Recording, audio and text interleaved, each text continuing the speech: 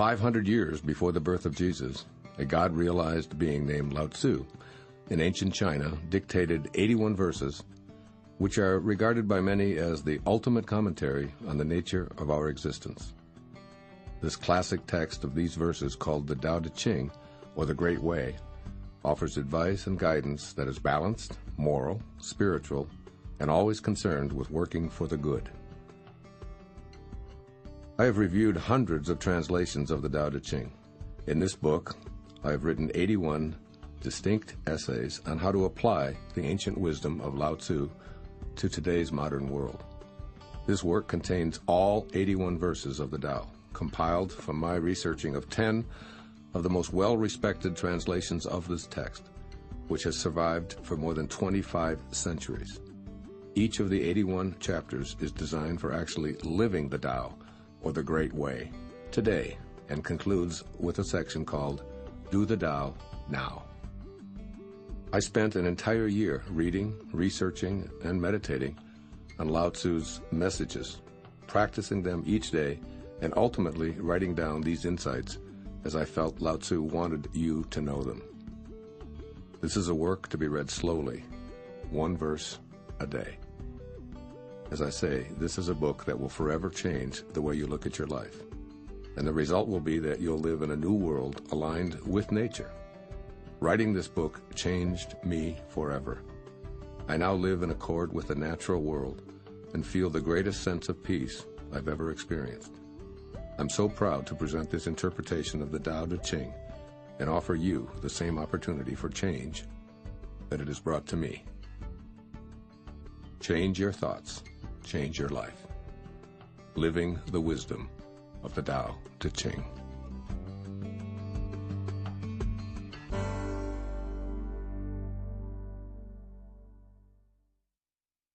Preface. Progress is important without change, and those who cannot change their minds cannot change anything. George Bernard Shaw. Change your thoughts, change your life is the end product of my year-long journey of research, contemplation, and application of the Tao Te Ching, a book of wisdom that's been translated more than any volume in the world, with the exception of the Bible. Many scholars consider this Chinese classic the ultimate discourse on the nature of existence, and it continues to be a valuable resource for achieving a way of life that guarantees integrity, joy, peace, and balance. I recently read about someone who overcame life-threatening addictive behaviors by reading and rereading the 81 verses of this ancient text. Just imagine, in fewer than 100 short pages, it describes a way of living that's balanced, moral, and spiritual, and that works for all facets of life on earth. Legend tells us that the Tao Te Ching was authored by Lao-tzu, a prophet who was also the keeper of the imperial archives in the ancient capital of Luoyang. Seeing the continual decay during a period of warring states, Lao-tzu decided to ride westward into the desert.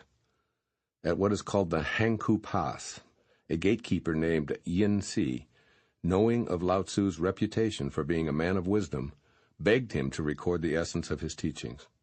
Thus, the Tao Te Ching was born out of 5,000 Chinese characters.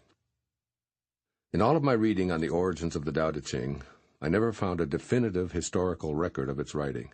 Yet today, it survives in thousands of versions in virtually every language. In fact, after reading this classic text one morning and then taking in a different interpretation that same afternoon, I was hooked. I ordered more translations, 5 of which were quite old and 5 of which were more modern. Since neither Lao-tzu nor the origins of his verses are historically certain, I was fascinated by the different ways the 5,000 characters were interpreted by scholars in the editions that I studied, especially when you consider that many of these ancient Chinese symbols are no longer in use and invite differing translations themselves. I then felt called upon to write an essay for each verse that showed its valuable wisdom applied to the 21st century. From those 10 translations I'd gone over, I pieced together the 81 passages in Change Your Thoughts, Change Your Life, based on how they resonated with me. This book is my personal interpretation of the Tao Te Ching, each verse of which gave me an insight into life and nature. As you read on, know that these pages were pasted together from what I personally felt were the most useful aspects of those 10 different translations I studied, and I apologize for any exclusions or if the inclusions don't seem to be a perfect fit. One of the many gifts of the Tao Te Ching is its mind-stretching quality, especially in the way that Lao-tzu uses irony and paradox to get you to look at life. If you think that being forceful is the appropriate response, Lao-tzu urges you to see the value in being humble. If action seems called for, he asks you to consider non-action. If you feel that grasping will help you acquire what you need or want, he counsels you to let go and be patient. And just what is this thing called the Tao, spelled T-A-O? As we're told in the first verse, to name it is to lose it. So here's the best that I can come up with. The Tao is the supreme reality, an all-pervasive source of everything. The Tao never begins or ends, does nothing, and yet animates everything in the world of form and boundaries, which is called the world of the 10,000 things by Lao-tzu. Commentaries on the Tao Te Ching generally interpret Tao, T-A-O, as the way, T-E, as the shape and power, that is, how the Tao manifests, and Ching as book. Every translation I read referred to the Tao as the way with a capital W, and T-E, as adding light or color to the way. Well, as I look at the name I've carried with me for over 66 years, Wayne Dyer, I realize what may have attracted me to studying and writing these essays. As you can see, the first three letters of my name make up the word way, while a Dyer, D-Y-E-R, is one who adds light or color. It's no wonder why I've been so totally involved in reading, writing, interpreting, and most significantly, putting into practice these 81 verses in my own life.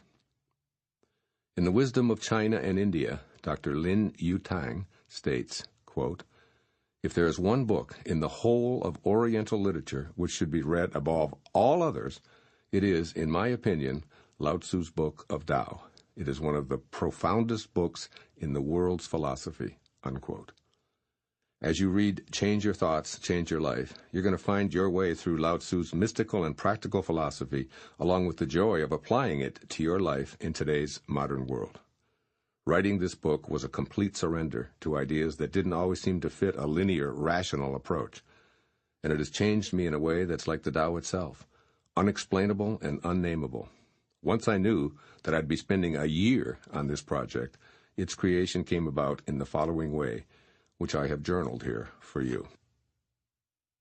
I awake before 4 a.m., I meditate, consume juices and supplements, and enter my sacred writing space. On a table, I have found some framed drawings of Lao-tzu. In one, he's clad in simple robes. In another, he's standing with a staff. And in a third, he's astride an ox. I ease into my work and read one verse of the Tao Te Ching, letting the words stay with me and inviting the forces of both the outer and the inner life to inform me. Some of the passages contain ideas that seem to be directed to political leaders, yet in all cases I keep the average reader in mind.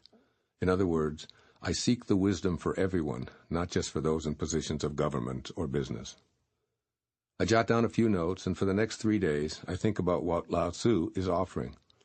I invite the Tao to be with me throughout the day in all my activities as a background to the title of this book. Change your thoughts, Wayne, I tell myself, and watch how your life changes. And my thoughts do change. I feel the Tao with me, always there, always doing nothing, and always leaving absolutely nothing undone. As I'm now seeing, with a capital S, the landscape looks different. The people I see are godly creations who are ignoring their own nature, or even more poignantly, needily interfering in the affairs of others. I have a different perspective now. I feel more peaceful and patient. I keep being reminded of the cyclical nature of the world of the 10,000 things, and have powerful insights that change what I see. I know that we humans are like the rest of the natural world, and that sadness, fear, frustration, or any troubling feeling, they can't last. Nature doesn't create a storm that never ends. Within misfortune, good fortune hides. Following my days of thinking and then applying the wisdom of a particular verse, I look into the eyes of Lao-tzu's picture in the early morning, and I wonder, what did you mean?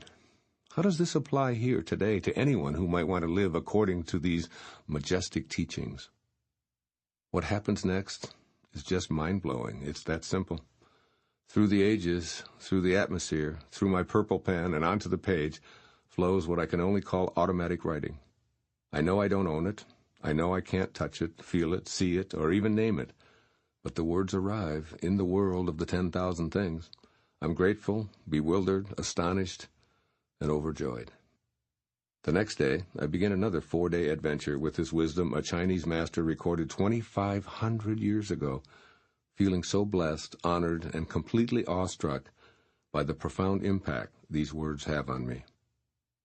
It's my vision that in this 21st century, our world must recruit future leaders who are steeped in the importance of Lao-tzu's work.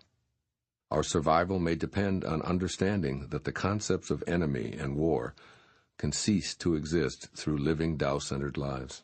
Government will need to retreat from regulating our personal lives, overly taxing our incomes and invading our privacy.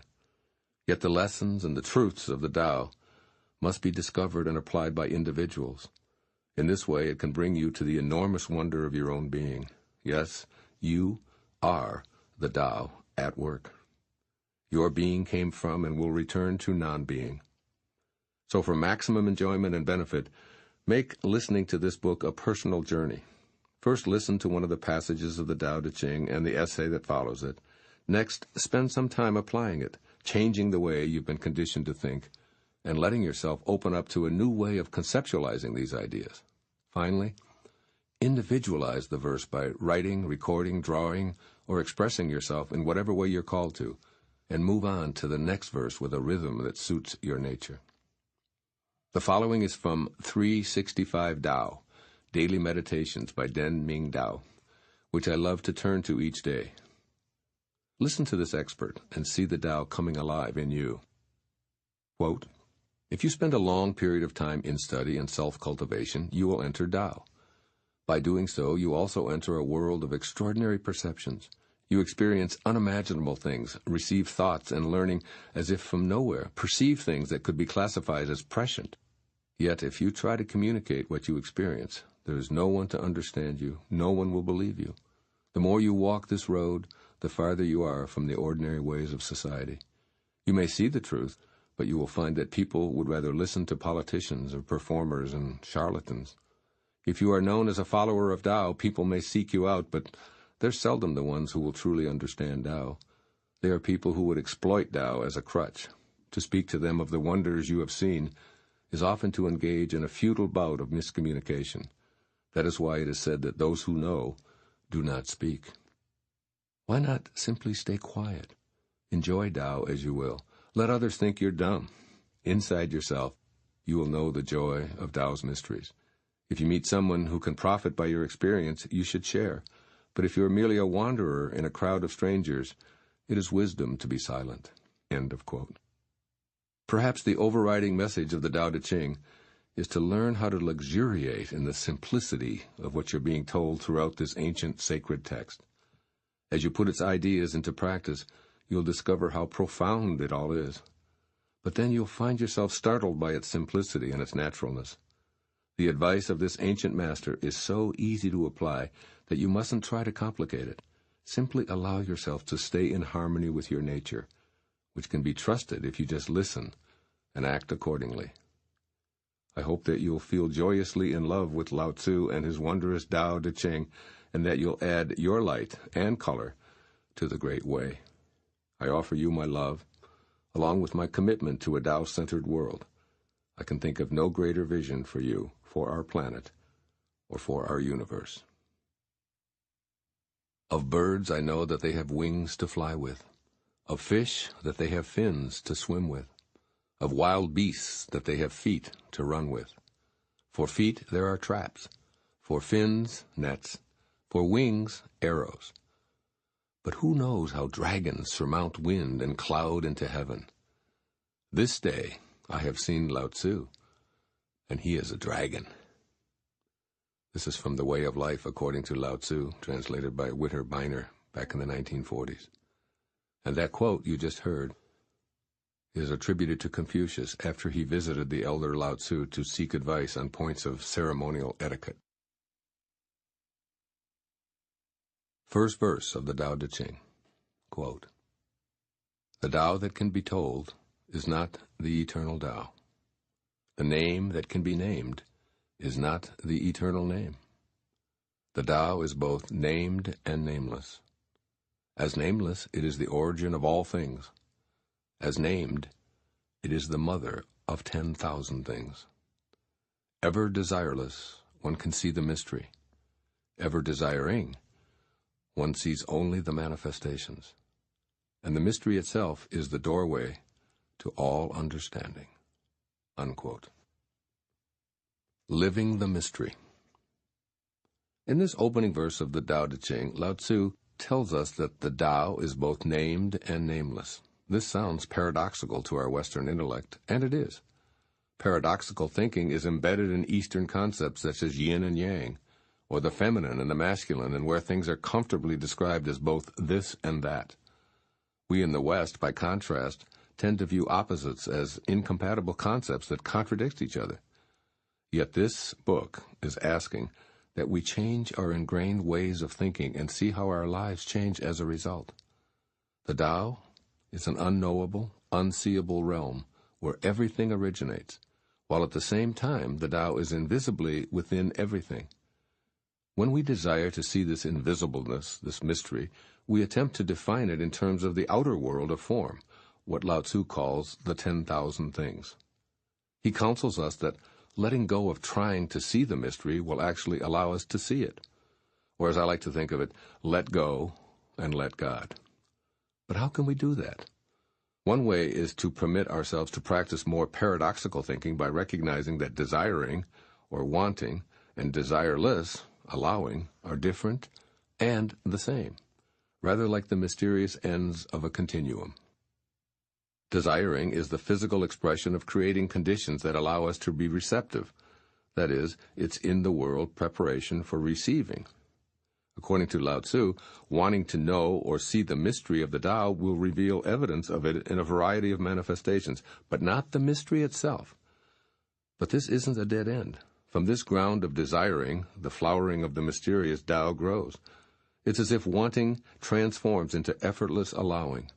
Desiring, one sees the manifestations. Desireless, one can see the mystery itself.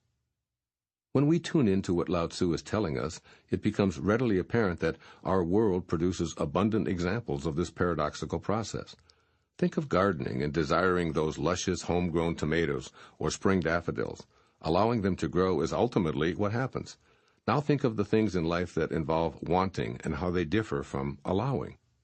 Wanting to go to sleep, for instance, rather than going to sleep. Wanting to diet rather than dieting. Wanting to love rather than loving. In this reference to the Tao, desireless means trusting, permitting, and allowing. Desire is both the beginning and the ground of desirelessness. Yet wanting is also the beginning and the ground of allowing. They are the same, and they are different. Pay attention to times when you can feel in your body where you are on the continuum between desiring and allowing, or trying and doing. Trying to play the piano, drive the car, or ride the bicycle is the same as and different from actually playing the piano, driving the car, and riding the bicycle. Once these outer world activities are desired and learned, there's a time when allowing is what you do. The point here is to recognize the difference in your body between trying and allowing, and to then become aware of the effortless sensation of the latter. This practice will also lead to a greater awareness of the invisible mystery and the 10,000 things which are the visible phenomenon of our world. The 10,000 things that Lao-tzu refers to represent the categorized, classified, and scientifically named objects of the earth, which help us to communicate and identify what we're talking and thinking about. Yet for all our technological expertise and scientific categorization, we can never truly create a human eye or liver or even a grain of wheat for that matter.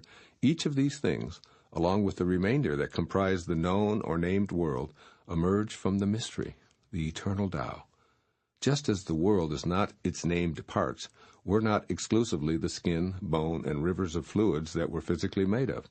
We, too, are the eternal Tao, invisibly animating our tongues to speak, our ears to hear, our eyes to see and experience the manifest and the mystery. Consciously allowing this nameless mystery is ultimately the way to practice the Tao. Does this mean putting yourself in harm's way? Of course not. Does that mean trusting the mystery at the moment you're being mugged or mistreated? Probably not. Does it mean never trying to change things? No. It does mean cultivating a practice of being in the mystery and allowing it to flow through you unimpeded. It means permitting the paradox of being in form at the same time that you allow the mystery to unfold. Do the Tao. Find your personal way of living in the mystery, as Lao-tzu says in this first verse, and the mystery itself is the doorway to all understanding. Here's my advice for translating this passage into daily practice in this 21st century. First and foremost, enjoy the mystery. Let the world unfold without always attempting to figure it all out. Let relationships just be. For example, since everything is going to stretch out in divine order, don't try so hard to make something work. Simply allow. Don't always toil at trying to understand your mate or your children or your parents or your boss or anyone else, because the Tao is working at all times. When expectations are shattered, practice allowing that to be the way it is. Relax. Let go. Allow. And recognize that some of your desires are about how you think your world should be, rather than how it is at that moment. Become an astute observer. Judge less and listen more. Take time to open your mind to the fascinating mystery and uncertainty that we all experience. And then, practice letting go of always naming and labeling. The labeling process is what most of us were taught in school. We studied hard to be able to define things correctly in order to get what we called high grades. Most educational institutions insisted on identifying everything, leading to a tag that distinguished us graduates with knowledge of specific categories. Yet we know, without anyone telling us, that there's no title or degree or distinguishing label that truly defines us. In the same way that water is not the word water any more than it is agua, Vaser, or H2O. Nothing in this universe is what it's named. In spite of our endless categorizations, each animal, flower, mineral, and human can never truly be described. In the same way, the Tao tells us that the name that can be named is not the eternal name. We must bask in the magnificence of what is seen and sensed, instead of always memorizing and categorizing. Do the Tao now. At some point today, notice an instant of annoyance or irritation you have with another person or situation. Decide to do the Tao, or practice the way, in that moment by turning inward with curiosity about where you are on the continuum between desire and allowing. Permit the paradox of wanting the irritant to vanish and allowing it to be what it is. Look inward for it in your thoughts and allow yourself to feel it wherever it is and however it moves in your body. Turn all of your attention to becoming open-minded, allowing permissiveness to befriend the mystery within yourself. Notice how the feeling manifests itself, perhaps doing loop-de-loops in your stomach, giving a rigidness to your skeleton, making your heart pound, or tightening your throat.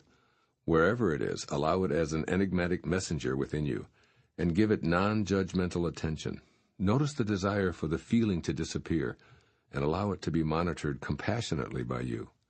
Accept whatever comes. Encounter the mystery within without labeling, explaining, or defending. It's a subtle distinction at first, which you must take personal responsibility for identifying. You alone can prepare the ground of your being for the experience of living the mystery. Second verse of the Tao Te Ching. Quote, "Under heaven all can see beauty as beauty, only because there is ugliness. All can know good as good, only because there is evil. Being and non-being produce each other. The difficult is born in the easy. Long is defined by short, the high by the low. Before and after go along with each other. So the sage lives openly with apparent duality and paradoxical unity. The sage can act without effort and teach without words, nurturing things without possessing them. He works, but not for rewards. He competes, but not for results. When the work is done, it is forgotten. That is why it lasts forever." Unquote. Living the paradoxical unity. The concept of something or someone being beautiful is grounded in a belief system that promotes duality and judgment. This way of thinking is prevalent and commonplace for just about everybody in our culture, perhaps even having some value in society. I encourage you to explore the concept of paradoxical unity in this second verse of the Tao Te Ching. By changing your thoughts, you can change your life and truly live the bliss of oneness. Has it ever occurred to you that beauty depends on something being identified as ugly? Therefore, the idea of beauty produces the idea of ugliness, and vice versa. Just think of how many concepts in this duality belief system depend on opposites. A person isn't tall unless there's a belief system that includes short. Our idea of life couldn't exist without that of death. Day is the opposite of night. Male is the antithesis of female. What if you instead perceived all as a piece or a glimpse of the perfection of oneness? I think this is what Lao-tzu is suggesting with his description of the sage who lives openly with apparent duality and paradoxical unity. Imagine the perfect oneness coexisting in the apparent duality, where opposites are simply judgments made by human minds in the world of the 10,000 things. Surely the daffodil doesn't think that the daisy is prettier or uglier than it is, and the eagle and the mouse have no sense of the opposites we call life and death. The trees, flowers, and animals know not of ugliness or beauty. They simply are, in harmony with the eternal Tao, devoid of all judgment. As the sage lives openly with apparent duality, he synthesizes the origin with the manifestation without forming an opinion about it. Living without judgment and in perfect oneness is what Lao-tzu invites his readers to do. He invites our wisdom to combine perceived opposites and live a unified life. The perfection of the Tao is allowing apparent duality while seeing the unity that is reality. Life and death are identical. Virtue and sin are judgments needing both to identify either. These are the paradoxes of a unified life. This is living within the eternal Tao. Once the dichotomies or pairs of opposites are transcended, or at least seen for what they are, they flow in and out of life like the tides. Practice being a living, breathing paradox every moment of your life. The body has physical boundaries, it begins and ends, and has material substance. Yet it also contains something that defies boundaries, has no substance, and is infinite and formless. You are both the Tao and the 10,000 things simultaneously. Let the contrasting and opposite ideas be within you at the same time. Allow yourself to hold those opposite thoughts without them canceling each other out. Believe strongly in your free will and ability to influence your surroundings, and simultaneously surrender to the energy within you. Know that good and evil are two aspects of a union.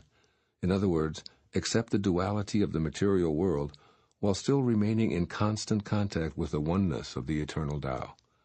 The debilitating necessity to be right and make others wrong will soon diminish. I believe that Lao-tzu would apply the Tao Te Ching to today's world by suggesting the following.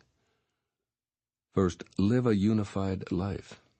Enter the world of oneness with an awareness of the propensity to compartmentalize everything as good or bad, right or wrong, beautiful or ugly, are standards of the physical world, not the Tao. Contemplate the insight that duality is a mind game. In other words, people look the way they look, period. Criticism is not always necessary or helpful. See the unfolding of the Tao inside everyone, including yourself, and be at peace with what you observe. Be a good animal and move freely, unencumbered with thoughts about where you should be and how you should be acting. For instance, imagine yourself as an otter, just living your otterness. You're not good or bad, beautiful or ugly, a hard worker or a slacker. You're simply an otter, moving through the water or on the land freely, peacefully, playing and without judgment. When it's time to leave your body, you do so, reclaiming your place in the pure mystery of oneness. This is what Lao-tzu means when he says, when the work is done, it is forgotten. That is why it lasts forever. In other words, you don't have to leave your body to experience forever. It's possible to know your eternal self even in the embodied condition. When duality and judgment crop up, allow them to be a part of the perfect unity. When other people create dichotomies, you can always know oneness by practicing the Tao. Also, accomplish much by trying less. Effort is one piece of the whole. Another piece is non-effort. Fuse these dichotomies, and the result is effortless action without attachment to outcome. This is precisely how you dance with someone. You make an attempt, assume a position, listen to the music, and let go all at the same time, allowing yourself to easily move with your partner. Combine the so-called opposites into the oneness of being without judgment or fear. Labeling action as a fine effort implies a belief that trying hard is better than not trying. But trying itself only exists because of beliefs about not trying. Attempting to pick up a piece of trash is really just not picking up the trash. Once you've picked it up, then trying and not trying are irrelevant. Understand that you can act without the implied judgment of words such as effort and trying. You can compete without being forced to focus on outcome. Eliminating opposites paradoxically unifies them so that it is unnecessary to identify with one position. I imagine that in today's language, Lao-tzu would sum up this second verse of the Tao Te Ching in these two simple words: just be. Do the Tao now. Do the Tao today by noticing an opportunity to defend or explain yourself and choosing not to. Instead, turn within and sense the texture of misunderstanding, feeling it all the way through your physical system. Just be with what is, instead of opting to ease it by traversing this outer world path of explaining and defending. Don't get caught up in the apparent duality of being right or wrong. Congratulate yourself for making a choice to be in paradoxical unity, a oneness where all of the spectrum simply is. Silently appreciate the opportunity, along with your willingness to practice your sageness. Third verse of the Tao Te Ching. Quote, putting a value on status will create contentiousness. If you overvalue possessions, people begin to steal. By not displaying what is desirable, you will cause the people's hearts to remain undisturbed. The sage governs by emptying minds and hearts, by weakening ambitions and strengthening bones. Practice not doing. When action is pure and selfless, everything settles into its own perfect place. Unquote. Living contentment. This third verse of the Tao Te Ching advises rearranging priorities to ensure contentment. Focusing on obtaining more objects of desire encourages external factors to have control over us. Pursuit of status, be it monetary or a position of power, blinds us to our relationship to the eternal Tao, along with the contented life that is also available. Overvaluing possessions and accomplishments stems from our ego's fixation on getting more wealth, more belongings, more status, more power, or the like. The Tao recommends refraining from this kind of discontented way of life, which leads to thievery, contentiousness, and confusion. Rather than seeking more, the Tao practice of gratitude is what leads us to the contented life. We must replace personal desires with the Tao-centered question, how may I serve? By simply changing these kinds of thoughts, we will begin to see major changes taking place in our lives. The advice to practice not doing and trusting that all will settle into a perfect place may sound like a prescription for laziness in a failed society, yet I don't think that's what Lao-tzu is offering here. He isn't saying to be slothful or inactive. Rather, he's suggesting that trusting in the Tao is the way to be directed by the source of your creation and to be guided by a higher principle than your ego-driven desires. Ego-fixated wants can get in the way of divine essence, so practice getting ego out of the way and be guided by the Tao in all that you do. In a state of frenzy, trust in the Tao. Listen for what urges you onward, free from ego domination, and you'll paradoxically be more productive. Allow what's within to come forward by suspending worldly determination. In this way, it will no longer be just you who is conducting this orchestration that you call your life. Much of this third verse contains advice on how to govern. I view this not as political or administrative advice, but as it pertains to our own personal lives and those we're entrusted to guide, that is, our immediate families, and in a larger sense, the human family that comprises all of those with whom we're in contact on a daily basis. Encourage your relatives to empty their minds of thoughts about status and acquisitions, and think instead about serving others and contributing to the health and strength of all. Model the harmony of this attitude. After all, everyone has a calling to be inspired. The source of creation is not interested in material possessions or status.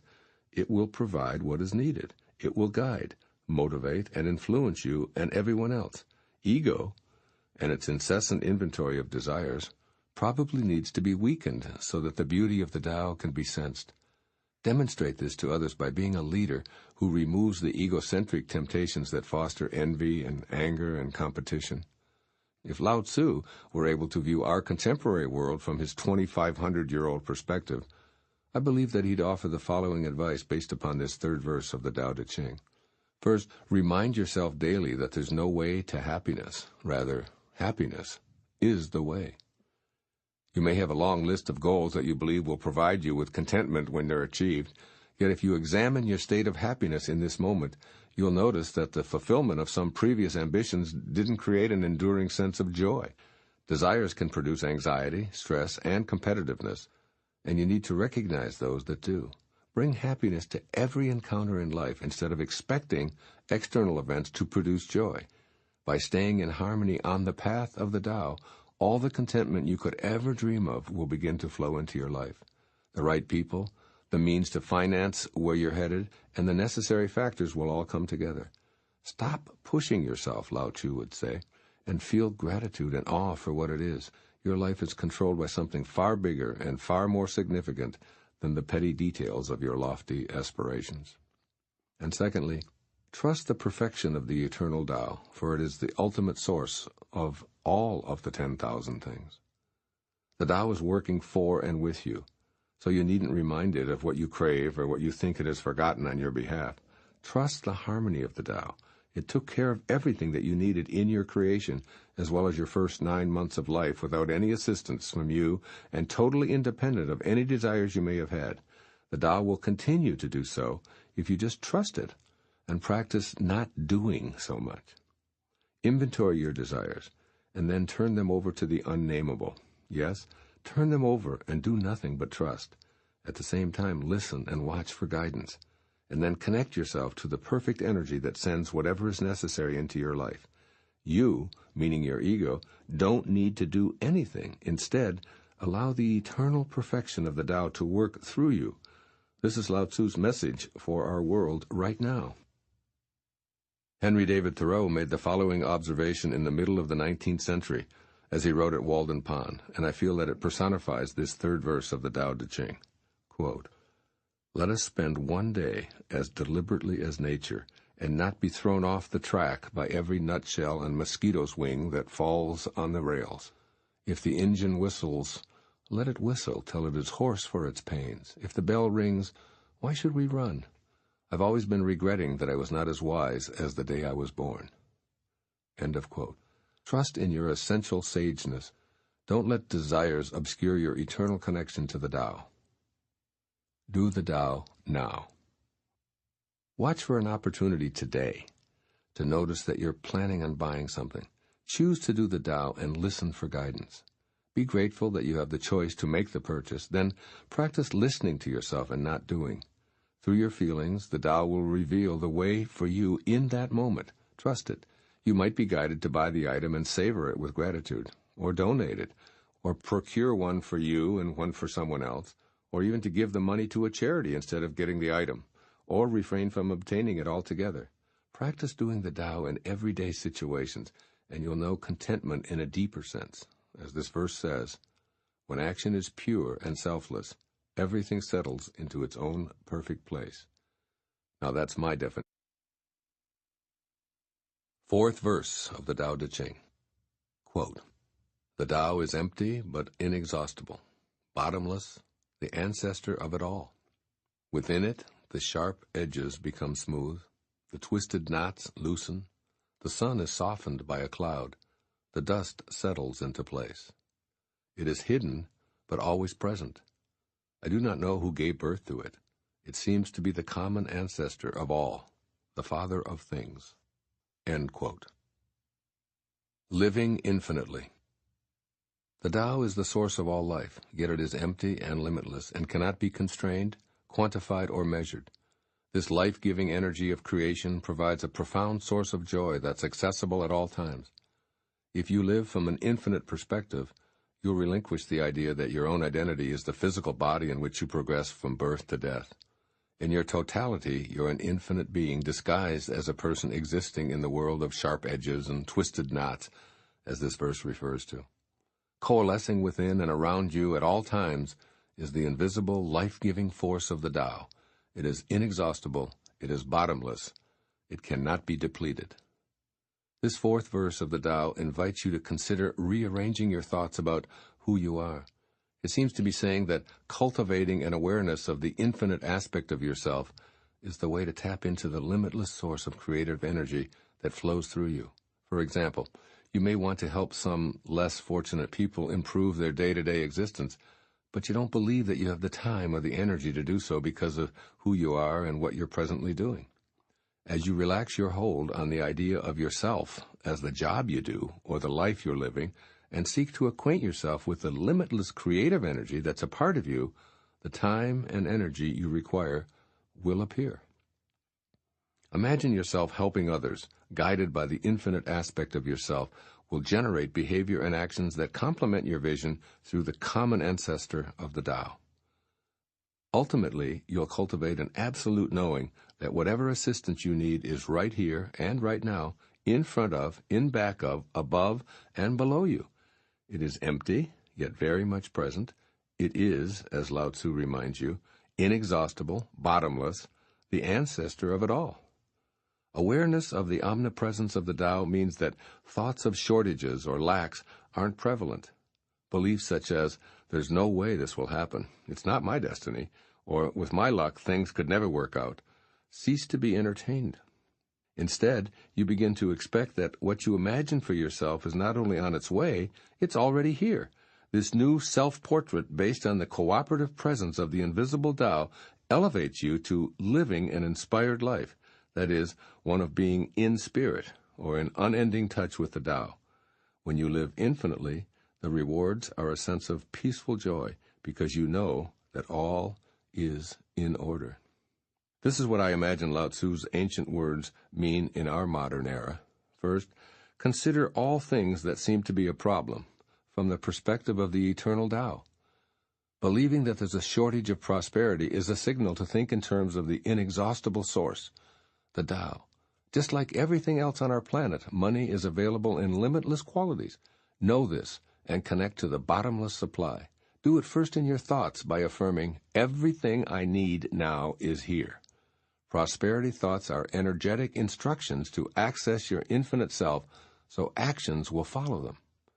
Take this same approach, staying in harmony with the Tao, to all of your problems, for there's an all-encompassing supply of well-being to partner with. So rather than giving energy to illness and perceived misfortunes, stay with the Tao. Stay with what can never be used up. Stay with that which is the Father of all things, the creative source of it all. It will work with and for you, as you have it in your thoughts, then in your feelings, and finally, in your actions. And secondly, be an infinite observer. When acknowledged as a sign of change, worry is transitory. It's simply part of the world of the changing. If you view your life from the vantage point of an infinite observer, concerns, anxieties, and struggles blend into the eternal mix. From this ageless perspective, picture how important the things you feel depressed about now will be in 100, 1,000, 1,000,000, or an uncountable number of years. Remember that you, like the infinite Tao from which you originated, are part of an eternal reality. Rearrange your thoughts to practice thinking in alignment with the Tao. With the assistance of the eternal Tao, all of the sharp edges of life smooth out, the knots loosen, and the dust settles. Try it. Do the Tao now. Pick a situation today. Any situation will work, and instead of verbally responding, be silent and listen to your thoughts. For example, in a social gathering or business meeting, choose to seek the emptiness found in silence in order to be aware of your infinite self. Invite it to let you know when or whether to respond. If you find your worldly ego interpreting or judging, then just observe that without criticizing or changing it, you'll begin to find more and more situations where it feels peaceful and joyful to be without response, just to be in the infinity that's hidden but always present.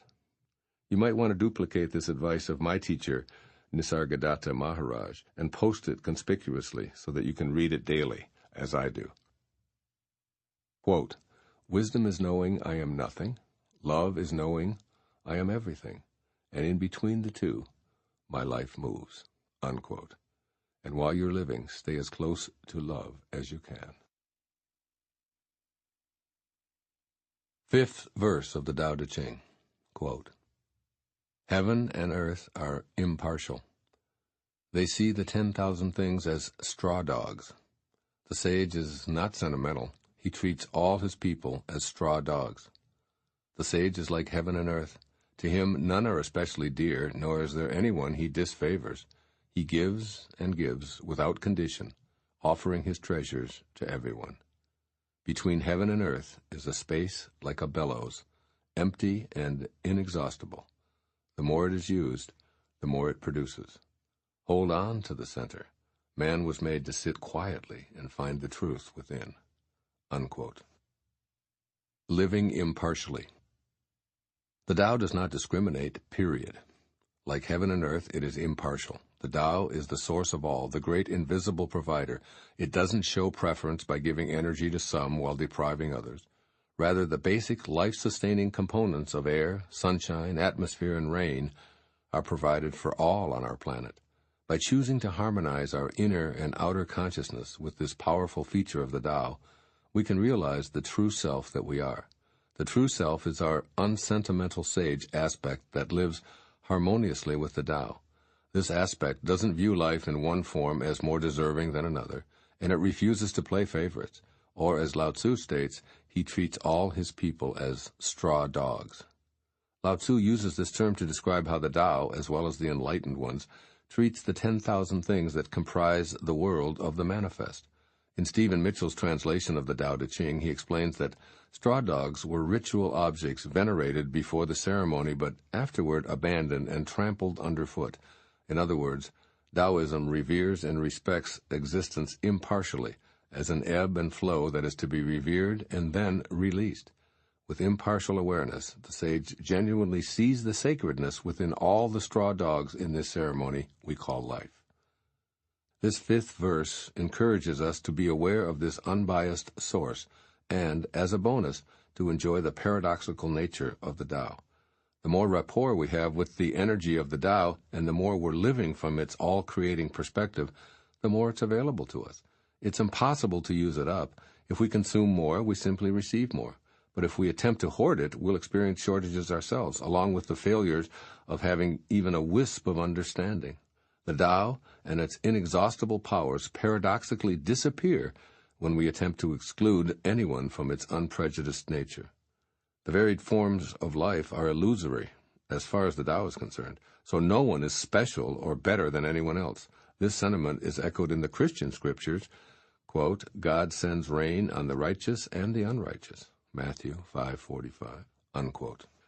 Practicing impartiality is a way to incorporate this fifth verse of the Tao Te Ching into your life and to practice its wisdom in today's world. To that end, this is what I believe Lao-tzu was trying to impart to us from his 2,500-year-old vantage point. First, stay in harmony with the impartial essence of the Tao in all of your thoughts and all of your behaviors. When you have a thought that excludes others, you've elected to see yourself as special and therefore deserving of exceptional favor from your source of being. The moment you've promoted yourself to this category, you've elevated your self-importance above those whom you've decided are less deserving. Thinking this way will cause you to lose the all-encompassing power of the Tao. Organizations, including religious groups, that designate some members as favored aren't centered in the Tao. No matter how much they attempt to convince themselves and others of their spiritual connection, the act of exclusion and partiality eliminates their functioning from their true self. In other words, if a thought or behavior divides us, it's not of God. If it unites us, it is of God. Stay centered on this Tao that resides within you, Lao-tzu advises, and you'll never have a thought that isn't in harmony with spirit. And secondly, offer your treasures to everyone. This is what the Tao is doing at every moment, offering to all the entire spectrum of creation. Think of this as a simple three-step process. 1. Eliminate as many judgments of others in your thoughts as possible. The simplest, most natural way to accomplish this is to see yourself in everyone. Remember that you and those you judge share one thing in common, the Tao. So rather than viewing appearances, which are really nothing more than straw dogs, see the unfolding of the Tao in those you encounter, and your criticisms and labels will dissolve. And 2, remove the word special from your vocabulary when you refer to yourself or others. If anyone is special, then we all are. And if we're all exceptional, then we don't need a word like that to define us, since it clearly implies that some are more favored than others. And 3, finally, implement the third step of this process by extending generosity through living the Tao impartially and connecting with the inner space of being the Tao. In this space, you'll be able to be unbiased about your possessions, recognizing that they're not exclusively yours, but are rather a part of the entirety. By unconditionally sharing and giving, you'll thrill at the experience of living the Tao and being unprejudiced. The Tao is your truth. It resides within you. Quietly be in the peace and joy of connecting with the inexhaustible Tao.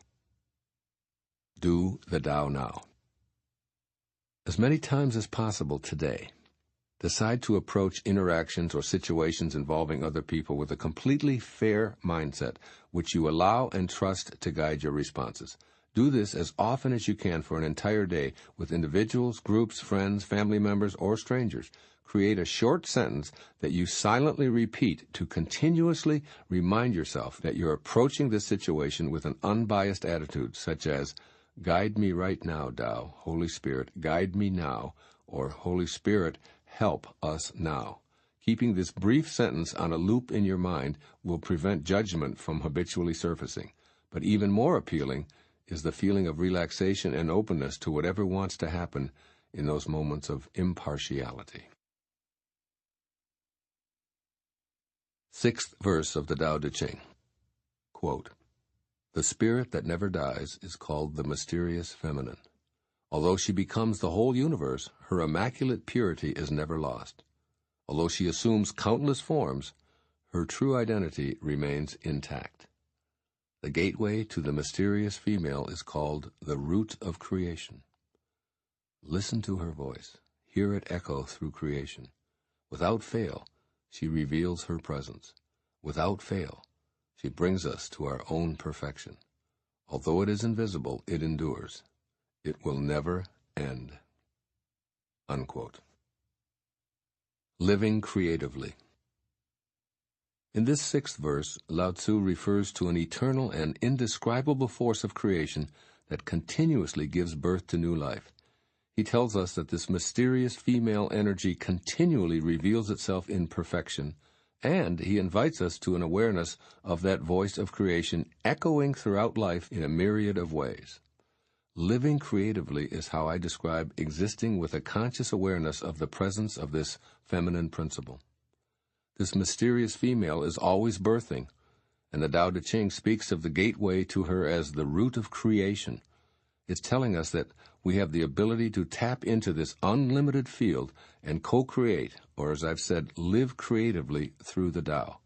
The never-dying formative energy is both our heritage and our destiny, functioning whether we're conscious of it or not. What awareness accomplishes through practicing the Tao is to let us participate in the process, which in turn leads us toward the wholeness that is our ultimate earthbound task.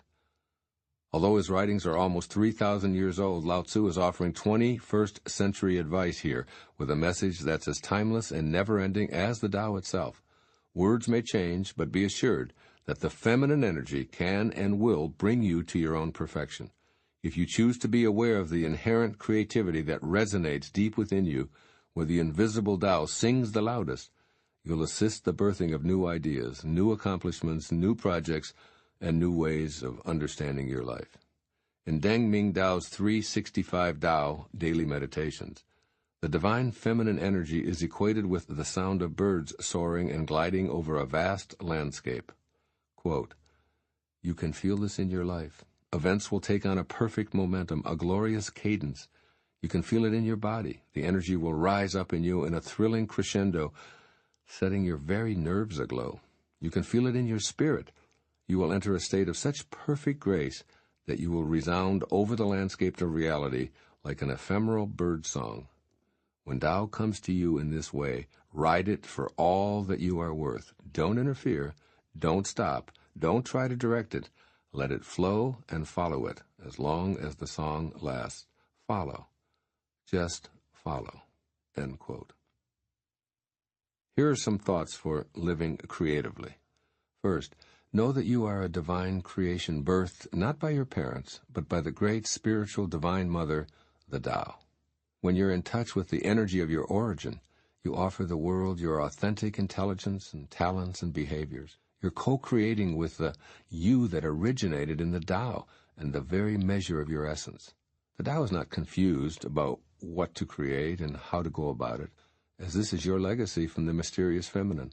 Listen to your inner callings. Ignore how others might want to direct your life energies, and allow yourself to radiate outward what you feel so profoundly and deeply within yourself.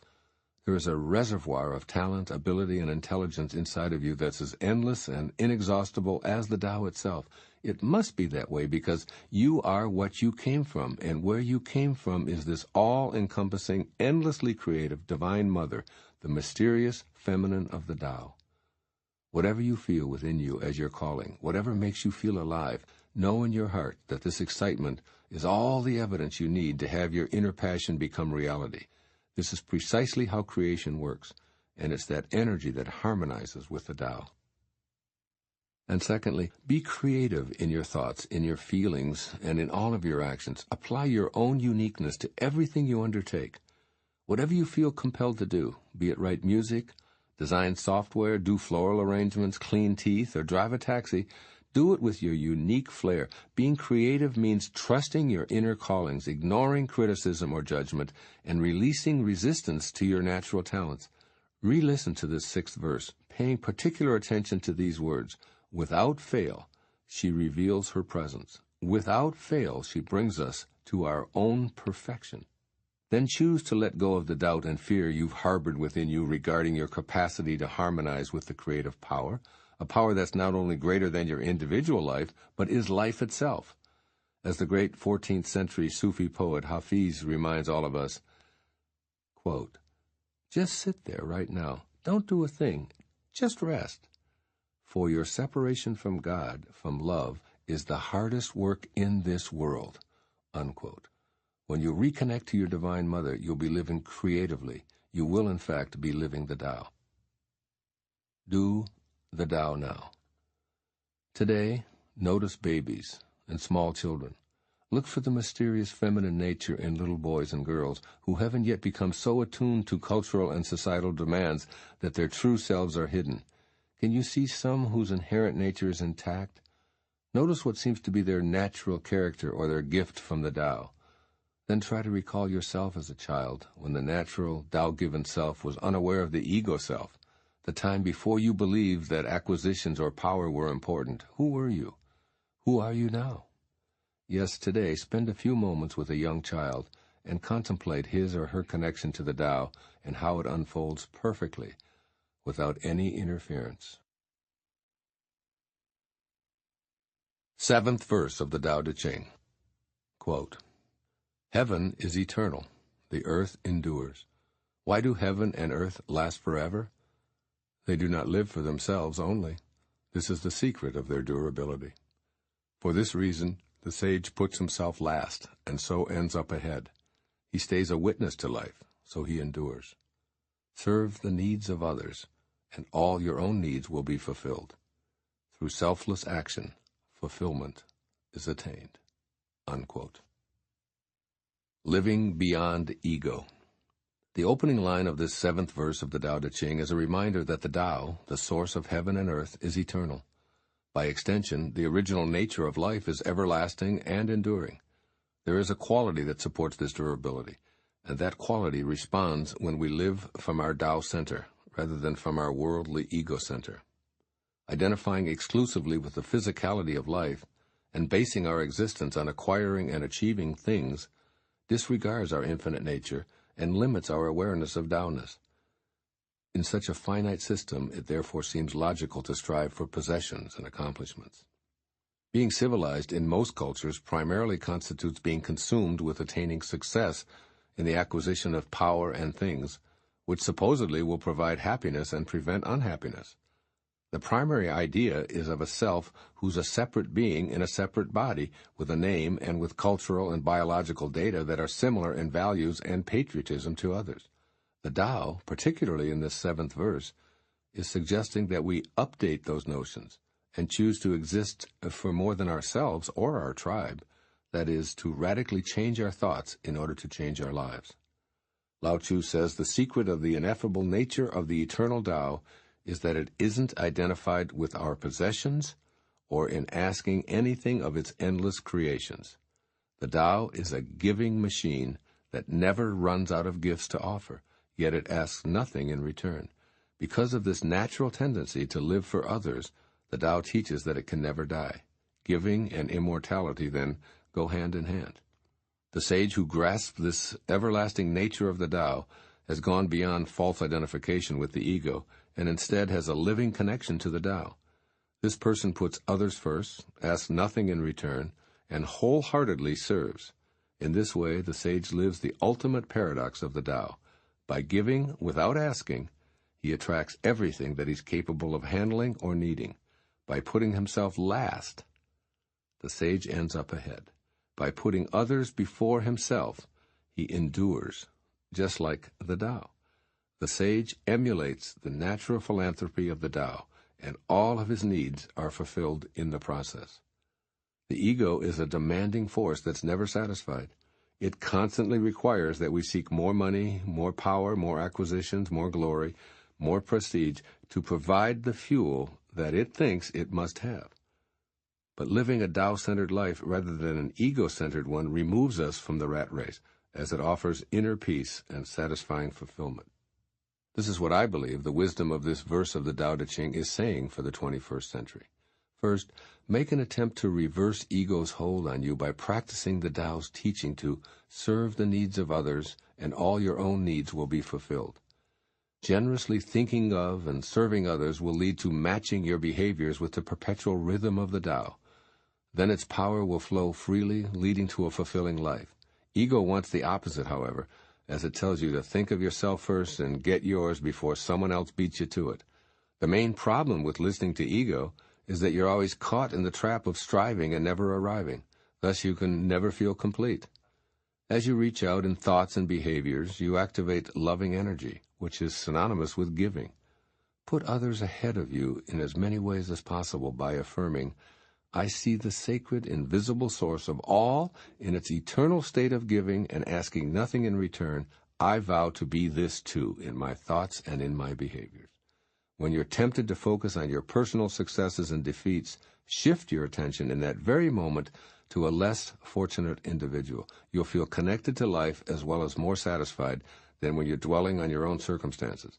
Imagine what it would be like if you dismissed ego's hold on you, serving others, and watching how all that you give returns to you tenfold. The poet Hafiz expresses this attitude perfectly.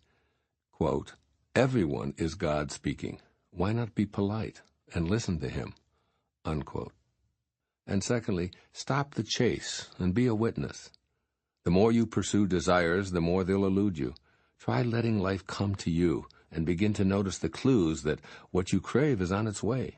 You're in a constant state of receiving because of the ceaseless generosity of the eternal Tao. The air you breathe, the water you drink, the food you eat, the sunshine that warms you, the nutrients that keep your body alive, and even the thoughts that fill your mind are all gifts from the eternal Tao. Stay appreciative of all that you receive, knowing that it flows from an all-providing source. Stop the chase and become a witness. Soothe your demanding habits by refusing to continue running after more. By letting go, you let God. And even more significantly, you become more like God and less like the ego, with its lifetime practice of edging God out, E-G-O. Do the Tao now. Be on the lookout for ego demands for an entire day.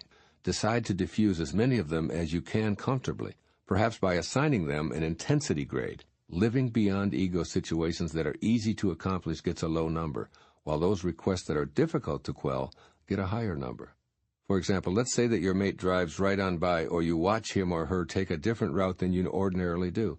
silently witness the degree of discomfort with your decision not to say anything. Did ego let you know its preference?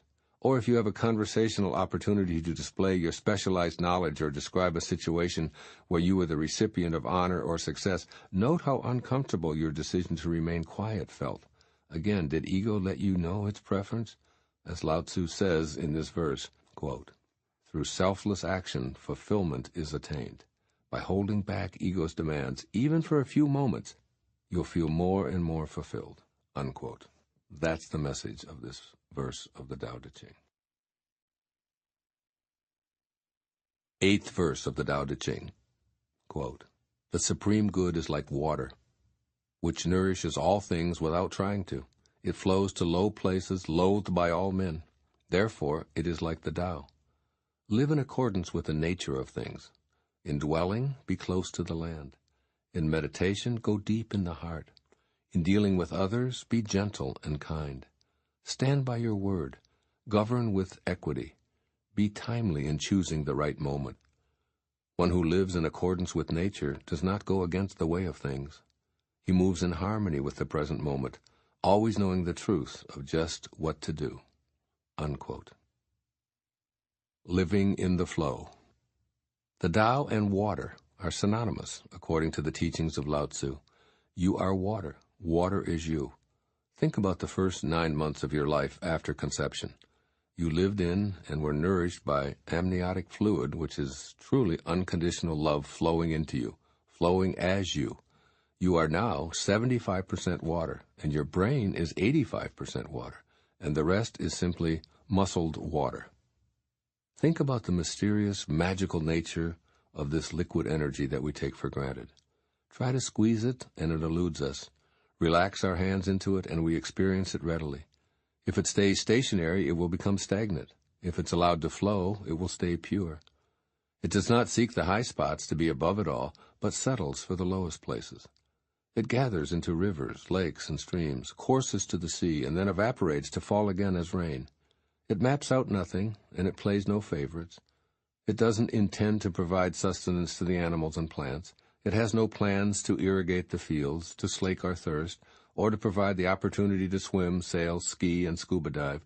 These are some of the benefits that come naturally from water simply doing what it does and being what it is.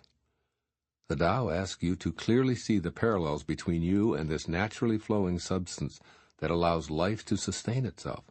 Live as water lives, since you are water.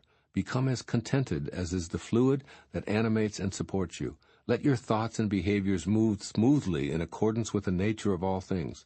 It's natural for you to be gentle, to allow others to be free to go where they're inclined to go, and to be as they need to be without interference from you.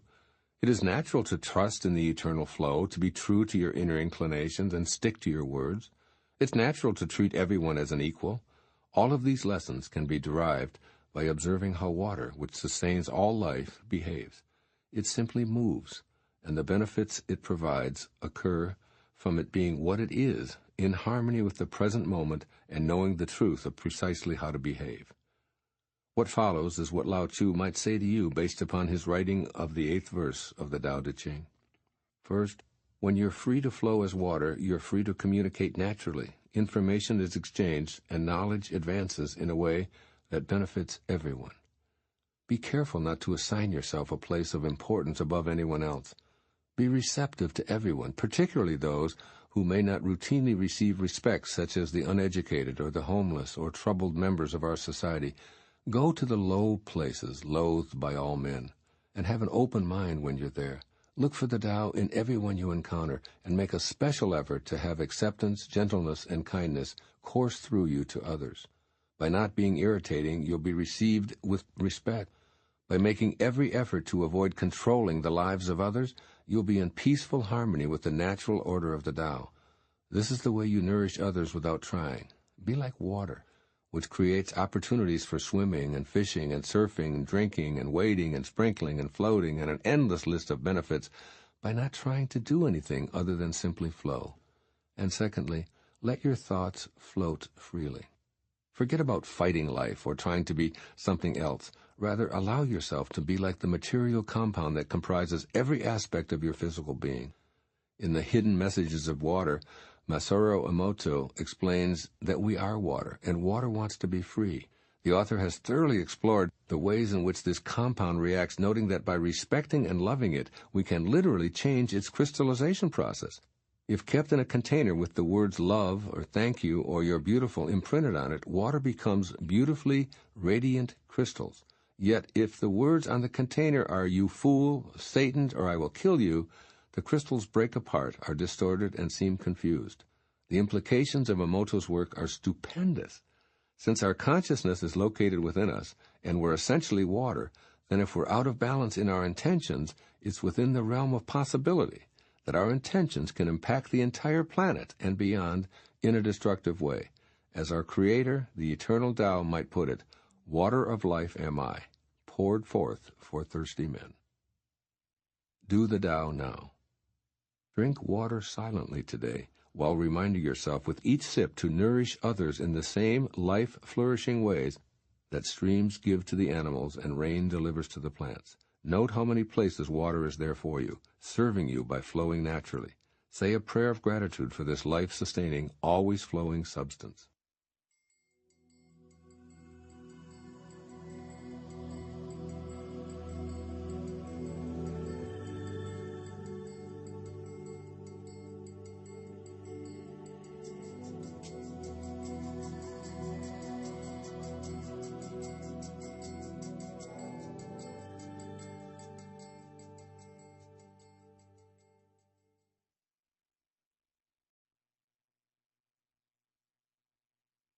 Ninth verse of the Tao Te Ching. Quote, to keep on filling is not as good as stopping. Overfilled, the cupped hands drip. Better to stop pouring. Sharpen a blade too much, and its edge will soon be lost. Fill your house with jade and gold, and it brings insecurity. Puff yourself with honor and pride, and no one can save you from a fall. Retire when the work is done. This is the way of heaven. Unquote. Living humility. As the eternal Tao is in a continuous state of creating, it knows precisely when enough is enough. Deep within ourselves, we sense that this organizing principle of unconditional supply knows when to stop, so we don't need to question the qualities that the Tao brings forth. The creative source is beautifully balanced in the principle of humility, elucidated in this ninth verse of the Tao Te Ching. The Tao has the capability to generate everything in amounts that would stupefy an observer, yet its gentle humility seems to know when there are enough trees, flowers, and bees, and hippos, and every other living thing. Excess is eschewed by the Tao. It doesn't need to show off its unlimited capacity for creating. It knows exactly when to stop. This verse invites us to be in spiritual rapport with this profound characteristic of the Tao. Cramming life with possessions, pleasures, pride, and activities when we're obviously reached a point where more is less indicates being in harmony with ego, not the Tao. Living humility knows when to just stop, to let go and enjoy the fruits of our labor. This verse clearly analogizes that the purpose of more status, more money, more power, more approval, more stuff is as foolish as honing a carving knife after it's reached its zenith of sharpness. Obviously, to continue would just create dullness, and it is obvious that a keen edge represents perfection. Lao-tzu advises us to be careful about amassing great wealth and storing it away.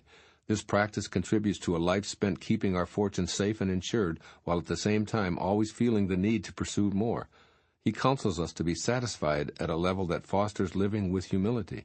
If wealth and fame are desired, we must know when to retire from the treadmill and be like the Tao. This is the way of heaven, as opposed to the world that we live in, which is addicted to more. We can heighten our awareness that advertising is primarily designed to sell products and services by convincing us that we need something in order to be happy. Analysts might tell us that the economy is failing if it isn't continuously growing. But we can realize that excessive growth, like cancer, will ultimately destroy itself. We can witness the results of overproduction in the gridlock on most highways. It now takes longer to go from one side of London to the other than it did before the invention of the automobile. We also see this principle at work whenever we shop. I call it choice overload. Pain pills for backaches, menstrual cramps, headaches, joint pains in the morning or at night in a capsule or liquid or a powder. and this is true whether we're purchasing toilet paper, orange juice, or anything else. I believe that Lao-tzu sends the following modern advice from his ancient perspective. First, come to grips with the radical concept of enough is enough. Make this commitment, even though you live in a world addicted to the idea that one can never have enough of anything. To paraphrase Lao-tzu, do your work and then step back. Practice humility rather than ostentation and uncontrolled consumption. The obesity crisis in the Western world, particularly in America, is a direct result of not understanding and living the simple wisdom of this 9th verse of the Tao Te Ching. Eat, but stop when you're full.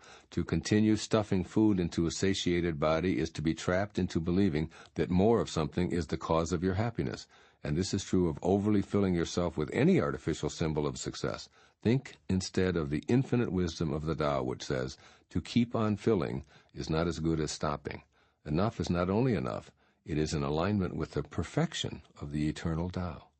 And secondly, seek the joy in your activities rather than focusing on ego's agenda. Ego wants you to gather more and more rewards for your actions.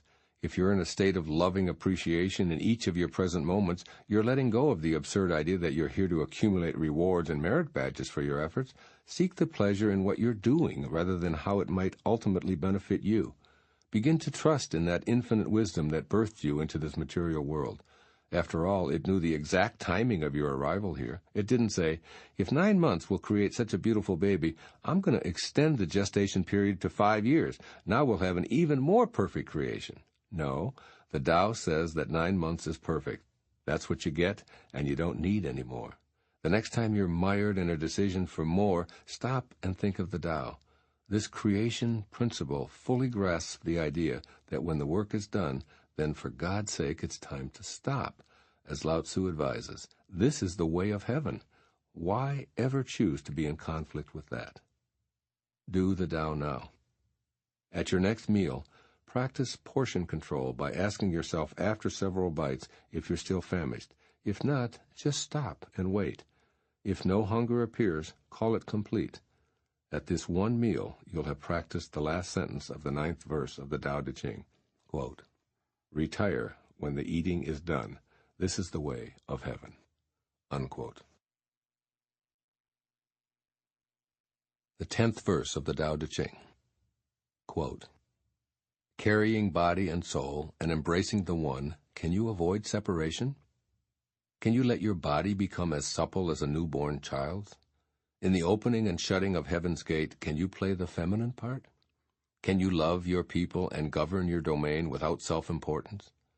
Giving birth and nourishing, having yet not possessing, working yet not taking credit, leading without controlling or dominating. One who heeds this power brings the Tao to this very earth. This is the primal virtue. End quote. Living oneness.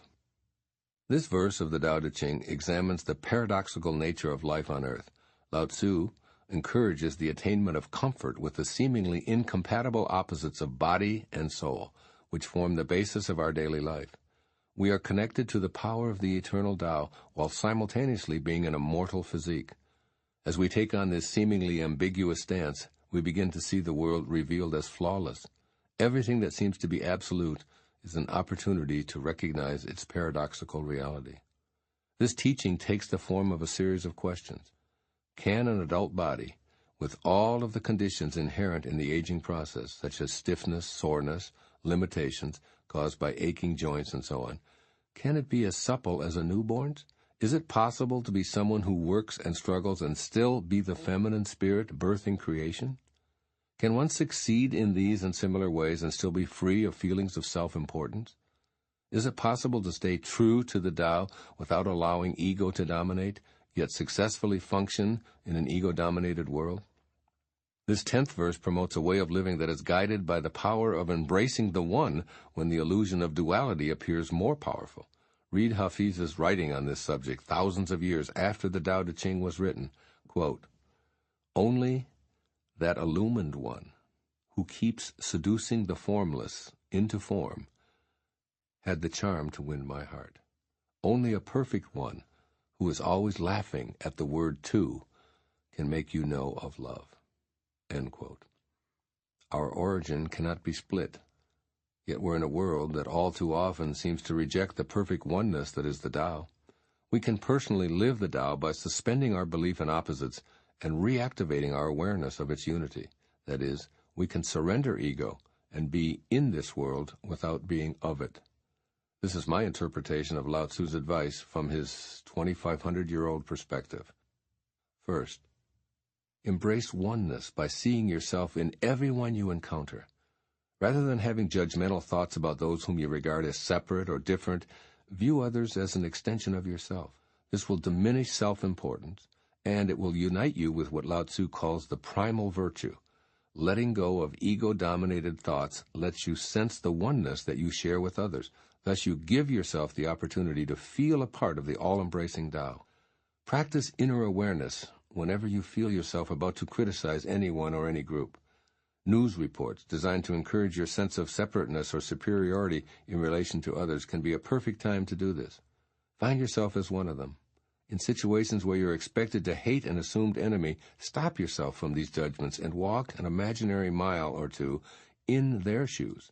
Do so with all forms of life, even the plant world. See yourself in everyone and all creations, noting the Tao in this simple observation: we are the world. And secondly, take pleasure from what you possess without being attached to these things. Let go of your identification with your stuff and with your accomplishments. Try instead to enjoy what you do and all that flows into your life simply for the pleasure of doing and observing the flow itself. You literally own nothing and no one. All that is composed will decompose. All that is yours will leave and become someone else's. So step back a bit and allow yourself to be an observer of this world of form. Becoming a detached witness will put you into a state of bliss while loosening your tight grip on all of your possessions. It is in this releasing process that you'll gain the freedom to live out what the Tao is always teaching by example. Do the Tao now. Today, practice seeing oneness where you've previously seen two-ness or separation. Feel the invisible energy that beats your heart, and then notice it beating the heart of every living creature all at once. Now feel the invisible energy that allows you to think, and sense it doing the same for every being currently alive. Contemplate these words from the Gospel of Thomas. His disciples said to him, "When will the kingdom come?" And Jesus said, "It will not come by looking outward. It will not say, 'Behold this side,' or 'Behold that one.' Rather, the kingdom of the Father is spread out upon the earth, and men do not see it. Today, know that practicing oneness thinking will help you see that kingdom."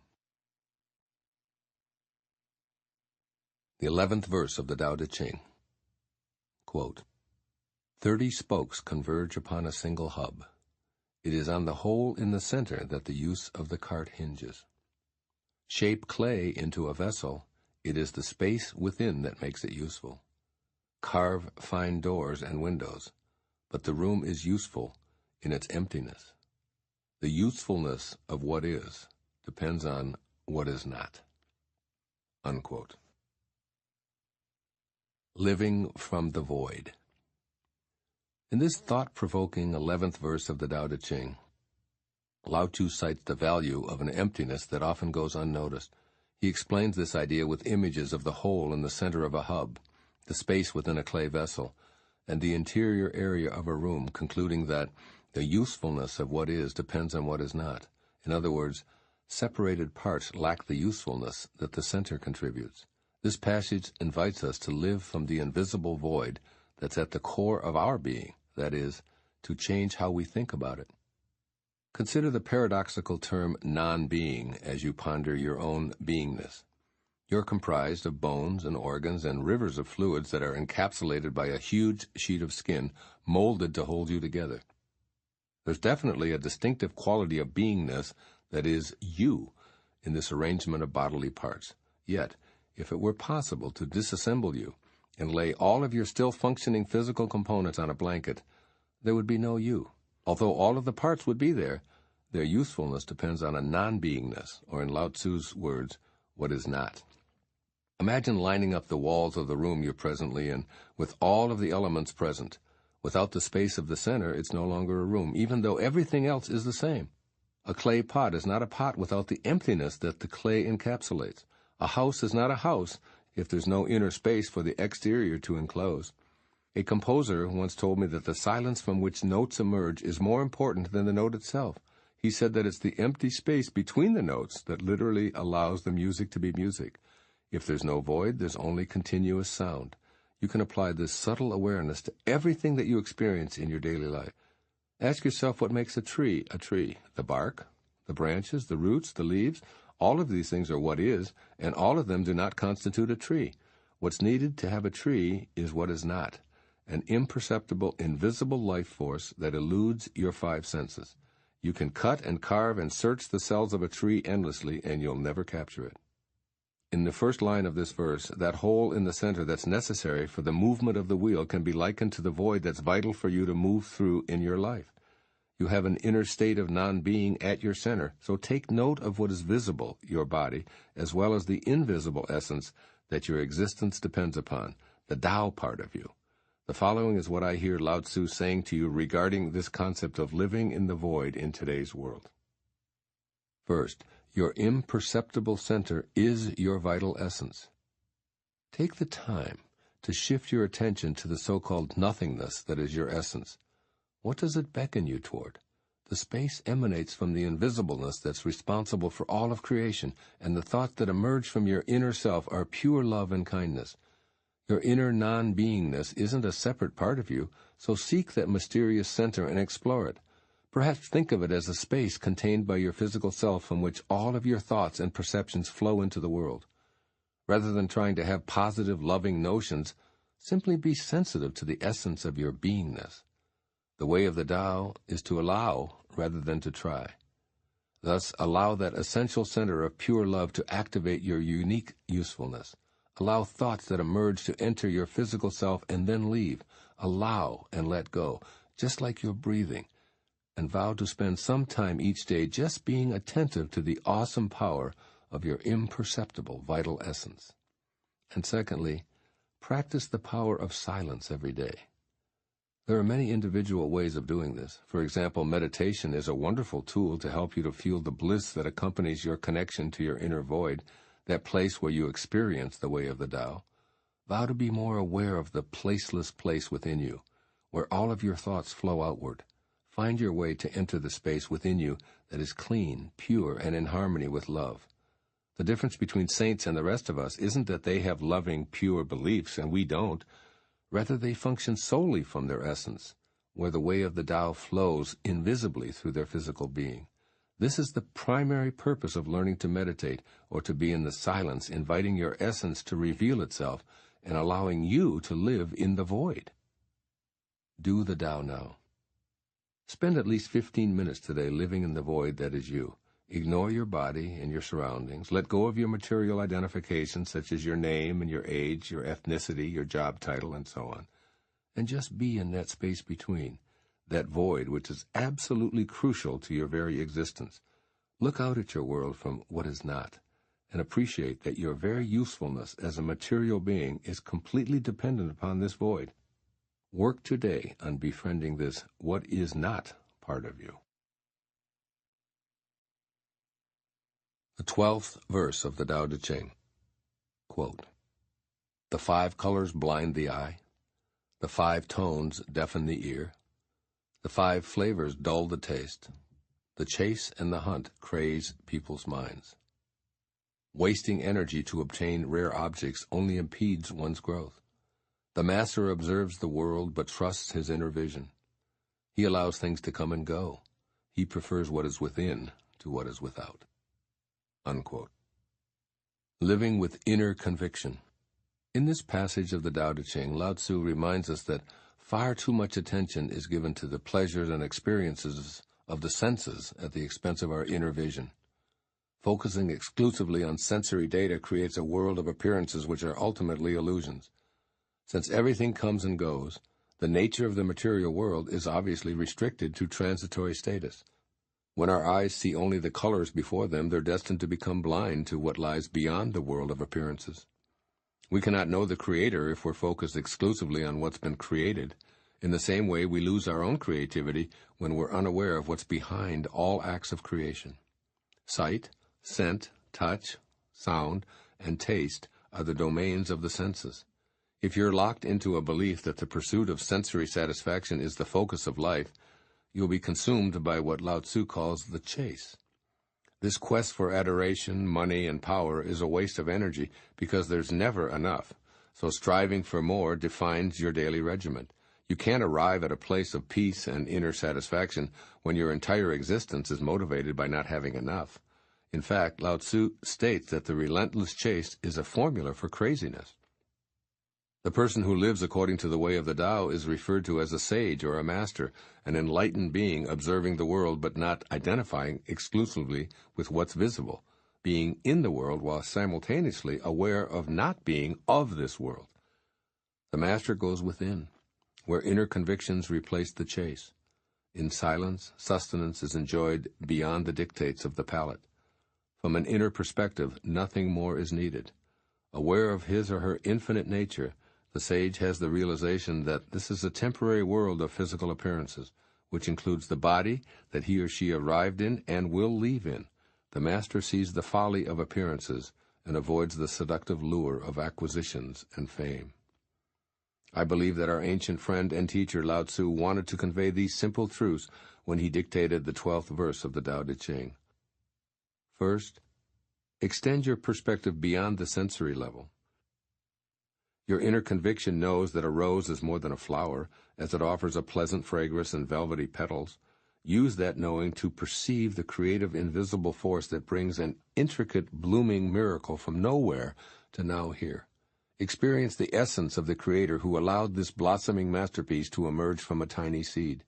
Note that the seed arrived from what we can only refer to as the world of formless nothingness or spirit.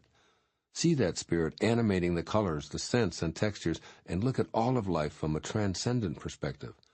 You'll be less inclined to join the chase and more inclined to live from the inner conviction that your true essence is not of this world. And second, discontinue pressuring yourself to perpetually accumulate more.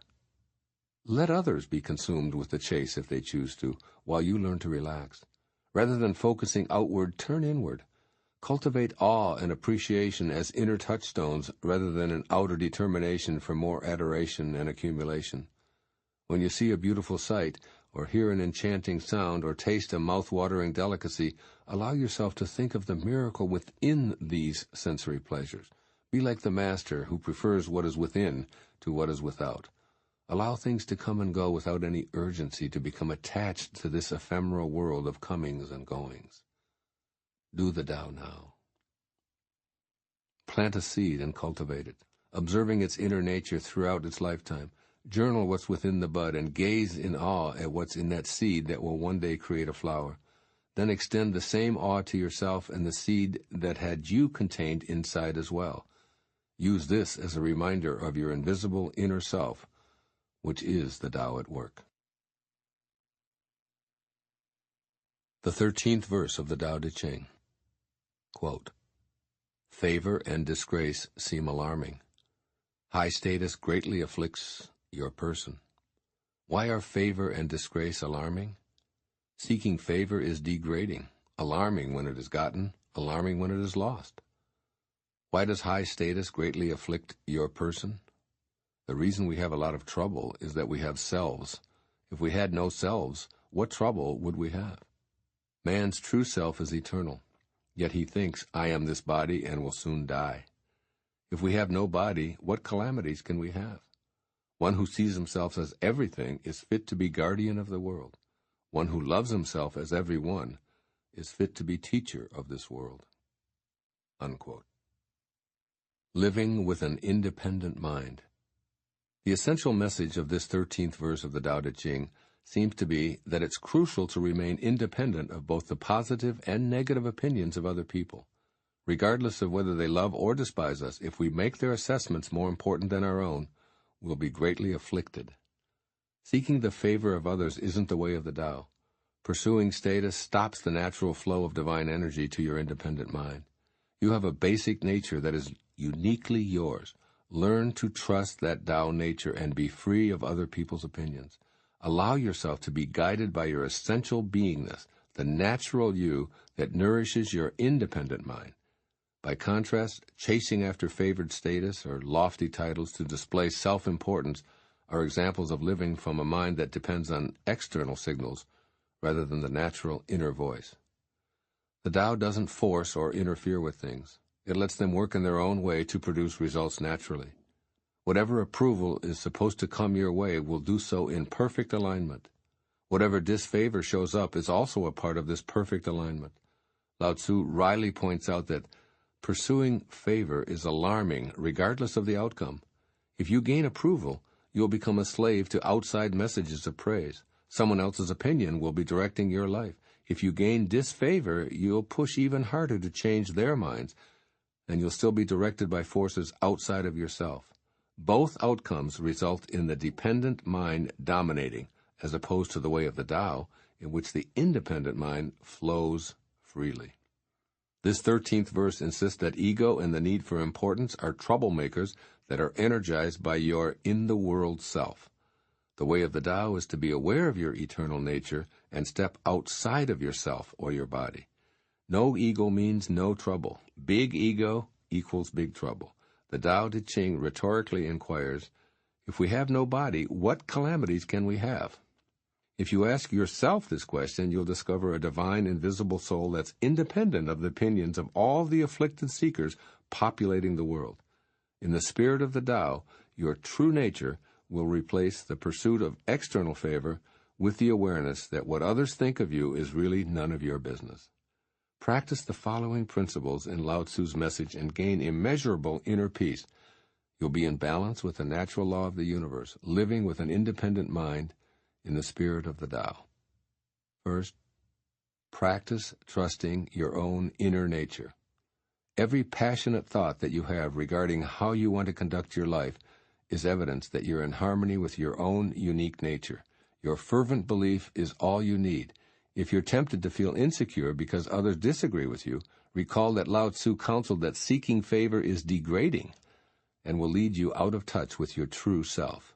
Give yourself permission to remember that you're not only your body, and that others' opinions about what you should or shouldn't be doing probably aren't taking into account your true eternal being. Those other people are also not only their bodies, so seeking their approval doubles the illusion that the physical is all that we are. Your worldly self isn't your true identity, so trust your eternal self to communicate with you. It will do so through your inner nature, where you'll honor it through an independent mind. Respect your vision and trust your natural, passionate thoughts that are aligned with the loving essence of the Tao. And secondly, practice being the person Lao-tzu describes in this 13th verse. Affirm the following: I am a guardian of the world, and I am fit to be the teacher of the world. Why? Because you recognize your connection to everyone and everything through an independent mind whose source is love. By living from your eternal self, you'll become a mystical teacher and guardian. The approval that your worldly self sought will be felt as what it was, the dependent mind's struggle to engage life as if it depended on external approval. Do the Tao now.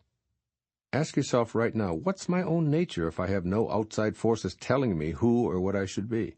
Then, work at living one day in complete harmony with your own nature, ignoring pressures to be otherwise. If your inner nature is one of peace, love, and harmony, as a musical genius, for instance, then act on just that, just for today. 14th verse of the Tao Te Ching. Quote, that which cannot be seen is called invisible.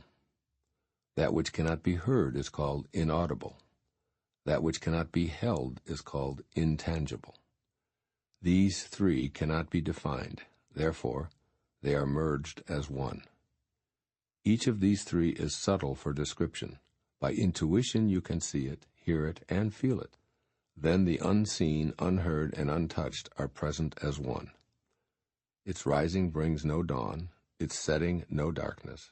It goes on, unnameable, returning into nothingness. Approach it, and there is no beginning. Follow it, and there is no end. You cannot know it, but you can be it, at ease in your own life.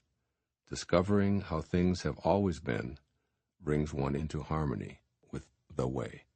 Unquote. Living beyond form. Try to imagine the idea of forever, that which has never changed, that which has no beginning or end.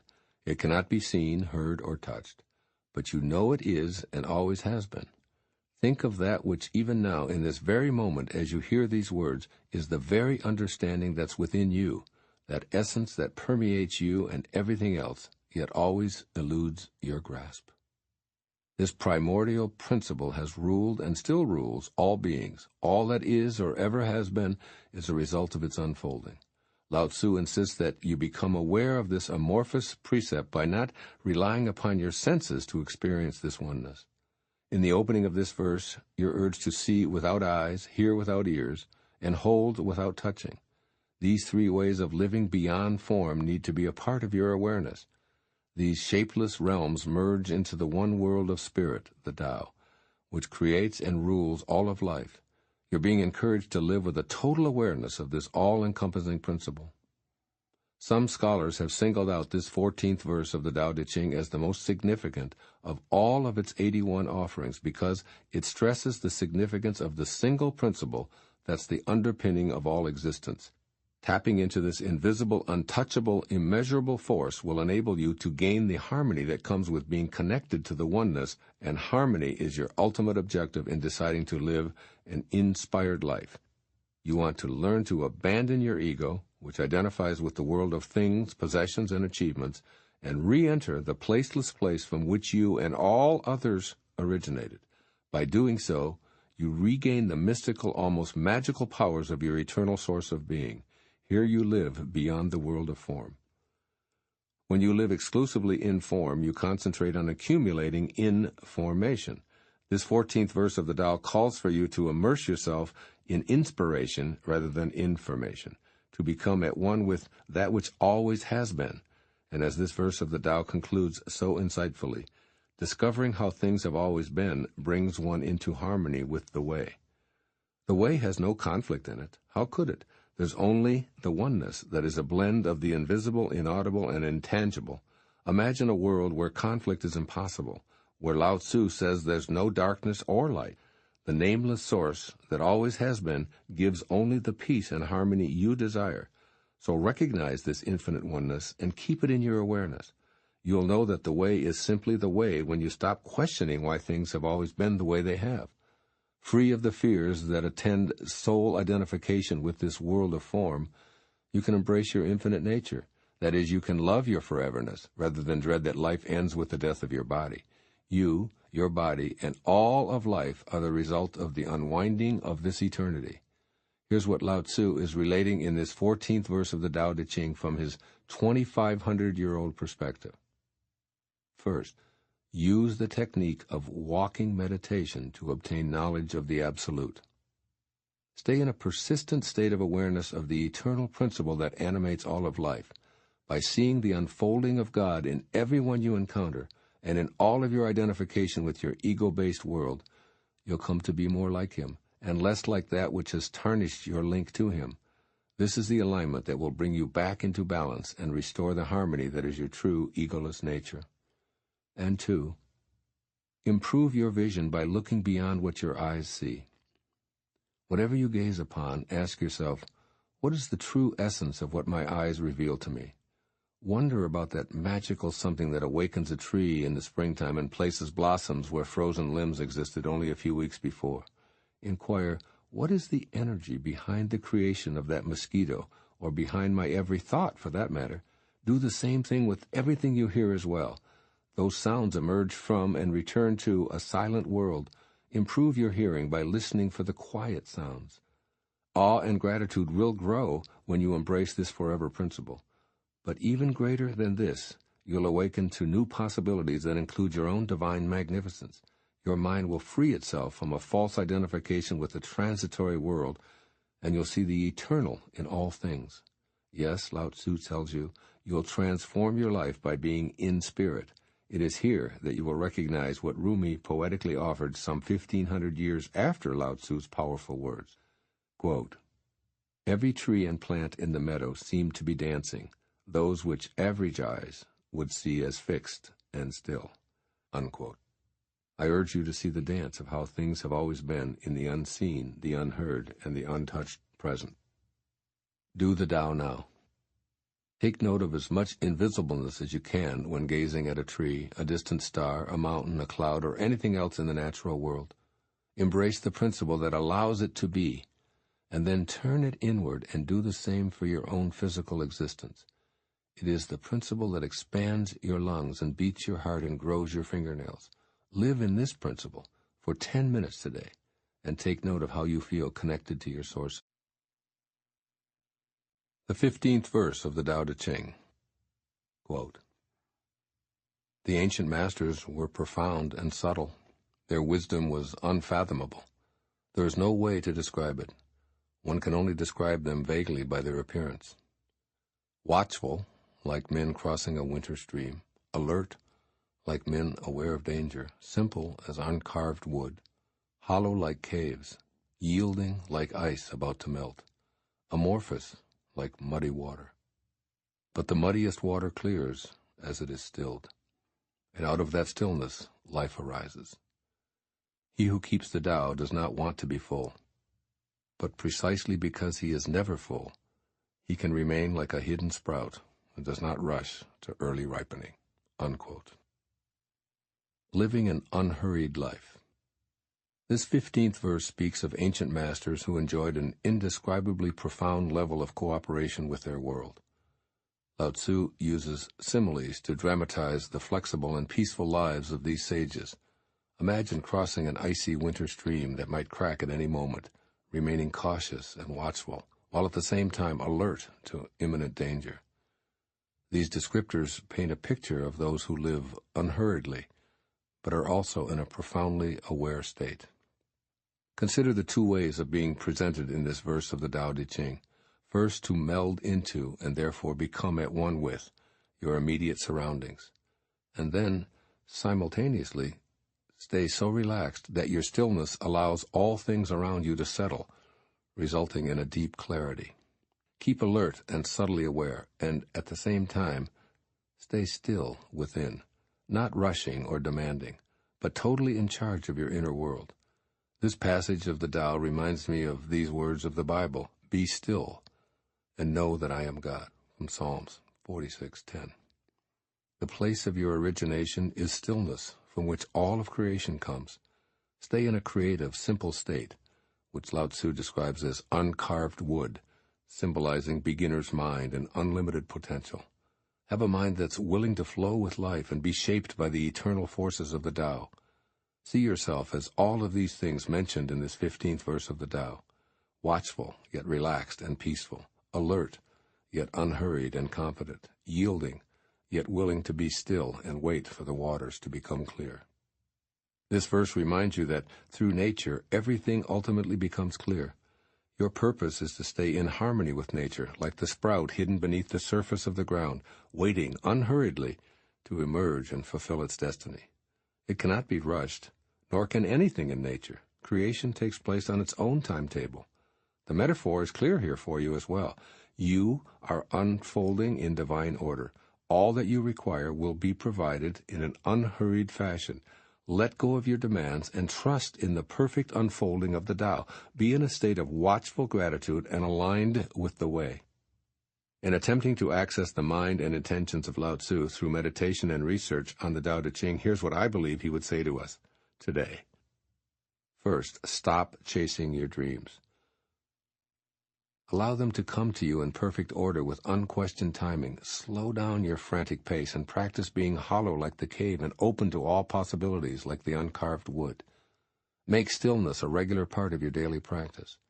Imagine all that you'd like to experience in life and then let go. Trust the Tao to work in divine perfection as it does with everything on the planet. You don't really need to rush or force anything.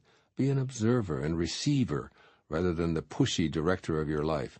It is through this unhurried unfolding that you master your existence in the way of the Tao. And secondly, get in the flow of life and allow yourself to proceed gently down the stream. Give up the struggling and start trusting in the wisdom of the Tao. What is yours will come to you when you aren't trying to push the river.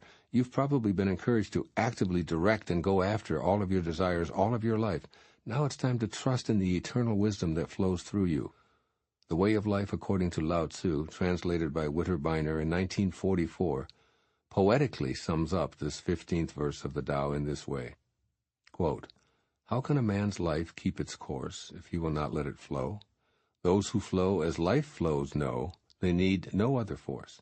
They feel no wear, they feel no tear, they need no mending, no repair." Unquote. Great advice for living an unhurried life. Do the Tao now. Stop right now. Take 10 minutes to sit quietly while contemplating all that you have and all that is flowing into your life on a divinely orchestrated timetable. Be at peace and give thanks for what is allowing your life to unfold so perfectly. Let go of all other hurried thoughts. The 16th verse of the Tao Te Ching. Quote, "Become totally empty. Let your heart be at peace. Amidst the rush of worldly comings and goings, observe how endings become beginnings. Things flourish each by each, only to return to the source, to what is and what is to be. To return to the root is to find peace. To find peace is to fulfill one's destiny. To fulfill one's destiny is to be constant. To know the constant is called insight. Not knowing this cycle leads to eternal disaster. Knowing the constant gives perspective. This perspective is impartial. Impartiality is the highest nobility. The highest nobility is divine. Being divine, you will be at one with the Tao. Being at one with the Tao is eternal. This way is everlasting, not endangered by physical death." Unquote. Living with constancy. The 16th verse of the Tao Te Ching describes the value of being supremely conscious of the constant cycle of all. Rather than viewing change as a disruptive, unwanted occurrence, you can choose to view the variances in your world as valuable influences in the cycle of a Tao-centered existence. When you see change as the only constant there really is, you start to recognize it as an expression of ongoing life that's a welcome clue to your own purpose and meaning. In this way, you'll return to the experience of your source and the peace of an impartial perspective. Begin this process by altering your ego-based thoughts and letting yourself feel the bliss of being at one with the Tao. Then become an acute observer of how your world really works, and allow yourself to be in harmony with the cyclical nature of all living things. There's an immutable cycle of no life, life, no life that we're all a part of. All things come and then they go. Life materializes in a variety of forms. It's here, and then at some point it ends in what we call death. This coming and going might seem to be a temporary condition, but it's actually the ultimate constant because it never ceases. Embrace this nature of cyclical change and you'll thrive. An ending may feel like a reason to mourn, whether it be the closing of a phase in your life or the completion of a project, the termination of a relationship, or death itself. But Lao-tzu invites you to realize that after things flourish, they return to the source, to what is and what is to be. The constancy of the cycles of life is an opportunity to return to your root, where what is and what is to be are located. The ultimate place of peace and enlightenment is in this continuous return to the nameless, placeless site of your origination. Lao-tzu tells you that a sense of inner peace comes with returning to the source, where all cycles begin and end. This is the fulfillment of your own personal destiny.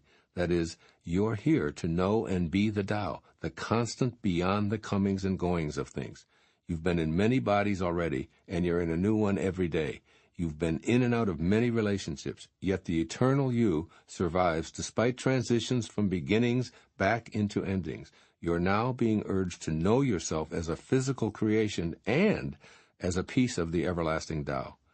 The Tao that animates all existence, including your own, is totally impartial. It plays no favors. It brings winter regardless of whether you want it or not. It sends those you love on to other people and then back, irrespective of your desires to have it otherwise. All of life must return to it. There are no exceptions or apologies. When you're unaware of this steady influence, you attach to one element of one cycle in life, leading to what Lao-tzu calls eternal disaster. When one person leaves you, it feels like the end of the world. When a business venture fails, you flunk out of school, or when you have a painful illness or injury, you feel depressed. If you get trapped in these emotional endings, you're not permitting them to also be a natural part of life, leading you to feel disconnected from your source. You become stuck in the rush of worldly comings and goings, unable to remember the constancy where endings become beginnings. The reality is that beginnings are often disguised as painful endings. So when you know that there's a constant beyond the present moment's disappointment, you can sense that this too shall pass. It always has, and it always will. When you change the way you look at things, the things you look at change. This is what I believe Lao-tzu seems to be telling you in this 16th chapter of the Tao Te Ching. First, take time to be an impartial observer of life, particularly when an ending is causing despair. Remind yourself that your source is at work within this event, and then make a decision to connect to that source with your thoughts. All endings are part of the cyclical process. You are merely returning to a life of constancy, which Lao-tzu taught in this passage. You don't have to learn anything new or change any behavior or adopt any new strategies. Just think about the word return and take comfort in the ever-constant Tao, which brings peace to despair.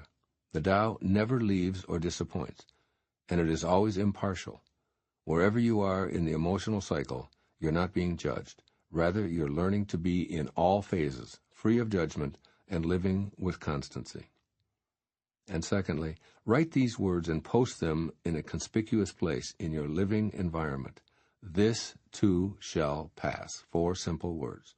This too shall pass. This phrase will remind you that change is the only constant in life. Everything you notice is in a cycle of coming and going. Everything. There are no exceptions.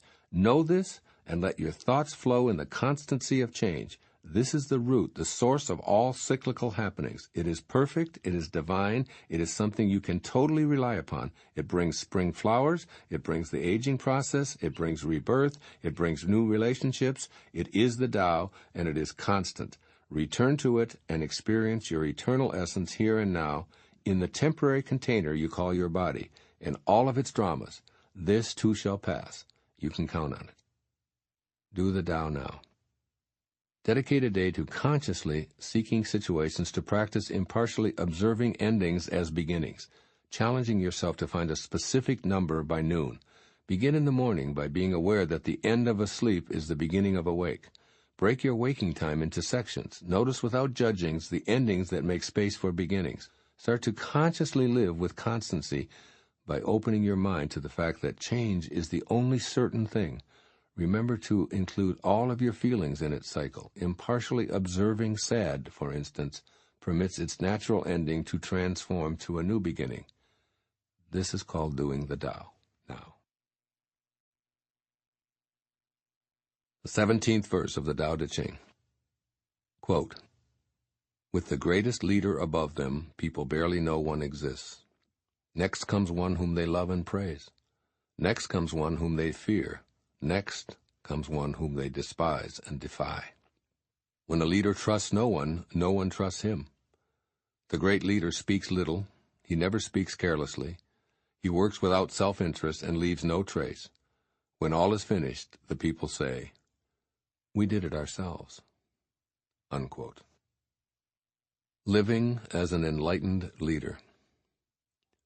To reflect the lesson in this verse of the Tao Te Ching means changing how you see authority, which means viewing great or enlightened leaders as those who don't actually lead anyone.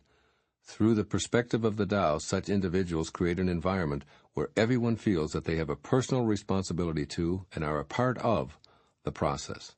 By adopting this model of an enlightened leader, you'll be more than likely to alter the ways you criticize and admire captains of industry, government, or religion, as well as the way you guide others. The advice in this 17th verse is directed toward leaders of all kinds.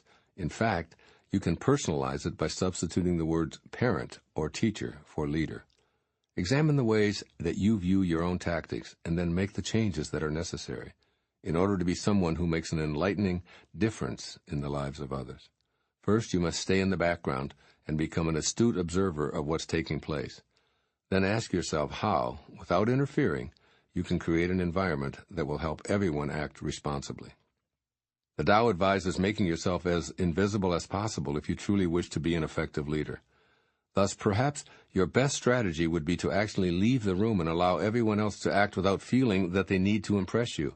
Maybe you should offer a slight suggestion and then an immediate departure. A knowing smile or gesture that conveys to the group that you trust in its ability to figure things out might work best.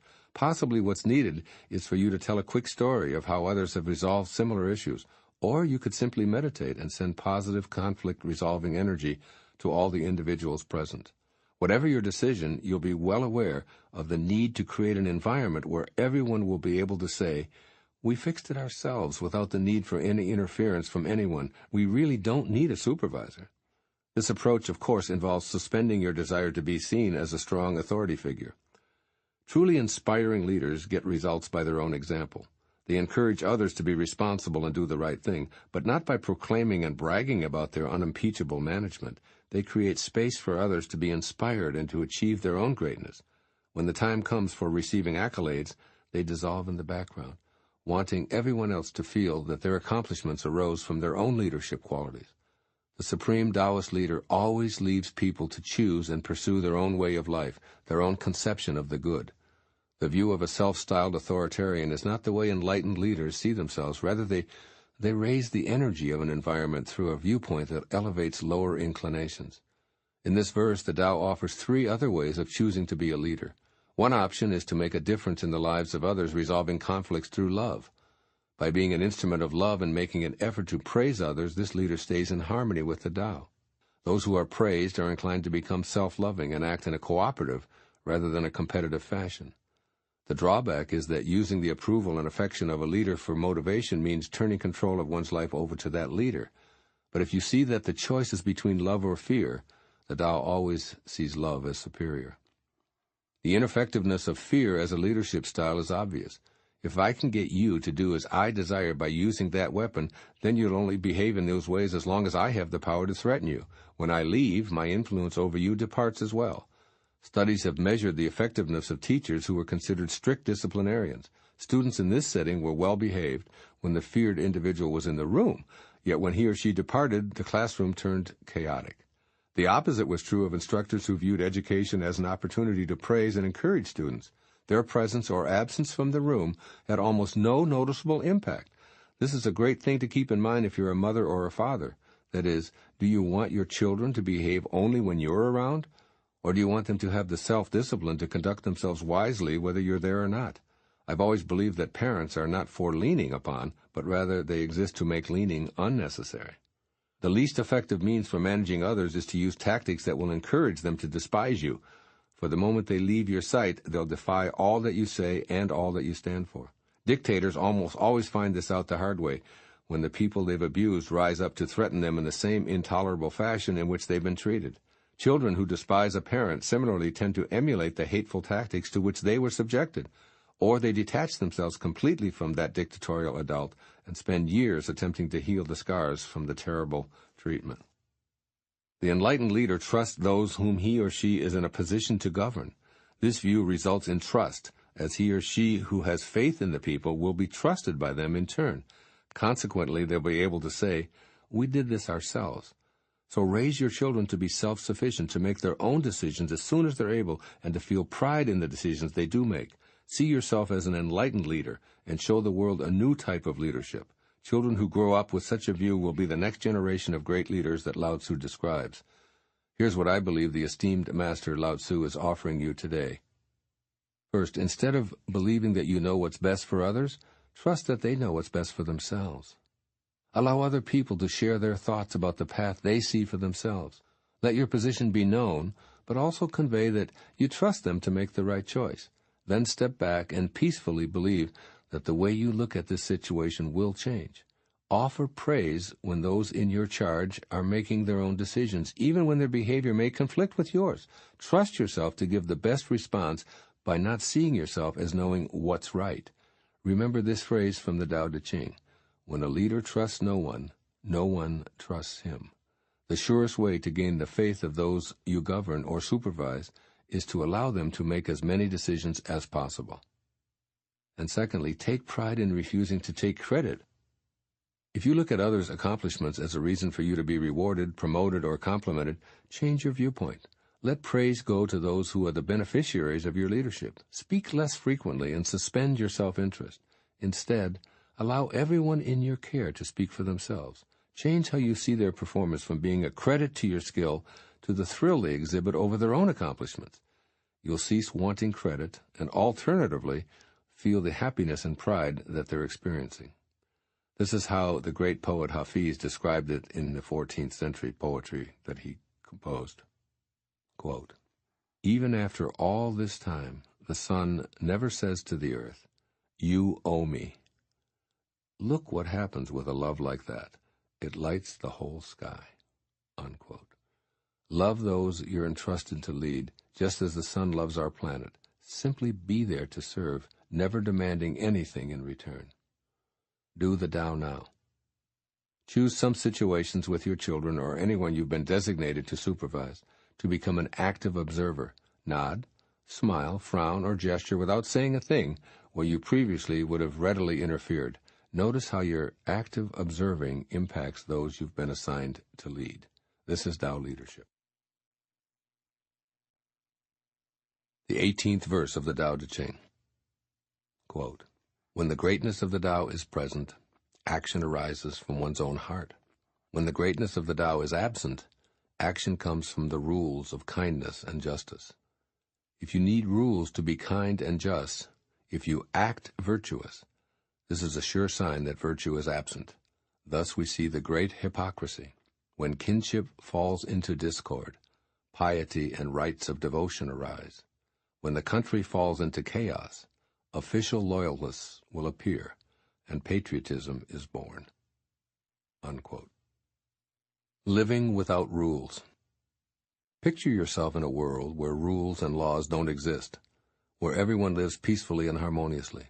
There's no anarchy, thievery, hatred, or war. People simply live, work, love, and play without needing to be governed. Can you imagine a planet where the need for codes of conduct and edicts to govern the populace are simply unnecessary? This is the sort of idealistic mental meandering that led Lao-tzu to create this 18th verse of the Tao Te Ching, in which he's clearly stating that you don't need rules to be kind and just.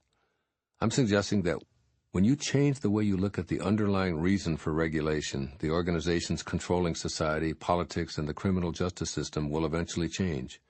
Need I add, for the better? When you alter your viewpoint to a Tao-oriented one, you cease to see your dominant reason for being and doing as being dictated by your nation or your city, your school, your religion, or even your condominium association.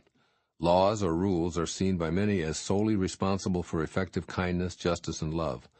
But you can choose to live from your heart, viewing these virtues as individual responsibilities that you adhere to without a statute or convention telling you to do so.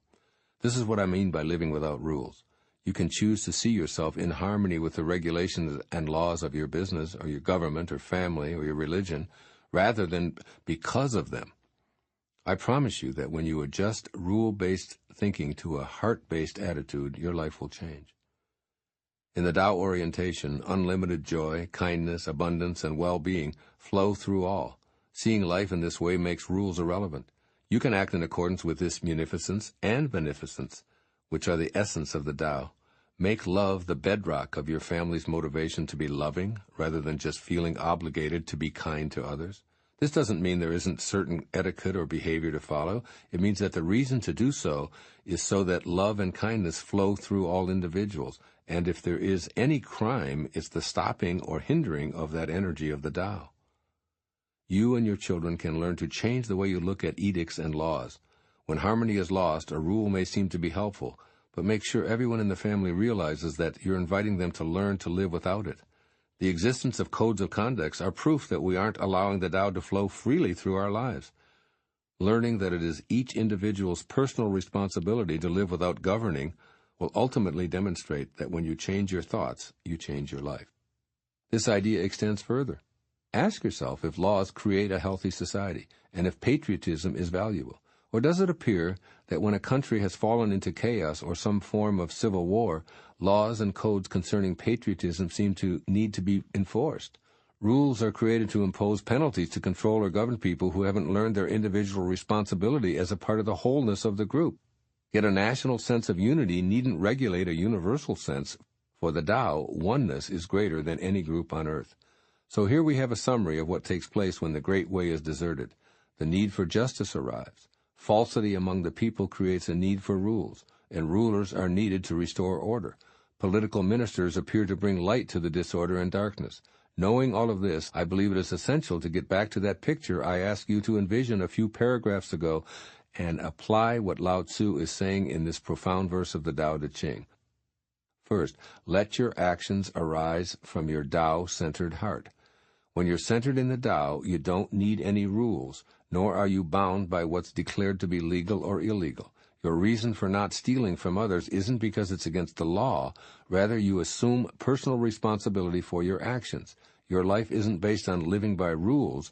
Your reason for not stealing is that you respect the rights of others to be free from pilfering because it resonates with the Tao. In the Tao, there is no stealing because everything belongs to everyone. There's no ownership of land or property. There's only the willingness to love and respect everyone and all things. The laws making stealing, maiming, or fighting illegal arose because of disconnection from the Tao. And secondly, don't act virtuous, be virtue. Acting virtuous is not the same as being virtuous, so the Tao instructs you to be authentic in all of your interactions. Be pious, because your own heart feels the piety that is the great Tao. Be spontaneous, generous to others, because your inner calling demands it, not because others in their code-making have determined that this is how you should behave. Don't wait for chaos to erupt before you're generous and kind to others. A natural disaster may simulate your desire to reach out and help your fellow humans. Yet if you change the way you look at that natural disaster, you could also see it as a reminder to let the Tao be your guiding spirit at all times. This would inspire your patriotism to be for all of humanity, rather than confined to the land where you happen to be born. Again, I'd like to remind you of the similar sentiment expressed by Hafiz, the great Sufi poet. Quote, "Everyone is God speaking, so why not be polite and listen to him?" Unquote. And everyone really means everyone, not just those who are subject to your rules and your laws. Do the Tao now. Emphasize why you're obeying human-made edicts today. Spend some time connecting to the underlying reason for stopping at a red light, or having a driver's license, or wearing a seatbelt, or paying to enter a movie theater, or not drinking and driving. See if your ego enjoys breaking rules for its purposes by listing all the rules and laws you obey or disobey in one day, and then identify your most important heart rules. 19th verse of the Tao Te Ching. Quote, "Give up sainthood, renounce wisdom, and it will be 100 times better for everyone. Throw away morality and justice, and people will do the right thing. Throw away industry and profit, and there will be no thieves. All of these are outward forms alone. They are not sufficient in themselves. It is more important to see the simplicity, to realize one's true nature, to cast off selfishness and temper desire." Unquote. Living without attachment. Upon first reading this 19th verse of the Tao Te Ching, it appears that Lao-tzu is encouraging us to abandon the highest principles of the Tao, renounce sainthood, wisdom, morality, and justice, industry and profit, says the great sage, and we'll all be well off. Lao-tzu tells us that all of these are outward forms alone and are insufficient for living according to the highest way. The first of these categories represents education and the way you look at your sources of learning.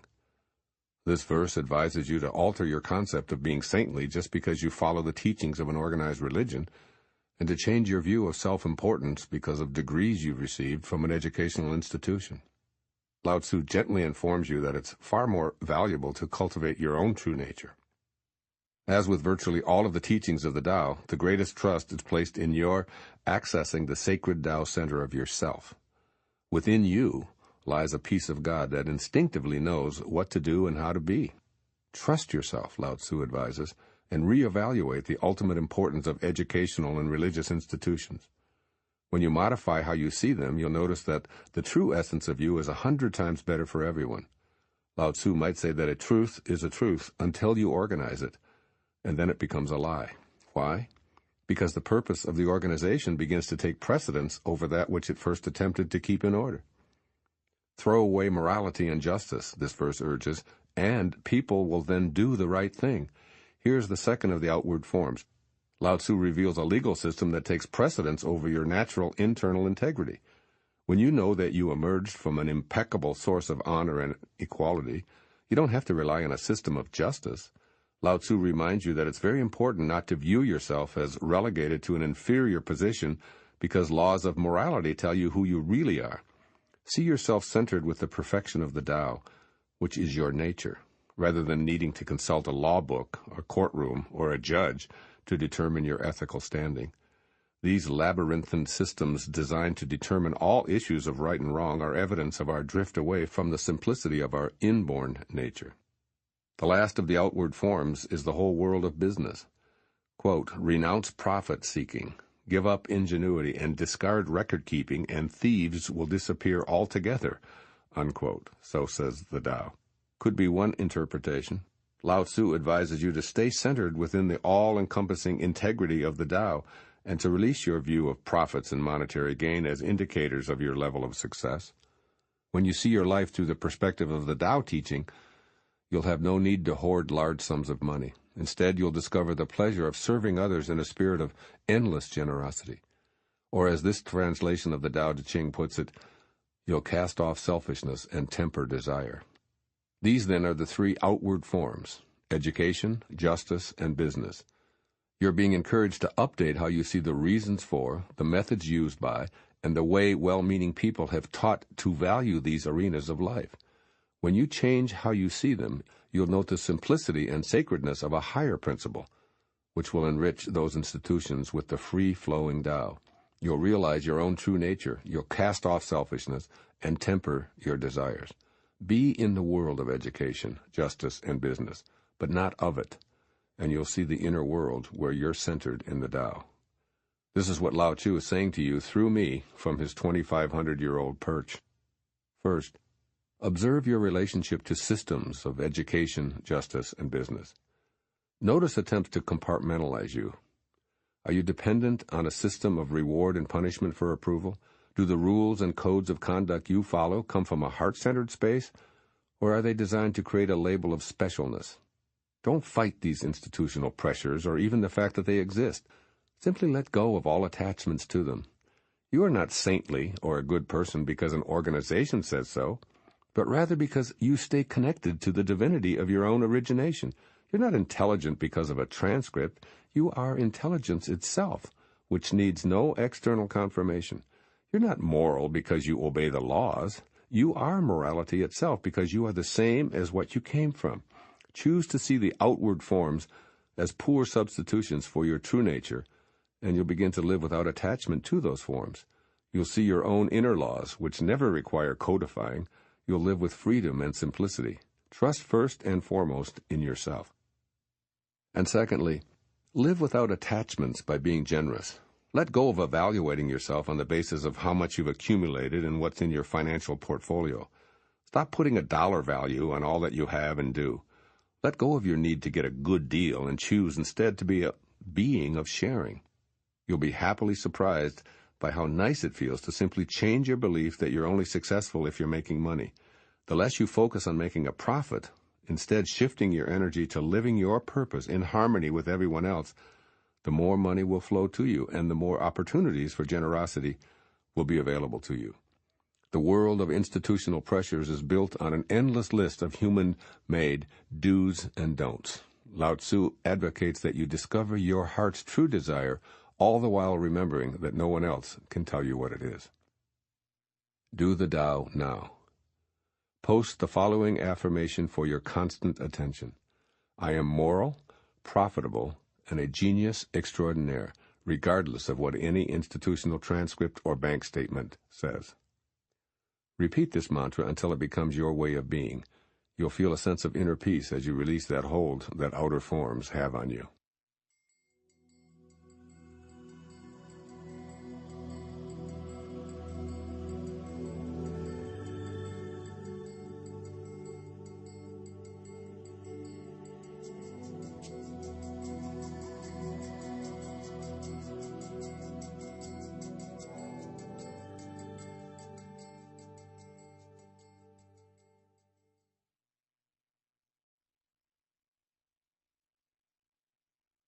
The 20th verse of the Tao Te Ching, quote, "Give up learning and you will be free from all your cares."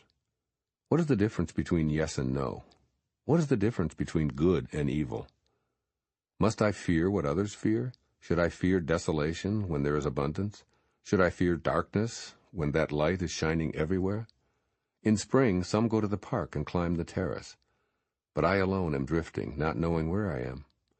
Like a newborn babe before it learns to smile, I am alone, without a place to go. Most people have too much. I alone seem to be missing something. Mine is indeed the mind of an ignoramus in its unadulterated simplicity. I am but a guest in this world. While others rush about to get things done, I accept what is offered. I alone seem foolish, earning little, spending less. Other people strive for fame. I avoid the limelight, preferring to be left alone. Indeed, I seem like an idiot. No mind, no worries. I drift like a wave on the ocean. I blow as aimless as the wind. All men settle down in their grooves. I alone am stubborn and remain outside. But wherein I am most different from others is in knowing to take sustenance from the Great Mother." Unquote. Living without striving. In this verse of the Tao Te Ching, you're encouraged to experience your life free of worldly striving. Lao-tzu advises you to slow down your incessant demands for more and to relax your efforts to fill up every moment in anticipation of being somewhere else. You're invited to experience life in a way that can be summarized in the title of Ram Dass's book, Be Here Now. Be here in your mind as well as in your body, in a state of appreciation and an absence of longing. Let go of wondering about doing the right thing. Release the what-ifs and all of your goals for the future, replacing them with the power of this instant. Be here, and remember to do it now, for thinking about being someplace else uses up your precious present moments. The enlightened sage makes a practice of immersing himself completely in the current nowness of his life.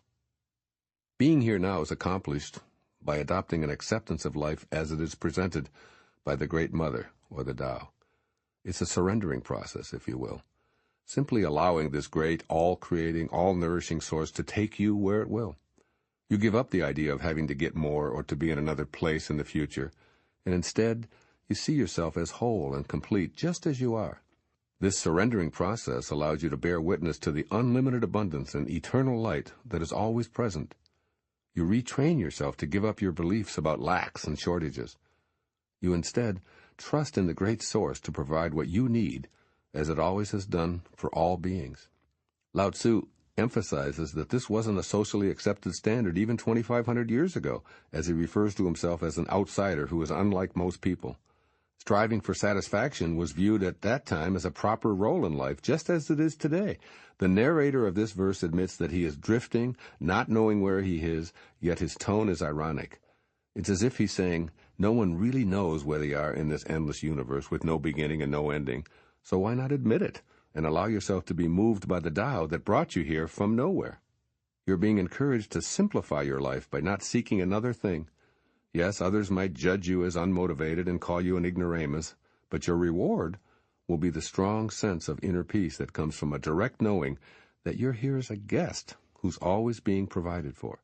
Yes, you may seem to be missing something, but the something is really only an illusion. You're no longer living inside of yourself with a desire to be someone else or to gain something that seems to be omnipresent in all of those around you. You've traded in striving for arriving.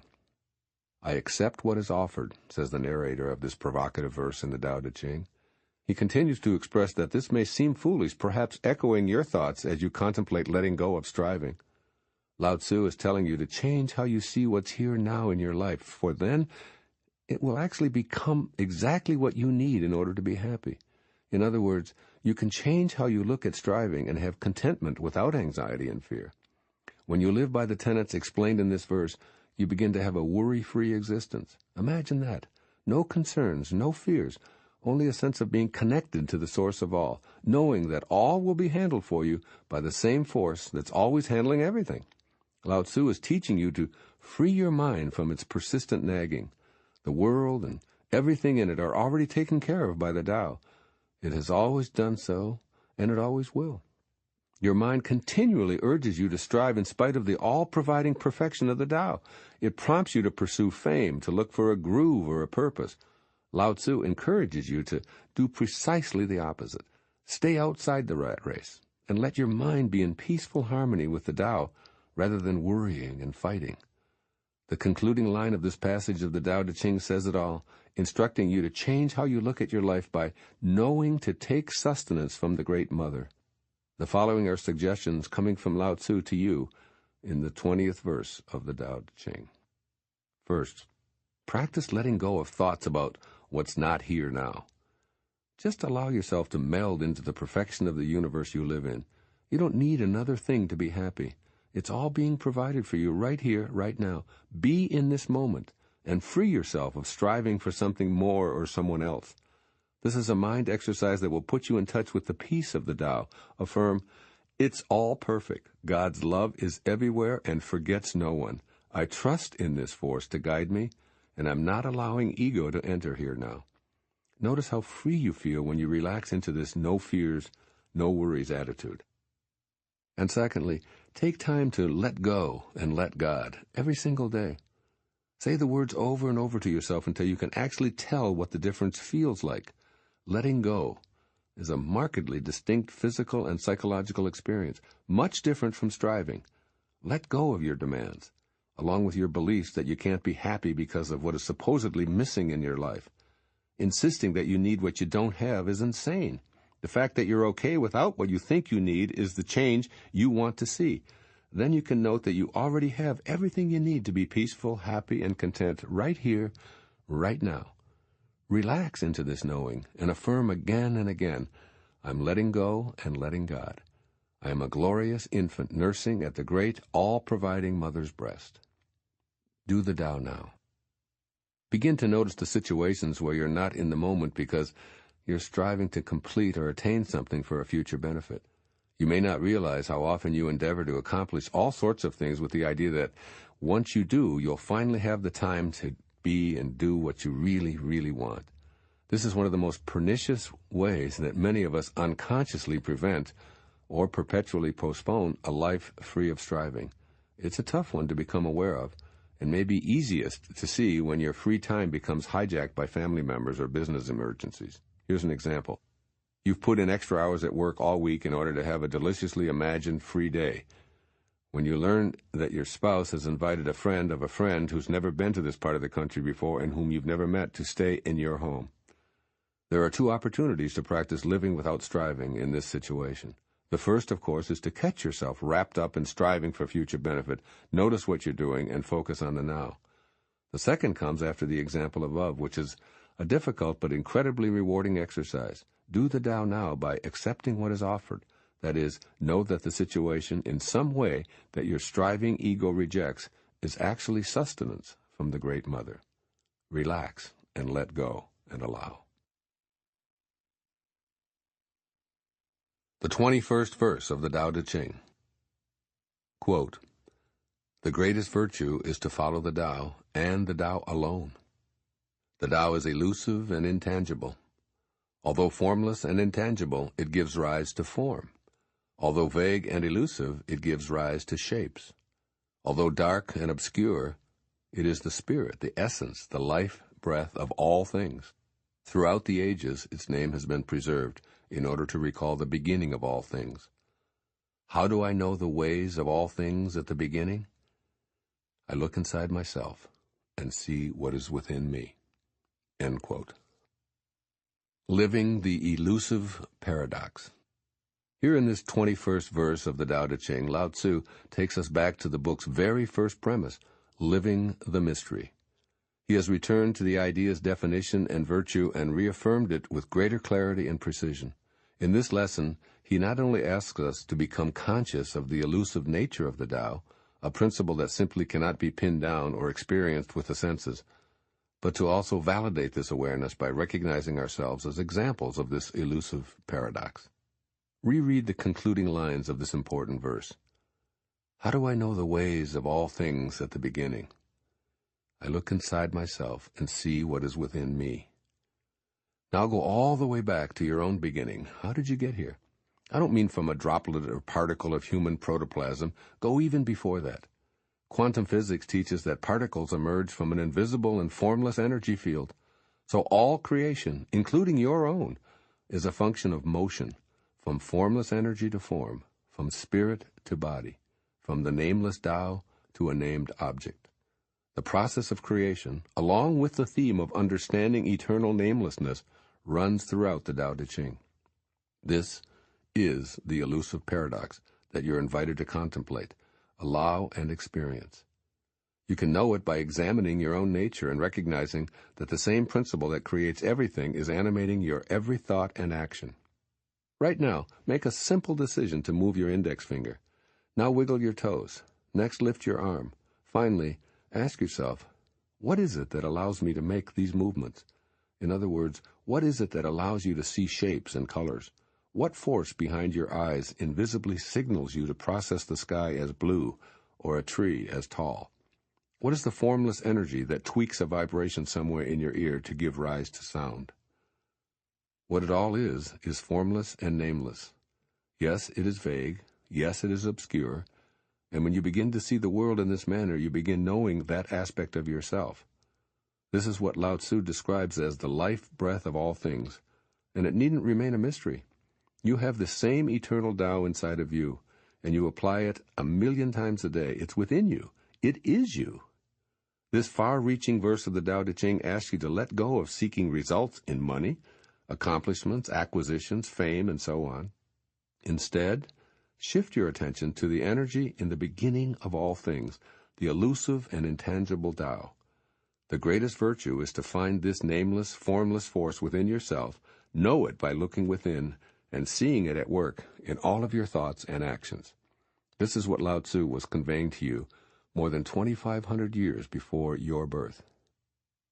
First, have an unquenchable thirst for the intangible and enigmatic force that supports all of life.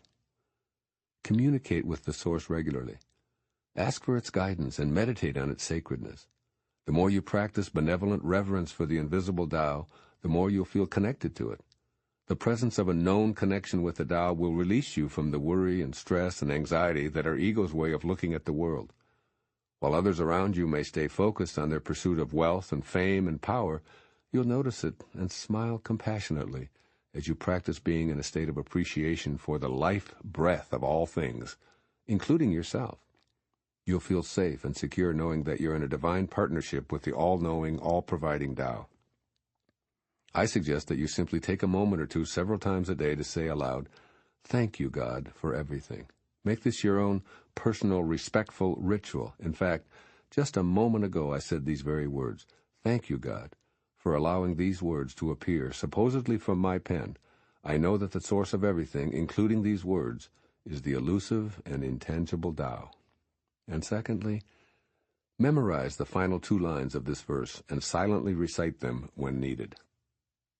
Repeat these 2 sentences. How do I know the ways of all things at the beginning? I look inside myself and see what is within me. Doing so will remind you that the Tao comes from the truth that's inside of you at all times. Give up trying to persuade anyone else of the correctness of your vision. When they're ready, their own teachers will surely appear. Here's a concluding thought on the elusive nature of the Tao, written by Hafiz many centuries before the death of Lao-tzu, the great Sufi poet.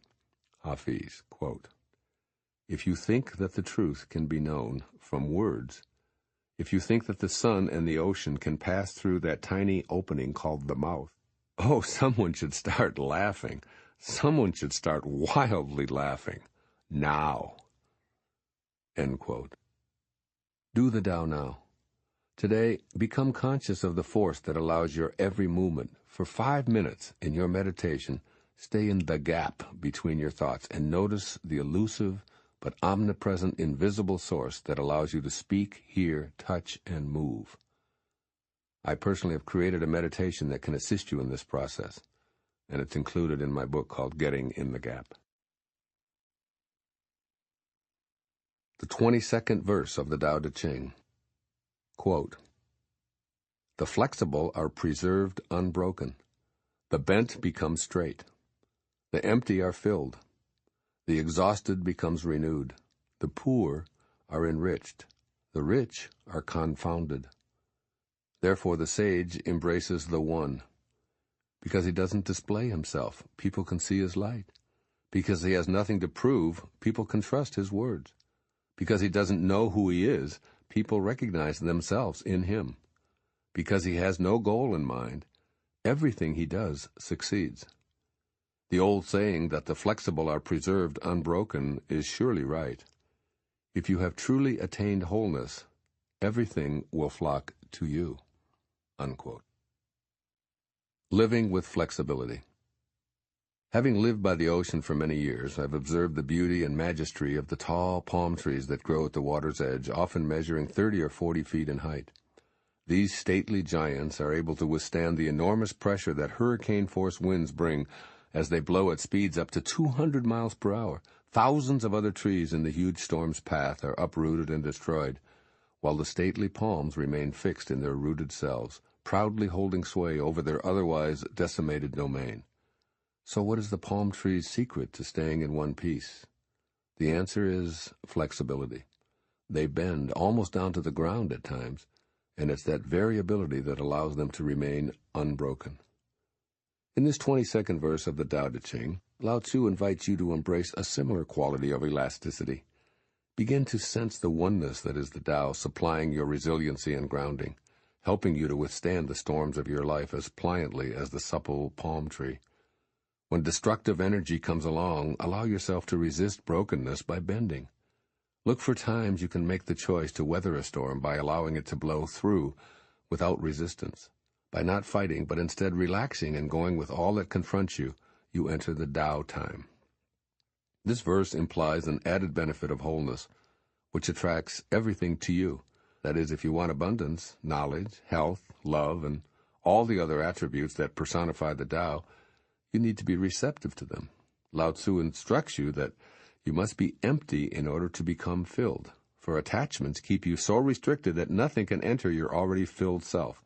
Being empty in this sense means not being full of beliefs and possessions or ego-driven ideas, but rather remaining open to all possibilities. This is in keeping with the nameless Tao. It doesn't restrict itself to a particular point of view or a singular way of doing things. It animates all. Similarly, the flexible person is open to all possibilities. There's nothing for him or her to prove because the Tao, not ego, is in charge. Awareness of the Tao nurtures flexibility, and removing your rigidity creates an atmosphere of trust. When you live from the perspective of being able to say, "I don't know for certain, but I'm willing to listen," you become a person whom others identify with. Why? Because your flexibility lets them see that their point of view is welcome. By being open to all possibilities, everyone who encounters you feels their ideas are valuable, and there's no need for conflict. As you connect more and more to your Tao nature, you begin noticing that this principle is perpetually present, available in every moment. In other words, the Tao isn't trying to get someplace other than where it is. It has no goals, no desires, no judgment. It flows everywhere because it's the energy of creation. To be in harmony with the Tao is to be free of goals, immersed in all that you're doing without concern about the outcome, just noticing at each moment and allowing yourself to flow with the creative source that's energizing everything and everyone in the universe. When you live in this way, failure becomes an impossibility.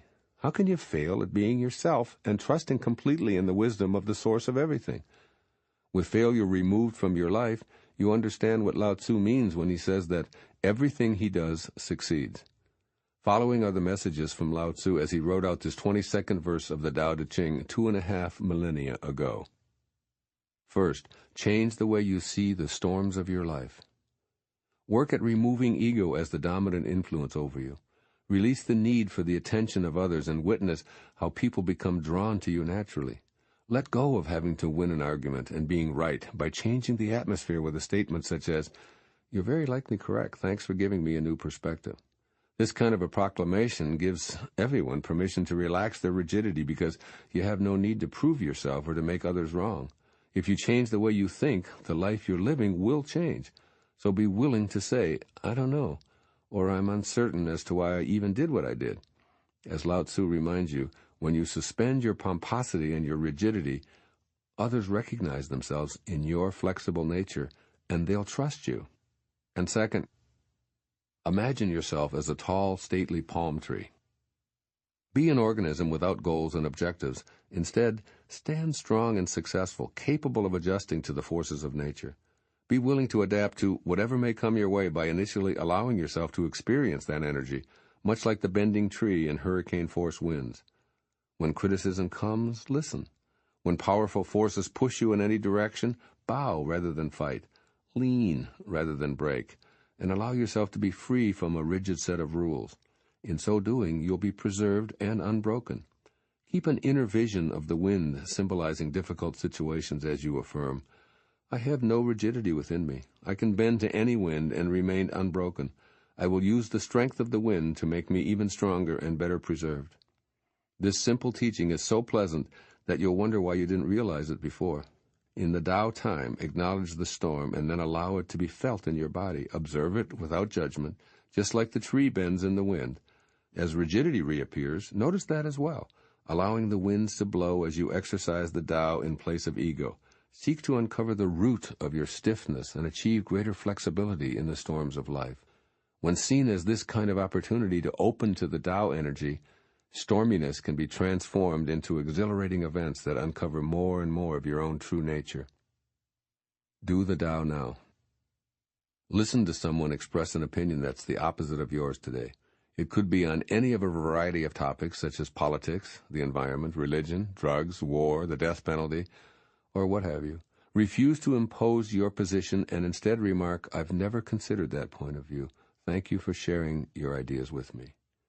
By allowing a contrary position to be heard, you'll dismiss ego's attitude and welcome the flexibility of the Tao. The 23rd verse of the Tao Te Ching. Quote, To talk little is natural. Fierce winds do not blow all morning. A downpour of rain does not last the day. Who does this? Heaven and earth. But these are exaggerated, forced effects, and that is why they cannot be sustained. If heaven and earth cannot sustain a forced action, how much less is man able to do so? Those who follow the way become one with the way. Those who follow goodness become one with goodness. Those who stray from the way and goodness become one with failure. If you conform to the way, its power flows through you. Your actions become those of nature, your ways, those of heaven. Open yourself to the Tao and trust your natural responses, then everything will fall into place. Unquote. Living naturally.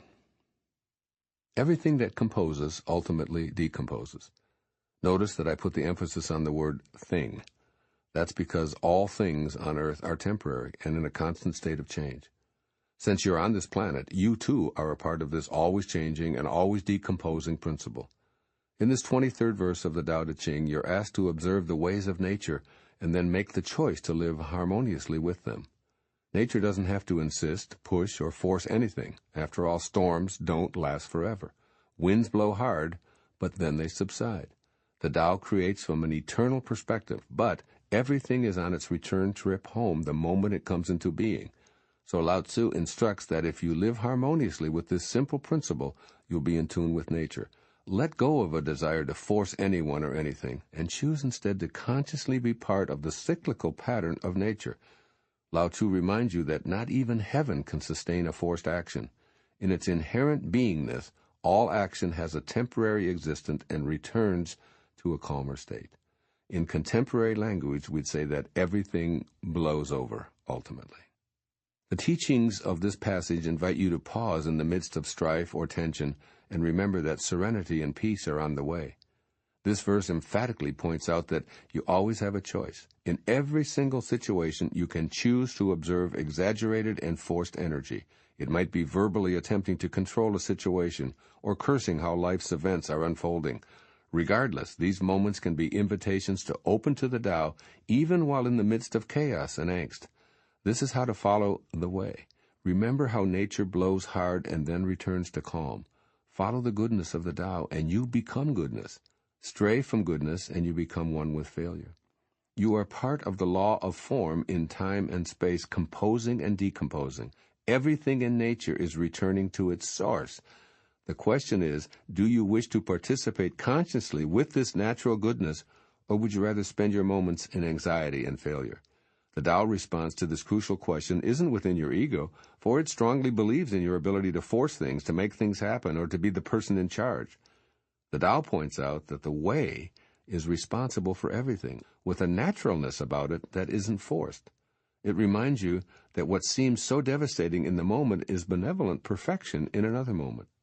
When you conform to the naturalness of the universe, you cooperate with this all-creating power that flows through you. Suspend ego-driven plans and instead participate in the power that created you. Allow it to be the guiding force in your life. Here's what Lao-tzu says to you through me from this 2,500-year-old perspective in this verse of the Tao Te Ching. First, change your life by actively observing nature's way. See how thunderstorms or fierce winds are temporary conditions that pass, instead of thinking of them as destructive or inconvenient events. When what seems like a forceful, uncomfortable situation arises, seek the natural cycle. Affirm, this is a temporary setback. I am going to release myself from having to be the person in control. Then observe what you're feeling, with openness to what is, in this moment. Remember that this is nature's method. Center your mind in a natural way, in perfect rapport with the patience of the universal Tao. And secondly, change your life by trusting your ability to respond naturally to the circumstances in your life. At first, this may involve observing yourself in a friendly way instead of responding immediately. When you feel your inclination to make your opinion known, let this urge silently tell you what it truly wants. Your body knows how to be at peace and wait out the storms of life, but you need to allow it to feel that you're welcoming in its signals. Be still and allow yourself to be in harmony with the creative Tao, opening yourself to its power. T.S. Eliot evokes the natural cycle in his poem Ash Wednesday. Quote, because I know that time is always time, and place is always and only place, and what is actual only for one time and only for one place, I rejoice that things are as they are. Unquote. That's the idea. Rejoice in the stillness of the Tao. Do the Tao now.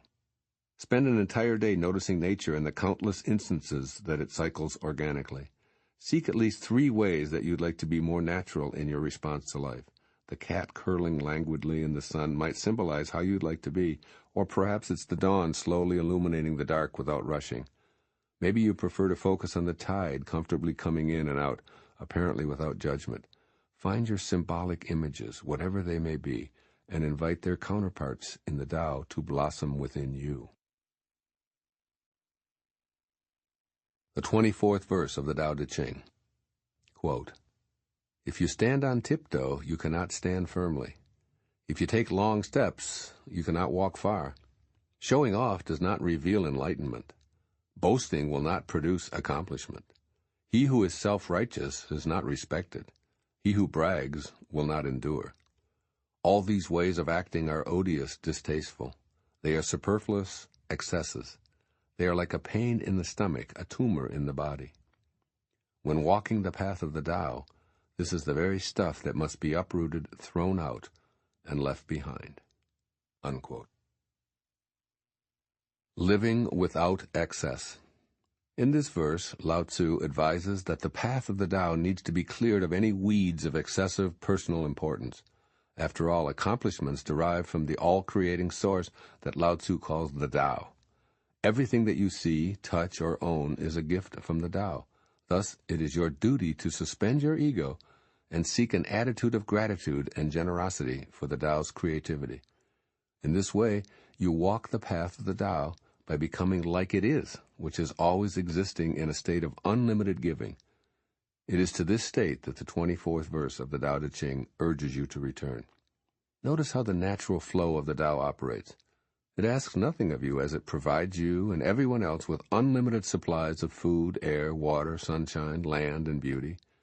It is always creating for the benefit of all, and it has no need for prideful boasting or demanding something in return. This poem by Hafiz, the great Sufi poet, bears repeating here to illustrate this point. Quote, even after all this time, the sun never says to the earth, you owe me. Look what happens with a love like that. It lights the whole sky." Unquote. The sun symbolizes the Tao at work. It offers its warmth, light, and life-giving energy to all, illuminating the globe without any demand for recognition. Imagine if the sun needed attention and demanded accolades for its efforts.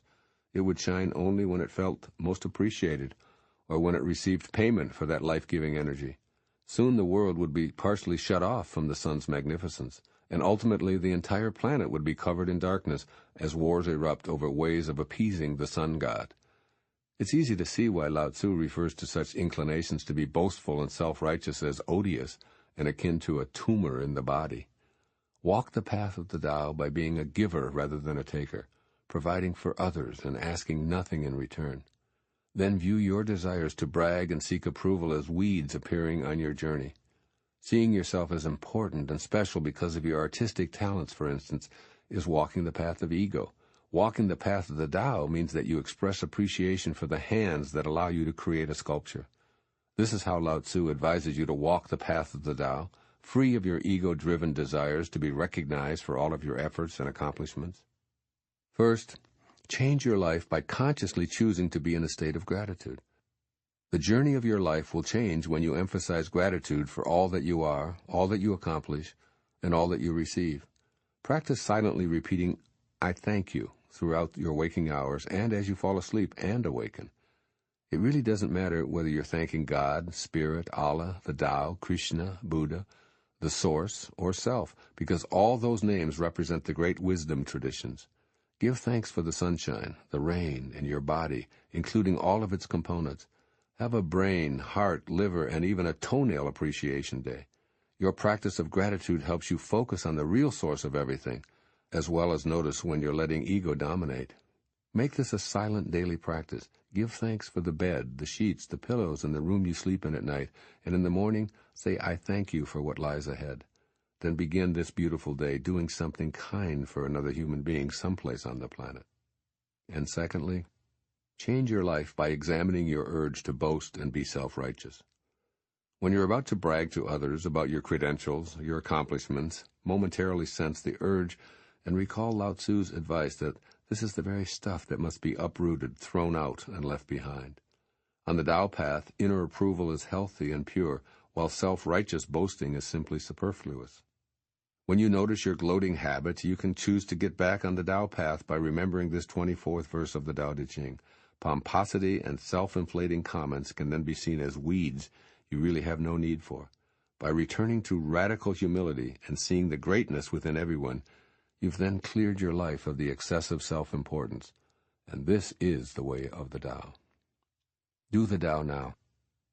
Tomorrow morning, do something expressing your kindness to someone who will be totally surprised by your actions.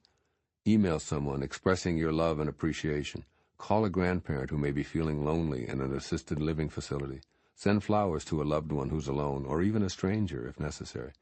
Note how your gratitude for another truly nurtures your Tao path, not that of your ego. It's a great way to start. The 25th verse of the Tao Te Ching. Quote, "There was something formless and perfect before the universe was born. It is serene, empty, solitary, unchanging, infinite, eternally present. It is the mother of the universe. For lack of a better name, I call it the Tao. I call it great. Great is boundless. Boundless is eternally flowing. Ever flowing, it is constantly returning. Therefore the way is great, heaven is great, earth is great, people are great. Thus, to know humanity, understand earth. To know earth, understand heaven. To know heaven, understand the way.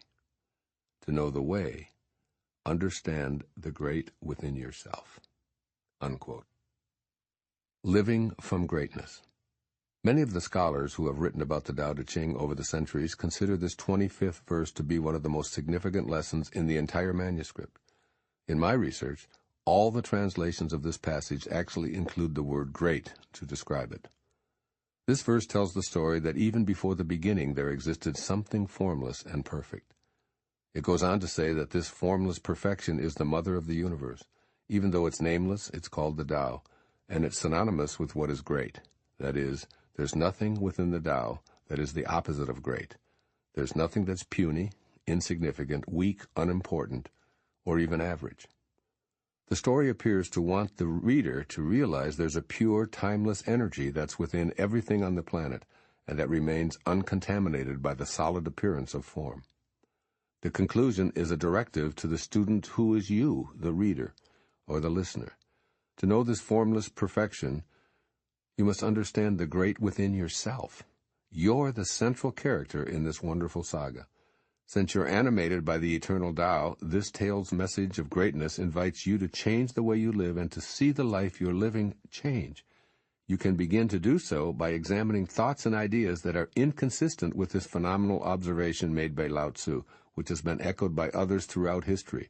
In her book, The Journey, which was published in 1954, Lillian Smith describes it like this, quote, "The need that one feels every day of one's life, even though one does not acknowledge it, to be related to something bigger than oneself, something more alive than oneself, something older and something not yet born, that will endure through time," unquote. That enduring something confirms your greatness, your absolute connection to the infinite. There's a sense of being permanently aligned with a sort of senior partner that is greatness itself. Lao-tzu advises you to notice the planet, its people, and the heavens, and see greatness. Next, look at yourself and see that you're a component of them all.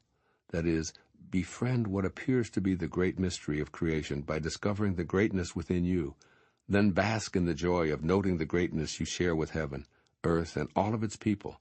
By persistently hanging on to your own greatness heritage, you ensure that the always-present Tao is consciously available.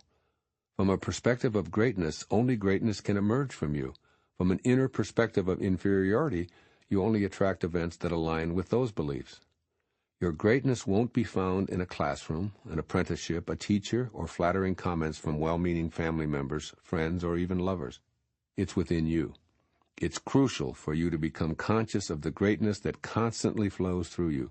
To do so, meet it in meditative moments of gratitude and cease to be influenced by contrary points of view. In particular, watch and listen for the critical comments that originate from your own inner dialogue. When such thoughts emerge in your mind, let them tell you what they want. If you allow those not-so-great notions to speak, you'll always discover that what they really want is to feel good.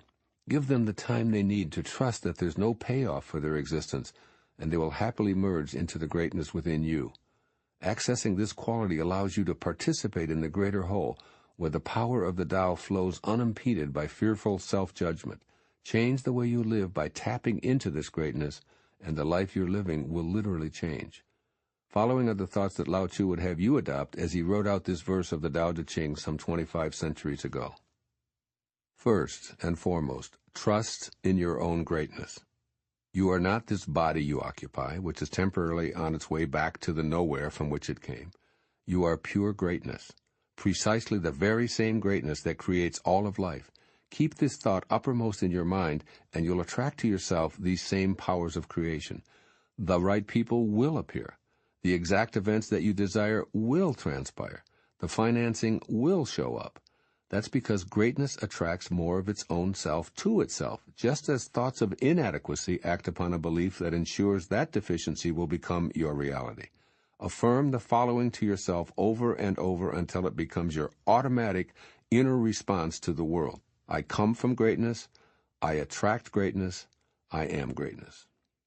And secondly, look for beliefs that contradict your status as a being of greatness. Catch yourself in the midst of any utterance that reflects your belief that you're average. Silently speak warmly to that belief and ask what it wants. It may think it has to protect you from disappointment or pain, as it probably did earlier in your existence. But with continued accepting attention, the feeling will always eventually admit that it wants to feel great. So let it. You're good enough to withstand the passing disappointments and pain that afflict life on this planet, but trying to protect yourself by believing that you don't embody greatness is overkill. Look for these misbeliefs and give them the chance to transform to what they and you really want. Whatever you desire to become or attract to yourself, make the internal shift from "it probably won't happen for me" to "it's on its way." Then begin the process of looking for even minute evidence that what you desire is indeed on its way. It's crucial to keep this ancient axiom in mind. I get what I think about, whether I want it or not. So think about how fortunate you are to have greatness located within yourself. Now you can live the ultimate paradox. You can be greatness and be nobody simultaneously. Do the Tao now. Copy the following words and apply them to yourself. I came from greatness. I must be like what I came from. I will never abandon my belief in my greatness and the greatness of others. Read these words daily, perhaps by posting them conspicuously where you can see them. They will serve to remind you of the truth of your own greatness. Meditate for 10 minutes today, focusing on your inner greatness. The 26th verse of the Tao Te Ching. Quote, the heavy is the root of the light. The still is the master of unrest. Realizing this, the successful person is poised and centered in the midst of all activities. Although surrounded by opulence, he is not swayed. Why should the lord of the country flit about like a fool? If you let yourself be blown to and fro, you lose touch with your root. To be restless is to lose one's self-mastery. Unquote. Living calmly. In this chapter of the Tao Te Ching, you're being advised to maintain a sense of serenity regardless of what you may see taking place around you. Moreover, you're being told that the true master knows that the ability to stay calm is always located within. From this perspective, there's no need to assign responsibility to others for how you feel. Even though you may live in a world where blame and fault-finding are endemic, you will own your feelings and actions. You will know that circumstances don't determine your state of mind, for that power rests with you. When you maintain a peaceful inner posture, even in the midst of chaos, you change your life. The wisdom of this verse of the Tao Te Ching prompts you to know that you have a choice. Do you want to be in a state of confusion or to have a tranquil inner landscape? It's up to you. Armed with this insight, the Tao Master doesn't allow an external event to be a disturbance. Lao-tzu tells you that assigning blame for your lack of calmness will never bring you to the state of being that you're striving to attain. Self-mastery only blossoms when you practice being aware of and responsible for what you're feeling. This particular part of the Tao Te Ching is one that you'll probably want to immerse yourself in repeatedly. After all, what could be better than the freedom of going through life without feeling that people and circumstances control you without your permission? Are you depressed, irritated, frustrated, exhilarated, ecstatically in love? Whatever your current state, if you believe that a changing economic picture or a tapestry of events taking place around you is responsible, and you then just use these external factors to explain your inner state of mind, you've lost touch with your root. Why? Because you're allowing yourself to be blown to and fro by the shifting winds of circumstances. The solution for a life of unrest is choosing stillness. The quiet of the Tao is oblivious to any turmoil in the world of the 10,000 things. Be like the Tao, advises Lao-tzu. The still is the master of unrest. You have a choice in every moment, so you can decide to be a host to God and carry around with you the calmness that is the Tao, or you can be a hostage to your ego, which insists that you can't really help feeling disorderly when you're in circumstances that resemble pandemonium. Here's what Lao-tzu offers you in this profoundly simple message from the profoundly simple life he chose 2,500 years before yours. First, vow to seek a calmer inner response to the circumstances of your life. In the midst of any kind of unrest, be it an argument, a traffic jam, a monetary crisis, or anything at all, make the immediate decision that you will find the calm center of yourself. By not thinking of what is taking place and instead taking a few deep breaths in which you opt to empty your mind of judgments, it becomes impossible to mentally flit about like a fool. You have the innate ability to choose calmness in the face of situations that drive others to madness.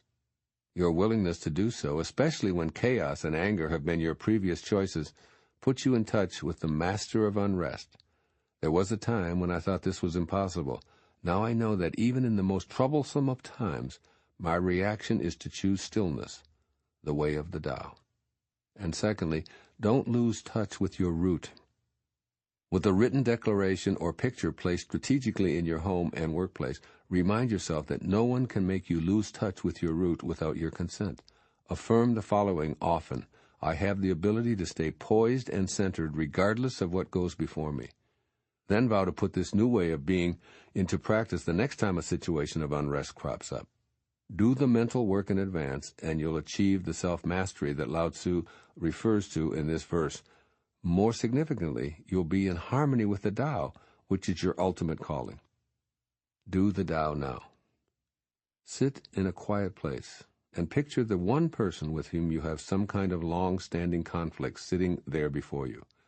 Now say out loud directly to him or her, I forgive you. I surround you with love and light, and I do the same for myself. This will put the message of the 26th verse of the Tao Te Ching to work for you by bringing about a sense of calm in what previously looked like chaos. The 27th verse of the Tao Te Ching. Quote, a knower of the truth travels without leaving a trace, speaks without causing harm, gives without keeping an account. The door he shuts, though having no lock, cannot be opened. The knot he ties, though using no cord, cannot be undone. Be wise, and help all beings impartially, abandoning none. Waste no opportunities. This is called following the light. What is a good man but a bad man's teacher? What is a bad man but a good man's job? If the teacher is not respected and the student not cared for, confusion will arise, however clever one is. This is the great secret. Unquote. Living by your inner light. For just a moment, imagine your most valuable possessions, including a large cachet of money, on a table in your bedroom and in full view of anyone who might come in. Now further imagine that your pile of precious jewelry, cash, and important documents is completely safe. There's no need for insurance, and no one could ever possibly steal your treasure. Is this state of complete trust possible? I think so, especially since it's encouraged in this 27th verse of the Tao Te Ching. The door, says Lao-tzu, though having no lock, cannot be opened. The knower of the truth lives by an inner light. This illumination shines on the fact that stealing isn't the way of truth, so it's unnecessary to lock anything up. Possessions are safe among those who live by an inner light, which reflects the perfection of the Tao. It's the source you're encouraged to always carry with you and to consult when you feel the need for assistance or direction. Lao-tzu advises you to give without keeping an account or expecting something in return, for this is the nature of the Tao, and you are of the Tao. Giving is synonymous with receiving when you live by this illumination. Trust the inner light to guide you, for it is your heritage. Your origin is more from the Tao than from parents, culture, or country. It's also important that you live more spontaneously. You don't need to neatly wrap up each detail of your life. Understand this, and you can travel without being attached to a plan that covers every possible scenario. Your inner light is more trustworthy than any guidebook, and it will point you in the direction that's most beneficial to you and everyone you encounter. When you develop a trust in the Tao, you'll change the way you look at life. You'll marvel at the brilliance and clarity of what you begin to see. Fear, anxiety, stress, and unrest will simply become facets of yourself seen in the glow of the Tao, like candles marking your way and helping you love everyone as a piece of yourself. Lao-tzu advises you to be wise and help all beings impartially, abandoning none. That is, you don't need anyone else's rules in order to reach out to others. Giving of yourself becomes your natural response because you're following the inner light of the Tao. You and giving are one. You and receiving are one. In such an arrangement, there is no one who is not you. The most revealing lines of this verse remind you that a good man is but a bad man's teacher, and a bad man is but a good man's job. This is an extremely empowering way to see life and eliminate stress and anger. If you perceive yourself to be a good person, then those whom you call bad, including convicted felons or enemies on the other side of the world, are your job. Try on the view that you're here to teach yourself and others in some way, and that the work is to raise the collective energy of our entire universe. Cultivate your awareness of the inner light that's within all. Be the Tao. Virtually every translation of the Tao Te Ching I've examined refers to all of us being one, and all of us needing to be there for each other. The great secret is this: waste no opportunity, abandon no one, respect the teachers, and care for the student. 2,500 years later, the Tao remains elusive to most of us because it's so infrequently practiced. Nevertheless, it must be instilled within us if we're ever to truly walk in the luminosity of the Great Way.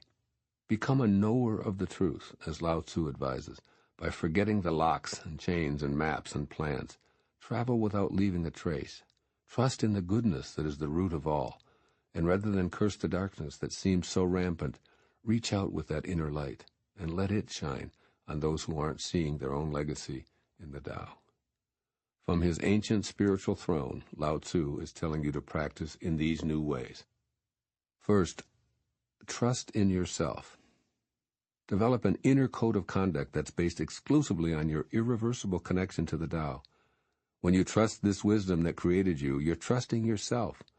Know that nothing could ever dissuade you from your internal code of honesty, and live by this standard.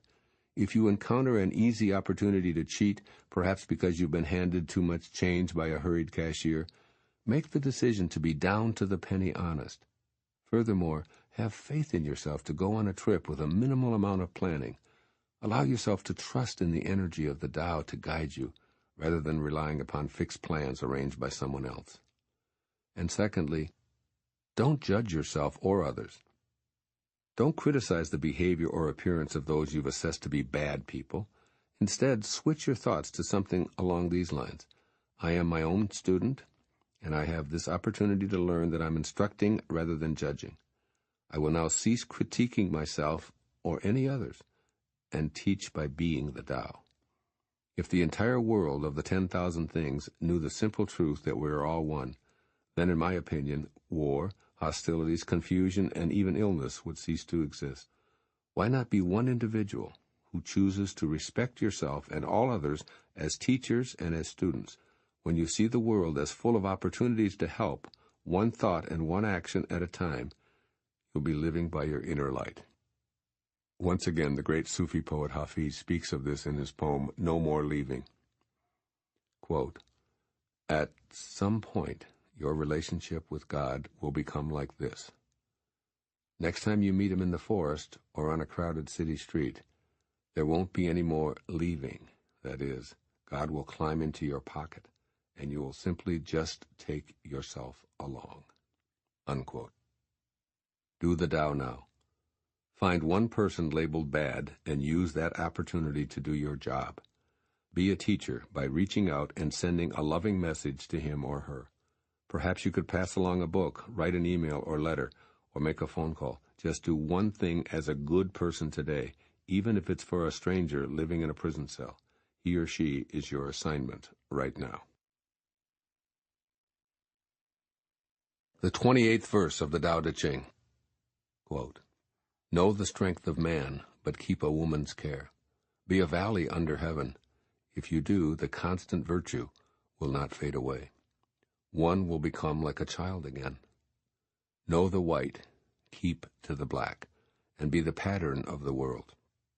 To be the pattern of the world is to move constantly in the path of virtue, without erring a single step, and to return again to the infinite. One who understands splendor while holding to humility acts in accord with eternal power. To be the fountain of the world is to live the abundant life of virtue. When the unformed is formed into objects, its original qualities are lost. If you preserve your original qualities, you can govern anything. Truly, the best governor governs least. Unquote. Living virtuously. In this verse, the word virtue is synonymous with nature, or the Tao. By being one with nature, the sage is in concert with the Tao and is a virtuous person in daily life. Here Lao-tzu speaks about your personal path and also a Tao-oriented way of governing others. These others could be your family members, fellow employees, business associates, friends, and even the entire process of government if you're in a political position. In fact, much of the Tao Te Ching is focused on teaching all of us how to create an administration that is in accord with these highest principles of the Tao. It is my most fervent intention to spread these teachings throughout the world in such a way as to facilitate a transformation of all of those who call themselves leaders and are destined for or presently in positions of power. Every person has the inherent capacity to spark massive changes that can lead to the tranquility, harmony, and peace that are our heritage. Lao-tzu calls this preserving our original qualities. Such qualities require the least amount of government, so it seems natural to see that we rule best by allowing our Tao nature, which rules the least, to flourish. Living virtuously is what you do when you're permitting the Tao to guide you. The advice Lao-tzu gives for doing this is contained in 4 distinct images in this verse. First, he says, "Be a valley under heaven," is number 1. Let the river of life flow through you. As a valley beneath heaven, you're a fertile place of grace, where everything is received and allowed. You might see it as the lowest area in the spectrum of the 10,000 things, or as the point where you can see all things flowing above you. In this place of humility, the constant virtue of the Tao will never fade away. For me, this means living from radical humility. So get down, if you can, to the eye level of a small child. Looking up, see if original qualities are more visible. Be like the valley under heaven, ready to embrace and tend the seeds that blow your way. Secondly, be the pattern of the world is the second image that invites you to live virtuously. See nature unspoiled by culture, as in the perfection of the uncarved block of wood. The pattern of the world, untouched by humans, is the design of the Tao. So rather than insisting on changing or resisting, you're encouraged to row your boat and your life gently down the stream. Trust the perfection of the Tao to take you merrily back to your perfect place of origination. Lao-tzu is basically saying to let go and let the Tao. Dismiss ego which you've created and allow yourself to be in the world by changing how you look at the world. And 3, act in accord with eternal power is the third image for living virtuously. Just contemplate for a moment the idea of a fountain of the world which never fades, never ends, and is there beyond the comings and goings of the 10,000 things. This kind of power is the one to create and then retreat, to form and then to render formless. It's always there, an endless geyser gushing forth the abundant life of virtue. You are in accord with eternal power when you suspend your ego and become conscious of the Tao flowing in this fountain of you. Picture yourself pouring forth, not from your ideas of self-importance and your need for external power over others, but from a ceaseless source of good and virtue that's in harmony with your infinite nature. Change the image of yourself to a being who's in accord with eternal power, and the virtuous life you want to see will become visible. And 4th, preserve your original qualities is the 4th image of living virtuously, and one that I happen to love. Your original qualities are those that were you before there was a you. This is what Jesus meant by, quote, "And now, Father, glorify me in your presence with the glory I had with you before the world began." End quote. That's John 17:5. Imagine, if you can, what is meant by before the world began. The original qualities Lao-tzu speaks of are the love, kindness, and beauty that defined your essence before you were formed into a particle and then a human being. In other words, living virtuously has nothing to do with obeying laws or being a good citizen or fulfilling some externally inspired idea of who you're meant to become. This insightful verse of the Tao Te Ching tells you how to live virtuously. Be a valley under heaven by being humble and allowing seeming opposites to flow through you. Be the pattern of the world by seeing the pattern of your world and living in harmony without imposing ego on others. In accord with eternal power, be a fountain of the planet by consciously pouring forth from the endless ocean of goodness and virtue that's your birthright. And preserve your original qualities by reclaiming and reacquainting yourself with the Tao essence which preceded your birth into form and is your original quality. Here's what Lao-tzu offers you from his 2,500-year-old perspective in this 28th verse of the Tao Te Ching. First, entertain the exact opposite of what you've been conditioned to believe. Instead of striving to see yourself as superior to others, perhaps choose the self-image of a valley. From this grounded, fertile, and receptive position, be willing to hear and receive. Listen intently when you're inclined to offer advice. Be a humble earth source rather than a lofty ego-inspired person. In the last line of the 28th verse, Lao-tzu is clear on this. Truly, the best governor governs least. This isn't advice to lower your opinion of yourself, but rather to see yourself as so strongly connected to your source of being that you know and trust that you're a piece of it. And secondly, replace all negativity with love. Khalil Gibran, the spiritual Lebanese poet, once advised that, quote, "If you cannot work with love, but only with distaste, it is better that you should leave your work and sit at the gate of the temple and take alms of those who work with joy." Unquote. Actively begin the process of preserving your original qualities by being an instrument of spirit, particularly in places where you find it easy to forget your own virtuous self. And do the Tao now. Be childlike at least once a day. Deliberately select a typically stressful situation and become a valley of heaven. Play rather than work, even while you're at your job. Giggle rather than maintaining a solemn air. Be in awe for a moment or two. For example, find a spider web and just gaze at the miracle before you, a tiny little creature spinning a perfect net bigger than it is in order to catch airborne bugs for dinner. Wow!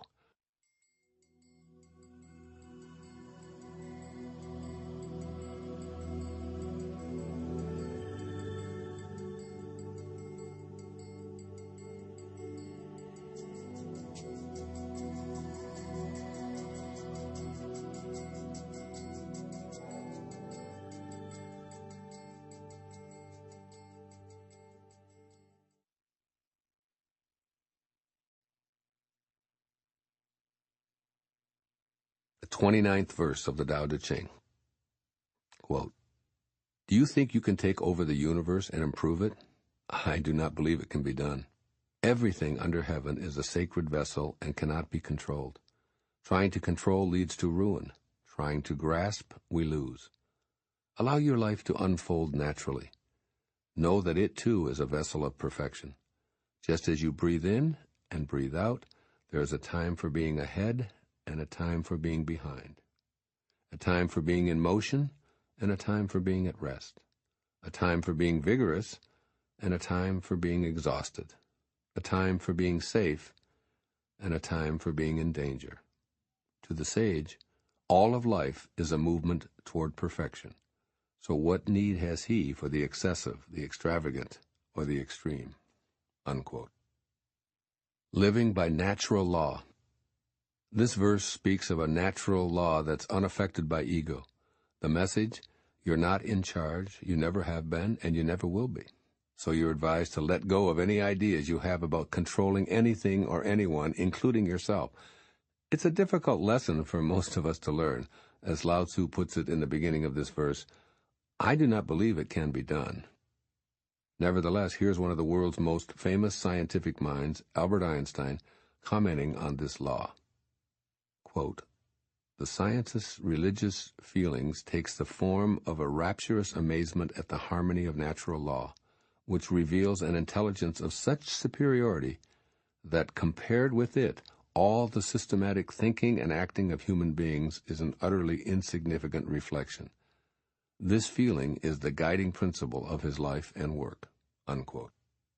It is to this feeling that I urge you to turn as you put into practice the wisdom of the 29th verse of the Tao Te Ching. Tuning into this rapturous feeling of amazement at the sacred perfection of the world helps you to realize your desire to control anything or anyone. Doing so will allow you to live in the harmony of natural law, as Einstein describes it. Lao-tzu reminds you that everything under heaven is a sacred vessel, needing no input from you. Since you're also a part of everything, you may need to change the way you look at your life and all that has transpired in it, as well as your vision of the future. Whether you agree or disagree, whether you like it or not, all of it is outside of your ego's domain. It's all unfolding according to the same natural law that causes the seasons to follow one another, the moon to look as if it rises and falls, the whales to traverse the oceans, and the birds to migrate and return without benefit of a map or human-made guidance system. When you look at your life in this way, you'll begin to see it unfolding organically.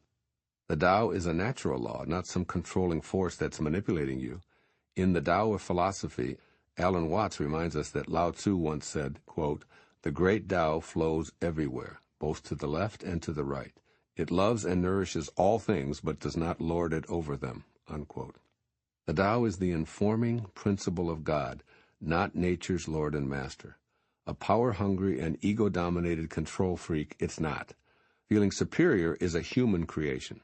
The Tao doesn't act as boss, forcing itself on you or anyone. It simply allows all of creation to reveal itself with perfect timing. And all that is revealed is sacred because it's a piece of the ego-free Tao. I suggest that you create some quiet time to re-listen to this verse and reflect on the sacred nature of everything in your life. Include past experiences that you blame for preventing you from having the abundance, health, or happiness that you've wanted and even expected. Ponder the advice that there's a time for it all.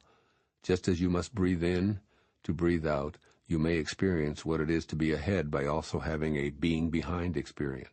All of those times that you felt betrayed, abandoned, abused, frightened, anxious, or incomplete, they all came about according to a natural law that also led you to feel cared for, protected, loved, comforted, and whole. There's a time for everything, including what you're experiencing today.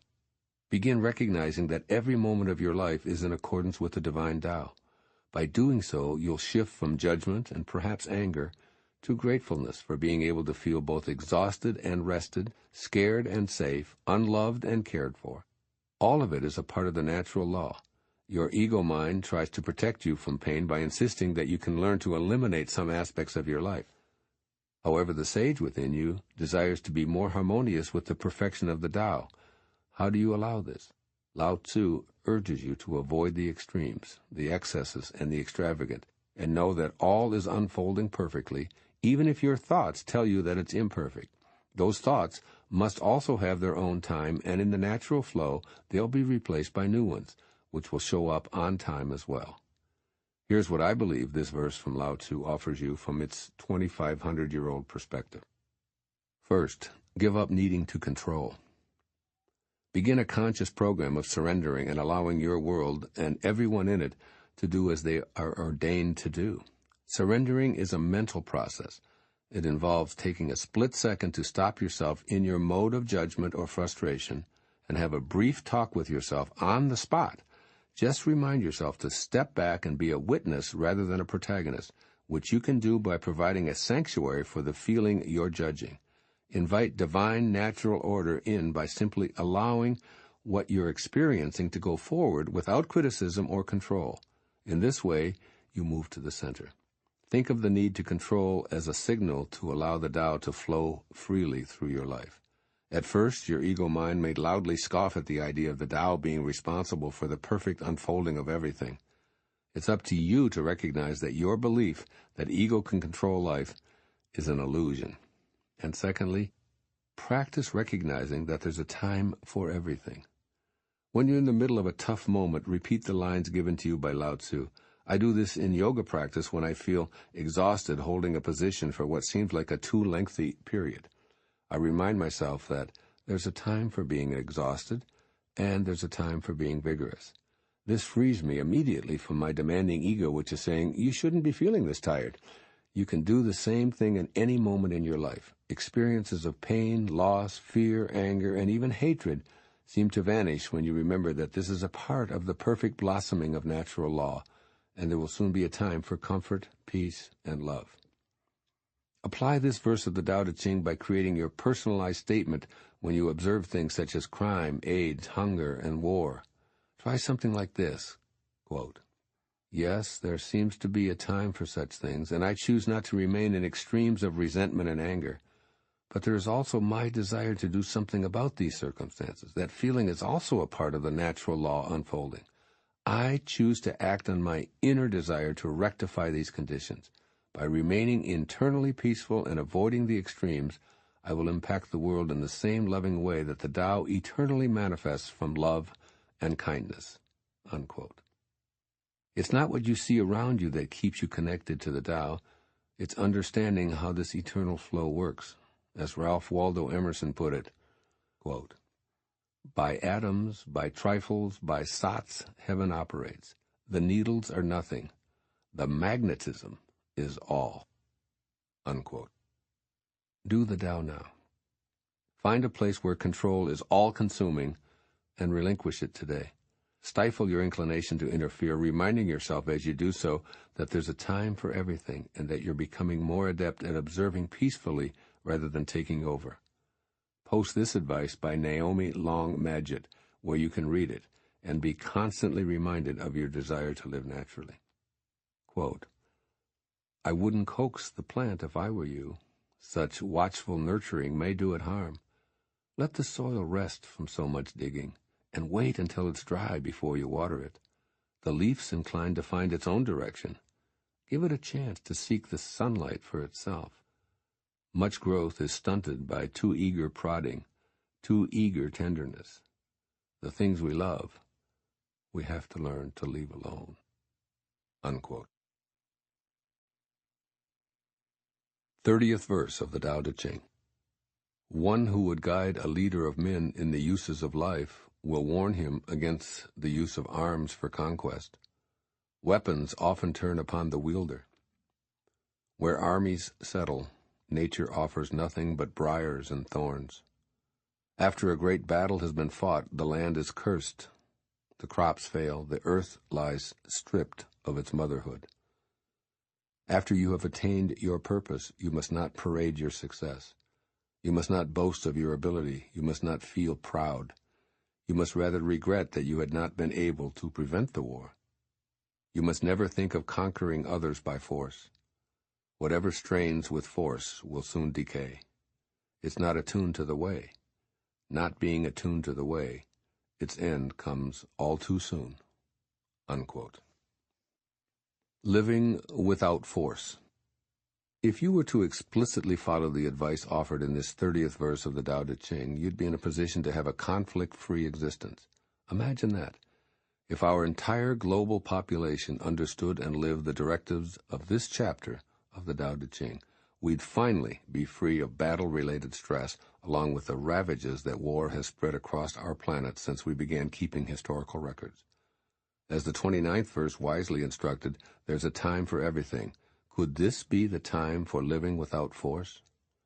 Here's my impression of what's being offered to you in this 30th verse.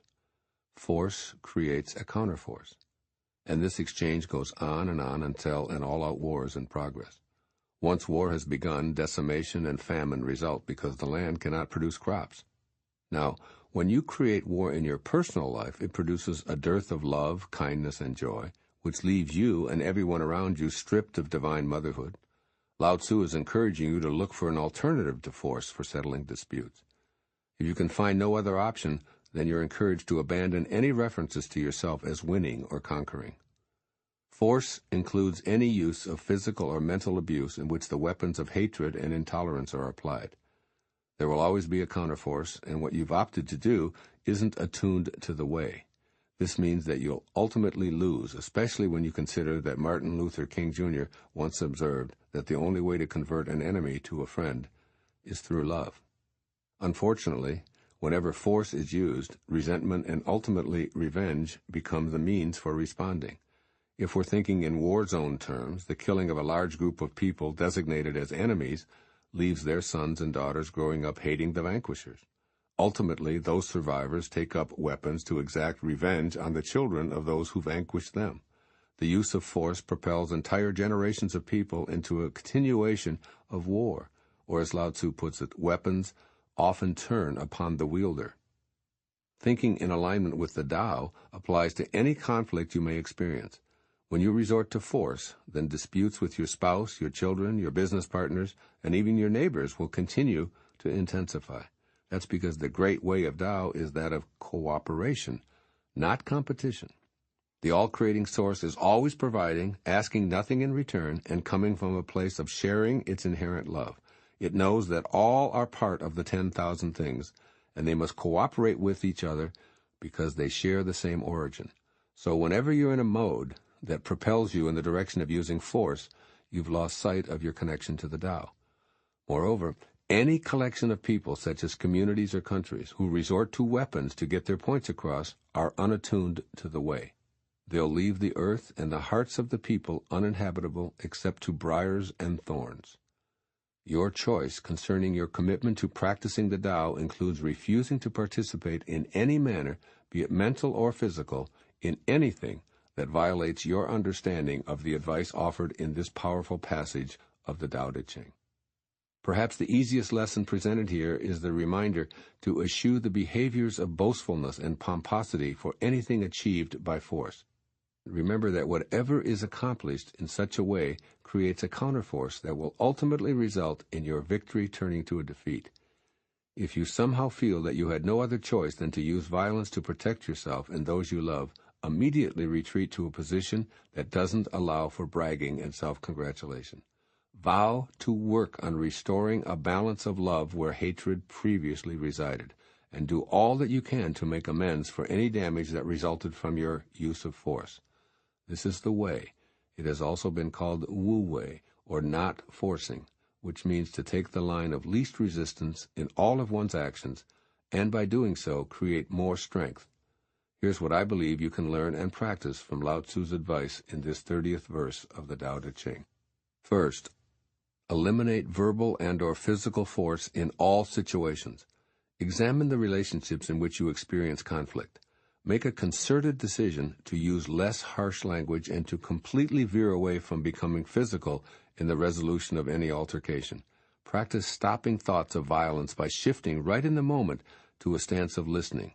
Bite your tongue, stifle yourself, hold back any response at all for the time being. These are great reminders to you to become attuned to the way. Remember, any act of force will definitely produce a counterforce. So if you insist on escalating devastation, your weapons will be turned back upon you. And secondly, refuse to participate in violent actions in any way. Create distance between any form of violence and yourself. This includes listening to TV or radio reports or even perusing newspaper articles about the uses of force taking place all over the planet. See if you're justifying hearing or reading about hostile activities as a need to be fully informed. Once you know that force is being applied anywhere in the name of subjugating others, you'll realize that this constant repetition of that news makes you a participant in the violence. By refusing to allow such energy into your life, even as a passive observer, you keep yourself attuned to the way. Eventually, when enough of us are unwilling to tolerate such behavior in any form, we'll be closer to bringing an end to the use of force on our planet. Remember that every use of force, even the smallest, creates a counterforce. Here's what a great 16th century poet named St. John of the Cross advises. Quote, "You might quiet the whole world for a second if you pray, and if you really love, our guns will wilt." Unquote. Do the Tao now. In line with altering the way you look at the world today, change every television channel and radio station that presents an image or audio of the use of force or violence. Then increase that no-tolerance policy to include movies, videos, and games that have beatings, homicides, and chase scenes. The 31st verse of the Tao Te Ching, quote, "Weapons are the tools of violence. All decent men detest them. Therefore, followers of the Tao never use them. Arms serve evil. They are the tools of those who oppose wise rule. Use them only as a last resort. For peace and quiet are dearest to the decent man's heart, and to him even a victory is no cause for rejoicing. He who thinks triumph beautiful is one with a will to kill, and one with a will to kill shall never prevail upon the world. It is a good sign when man's higher nature comes forward, a bad sign when his lower nature comes forward. With the slaughter of multitudes we have grief and sorrow. Every victory is a funeral. When you win a war, you celebrate by mourning." Unquote. Living without weapons. The 31st verse of the Tao Te Ching unequivocally states that implements of violence serve evil. Lao-tzu clearly knew that weapons designed to kill are tools of futility and should be avoided if you choose to live according to the principles of the Tao. This includes the design, production, marketing, distribution, and of course the use of weapons in the business of killing. The Tao is about life. Weapons are about death. The Tao is a creative force. Weapons are about destruction. Humanity has failed to learn this profound teaching of the Tao Te Ching, which was written when weapons consisted mainly of bows and arrows, spears, hatchets, and the like. From his position as an observer and a being of divine wisdom, Lao-tzu recognized that there's no victory in any activity where killing takes place. Why? Because all people, regardless of their geographic location or belief system, are connected to each other by their originating spirit. We all come from, retain, and return to the Tao. When we destroy each other, we're destroying our opportunity to allow the Tao to inform us, to flow freely in and through the form we're in. What appears to our ego to be a victory to celebrate is really a funeral, a time to mourn. Lao-tzu reminds us that taking pleasure in winning a battle is aligned with an ego's will to kill. The Tao has only a creative, nurturing, and loving will. On this physical plane, our highest nature expresses itself through the precepts of the Tao, while our lowest nature expresses itself by engaging in the business of killing. The written history of humankind involves wars as far back as it can go, and we measure our supposed march toward civilization by the sophistication of our weapons. We've advanced from simple spears used in close individual combat to bows and arrows that kill from a short distance, rifles and explosive devices that execute from farther away, and bombs that decimate when dropped from the air. We've reached the level where we have to invent terms like megadeath and weapons of mass destruction to describe our current ability to annihilate millions of people and other life forms with one nuclear blast. The current level of presumably enlightened sophistication means that we have the capacity to destroy all life on our planet with the weapons we've amassed. This perilous state has emerged because we've ignored the basic tenet of the Tao Te Ching, particularly as stressed in the infinite wisdom of this verse. Arms serve evil. They are the tools of those who oppose wise rule. I believe that Lao-tzu was not only speaking about physical weapons, but also non-physical behaviors that are just as destructive. These include violent words, gestures, and threats that aren't a part of humankind's higher nature. If you change the way you look at your world, you must include noticing your language and your demeanor. Do you demonstrate that you're a person who values life in all of its costumes? Are you someone who wouldn't take up any type of arms, be they physical or not, against another, unless alternative means have been exhausted? And then if forced to injure another, are you able to feel compassion for your so-called enemy? Weapons designed to kill are inconsistent with the very essence of the Tao. Thus, you must make every effort to be peaceful and harmonious with its life-giving energy. The massive proliferation of guns in our modern society is a giant step away from humankind's highest nature.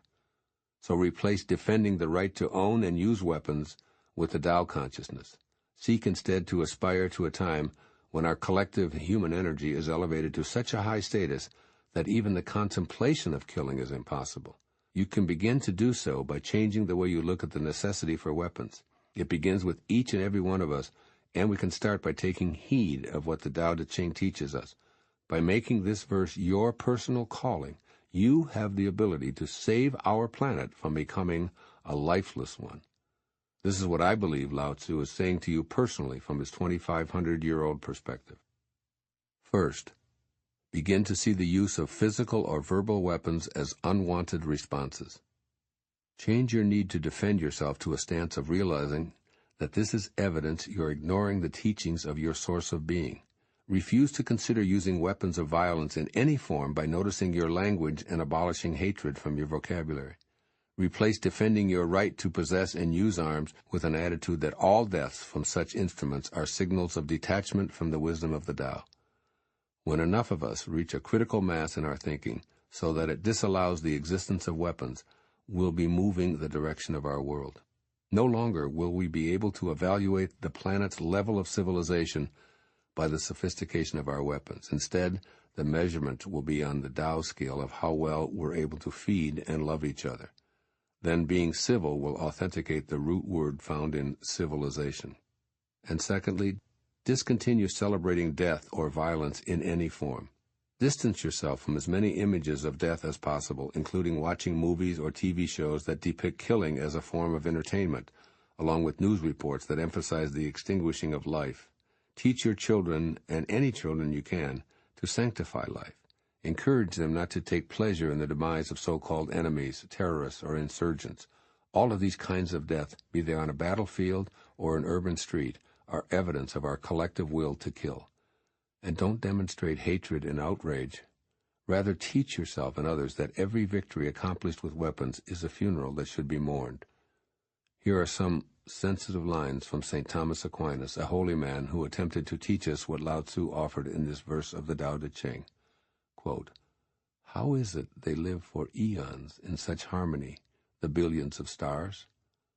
When most men can barely go a minute without declaring war in their mind against someone they know.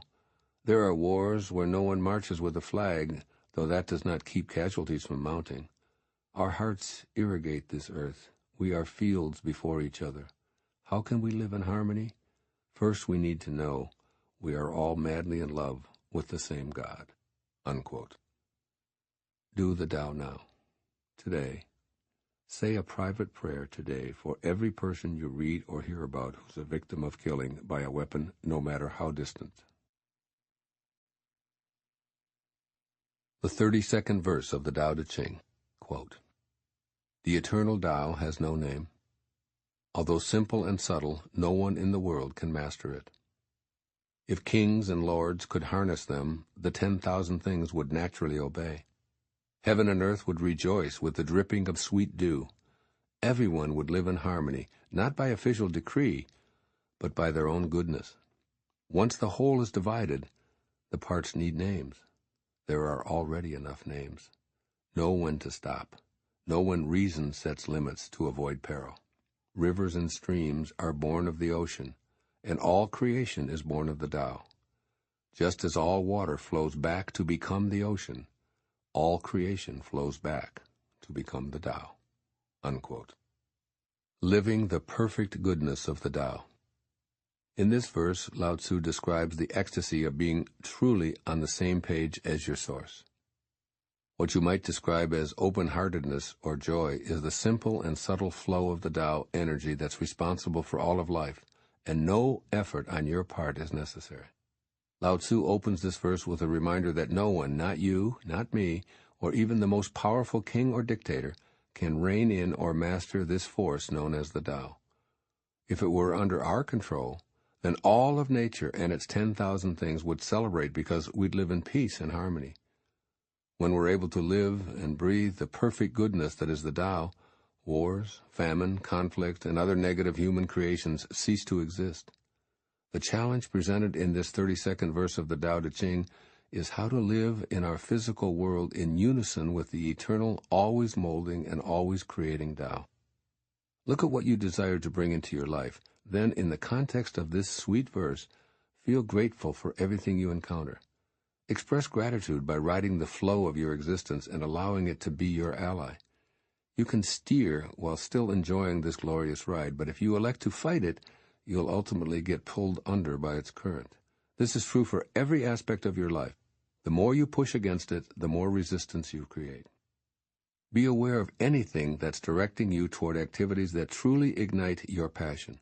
If events seem to be taking you in a new direction in your work, for instance, or signs point to changing your job or location, pay attention. Don't get pulled under by refusing to budge and continue a familiar, frustrating routine and then justifying your fear of change. Recognize the Tao energy coursing through your life and quit fighting your calling. I watch my young son on a surfboard here each day of the summer on Maui. He loves the thrilling ride as he accelerates by going with the wave. He's not attempting to control it by prolonging it or forcing it to move in a different direction. I use this as a metaphor for my life, for I write in the flow. I allow thoughts and ideas to come in and move onto the page. I allow myself to be carried by the great wave of the Tao in all of my decisions, which bring me peace. That's because I trust in the perfect goodness of the Tao to guide me, direct me, and take me where it will. You and I are like the rivers and streams that Lao-tzu mentions in this verse. We were born of the Tao, our source of being, and we're returning to the Tao. The return trip is inevitable. It can't be stopped. So watch your body as it goes through its changes, noting that it does so in the same way that the rivers head down to the ocean to reemerge and become one with it. Lao-tzu urges you to know when to stop driving yourself, advising you to instead jump into the oneness and avoid all manner of difficulties that he calls your peril. Flow with the Tao in everything you do. Give up the need to be in charge, which is just your ego working overtime. You cannot force the Tao. Let it carry you by relaxing into it with trust and faith. As you ride this glorious wave of the Tao, consider this advice from Alan Watts in Tao, the Watercourse Way. Quote, "Let your ears hear whatever they want to hear. Let your eyes see whatever they want to see. Let your mind think whatever it wants to think. Let your lungs breathe in their own rhythm. Do not expect any special result, for in this wordless and idealless state, where can there be past or future, and where any notion of purpose?" Unquote. Just stop and look, and just listen right now before you even go on listening. Get in the perfect goodness of the Tao right now, in your business, in your relationships, in your career, in your everything. Stop, listen for your passion, and then allow yourself to be taken by the ceaseless tide of all creation, which continues in spite of your ego's opinions. Here's what Lao-tzu seems to be saying to you, through me, about implementing the ideas of this 32nd verse of the Tao Te Ching. First, he seems to be saying, pay attention to the flow of your life. Remind yourself that you don't have to be in charge, that in fact it's impossible for you to be in charge. The nameless force, which Lao-tzu calls the Tao, moves everything. So your continual argument with it only causes dissatisfaction. Each day, practice letting go and seeing where you're directed. Take note of who shows up and when. Observe the strange coincidences that seem to collaborate with fate and in some way steer you in a new direction. Keep track of situations that occur spontaneously or out of the realm of your control. And second, look for a new, joyous feeling within you. As you move in the direction of loosening the leash, so to speak, you'll become keenly aware of the exhilaration of the Tao flowing through you. Begin to see what passions are stirred up as you allow the ride to be directed by your source rather than ego. These joyous feelings are clues that you're beginning to harmonize with what Lao-tzu calls your own goodness. Your enthusiastic inner receptivity is your reminder that all is perfect, so trust that energy. Do the Tao now. Pick a time today, perhaps between noon and 4, to consciously free your mind from attempting to control the events of your life. Go for a walk and simply let yourself be carried along. Let your feet go where they will. Observe everything in your line of vision. Notice your breath, the sounds you hear, the wind, the cloud formations, the humidity, the temperature, everything. Simply let yourself be immersed and transported, and notice how it feels to just go with the flow. Now decide to let freedom be your guide. Realize that traffic, the people in your life, the stock exchange, the weather, the tides, all of it is taking place at its own pace in its own way. You can move with the eternal perfect Tao as well. Just be it. Be it now. The 33rd verse of the Tao Te Ching. Quote, "One who understands others has knowledge. One who understands himself has wisdom. Mastering others requires force. Mastering the self needs strength. If you realize that you have enough, you are truly rich. One who gives himself to his position surely lives long. One who gives himself to the Tao surely lives forever." Unquote. Living self-mastery. In our contemporary world, an educated person is generally thought of as someone with several diplomas who's in a position to intelligently discuss all manner of topics, particularly in the academic field. In addition to amassing scholastic credits, highly learned people often understand and reach out to help others. In fact, they seem to possess the ability to effectively read other people. These individuals' power and status tend to increase in proportion to the number of men and women they oversee, such as with the president of a university, a CEO of a business, or a general of an army. In this 33rd verse of the Tao Te Ching, Lao-tzu is asking you to change the way you look at these twin ideas of knowledge and power. You're invited to evaluate your level of self-mastery by turning your gaze inward and seeing the world and your place in it in a new light. A Tao-oriented life focuses on understanding yourself rather than on the thinking and behaviors of others. You shift from the acquisition of information and the pursuit of status symbols to understanding and mastering yourself in any and all situations. Power over others is replaced with an inner strength that empowers you to behave from a wisdom that is inherently the Tao. As you modify your thinking, your world will undergo pleasantly dramatic changes. For example, as you realize that you are responsible for your reactions in any given moment, others will cease to have any power or control over you. Rather than worrying, why is that person behaving that way and making me feel so upset, you can see the situation as an invitation to explore yourself from a new attitude of total self-mastery. Your inward exploration allows you to permit the flow of inner responses, examining them with tolerance directed toward yourself. By seeking your stream of thoughts and simply going with them, the conduct of that other person instantly loses its potency. You begin seeing your world suffused with the harmony of the Tao eternally and internally flowing through you. In any situation, whether it be under the heading of family, work, or social, or even just seeing the atrocities reported on the evening news, you'll become aware that there's no they who have power over you. By refusing to turn the controls of your existence over to anyone or any set of circumstances, you're exercising personal strength instead of force.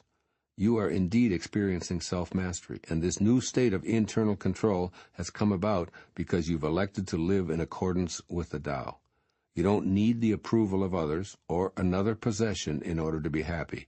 You must merely understand yourself as a divine piece of the eternal Tao, always connected to that infinite essence.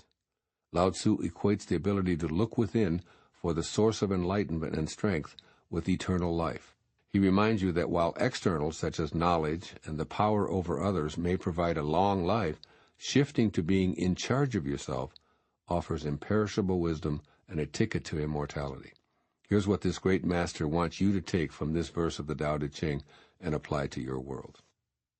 First, focus on understanding yourself instead of blaming others. Whenever you're anxious, in pain, or even mildly upset over the conduct of others, take the focus off of those you're holding responsible for your inner distress. Shift your mental energy to allowing yourself to be with whatever you're feeling. Let the Tao flow freely without blaming others for your feelings. And don't blame yourself either. Just allow the Tao to unfold.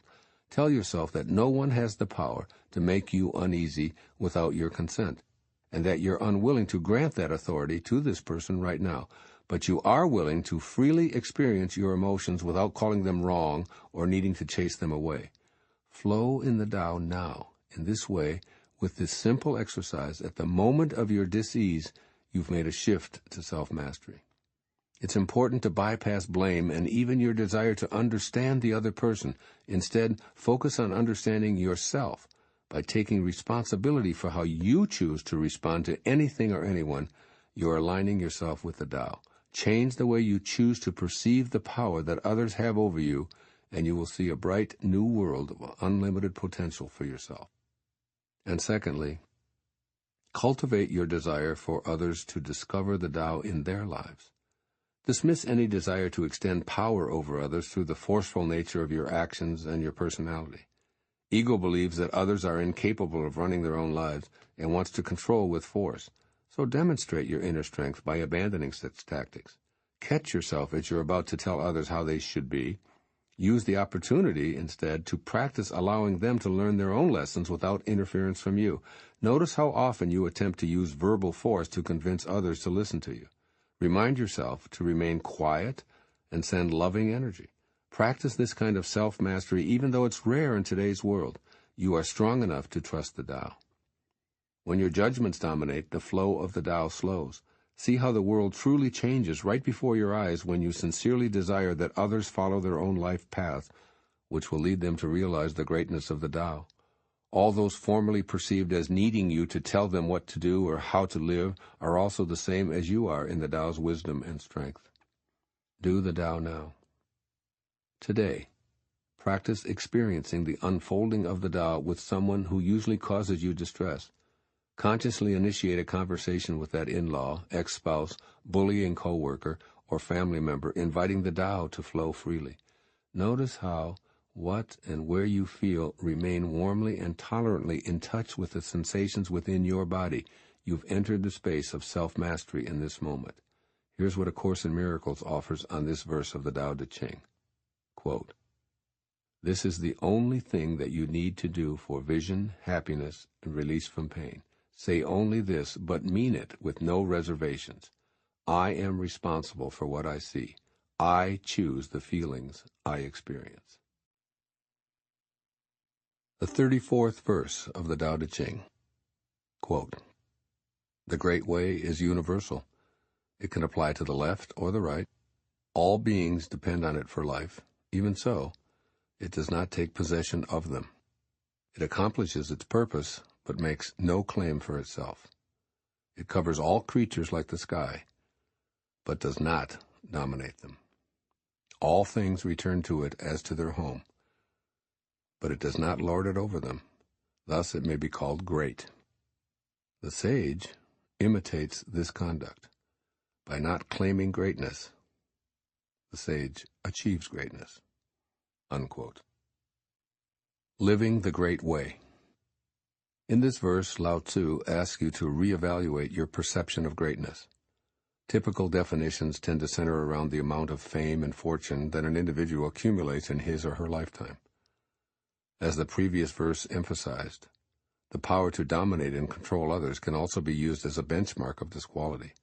Commanders of huge armies and heads of state who attract worldwide attention are considered great.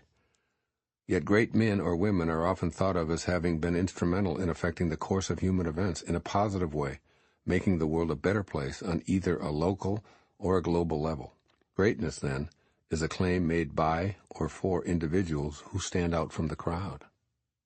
Verse 34 of the Tao Te Ching describes greatness in an entirely different manner.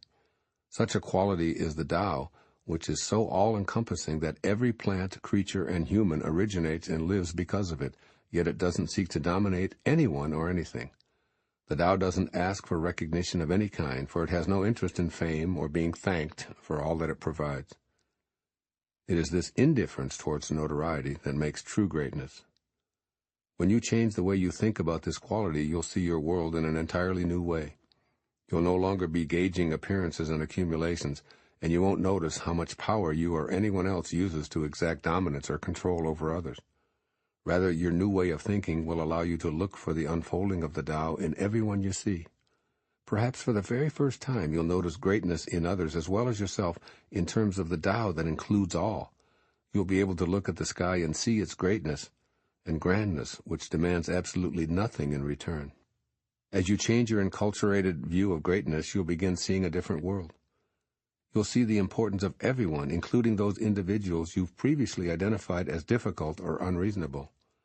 You'll begin to see that the holiness that ferments the galaxies is working in you, in me, and in everyone. You'll begin to trust that greatness is every person's heritage. The Tao is everywhere. Therefore, this quality will be visible in all things and all people. Here are my suggestions for applying this 34th verse of the Tao Ching to your everyday life. First, discontinue deciding what anyone else should or shouldn't be doing.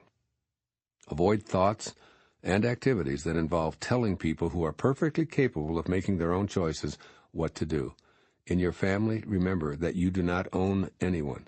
The poet Khalil Gibran reminds you, quote, "Your children are not your children. They are the sons and daughters of life's longing for itself. They come through you, but not from you." Unquote. This is always true. In fact, disregard any inclination to dominate in all of your relationships. Listen rather than expound. Pay attention to yourself when you're having judgmental opinions and see where self-attention takes you.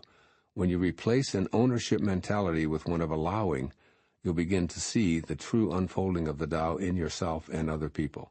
From that moment on, you'll be free of frustration with those who don't behave according to your ego-dominated expectations. And 2, discover a new definition of greatness. Offer yourself a definition that doesn't use any standards of appearance or traditional external measures of success. Notice those who give much, boast little, nurture others, and decline recognition or credit, and put them in your greatness file.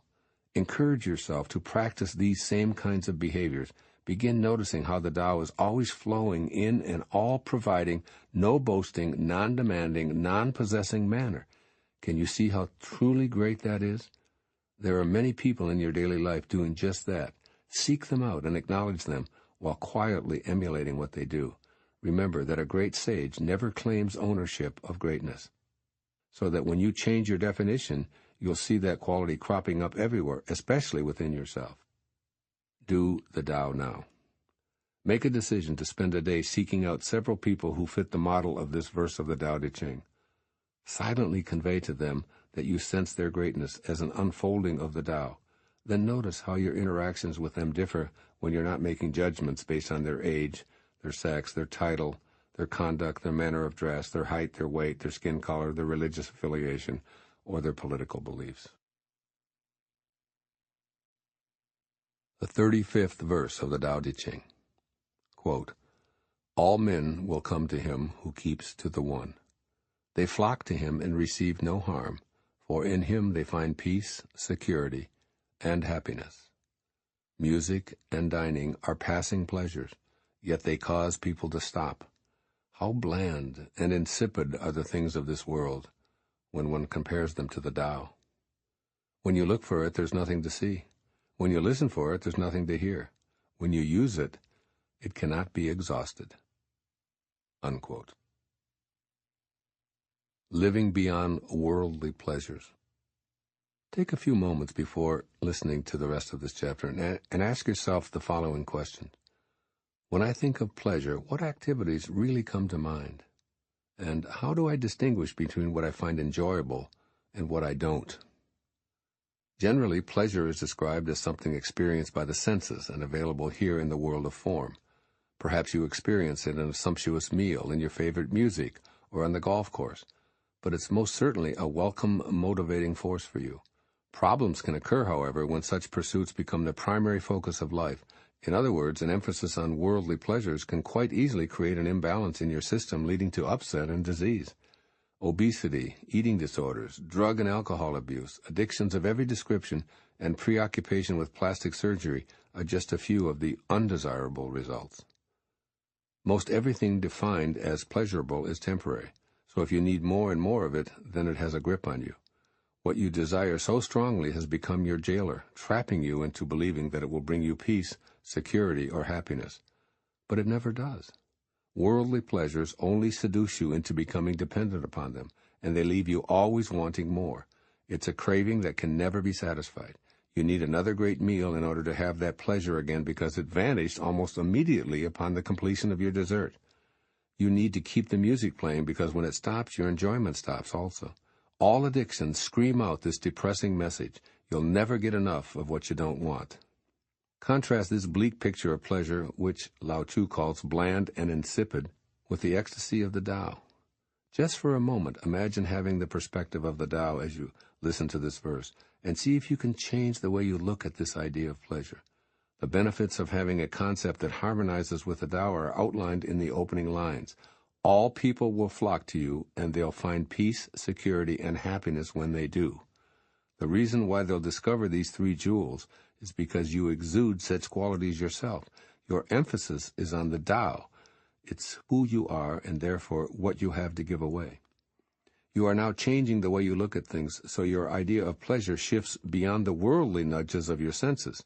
You taste your food, but you're in awe of the magic that produced the delectables you're eating, as well as the perfection of this incredible cycle that continues in the elimination and reuse of what you've consumed. The constant behind this ever-changing world becomes your new source of pleasure, expressed in the wonder and bewilderment you feel.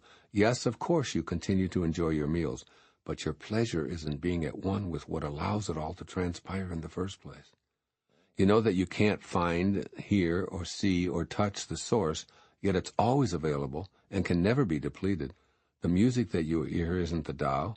The Tao is the invisible energy that fills the empty spaces that gives you so much joy.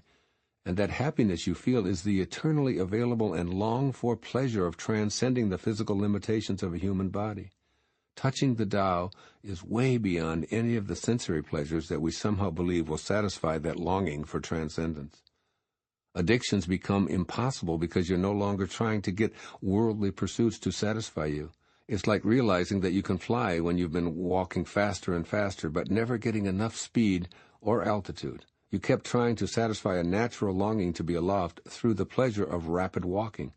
Now you observe the way nature flows. You clearly see it never asking for more, never using up more, and absolutely never demanding that it be provided with more than is necessary to maintain a perfect balance. The realm of passing pleasures is no longer your central place of self-identification. You're at peace, feeling secure and happy because you've changed your worldview to include the infinite Tao. How could addictions ever compare to this? Imagine a heroin addict believing that peace, security, and happiness are available with an inexhaustible supply of opiates. That scenario is impossible because the pleasure that drugs brings lasts but a few seconds, and then the opposite of peace, security, and happiness clicks in. The addict keeps trying to fly by running faster. Ultimately, he comes to despise his life and destroy himself in the process. Such is the destiny of those who seek the pleasures of the world of the senses to fulfill their longing and natural ability to transcend the physical plane. Here's what Lao-tzu is offering you in this profound verse of the Tao Te Ching. First, notice the eternal bliss that's always with you, even when the delicacies are out of sight. Change your way of thinking of yourself as a totally physical being, instead recognizing that worldly pleasures that tend to be overdone are attempts to transcend the physical, which isn't going to happen without tapping into your natural connection to the Tao. Stop equating sensory delight with the Tao-inspired bliss that's available to you every moment. Enjoy all that you experience through the senses. Love your fine dining, bask in the melodies of your favorite music, and be appreciative of the excitement of sexual energy. But notice that this is all coming from your sensory self, which is happily adaptable to this world. Then seek your Tao self, which transcends the physical, and explore its pleasures. Re-examine what true, lasting enjoyment is. Even though the effects of the Tao may initially have no appeal to your seeing, hearing, touching, tasting, and smelling faculties, they'll fulfill the longing you're trying to sate with worldly pursuits. When you're chasing any passing fancy, begin recognizing its value in the here and now, but stop trying to get it to satisfy a greater longing. And second, introduce transcendent thankfulness to your everyday life. Make it a daily practice to give thanks for the presence of the eternal Tao that's always with you. From an appreciative viewpoint, the world that you formerly desired will begin to look different. In this grateful Tao awareness, feelings of being incomplete when worldly pleasures are unavailable are replaced with a transcendent thankfulness. What used to be a need for a worldly delight is replaced with gratitude and contentment for being aware of the aspect of you that is the Tao, free of physical and earthly limitations and confinement. Living with conscious appreciation of the Tao will attract more people and experiences, enriching your balance of mortal and eternal awareness. Open yourself to the unlimited love and abundance of the Tao, and you'll attract more of that same love and abundance to you. Your world has changed because you see the Tao where you previously only noticed your mortal self needing worldly pleasures. Do the Tao now. Go on a 24-hour fast. When you feel hunger pangs, switch your thoughts to gratitude for the eternal force that's always with you. Warmly let your physical self know that it will be fed when the fast is over. Then switch to the Tao self that's unaware of hunger. Enjoy the different nature of the Tao self by concentrating on locating its energy flowing through your body. It will reveal itself, perhaps as contented, exhilarated, or blissful. Note the difference between how this feels compared with worldly pleasures. The 36th verse of the Tao Te Ching. Quote, should you want to contain something, you must deliberately let it expand.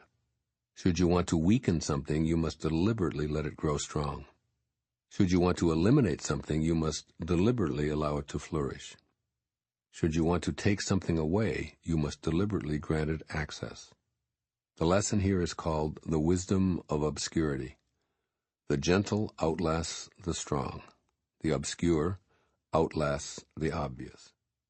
Fish cannot leave deep waters, and a country's weapons should not be displayed. Unquote. Living in obscurity.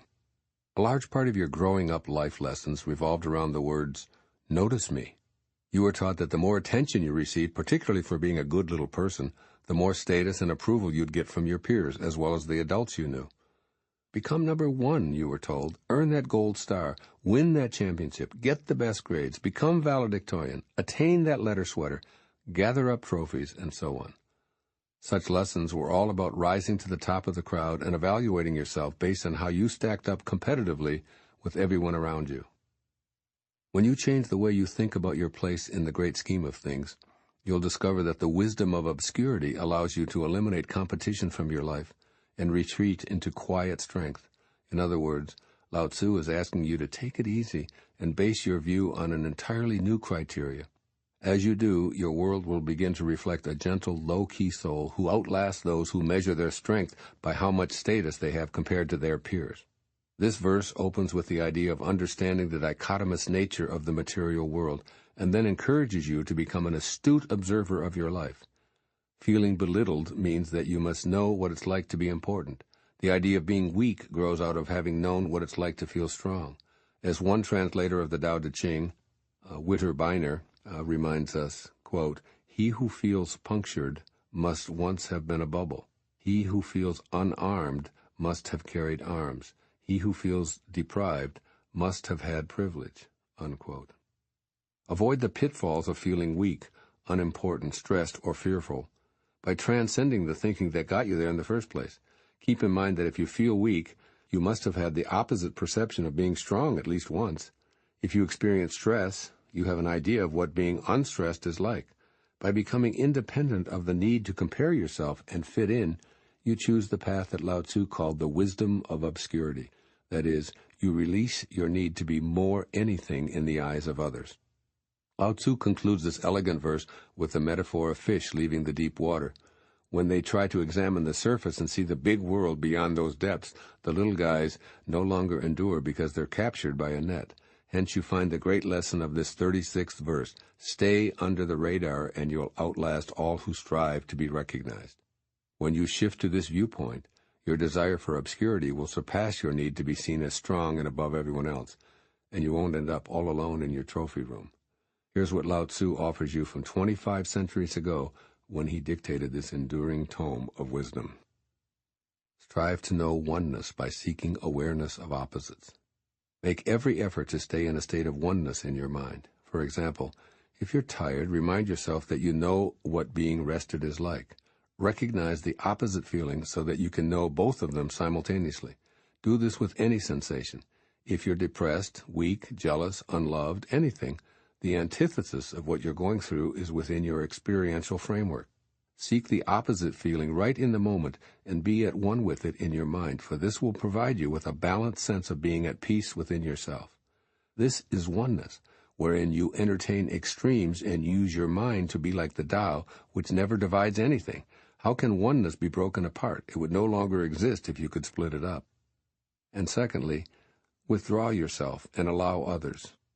Monitor your inclinations to compare yourself to others or to stay within the, quote, system. A system is designed to get you to behave just like everyone else, as it contrives to make comparisons determine your success or your happiness. The Tao Te Ching urges you to seek obscurity. Draw little or no attention to yourself, and don't ask to be recognized. Instead, allow, allow, allow. Let other people flourish, waxing on and on about their strength and their popularity. As Lao-tzu says, you must deliberately grant others the right to expand, but take your own lesson from the fish that endure and stay in the deep waters of your Tao-centered soul. Do the Tao now. Give yourself an assignment to be as much in the background as you can for an entire day. Stifle inclinations to compare yourself to anyone else or to draw attention to yourself. You can accomplish this by making a commitment to be interested in others today, substituting the pronoun I for you. So instead of saying, I did this kind of work for years, let me tell you how you should proceed, remark, you seem to be doing so well with your new business. In the language of the Tao, stay soft and gentle, and you will endure. The 37th verse of the Tao Te Ching. Quote, the Tao does nothing, but leaves nothing undone. If powerful men could center themselves in it, the whole world would be transformed by itself in its natural rhythms. When life is simple, pretenses fall away. Our essential natures shine through. By not wanting, there is calm, and the world will straighten itself. When there is silence, one finds the anchor of the universe within oneself. Unquote. Living in simplicity. I call this the bite your tongue, zip your lips verse of the Tao Te Ching. The paradox inherent in the two opening lines intrigues me enormously. The Tao does nothing, but leaves nothing undone. Just imagine what we're being told to consider in this verse. Do nothing, and everything gets done. It obviously contradicts all that you and I have been taught. Doing nothing in our culture suggests a lazy, unsuccessful, and quite possibly worthless individual. So for a moment, let's modify the way we think about living simply and doing nothing. Of all the troubles that are reported in the media, including wars, terrorism, famine, hatred, crime, and disease, how many are the result of interfering with the natural unfolding of creation? How much of the essential nature of ourselves and our planet is able to shine through? What would Earth be like if governments didn't meddle in everyone's lives? What if no one could be perceived as an enemy? Could there be a world where groups of people never got together to control others or to invade or to conquer? How about where oceans, mountains, natural resources, air, plants, and animals were respected and allowed to flourish without any interference? Suppose that such a place of simplicity and lack of interference existed. It would be acting exactly as the Tao does, doing nothing, and yet leaving nothing undone. Now shift out of this highly imaginative scenario and begin to reconsider what's meant in this passage by the concept of powerful individuals transforming the world.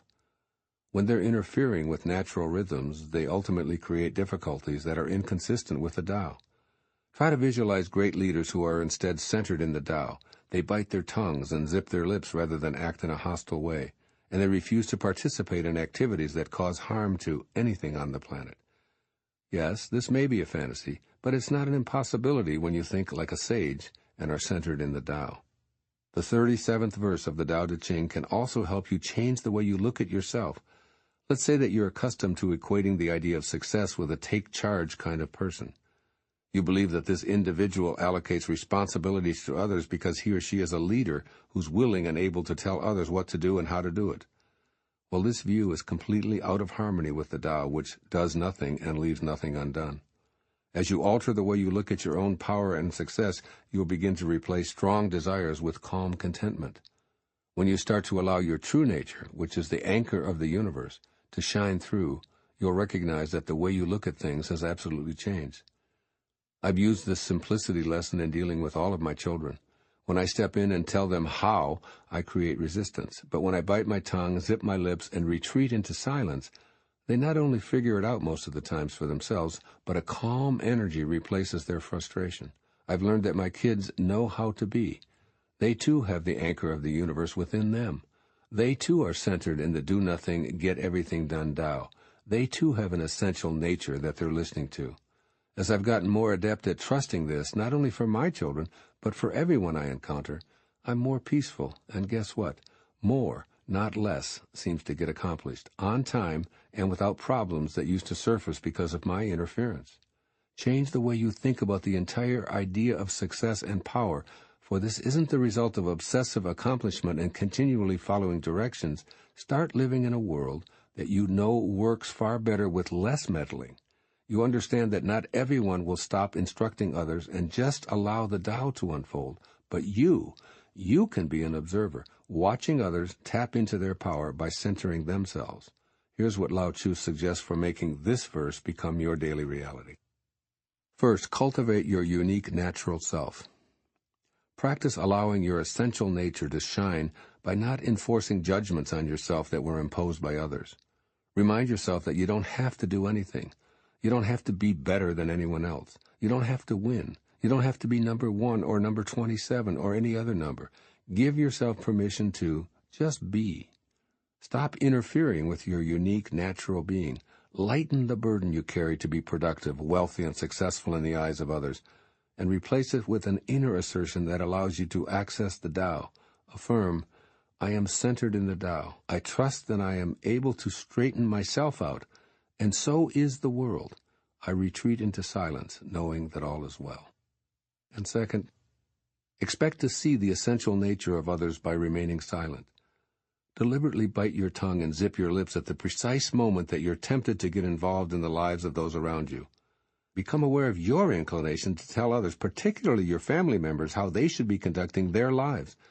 Even if you hold on for a few moments before you butt into someone else's business, You're on your way to allowing those around you to find their anchor of the universe within themselves.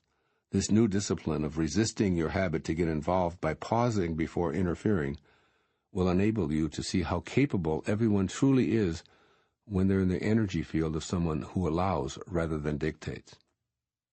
Do the Tao now. Print or copy the first 2 lines of this 37th verse.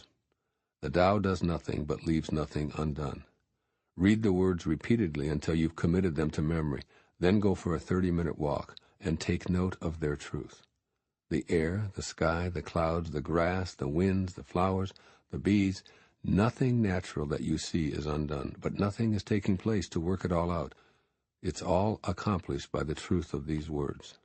I'm reminded of a 13th century poem by Rumi called Nibble at Me, which applies perfectly to this section of the Tao Te Ching. Quote, "Nibble at me. Don't gulp me down. How often is it you have a guest in your house who can fix everything?" Unquote. Let your all-knowing guest fix things while you live naturally.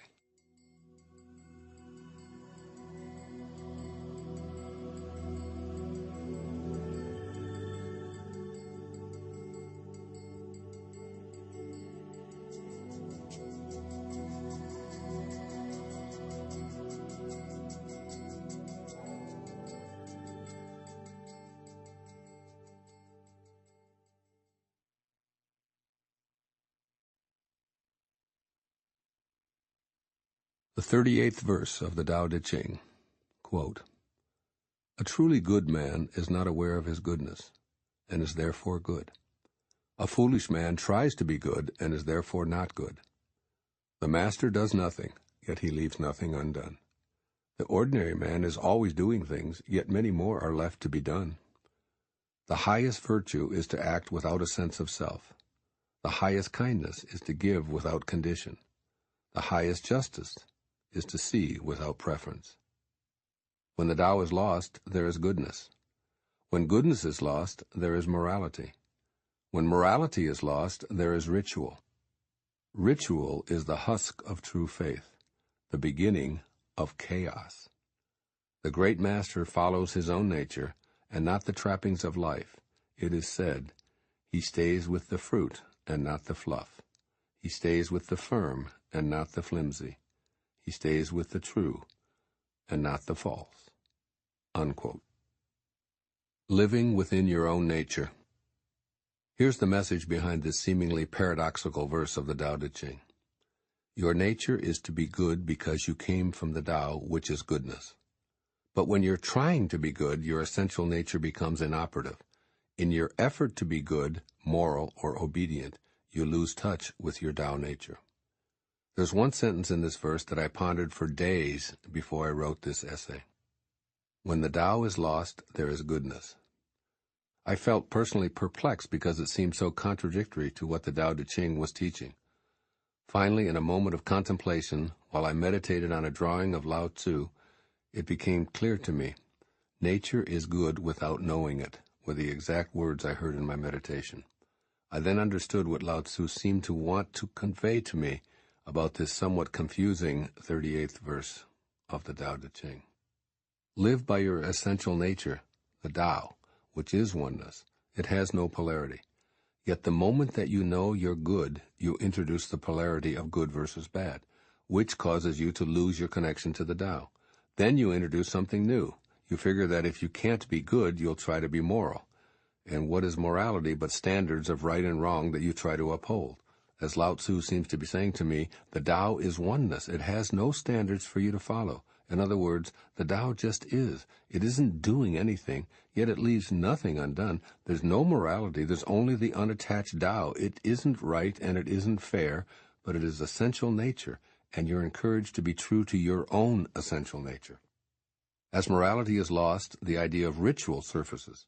So you try to live in accordance with rules and customs that have defined your people for centuries. But I could almost hear Lao-tzu saying, the Tao is infinite and excludes no one. Rituals keep you disconnected from the Tao, and you lose them by trying. So you rely upon laws, further dividing yourself and creating chaos for yourself. Again, the Tao just is, its own true essential nature. It has no laws, rituals, morality, or goodness. Observe it and live within its nature. In other words, act without being concerned for your own ego. Give as the Tao does, without condition or trying to be good, moral, or just. Just give to all without preference, as Lao-tzu advises. I admit that living by this 38th verse may be the total opposite of what you've learned in this lifetime. It certainly represents both an intellectual and behavioral challenge for me at times. You may appreciate knowing that many of the scholars whom I've researched regarding this verse said that Lao-tzu wrote it, and the next one, in response to his opposition to Confucius, his contemporary, who laid out specific edicts and codes of conduct for the people. What Lao-tzu seemed to be saying to me through meditation was, trust your own essential nature. Let go of all polarities and live in the indivisible oneness that is the Tao. The dichotomies of good and bad and right and wrong, proper and improper, legal and illegal, and the like can be difficult. Just remember that when they surface, the Tao is lost. Here's some more advice for you through me from Lao-tzu. First, live in your essential nature by rejecting artificial principles. These principles in descending order are goodness, fairness, rights, and laws. Artificial goodness is an attempt to live by not being bad, so you allow others to decide where you fit in on a goodness scale. Affirm, I am of the Tao, a piece of God, and I need no human-made device to confirm it. Goodness and godness are one, and I trust who I am and will act from this perspective. I am staying with this truth and not what is false. Furthermore, see that the Tao isn't concerned with fairness. Give of yourself knowing that this is an artificial contrivance that cannot exist from a perspective of oneness. You are from and will return to that oneness, regardless of your opinions about it. So open up generously without desiring to be treated fairly. And second, abandon outmoded familial and cultural customs. Relinquish rights that you feel compelled to follow simply because they've been that way in your lifetime, and particularly in your family. Peacefully affirm, I am free to live, trusting in the eternal Tao. I do not have to be as my ancestors were. I relinquish ancient rituals that no longer work or that perpetuate separation or enmity. Remind yourself that goodness isn't accessed by obeying laws. Rather, it is what resonates within your essential nature. You don't need any sort of code to decide what is proper, good, moral, ethical, or legal. Trust yourself to be an instrument of love by surrendering to your highest nature rather than being seduced by mortal laws. This poem from the 16th century mystic St. John of the Cross, titled, A Rabbit Noticed My Condition. Quote, I was sad one day and went for a walk. I sat in a field. A rabbit noticed my condition and came near. It often does not take more than that to help me at times. To just be close to creatures who are so full of knowing, so full of love, that they don't chat. They just gaze with their marvelous understanding. Unquote. Do the Tao now. Spend a day consciously choosing to notice one of God's creatures, such as a dog, a butterfly, a moth, a spider, an ant, a fish, a cat, a deer, or whatever attracts you. You can learn a lot from them about trusting your inner nature. They are, as the poet says, so full of knowing. The 39th verse of the Tao Te Ching. Quote, These things from ancient times arise from one. The sky is whole and clear, the earth is whole and firm, the spirit is whole and full. The 10,000 things are whole, and the country is upright. All these are in virtue of wholeness. When man interferes with the Tao, the sky becomes filthy, the earth becomes depleted, the equilibrium crumbles, creatures become extinct. Therefore, nobility is rooted in humility. Loftiness is based on lowliness. This is why noble people refer to themselves as alone, lacking, and unworthy. The pieces of a chariot are useless unless they work in accordance with the whole. A man's life brings nothing unless he lives in accordance with the whole universe. Playing one's part in accordance with the universe is true humility. Truly, too much honor means no honor. It's not wise to shine like jade, and resound like stone chimes." Unquote. Living wholeness. We traditionally think of wholeness as something that's complete. The whole 9 yards, for instance, implies the entire distance. "I ate the whole thing" signifies having consumed something completely. Lao-tzu, however, seems to view the concept differently. Wholeness, he writes, has roots in humility. When humility evokes our wholeness, we live the reality that we're pieces of the whole. With this attitude, you want to exist harmoniously with the entire universe, cooperating with and being subjugated to other aspects of the whole. You can't even consider interfering with any piece of it because you're one with it. The moment you begin to place yourself in a transcendent position in relation to others, or to your world of the 10,000 things, you're interfering with the Tao. I encourage you to examine your concept of wholeness based upon this 39th verse of the Tao Te Ching. I can assure you that the world will appear to have changed when you see it through this lens. Lao-tzu insists that the universe is whole. That is, it's in a state of oneness. There are no parts needing separation from this state. Sky, earth, spirit, and the 10,000 things are all parts of the whole. And what's more, that's their virtue. Now, while the sky and the trees may truly be in a unified state, your ego insists that you're separate, distinct, and generally superior. But if you can modify your ego's viewpoint, your life will change. When you're cooperative and looking for signs of oneness, you'll begin to see and feel the interconnectedness of everything. For example, your body is a convenient analogy for a universe all unto itself. While it is one entity, it certainly has trillions of individual, although interconnected cells. Just one cell with an arrogant relationship to the whole makes all the cells suffer and ultimately become extinct, much like the individual who interferes with the Tao by polluting the sky, depleting the earth, and disrupting the equilibrium of the whole. A cancer cell that refuses to cooperate with the cells adjacent to it will ultimately gobble them up, and if left unchecked, it will destroy the whole. Why? Because that cancerous cell has no relationship to the whole. It will destroy itself as it kills the host upon which it depends for its own survival. And you will destroy yourself if you participate in destroying the Tao upon which you are dependent for your survival. Each seemingly individual part of a whole is potentially dangerous and generally useless if it doesn't function in harmony. What's true for the chariot in this verse of the Tao Te Ching is true for you as well. Your life needs to have a relationship with the Tao, and that relationship is characterized by Lao-tzu as a bond forged by humility. In other words, wholeness and humility are oneness and the same. So update the way you think about your relationship to life and play your part in accordance with the whole. Here's what Lao-tzu seems to be instructing as I read and interpret this verse of the ancient Tao Te Ching. First, cultivate your relationship with the planet. Live in the spirit of wholeness, knowing that you have a role as one of the parts of the Tao. Remind yourself that you cannot interfere with the Tao and live a life of greatness. This means respecting the environment in every way by living in an earth-friendly manner as a part of its oneness. Become an advocate for conservation. Make time to pick up and recycle trash. Drive an environmentally friendly automobile, or better yet, walk in peace to as many places as possible. Wholeness means maintaining a sense of balance with the all-providing, gentle, non-pushy Tao. In humility, you're able to feel your own tiny role in this great drama orchestrated by your source. You'll see what Lao-tzu means when he says, quote, "A man's life brings nothing unless he lives in accordance with the whole universe." Unquote. And secondly, change the way you think of yourself from being separate to seeing yourself in all that you encounter.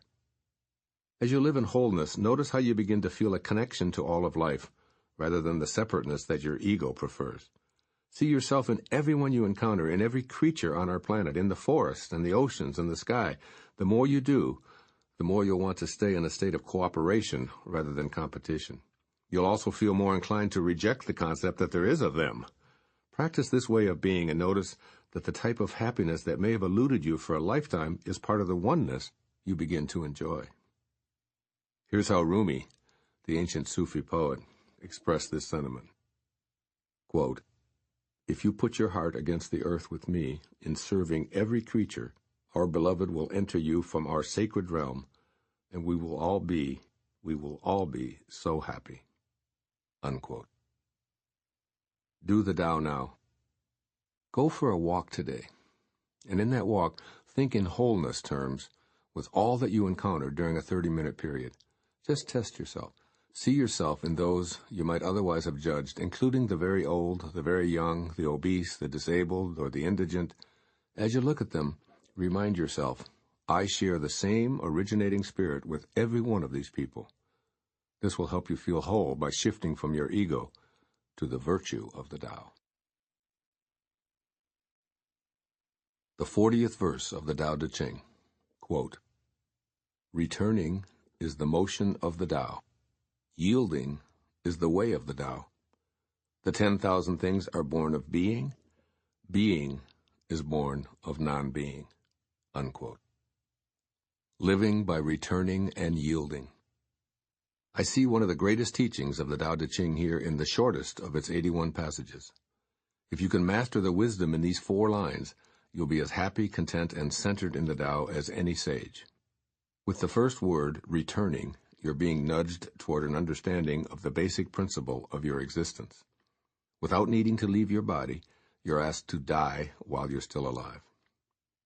You accomplish this by realizing that you're one of the 10,000 things that has appeared in the world of form. What Lao-tzu is expressing here in the 40th verse is what contemporary quantum physics has confirmed many centuries later. Particles do not come from particles at the tiniest subatomic level. Instead, when the infinitesimally small specks are collided in a particle accelerator, there's nothing remaining but waves of particle-less energy. In order for you, a much bigger speck, to form, you must have come from an originating spirit. Now, Lao-tzu may have known nothing of quantum physics in the 6th century BC, but he was teaching an essential truth even then. It's spirit that gives life. So to truly live out your destiny as a piece of the originating Tao, you must shed your ego and return to spirit. Or you can wait until your body dies and make your return trip at that time. 6 centuries after Lao-tzu dictated the 81 verses of the Tao Te Ching, the man who wrote a huge percentage of the New Testament also spoke of whence we come. Formerly called Saul of Tarsus, he became known as St. Paul, an apostle of Jesus Christ. In his letter to the people of Ephesus, he wrote, "You were created to be like God, and so you must please him and be truly holy." Ephesus 4:24. This is an invitation for us to all return to what we came from, which is loving, kind, and not exclusive in any way. How is this accomplished? According to St. Paul and Lao-tzu, who emphasizes this point in many of the verses of the Tao Te Ching, you do so by yielding your ego, surrendering, and becoming humble. To that end, in his letter to the people of Corinth, St. Paul quotes Jesus directly, quote, "My grace is sufficient for you, for my power is made perfect in weakness." Unquote. Paul then goes on to say himself, quote, "Therefore I will boast all the more gladly about my weaknesses, so that Christ's power may rest on me. That is why, for Christ's sake, I delight in weaknesses, in insults, in hardships, in persecutions, in difficulties. For when I am weak, then I am strong." Unquote. 2 Corinthians 12:9 and 10. Indeed, yielding is the way of the Tao as well as the key to an uplifted existence, according to virtually all spiritual texts that have survived over the centuries. When you truly change the way you think about all of life, the world begins to look very different. You begin seeing everyone and everything as if they have round-trip tickets. You know they all arrived from spirit, and you know they must return. All that composes also decomposes. And whether anyone else understands, that isn't important to you. You find the awareness that life on earth is a death sentence to be a liberating and amusing viewpoint. You're choosing to live every day, each moment that you have, and as much as you can, as the non-being aspect of yourself. As a being of spirit, you decide to use your return ticket while you're still in physical form by keeping yourself in precisely the same loving status that you occupied before entering this world of boundaries. As you take your return journey, you not only get to lose your ego identification card, you have the added bonus of regaining the power of your source, which is the all-creating power of the universe. You merge into the oneness of a being who dissolves ego concerns, and the world that you now see is perfect and infinite in nature. There is no more worry, anxiety, or identification with your possessions. You're a free person. You're a spiritual being first, last, and always.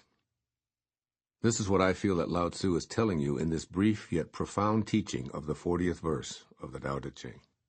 First, monitor your direction, emphasizing returning and yielding. Mentally, make an effort to assess every step you're taking in all aspects of your life, including your career and your relationships and your health, in terms of directionality. That is, ask yourself, in which way am I truly moving? Am I getting away from my originating place, or am I returning to it? As you make this assessment, you can be more forthright about returning to rather than moving away from the Tao. A resolution to exercise or eat more nutritious foods is a step taking you back to the well-being from which you originated. A decision to suspend your ego and take an interest in another person is a movement of moving back to the Tao. A determination to be generous rather than hoard is a choice to be in the return motion. All of these actions come from your thinking first about the direction in which you're moving, away from your originating spirit or back to it on your return trip. And secondly, surrender. This is what yielding is really all about. Recognize that your little ego does nothing, and that the Tao creates everything, including you. As I sat and wrote the words that appear in this book, I know that I don't own what mysteriously appears on the paper. I've surrendered. I know that God writes all the books, composes all the music, and erects all the buildings. I bow to this all-creating power. While it appears that all of the 10,000 things are born of the world of beingness, as I think about it more, the beingness itself came from non-being. It is to this glorious state of non-being spiritually, or the Tao, that I yield. I encourage you to do the same, and then peacefully observe how it all flows together perfectly. Do the Tao now. Strategically place a picture of a yield sign frequently found as a traffic device within your field of vision. Each time you look at this sign, use it as a reminder for you to return to the Tao. At least once each day, rather than continuing a disagreement, cede on the spot. In the midst of talking about your own achievements or basking in the light of your ego, stop and become an instant listener. The more you yield each day, the more you return to the peace and the harmony of the Tao. The 41st verse of the Tao Te Ching. Quote, a great scholar hears of the Tao and begins diligent practice. A middling scholar hears of the Tao and retains some and loses some. An inferior scholar hears of the Tao and roars with ridicule. Without that laugh, it would not be the Tao. So there are constructive sayings on this. The way of illumination seems dark. Going forward seems like retreat. The easy way seems hard. True power seems weak. True purity seems tarnished. True clarity seems obscure. The greatest art seems unsophisticated. The greatest love seems indifferent. The greatest wisdom seems childish. The Tao is hidden and nameless. The Tao alone nourishes and brings everything to fulfillment. Unquote. Living beyond appearances. This verse of the Tao Te Ching influenced my choice for the title of this book.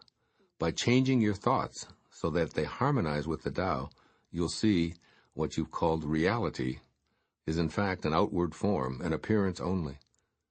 In the beginning, your new way of regarding oneness is clouded by old, ego-inspired habits. What you've been accustomed to still resonates within you as real, and your Tao-inspired world may not be consistently recognizable. But you will begin to look beyond what only seems to be your truth and move into a direct experience of the Tao, uncluttered by your previously limited views. Re-listen to the first section of this 41st verse of the Tao Te Ching, noticing your response.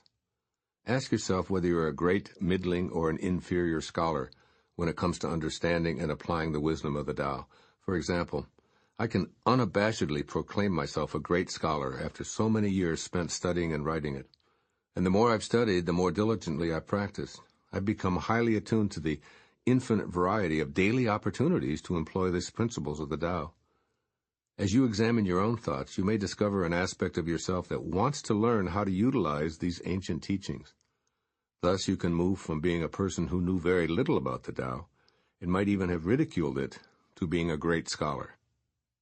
The application of the Tao each day determines the greatness of a scholar, rather than whether he or she intellectually understands these paradoxical-sounding concepts. Lao-tzu points out that without the ridiculing laughter of inferior scholars, the Tao couldn't even exist. Talk about paradoxical concepts. In A Warrior Blends with Life, a Modern Tao, Michael Latorre comments on this 41st verse. Quote, "The way is only attractive to those who are already wise enough to know how foolish they are.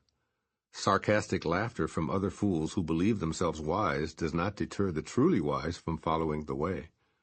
Following the way, they do not become complicated, extraordinary, and prominent. Rather, they become simple, ordinary, and subtle." Unquote. As you elect to live the Tao each day, what you experience within and around you will be different from what it appears to be today. You will go way beyond surfaces into the blissful world of the Tao, and it's vital that you choose to stay in this truth regardless of how it all seems. Others will make fun of you, but remember the paradox that without that ridiculing laughter, it wouldn't even be the Tao. You'll experience times of darkness, but your new vision will eventually illuminate your inner world. And when it seems as though you're moving backward, remember that the Tao is hidden and nameless. If it was knocking at your door or readily accessible like a pill to swallow, it wouldn't be the Tao. So when life looks difficult, stop and realize that you're only one thought removed from being at peace. You'll know what Lao-tzu meant when he said that the easy way seems hard, and true power seems like weakness. You don't have to struggle or dominate others in order to feel strong. A person in the Tao sees the world quite differently, knowing that inner peace is power. Less effort is actually easier. Work gets done when you lighten up internally and let yourself be moved along by the ceaseless Tao, rather than by setting goals or meeting standards that are set by others anyway. Allow the Tao and see the purity and clarity that originates from this vantage point. The outward appearance of anyone or anything may appear tarnished, but a Tao view will remind you that essential goodness is always there. It's hidden and nameless, though, so don't be obsessed with finding it and labeling it. In this way, you become a great scholar who diligently works to live in harmony with the Tao, even though it remains obscure. Apply this same insight to the times you feel unloved. When you see what appears to be indifference, know in your heart that love is present. The Tao isn't concerned with proving its fidelity. It appears to be uninterested, but it's nevertheless always there, everywhere. As your thinking changes from a position dictated by your ego to one that transcends it, you'll see an illuminated world that is truly inviting. Ego convinced you to see a cold and indifferent planet, while the ego-transcending Tao shines pure love to all that you're connected to. Allow it to work its magic in your life. This is what Lao-tzu seems to be instructing as I sit here right now, asking how might I serve those who read my book or listen to this program. First, be diligent. You're not an inferior scholar of Tao if you're just listening to these words. So if you're a middling scholar who retains some and loses some of this wisdom, make a commitment to work toward your own greatness. Just practice a few of these insights each day. Be diligent about it. Set aside your inclination to be puzzled or argumentative, and allow yourself the freedom to be a persistent practitioner. Even a small thing such as an affirmation or a rereading of a verse each day puts you on the path of living according to the great way. Lao-tzu simply says to live it by zealously practicing these insights. Here are some lines from Walt Whitman to remind you that you're not who you really appear to be. Quote, "Oh, I could sing such grandeurs and glories about you. You have not known what you are. You have slumbered upon yourself all your life. Your eyelids have been the same as closed most of the time. Whoever you are, claim your own at any hazard. These shows of the East and the West are tame compared to you. These immense meadows, these interminable rivers, you are immense and interminable as they are." Unquote. The Tao truth is unprovable in physical terms. Let go of your conditioned way of needing proof in the physical world before something becomes your truth. The Tao is hidden permanently, and it cannot be named, so accept this as a fact. You're not going to find it in a material form. It has no boundaries, and the moment you try to name it, you've lost it. Re-listen to the very first verse. Just as modern scientists must accept the fact that quantum particles originate in waves of formless energy or spirit without their ever seeing that infinite all-creating field, so too can you let go of your need to see and touch the Tao before you can believe it. By changing the way you look at the world, you'll see a realm beyond the appearances of darkness, difficulty, weakness, indifference, and death. As the poet Rainier Maria Rilke observed, quote, "Behind the world our names enclose is the nameless, our true archetype and home." Unquote. Do the Tao now. Spend an hour with a child today, taking note of how much wisdom is embodied in what appears to be juvenile behavior and beliefs. Notice his or her fascination with seemingly insignificant items, repeating the same senseless phrase, tantrums, or laughter.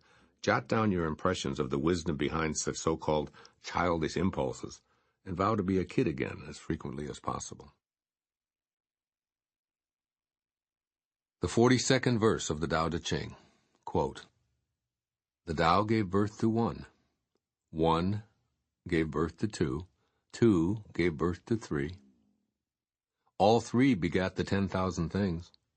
The 10,000 things carry yin and embrace yang. They achieve harmony by combining these forces."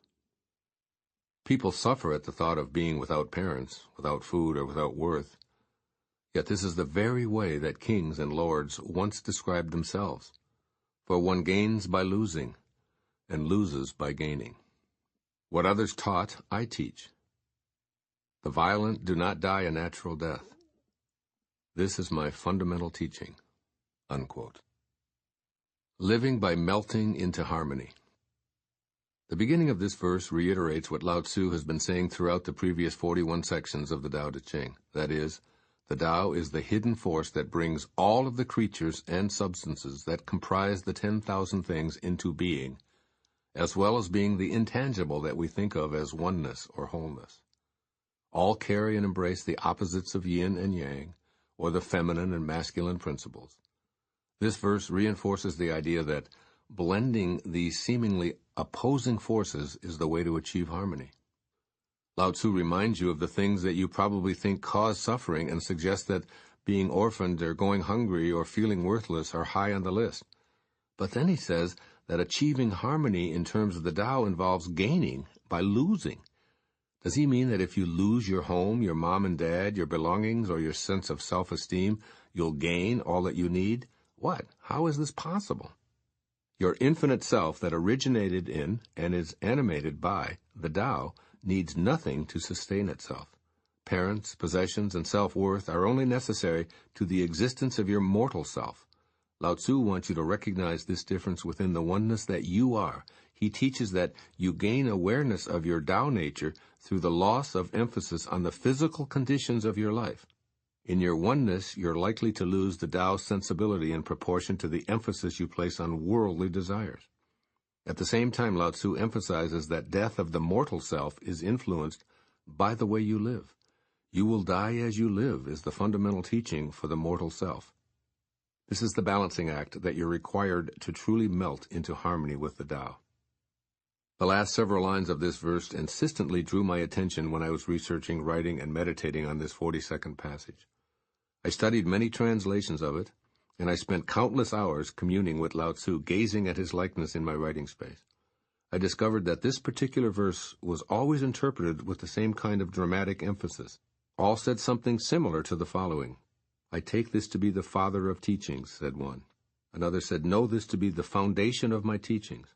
Another said, "This will be the essence of my teaching." Another said, "Whoever says, this is my beloved teacher." And the one that I use here, in this translation of the Tao, quote, "This is my fundamental teaching," unquote.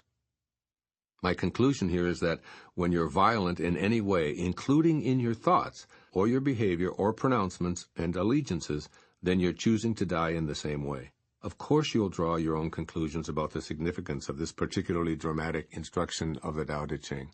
The insistence with which this teaching presented itself to me leads me to believe that Lao-tzu wants me to emphasize that its opposite is also true.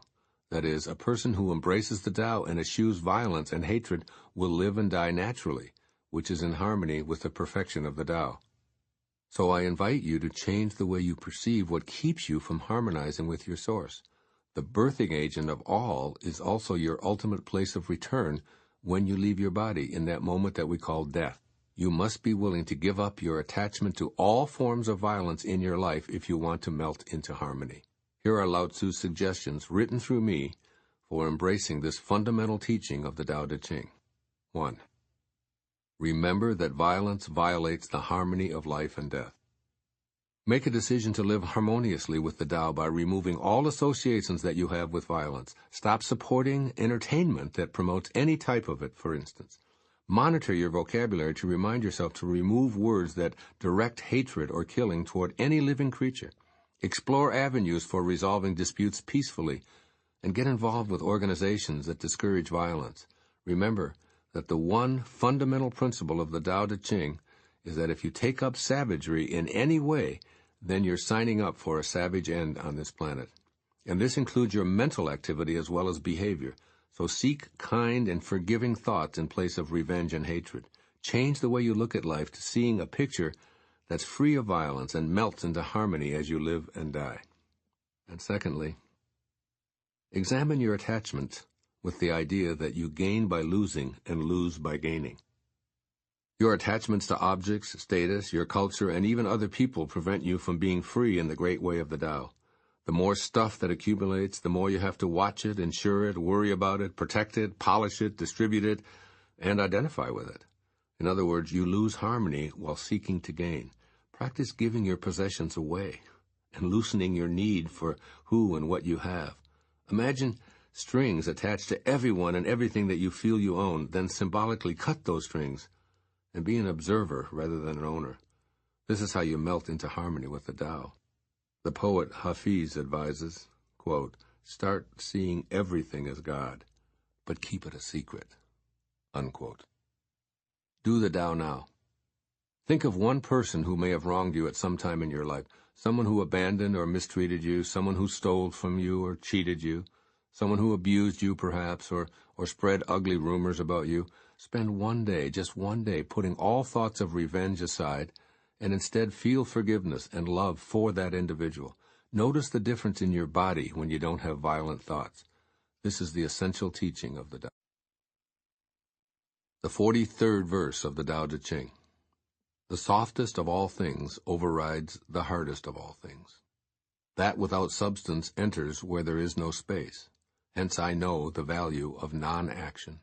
Teaching without words, performing without actions, few in the world can grasp it. That is the Master's way. Rare indeed are those who obtain the bounty of this world. Unquote. Living softly. The Tao Te Ching is full of parallels to nature, and in fact, the pure essence of the teaching seems to be to help us to become Tao-inspired sages through oneness with the environment. The opening lines of this 43rd verse remind me of the way of water, of its softness and ability to enter everywhere, even when there's seemingly no space for it to do so. Water is used symbolically in many references to Taoism, such as the title of the outstanding contemporary work by Alan Watts, Tao, the Watercourse Way. To live softly is to live the watercourse way. In this verse, Lao-tzu invites you to change the way you view hardness. To you, the concept is probably equated with strength. You may work out because the firmer your muscles, the tougher you think you are. Do you consider diamonds more valuable than a soft mineral like volcanic ash, which crumbles in your hand? Perhaps you subscribe to the idea that doing a difficult task makes you a better person. Now imagine emulating water, this basic element that is the embodiment of nature. After all, it does comprise 75% of both the world's surface and our physical makeup as well. Think about the way water courses, flowing to the lowest place, and how in order to experience it, you can't just grab a handful, you must instead relax, lightly placing your fingers inside of it. Reflect upon how the gentle water compares to the solid stone and marble it's capable of carving through. The soft water overrides hardness. Deep valleys surrounded by mountains of granite have been carved away over the centuries by the patient, quiet, moving liquid called water. Imagine being able to enter where no space appears to be available, and to move slowly, speaking seldom, and allowing yourself to be harmoniously intact as you seek a lower, less noisy, and noticeable place. A place where all others desire to come to you, This is the watercourse way. There's value in the non-action of being able to flow like water naturally and effortlessly. I can't help but think of this when I enter the ocean to swim for an hour or so. I want to go with the current rather than swimming against it, so my first choice involves seeing which way the water is coursing. As I move through the sea, emulating its naturalness, I trust my instinct and swim without trying to direct my arms and legs in their strokes. I think of it as doing, but not interfering. That is, I'm allowing my body to propel itself through the water without my mind telling it how to move. As I've changed my thoughts about hard and soft, I don't have to do anything but be in the water. I've chosen to make my daily swim a soft, silent experience that requires very little action on my part. And my swimming world has changed.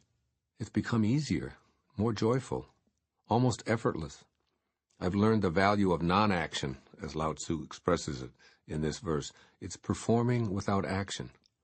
Apply this way of seeing everything in your world. Tasks will be simplified, your performance level will increase, and the pressure to be better than others by using superior hardened strength will cease to be a factor. You'll naturally incorporate the wisdom of peaceful harmony that's found in the martial arts by letting the efforts of others become a source of your own power. Your softness will override the hardness of others. This principle is clearly seen when you look at great champions as they perform their chosen activities. The greatest golfers are effortless in their swing. The most successful ball players run, jump, throw, catch, and shoot with a softness that seems to stupefy most observers. They don't use force, nor can they find words to describe how they do it. The most talented artists dance softly, without effort, or paint quietly without force, and write easily without struggling, by allowing the words to come to them. As Lao-tzu reminds you, these are rare beings who live the master's way. These sages obtain the bounty of this world, which is available to you too.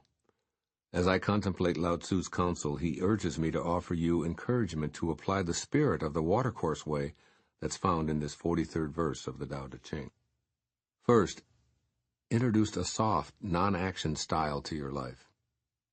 Practice the way of non-action or performing without effort. By letting go of your inner drive to push ahead, you'll see that you ironically do better than when you tried so hard.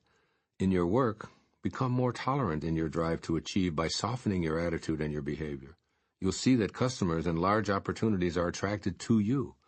Why is this true? Because you're allowing the perfect flow of the Tao, like the great gray heron lets the tide recede in order to reveal the nourishment he needs to live. Notice how your life changes as you change the way you look at it. Practice performing without effort in other areas of your life too. For example, some marathon runners say that they've learned to relax and stop pushing, letting their legs, their arms, and their torso simply be as their bodies begin experiencing extreme exhaustion with only a few miles to go. They report that when they shut down the mental interference and instructions, they magically cross that finish line. Soft always has its place, for it is the watercourse way, the way of the Tao. And secondly, encourage desires to freely flow in your imagination. Consider what you've wanted to have in this life as if it's behind a locked door. Examine what you've been telling yourself about the prosperity, the superb health, the good luck, the business success, or wonderful relationships you've craved, that no matter how hard you've tried, it's all come to naught. Then imagine yourself flowing like water through the barrier of that locked room. Do it softly, gently, and silently in your mind. In other words, just spend some time getting used to practicing the watercourse way of the Tao. As you allow softness to be part of the picture of your life, the hard way will soften. Begin to exercise this kind of effortlessness in all areas of your desires. According to Ralph Waldo Emerson, quote, "It is the condition of inspiration. Marry nature, don't use her for pleasure," unquote. I urge you to consider this kind of a marriage. Do the Tao now. Have a day of silence. Don't speak aloud to anyone. Instead, just observe and see if you can be in a state of softness without telling yourself or anyone else what to do. Gently consider the powerful words of Herman Melville, who once said that God's one and only voice is silence. The 44th verse of the Tao Te Ching. Quote, "Which means more to you, you or your renown? Which brings more to you, you or what you own? I say what you gain is more trouble than what you lose. Love is the fruit of sacrifice. Wealth is the fruit of generosity. A contented man is never disappointed. He who knows when to stop is preserved from peril. Only thus can you endure long." Unquote. Living by knowing when to stop. This 44th verse tells you that changing the way you prioritize your life ensures a fruitful one. I call it the enough is enough section of the Tao Te Ching. When you update your view of the most important things in your life, the world around you is going to seem very different. Lao-tzu is urging you to look into your heart and examine what is truly important. Earlier verses of the Tao Te Ching counsel that the essential mission of your life is to go back or to get to know your originating source before physical death. In other words, you don't have to die to make that return trip. It's not only possible but essential to feel your connection to the Tao while you're still alive. Knowing when to stop is part of the path leading you to your essential self, where the need for fame and possessions is non-existent. You see, it's not the things or even a desire for recognition that keeps you from living a life of connection to the Tao. It's your attachment to them that gets in the way. So shift the importance you've placed on success or belongings, which has obscured your connectedness to the Tao. Begin to note the senselessness of demanding more or exhausting yourself in pursuit of what keeps you trapped in a vicious cycle of striving and never arriving, or trying to find fulfillment. This verse implores you to know when to stop. I'm sure that you can easily see people in your environment who spend their entire lives seeking more of everything. More possessions, more money, more recognition, awards, friends, places to go, substances, food, you name it. If you live with this same philosophy, you've signed up for a life of frustration and dissatisfaction because the search itself becomes your jailer. It's easy to see then why Lao-tzu advises that what you gain is far more trouble than what you lose. When you prioritize your life, you'll find that love and a feeling of abundance are not only what you desire, but these two principles are instantly available because you've changed the way you look at the world. From this new perspective, you'll feel totally loved and wealthy in all ways.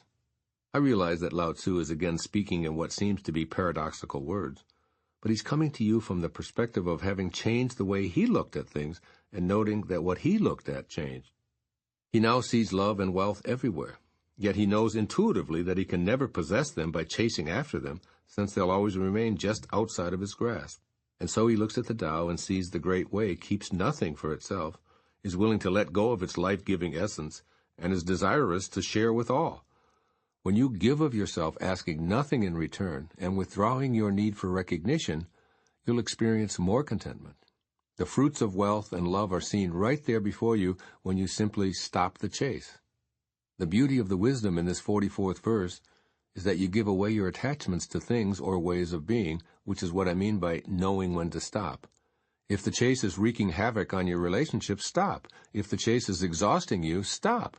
If the chase is keeping you from enjoying your life, stop. When you know when to cease and desist, you're protected from all of these perils, and you'll soon enjoy a long and contented existence connecting with the Tao. The following is what Lao-tzu seems to ask me to offer you as a means for implementing this teaching. First, make your relationship to the Tao your top priority. Prioritize your life by making this the essential and foremost responsibility you have. Your primary relationship needs to be with yourself, not your family, your business, your country, your culture, or your ethnicity. Affirm, the number one priority in my life is my relationship with my source of being, or with God. Go there first, before any other considerations, and you'll automatically discontinue demanding more of anything. You'll begin to emulate the Tao effortlessly, living heaven on earth. And secondly, practice knowing when to stop. Alert yourself to recognize when it's a good time to stop demanding or chasing or talking or walking or working or sleeping or playing and shopping or complaining or striving, and on they go. By practicing cessation, you'll move into prioritizing what's important in your life in that moment.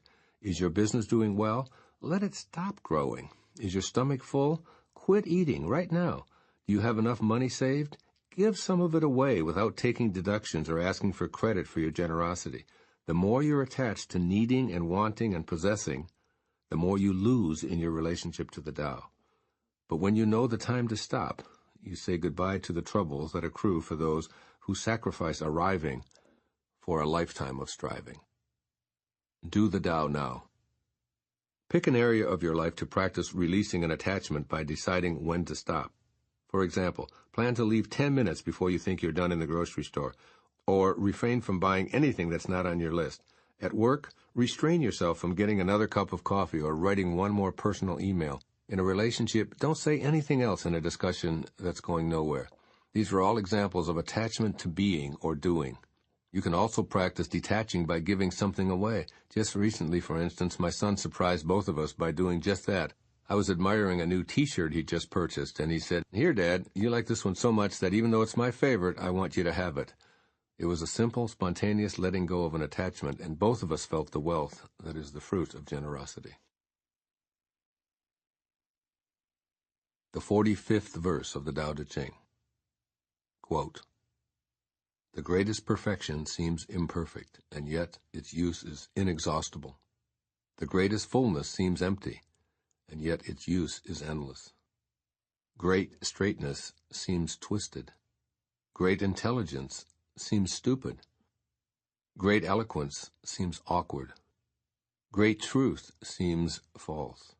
Great discussions seem silent. Activity conquers cold. Inactivity conquers heat. Stillness and tranquility set things in order in the universe." Unquote. Living beyond superficialities. This verse subtly asks you to view the world with new eyes. Most likely, you've been conditioned to evaluate just about everything with a cursory and fleeting glance. Here, however, Lao-tzu is asking you to stop seeing through your ego-dominated culture and to instead begin noticing the still and tranquil, invisible space within everything. When you go beyond superficialities, you become aware that what used to look imperfect, empty, awkward, or even stupid now appears perfect, full, eloquent, and intelligent. Your previous way of thinking about the world told you that it's full of imperfections. The people in your life should be different. Politicians should be aligned with your values. The weather should be more consistent and reliable. The multitudes should be peaceful. Young people should study harder, and older people should be more tolerant. The assessments are relentless and endless, and they're all based on teachings that you've adopted. While they may seem sensible and correct, these views are simply the result of only looking at what exists on the surface. Hold on a minute, this verse of the Tao Te Ching seems to say. Try looking at it this way. What seems to be imperfect has perfection, and what seems empty and false has a profound spiritual truth supporting it. The paradox here is evident. Hunger does exist in the world as an element of the perfection of the Tao, and the desire to help those who are starving is also part of that same perfection. You're being asked not to label what you see as imperfect, stupid, or empty. Rather, look for the stillness and tranquility within you that you can bring to these superficial appearances. When you refrain from engaging in judgments based solely on looks, you paradoxically become an instrument for change. Study the opening lines of this verse. What seems imperfect is nevertheless inexhaustible. What seems empty is endless. Imagine a pitcher out of which you could pour delicious iced tea without ever needing to refill it. Impossible, you say? Yes, that's exactly what the Tao does. Never, ever runs out. It never has, and it never will. It cannot be exhausted. You are asked to be like this inexhaustible, always full Tao.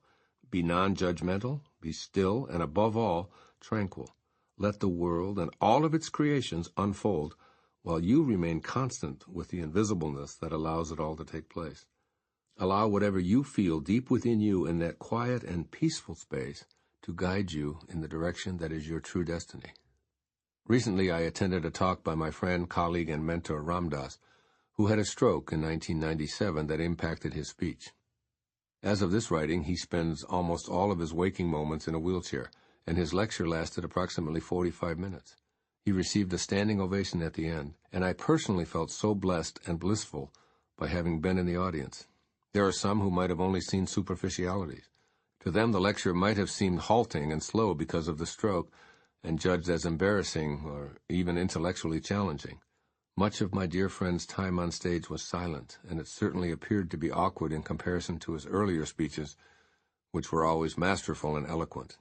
But as I sit here telling you this story, I can only say that because I changed the way I looked at this experience, the entire thing changed for me in a very dramatic way. While Ram Dass's words were few, his message was straightforward, laconic, and direct. What might have appeared as unintelligible to others struck me as brilliance masked by circumstance. What could have been viewed as fumbling was articulate and perfect in every way. I heard a great presentation to a loving, receptive crowd that was done largely between long periods of luscious silence. Throughout this lecture, all of the audience members and I remained still and tranquil. As Lao-tzu concludes in this 45th verse of the Tao Te Ching, it sets things in order in our universe. I can feel the presence of Lao-tzu here as I gaze at this drawing of this beautiful old man sitting on an ox. He seems to be urging me to tell you how to apply this great wisdom, which comes from living beyond shallowness.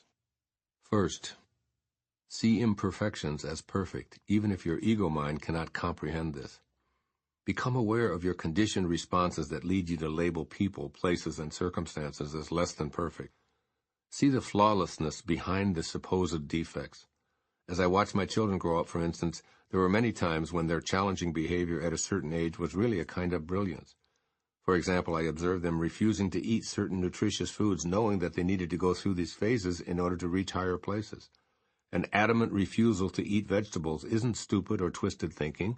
It was perfect and necessary for them at the time. You can apply this same kind of patient stillness to your world. Inch by inch, we evolve as people toward a fuller union with the Tao. One of history's great mystical thinkers, Meister Eckhart, poetically put it this way several centuries ago, quote, "Every object, every creature, every man, woman, and child has a soul, and it is the destiny of all to see as God sees, to know as God knows, to feel as God feels, to be as God is." Unquote. And secondly, give yourself permission to be perfect even with all of your seeming imperfections. Recognize yourself first and foremost as a creation of God, which is your perfection. It has nothing to do with how you look or any so-called mistakes or failures you may have attracted to yourself. Even though these superficialities will continue throughout your entire lifetime in this body, the source of your material self, the eternal Tao, is flawless, straight, full, and an expression of truth. When those ways that you've been taught are imperfect appear, and you notice the pain you're causing yourself by disliking or judging them, call in your Tao perfect self to tend to the so-called faults. When you surround it with love, the superficial appearance and feeling of being unloved will become tranquil. The 13th century mystical poet Rumi sums this up perfectly in this short observation. Quote, "You are the truth, from foot to brow. Now what else would you like to know?" Unquote. Do the Tao now. Make a list of 10 things you've labeled as imperfect, twisted, or stupid. Then take one at a time and elicit the feeling in your body that's attached to that item. Allow the sensation to be observed and to be held in your thoughts from a perspective of loving permission. Do this for as long as you're comfortable allowing the Tao now to be present. Remember as you do this exercise that the Tao is non-judgmental and provides equally to all. You can take the sunshine and bask in it, or you can burn yourself to a crisp. The Tao just is, and it doesn't care. The 46th verse of the Tao Te Ching, quote, "When the world has the way, running horses are retired to till the fields. When the world lacks the way, war horses are bred in the countryside. There is no greater loss than losing the Tao, no greater curse than covetousness, no greater tragedy than discontentment. The worst of faults is wanting more, always. Contentment alone is enough. Indeed, the bliss of eternity can be found in your contentment." Unquote. Living peacefully. If you're presently evaluating your level of achievement based on how much you've accumulated, prepare to sense a major shift in your state of personal satisfaction and contentment. Verse 46 of the Tao Te Ching invites you to discover a more peaceful and self-satisfying way of knowing success. And as your determination to acquire more begins to weaken, your new views will change the world you've known. You'll find that the experience of inner peace becomes your true gauge of accomplishment. This 46th verse begins with a look at what happens when a planet loses its connection to the way. countries begin needing to conquer more territory, and in their quest for more land and more power and control over others, they must constantly prepare for war. Lao-tzu speaks symbolically of horses here. When connected to the Tao, the animals fertilize the fields. When disconnected from it, the beautiful creatures are bred for war. In a modern translation of the Tao Te Ching, my friend Stephen Mitchell interprets this message in present-day terms. Quote, "When a country is in harmony with the Tao, the factories make trucks and tractors. When a country goes counter to the Tao, warheads are stockpiled outside the cities." Unquote. It's painfully obvious that our world has largely lost contact with the way, as described by Lao-tzu. These days, so much of our energy is placed on breeding war horses at the expense of using our resources to fertilize our fields so that we can live in peace. The United States is chock full of weapons of mass destruction, and we continually legislate more funding to make our weapons so menacing that they're capable of rendering our entire planet uninhabitable. This disease of more has created an environment that personifies Lao-tzu's observation that there is no greater tragedy than discontentment. But even if so many of our divine selves seem to be engulfed by the flames of unease, you, yes, you can begin the process of putting Lao-tzu's advice to work. When you truly understand what it means to live peacefully, satisfaction will begin to replace your desire for more. Your world will begin to become tranquil as you change your own life, and then touch the lives of your immediate family, your friends, your co-workers, and ultimately your nation and the entire planet. Begin by simply thinking of the opening lines of this famous prayer of St. Francis when you notice that you're demanding more of anything. Silently say, quote, "Lord, make me an instrument of thy peace. Where there is hatred, let me sow love." Unquote. As that instrument of peace, you'll radiate tranquility to those in your immediate surroundings, and you'll feel the flicker of a new and different success and contentment, perhaps for the first time in your life. By refusing to lose the Tao, regardless of how others are and what our world's governments elect to do, you're living harmoniously. Your connection to the Tao will make a difference, gradually inching Earth away from the precipice of discontentment that Lao-tzu calls no greater tragedy.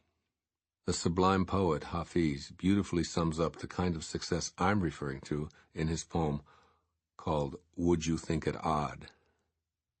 Quote, "Would you think it odd if Hafiz said, 'I am in love with every church and mosque and temple and any kind of shrine because I know it is there that people say the different names of the one God'?"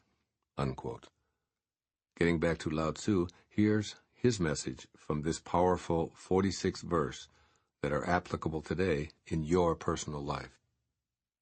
1. Practice gratitude and contentment every day. When your feet hit the floor every single morning, without exception, say thank you for an opportunity to live in a state of contentment. Invite the magical energy of the Tao to flow freely through you and inform your responses throughout the day. You're in harmony with your source when you're soliciting gratitude and gratification in these ways. And secondly, be one with your nature. In a world that seems to produce more and more violence, become a person who chooses to be an instrument of peace. Let your nature be the horses that are bred to till the fields and feed the hungry and offer comfort to the lame or less fortunate. Live as if you and the Tao are one, which of course you are when you're in your natural state. When enough of us are able to do this, we'll reach a critical mass, and eventually the great way will surpass the demands of the ego. I truly believe, to use a baseball analogy, that nature always bats last. Do the Tao now. Set aside time to make a conscious effort to send peaceful energy to someone or some group whom you think of as the enemy. Include a competitor, an alienated family member, a person of a different religious persuasion, or those you oppose in a government or political party or disagreement. Then literally send something to them if that feels okay to you, such as a flower, a book, or a letter. Begin your conscious effort today, right now, to surrender to the Tao and know authentic success, which has no separation. The 47th verse of the Tao Te Ching. Quote, "Without going out the door, know the world. Without looking out the window, you may see the ways of heaven." The farther one goes, the less one knows. Therefore, the sage does not venture forth and yet knows, does not look and yet names, does not strive and yet attains completion. Unquote. Living by being. I encourage you to change your belief that effort and striving are necessary tools for success. In verse 47, Lao-tzu suggests that these are ways of being that keep you from experiencing the harmony and attaining the completion that's offered by the Tao. Living by being instead of trying is a different viewpoint. As Lao-tzu states, you can see and accomplish more by not looking out the window. And how is this possible? Let's look at an example to clarify this conundrum. I'd like you to place all of your attention on one of God's greatest creations. I'm referring to your own heart, that always beating, mysterious chunk of arteries and vessels and muscle and blood that you carry with you wherever you go. It continually maintains its thump, thump, thump without your trying to make it beat, even while you're asleep. You don't make it thump away. Even without your conscious attention, it works as perfectly as the ocean does. Its continuous beat is even reminiscent of waves on the sea's surface. Your heart is indeed a thing of wonder as it delivers life itself. It is essentially you. That organ in your chest is a model for understanding and applying the lessons of living by being. Your heart attains completion, your life, by not venturing forth or looking beyond its chest cavity or striving. As you sit there listening to these words right now, it's keeping you alive just by being, and you don't even feel it. I'd like you to think of your entire self as a heart that already knows exactly what to do by virtue of its very nature. That is, you don't have to go anywhere to know the world because you already are the world. The moment you attempt to control the beating of your own heart, you realize the futility of such an effort. No amount of trying or striving will make any difference, for your heart operates by its natural connection to the Tao, which does nothing, but leaves nothing undone. Michael Latour points this out in his commentary on this verse in his book, A Warrior Blends with Life. Quote, as the wisest of sages have always realized, the root of essential being is in the heart, especially in the heartbeat mechanism. From here, the radiance of essential being spirals upward to illuminate the head. This mechanism lies beyond any technology. You already inhabit it, and through deep feelings rather than superficial emotions, you can connect with it immediately. The ultimate act that enlightens involves no action at all. Unquote. So now you know that the paradoxical state Lao-tzu describes in this verse is not only possible, but it's actually taking place everywhere right now in billions of human hearts. The further reality is that it is true for the hearts of all creatures, as well as the life system of every tree, flower, bush, and even mineral on the earth. And this is only one planet in a universe that contains so many heavenly bodies that counting them is so far beyond our ability that we can't even devise calculators to undertake such a task.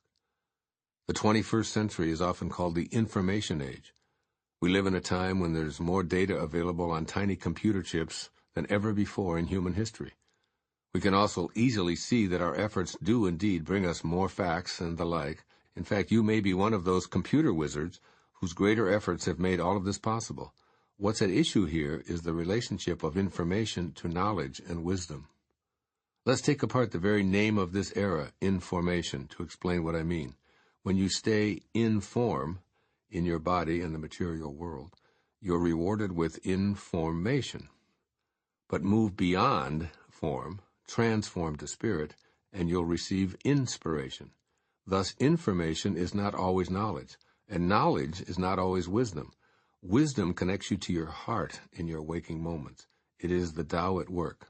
Lao-tzu is asking you to recognize the difference between striving for more facts and being in the world that is complete as it is. As you live from this perspective of wisdom or connection to the Tao, the world looks so very different. You are a single beat in one heart that is called humanity. You don't have to look outside your window or venture forth. All you have to do is just be in the same way that you allow your heart to just be.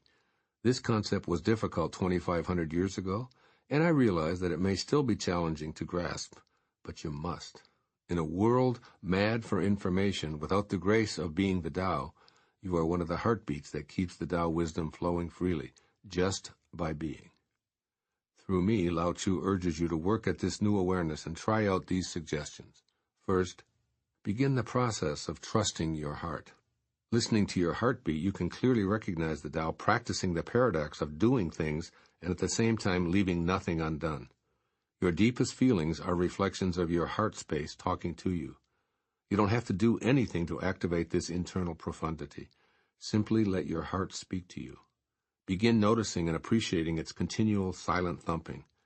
And whatever provides the energy for the beat to go on, let its presence in your chest be a constant reminder of the Tao at work. And secondly, trust in your sense of knowing, which is always with you. An internal knowing is there independent of your venturing forth. It's there even when your eyes are closed and you're sitting still. This doesn't necessarily mean you should become a couch potato. Rather, you must allow yourself to be guided by the same source that twirls the planets around the sun, and trust that it will direct you perfectly without your having to interfere. Experience your innate creativity while being an observer, watching in amazement as everything falls perfectly into place. Just as moving water never stagnates, you will be moved by a natural force that seeks being complete within you and without your needing to step in. You can get in touch with this knowing through the practice of meditation. Do the Tao now. Find or make a picture of a heart and spend time today contemplating it as a reminder of the Tao effortlessly at work within your chest cavity. At some point during the day, allow yourself to be guided by the Tao to do something creative that comes from within, such as painting, writing a poem, or taking a walk in the park, or beginning a personal project, or anything at all. Just let yourself be guided without having to venture forth in any way. Then bring this magic of the Tao more frequently into all aspects of your life.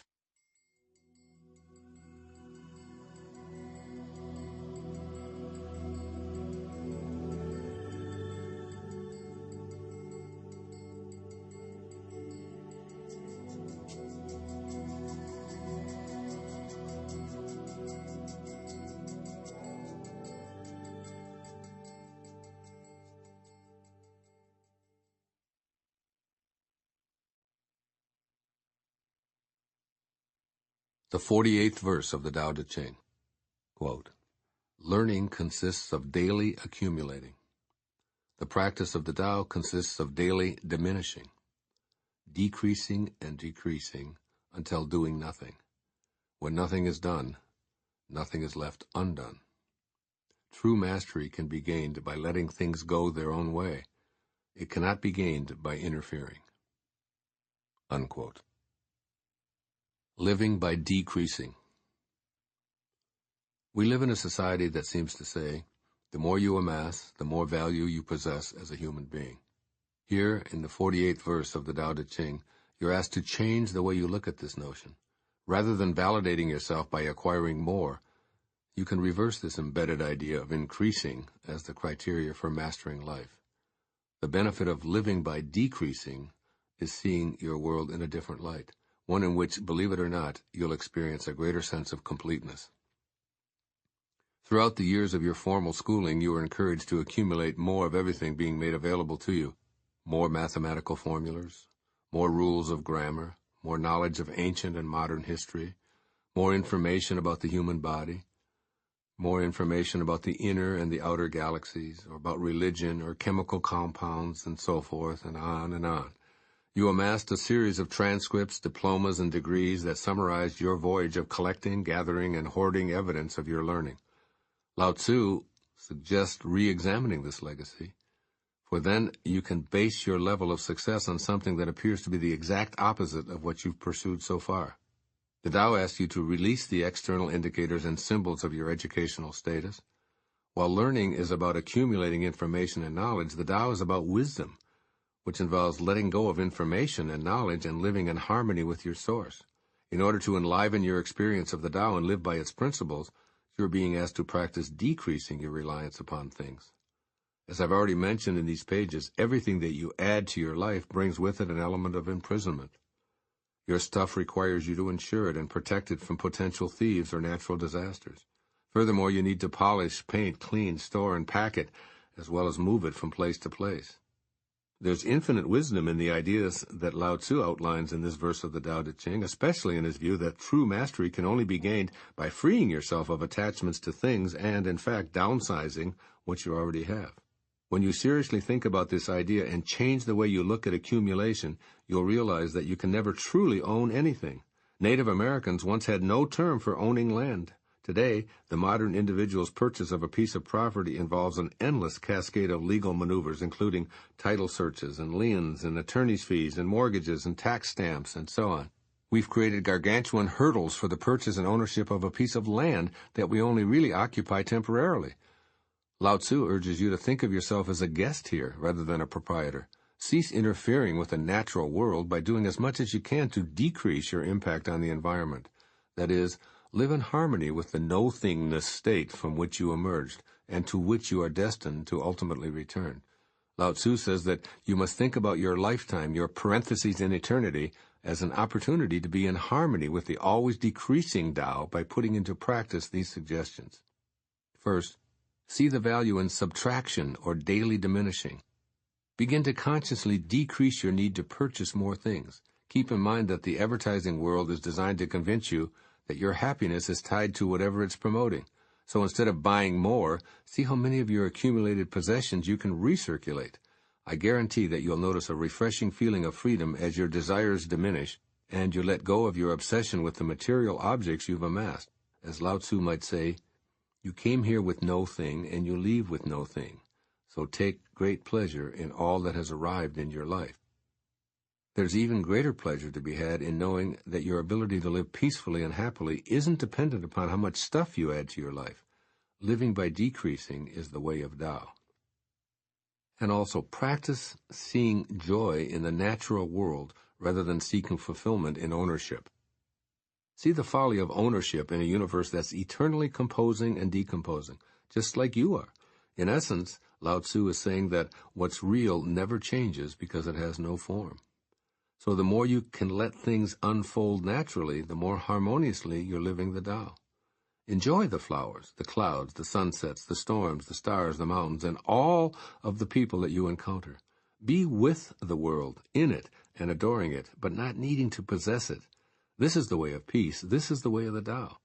For more than 500 years, Kabir has been one of India's revered poets. One of his most popular observations sums up this 48th verse of the Tao Te Ching. He says, quote, "The fish in the water that is thirsty needs serious professional counseling," unquote. Do the Tao now. Right this moment, let go of 5 items that you've had in your possession, putting them in circulation so that others might find them. Next, pick something that has some particular value to you and give it away. That's right, give it away. It's important that it be something you really like, for the more attachment you have to an item, the greater the joy you'll feel as you let it go. This can become a practice of living a life of daily diminishing. The 49th verse of the Tao Te Ching, quote, "The sage has no fixed mind. He is aware of the needs of others. Those who are good he treats with goodness. Those who are bad he also treats with goodness, because the nature of his being is good. He is kind to the kind. He is also kind to the unkind, because the nature of his being is kindness. He is faithful to the faithful. He is also faithful to the unfaithful. The sage lives in harmony with all below heaven. He sees everything as his own self. He loves everyone as his own child. All people are drawn to him. He behaves like a little child." Unquote. Living beyond judgment. In this gently powerful verse, we're encouraged to change the way we view virtually everyone on the planet. Lao-tzu saw the potential for existing harmoniously through living beyond judgment. Thus, this 49th verse of the Tao Te Ching invites us to explore that peaceful world. It's encouraging us to replace our idea of criticizing them with an acknowledgement of us without criticism. Imagine the possibilities for all of humanity if we simply eliminated prejudice and could live in harmony with all below heaven. You can begin changing your view of judgment as a valuable or important activity by being aware of when you're doing it to yourself. Then simply start substituting noticing for judging. From this perspective, you'll realize pretty quickly that you prefer to observe what you're doing or feeling rather than critiquing yourself. Calling your behavior bad or good just pits you against yourself and others by using competition, punishment, or dislike as your motivational markers. Hatred, anger, and threats become necessary because love, acceptance, and kindness can't be trusted. As you move away from judging yourself, you'll no longer need or want what Lao-tzu calls the fixed mind. Thus, allegiances that pitted you against the people you thought of as them will begin to dissolve. The innumerable categories that helped you to organize your labels become totally superfluous and unimportant when you change the way you look at their so-called value. In spite of having been conditioned by the country you were born in, the religion you were assigned at birth, or the culture you were immersed in, or even the family who raised you, living beyond judgment becomes your preference.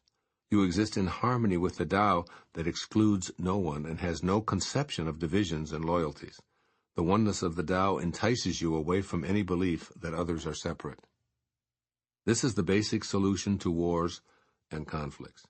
You see, when you stop judging and instead begin to see yourself in others, you can't help but love the uniqueness of everyone as though they were your own children. Then instead of exclusions and allegiances, the oneness of the Tao graces all unimpeded. Rather than God bless America, or whatever country you happen to reside in, Allah save our people, or Krishna bless those who believe in you, there's God bless humanity. Let me do all that I can to treat everyone without exception with goodness, with kindness, as all of those whom we revere as spiritual masters taught us by their example. As your worldview changes, you extend goodness to everyone you encounter. You'll find that you can feel non-judgmental compassion for the mistreated, even when their way of seeing things causes you and yours pain. You can send out kindness not only in response to kindness, but especially when you're the recipient of cruelty. Why?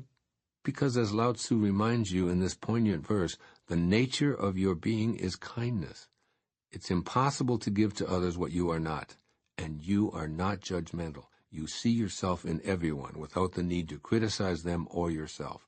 Change your thoughts and live beyond judgment, and don't see yourself as bad when you falter in this view or as holy when you succeed. Keep in mind that you're a mix of infinite openness and finite limitations, as we all are.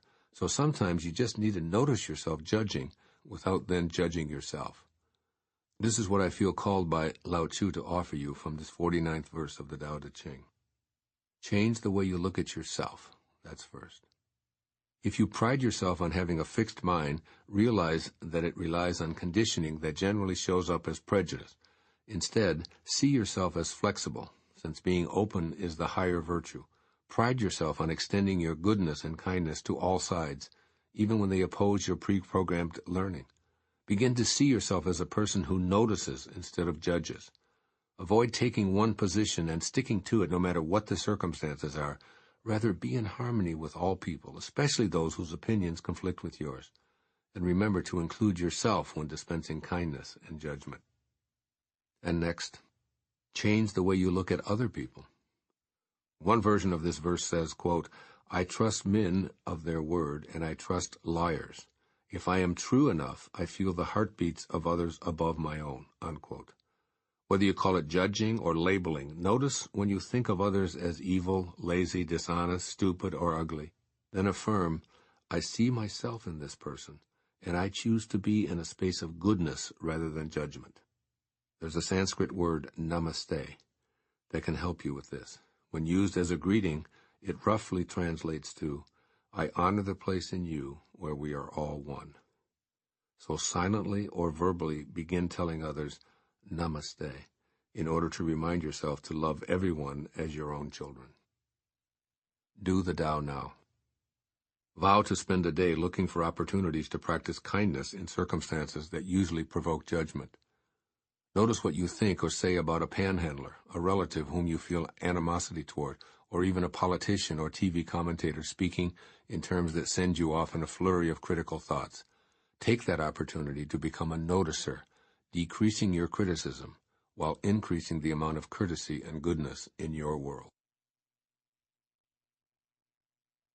The 50th verse of the Tao Te Ching. Quote, Between birth and death, 3 in 10 are followers of life. 3 in 10 are followers of death. And men just passing from birth to death also number 3 in 10. Why is this so? Because they clutch to life and cling to this passing world. But there is 1 of 10 that say, so sure of life, that tigers and wild bulls keep clear. Weapons turn from him on the battlefield. Rhinoceroses have no place to horn him. Tigers find no place for claws.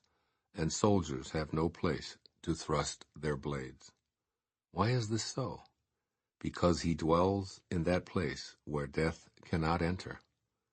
Realize your essence, and you will witness the end without ending. Unquote. Living as an immortal. In this passage, Lao-tzu asks you to change the way you look at your mortality. The Tao teaches that death is an insignificant detail that doesn't need to be consciously struggled with or dreaded. As this verse of the Tao Te Ching informs you, there is a place where death cannot enter. Talk about your life changing when you change your thoughts. This is the ultimate, since the fear of death tops virtually everyone's list of anxieties. If you see yourself solely as a physical mortal, then you're part of the 90% of the population that this passage refers to as followers of life, followers of death, or just passing from birth to death. Here you're being encouraged to aspire to be part of the remaining 10% for whom thoughts of mortality don't invade the heart space or life in general. By altering the way you see death, you'll be in that select group. You'll experience life on the active side of infinity, knowing yourself first and foremost as a spiritual being having a temporary human experience, rather than the other way around. In this realm, you'll be gracefully adept at moving along free of the fear of life-threatening events. You'll have a knowing about yourself and your connection to the Tao that simply allows you to ride with life like a fearless downhill skier who's at one with the snow-covered mountains. Without resorting to judgment, you'll notice others who are perpetually victimized by scams and bureaucracies and indifference and natural disasters and criminals and meddling relatives and so on. With an intimate awareness of your infinite essence that's centered in the Tao, you'll most likely escape from victimization yourself, and you'll lightly deal with situations that others tend to get stuck in. In other words, when you know your own endless nature and live each day with this awareness directing you, there will simply be no space within you for mortality to call the shots. If harm ever does make an attempt to inflict damage or death on you, it won't find a place to sink its hooks in. Change how you think about death by seeing your essential spiritual beingness, and you'll be able to enjoy this world without the dread caused by believing you are of it. When you know your immortality through the flow of the Tao, you won't even need to assign it a worldly concept or formal religion. And when the time comes for you to remove the worn-out coat you call your body, Lao-tzu says, quote, you will witness the end without ending, unquote. Contemplate the teachings of the Tao Te Ching and realize that you can never really be killed or even harmed. With this view of life, you'll be able to clear your inner battlefield of the army of beliefs that continually try to march on your essential self. Fear and dread are weapons that can't hurt or threaten you. Even the natural elements, symbolized by rhino's horns and tiger's claws, can't inflict damage because they butt against and tear at a space that has no solidity for them to inflict pain. You dwell in a place that cannot be penetrated by death. No longer are you clutching at the 10,000 things and treating your short journey from cradle to grave as your one and only ultimate life experience. Now you're the infinite Tao, living your real essence. Although Lao-tzu lived 25 centuries ago, he is still very much alive. I feel him urging you to heed the following bits of wisdom. First, create affirmations. Remind yourself, no one dies, including myself. Affirm that you can never be harmed or destroyed, for you are not your body. If you stay connected to this reality, you'll automatically deflect dangers that may have previously been able to invade your physical space. For example, as the Indian saint Muktananda lay dying, his devotees are said to have surrounded him, pleading, please don't leave. Muktananda replied, don't be silly.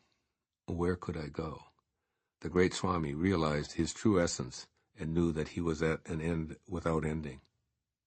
And secondly, die while you're alive. In your imagination, contemplate the death of your physical shell. Visualize it lying there lifeless and observe how you, the witness, aren't identified with this corpse. Now bring that same attention to your body as it gets up and goes about its daily tasks. Nothing could harm your human form when it was dead, and nothing can harm you now because you are not that body. You're the invisible, witnessing essence. Remain in this realization, knowing that you've experienced the death of your earthly container as your primary source of identification. In this new awareness, you're impenetrable and free. Here's how Leonardo da Vinci expressed the message of this verse of the Tao Te Ching. Quote, "While I thought that I was learning how to live, I have been learning how to die." Unquote. Do this now while you're still alive. Do the Tao now. This Tao exercise is an inner vision quest in which you picture yourself as immune to harm. Create your own imagined picture of danger, or draw on the 50th verse of the Tao Te Ching for threats to your life. Tigers jump at you and miss. Swords are thrust at you, but do no damage. Bombs explode, but you're unscathed. Keep this image of yourself as incapable of being harmed, regardless of what goes on in your body. Then use this witness to your immortality vision to help you activate dormant protective forces that will accommodate you in fulfilling what you've imagined. The 51st verse of the Tao Te Ching, quote, "The way connects all living beings to their source. It springs into existence, unconscious, perfect, free, and takes on a physical body, lets circumstances complete it. Therefore all beings honor the way and value its virtue. They have not been commanded to worship the Tao and do homage to virtue, but they always do so spontaneously. The Tao gives them life. Virtue nourishes and nourishes them, rears and shelters and protects them. The Tao produces but does not possess. The Tao gives without expecting. The Tao fosters growth without ruling. This is called hidden virtue." Unquote. Living by hidden virtue. This passage encourages you to discover that quality within you that protects, nurtures, and shelters automatically, without ruling. Consciously living by hidden virtue probably means changing many of the ways in which you see your role in the grand scheme of things. And a natural starting point would be the way you explain the mystery of how life begins.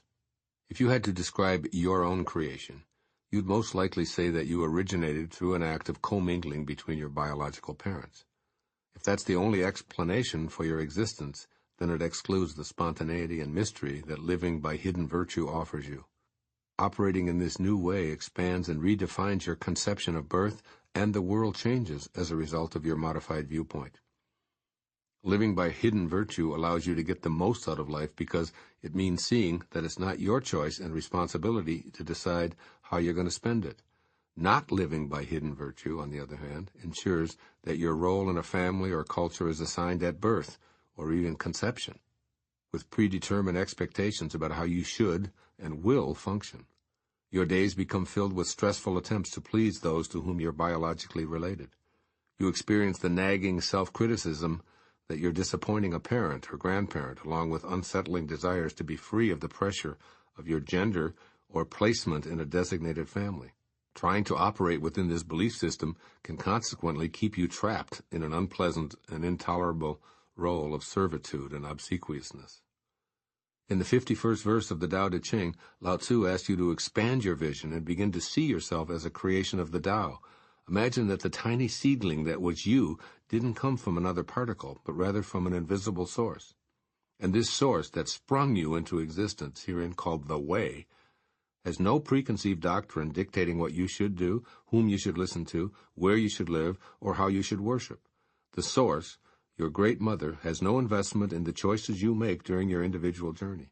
It knows that the seedling that was you is perfect and free to complete itself in whatever way it chooses. This mother, which is the Tao, has no expectations for you, no demands, no battles or wars for you to fight, and no history for you to live up to. The Chinese refer to this hidden entity that brought you into existence as T, T-E. I'm referring to T here as virtue or character. And Jonathan Starr's translation of the Tao Te Ching interprets it in this verse as follows, quote, "Though Tao gives life to all things, T is what cultivates them. T is that magic power which raises and rears them, completes and prepares them, comforts and protects them." Unquote. T-E, as in Tao Te Ching, then, is the virtue that's deep within you and all of creation. This isn't a force that guarantees the physical shell will never die. It's more a characteristic that allows you to move through the material world in your body, perfectly aligned with the creative originating force. Listen to this verse as a reminder that you're protected and completed by your ultimate originating source, which isn't the same as guaranteeing your security in this phenomenal world. Helen Keller was speaking of this very thing when she stated, "Security is mostly a superstition. It does not exist in nature." The 51st verse is about learning to trust by changing your view of life to include T, or hidden virtue. It's about seeing yourself as a member of a family of oneness with the same parents as all other creatures. It's about feeling your total freedom to produce without possessing and to keep from becoming a possession yourself. So give without expecting, and don't be victimized by the expectations of others. Here are suggestions offered to you by Lao-tzu as I gaze at this great master's picture before me and feel as if I were one with him. First, practice feeling safe and protected. Live each day trusting in the hidden virtue that's both within you and that caused you. Keep in mind that the feeling of being secure, shielded, and nurtured won't come from anything you might possess. Instead, it will arise when you know that you're in constant contact with a virtuous power that lies within every cell of your being. This hidden force is responsible for your very presence. You sprang into existence by virtue of Tao, and while your every breath and action aren't commanded to do so, they nevertheless pay homage to the inner virtue that is your life. That power is in my hand as I write these words, and it's in your eyes and ears as you read or hear these words. Trust in it, worship it, feel safe in the force that remains hidden. This is all you need to feel complete. And secondly, remember that the Tao produces, it doesn't possess. Do the same and you'll achieve the wisdom of this verse. Be a caretaker, not an owner. Don't attempt to control anyone. Instead, foster growth without dominating or ruling. When you're in a supervisory role, allow others to activate their hidden virtue as much as possible. Just as you wish to feel protected and trust in that invisible force that animates you, so does everyone you encounter. I emphasize this word because there are no exceptions. Witter Bynner's translation of this 51st verse of the Tao Te Ching states it this way, quote, "All created things render to the existence and fitness they depend on.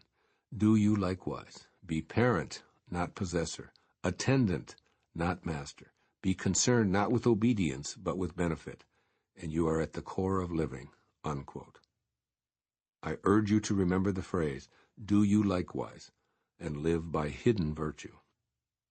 Do the Tao now. Plan a day of letting go. Let go of thinking and discover the all-embracing nature of the mind. Let go of preconceptions and ideas and experience how things really are.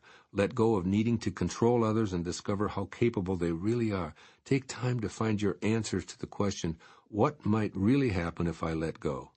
As you do this exercise, you may be surprised to discover that you find more of the hidden virtue in your life, which then changes the way you see yourself.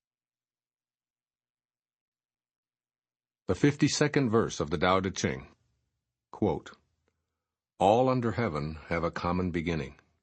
This beginning is the mother of the world. Having known the mother, we may proceed to know her children. Having known the children, we should go back and hold on to the mother. Keep your mouth shut, guard the senses, and life is ever full. Open your mouth, always be busy, and life is beyond hope. Seeing the small is called clarity. Keeping flexible is called strength. Using the shining radiance, you return again to the light and save yourself misfortune. This is called the practice of eternal light." Unquote. Living by returning to the mother. This verse tells you that it's valuable and important to realize that your life is more than just a linear experience happening in time and space. That is, you more or less currently view your time on Earth as a straight line from conception to birth. You'll move through predictable stages of development, concluding with death, will you meet up with the mystery that awaits you on the other side. Lao-tzu is inviting you to see that your existence is a return trip to the place where all the planet's creations emerge. He wants you to realize that you have the ability to enjoy this mysterious beginning before your physical ending. This mystery, which is in each and every one of the 10,000 things, is referred to by Lao-tzu as the Mother, or the symbol of what lies beyond all that seems to begin and end. Start your journey back to the Mother by contemplating the first 2 lines of this verse of the Tao Te Ching. All under heaven have a common beginning. This beginning is the Mother of the world. Let this thought filter into your physical being and create a state of awe about your existence, which emerged out of no-thingness. Know that this unseen source that births every single thing also birthed you. Like electricity streaming through a conduit, the mysterious nothingness flows through and sustains all of life, including you. It's a constant invisible. It's a constant, soundless, odorless force, which isn't immediately available to your sensory self. It's vital that you spend a few moments each day getting to know yours and my eternal Mother, which you can do by simply acknowledging her presence and silently communicating with her. Once you decide to know and honor her, you'll begin to change the way you look at all of her children, including yourself. You'll view all of the 10,000 things as offspring of the Mother, and you'll look beyond the temporariness of their appearances to see the Tao unfolding. This is what Lao-tzu means when he asks you to know the children not as separate from their mother, but as the Mother herself. So see all of creation as originating in the Mother, and then go back and hold on to her. How do you embark on this return trip to your eternal Mother? Lao-tzu advises that you close your mouth and seal your ears to ensure that your spirit isn't frittered away on worldly activities. In other words, spend time with the maternal part of yourself and seek clarity by noticing the Tao in the small and the large. Practice abandoning rigidity and instead cultivate elasticity to improve your strength. Lao-tzu concludes by telling you that this way of seeing the world is the practice of eternal light. See that light in the tiniest insect, and even in the invisible particle that forms that little creature's leg. It's the same light that beats your heart and holds the universe in place. So allow yourself to not just be in awe of the insect, but to be that insect. In this way, you find clarity through seeing the small, and you'll improve the power of your new way of seeing through your flexible viewpoint. Change your linear thoughts about your presence here on Earth and begin to see your life change right before your eyes. Lao-tzu offers the following to you through me to aid you in the practice of eternal light in today's world. First, open your mouth and spirit escapes. Closed mouth, spirit connection, excellent. Think of your mouth as a gate that guards your spirit. When you speak to others, become conscious of the need to close the door and allow your spirit to be safely ensconced within you. Make the same mental shift with your ears. Keep them sealed when it comes to rumors and petty conversations. Use fewer words. Commit yourself to long periods of listening, and eliminate giving advice, meddling, and participating in gossip. Cultivate your strength with the flexibility of consciously deciding when to involve your speaking and auditory senses. When you're inclined to get into other people's business, remember that your eternal Mother's one and only voice is silence. Do likewise, and you'll feel yourself holding on to her in freedom and bliss, thus returning while living. And second, seeing the smallest mystery reveals the grandest mystery. By being attentive to smallness, you cultivate your desire for clarity. Noting the same spark in microscopic creatures that animates you is a way of exploring life as a return trip rather than a dead end. What seem to be the tiniest mysteries of life lead to an experience of the shining radiance that comes from an appreciation for all that you encounter. You and the Mother who birthed you and everything else are one. By seeing the small, you gain this clarity, which is the return trip you're encouraged to make while alive. Now your world begins to look very different, as you see originating spirit everywhere. Nothing is viewed as ordinary, inferior, or unwanted anymore. Do the Tao now. Plan a day dedicated to examining the smallest life forms that you can find. Become a witness to a spider creating a web, a sand crab scurrying along the beach, or a fly buzzing about on the wall. Take an imaginary trip through your insides, examining the life forms that reside in your intestines, in your bloodstream, or even in the lining of your eyes. All creatures that you'd need a powerful microscope to be able to see. Meditate on the mother birthing these little bacteria in order for you to exist. Experience the way viewing your body through the tiny, tiny life that's part of you and how it affects you. Living by returning to the mother will provide you with a clarity you've never experienced before. The 53rd verse of the Tao Te Ching. Quote, "If I have even just a little sense, I should walk in the great way, and my only fear would be straying. The great way is very smooth and straight, and yet the people prefer devious paths. That is why the court is corrupt, the fields lie in waste, the granaries are empty.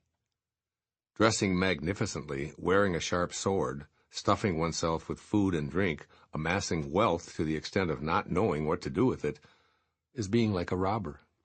I say this pomp at the expense of others is like the boasting of thieves after a looting. This is not the Tao." Unquote. Living honorably. Imagine that you are able to view the world from a position of complete honor and oneness. Everywhere you looked, you saw the great way, and saw all of it as you. From this perspective, every person who's ever existed or will ever exist is a part of you, birthed by your source. All of life, the creatures, the land, the oceans, and the vegetation are connected by the Tao. From this perspective, your world would change dramatically.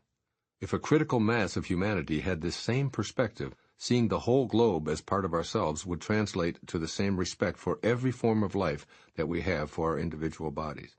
And this unity would make the scene that Lao-tzu is describing in this passage impossible. Despite all of our technological advances, the words that the great Chinese master wrote 2,500 years ago still apply. Unfortunately, we're far removed from walking the great way, for we continue to see great divisions rather than a sense of unified oneness. As Lao-tzu admonishes at the end of this verse, this is not the Tao. One of my favorite translations of this 53rd verse of the Tao Te Ching was written in 1944 by Witter Bynner. He expresses it perfectly. Quote, "See how fine the palaces, and see how poor the farms, how bare the peasants' granaries, while gentry wear embroideries, hiding sharpened arms. And the more they have, the more they seize. How can there be such men as these, who never hunger, never thirst, yet eat and drink until they burst?" Unquote. You can see that these conditions still do exist today. Whole continents of people experience starvation, while a few in positions of power live in opulence and grandeur. Weapons of destruction receive funding, while millions live in poverty. Leaders sit down to overflowing plenitude, while the masses scrounge around for ways to feed their families and heat their homes. We have a long way to go before traversing that smooth and straight way of the Tao, for we still take devious paths and see the all too painful results of this choice every day. But I didn't write these words to try to change the world in one fell swoop. Rather, I'm doing so to encourage you to change the way you see your world. If you make that modification, others will gravitate toward living honorably as well. When enough of us do this, we'll reach a critical mass that will eliminate the boasting of thieves after a looting. Begin by seeing yourself as the environment, rather than as an organism within it. I've even coined a word to describe when life forms are whole rather than separate: environ organisms. Understand that you can't survive apart from what it seems isn't part of you, for you absolutely are the air, the water, the plants, the animals, and everyone else on this planet. Change your worldview to one that completely understands that when anyone else is starving or living in poverty, so are you. See yourself in all others, and you'll find the compassion, the love, and the willingness that replaces your belief in your uniqueness and differentness. Lao-tzu was obviously distressed by the conditions of hard-heartedness and indifference that he observed in ancient China, so he appealed to all to live honorably through the emulation of the Tao, rather than from the ego perspective of separateness. And now, he asks you to change the way you look at the blatant imbalances in your world, noting how your world changes to align with the Tao when you begin to live honorably. Here are his suggestions which you can apply to your life today. Make compassion the essential foundation of your personal philosophy. Feeling guilty about what you've amassed or wallowing in sadness over the plight of the starving won't change things, but making compassion the essential foundation of your philosophy will. This is one of the most significant ways of initiating the growth of a critical mass. As that mass grows, kind hearts and actions will realign our planet. Like-minded leaders will emerge, and gross inconsistencies will be reduced and eventually eliminated. Mother Teresa was an outstanding example of how one person's way of seeing the world can change the world itself. In each person I see, she said, I see the face of Christ in one of his more distressing disguises. Walk in the great way by doing charity work or supporting candidates for public office who embody compassionate action. And vow to make a difference on a daily basis throughout your life, which might be as simple as refusing to join in denouncing others or categorizing them as evil or defective. After all, so many of the wars that currently rage on our planet today are rooted in religious hatred that perpetuates the imbalances pointed out in this verse of the Tao Te Ching. In the following excerpt from the Quran, the great prophet Muhammad tells the followers of Islam to practice compassionate action. You can use his teaching to make a daily difference during your own life. Quote, behave beneficently toward the neighbor that is a kinsman and the neighbor that is a stranger, and the companion by your side. He who behaves ill toward his neighbor is not a believer, nor can ever be one. One who eats his fill while his neighbor is hungry by his side is not a believer. Unquote. Do the Tao now. Make a daily practice of opening your heart in compassion when you see someone less fortunate than yourself. Give him or her a silent blessing rather than a thought of scorn, ridicule, blame, or indifference. Do the same when you learn how many of, quote, them, unquote, were killed in any skirmish. Rather than rejoicing about the dead enemies, say a silent prayer of love and compassion. Live honorably. It just takes. The 54th verse of the Tao Te Ching. Quote, whoever is planted in the Tao will not be rooted up. Whoever embraces the Tao will not slip away. Generations honor generations endlessly. Cultivated in the self, virtue is realized. Cultivated in the family, virtue overflows. Cultivated in the community, virtue increases. Cultivated in the state, virtue abounds. The Tao is everywhere. It has become everything. To truly see it as it is. In a person, see it as a person. In a family, see it as a family. In a country, see it as a country. In the world, see it as the world. How do I know this is true? By looking inside myself. Unquote. Living as if your life makes a difference. In this verse of the Tao Te Ching, you're invited to see your role in the transformation of the planet. Instead of perceiving yourself as one insignificant individual among billions of people, you're urged to see yourself as the Tao itself. We Are the World is everybody's theme song. You do make a difference. When you live with the joyful awareness that you potentially have an infinite effect on the universe, you'll radiate Tao consciousness. You'll be like a wave of energy that illuminates a room. Everyone will see the light and become affected. Those who are unaware of their Tao nature will notice the difference, and those who were aware, by not living as if their lives mattered, will be attracted and begin changing. So recognize and live your life as part of the great way, and help bring balance into the world. In this 54th passage, Lao-tzu is advising you to see your divinity and revel in your magnificence. Know that in the silent space within you, where the Tao animates every breath and every thought, your life truly makes a difference. The following is what he advises in the language of the 21st century.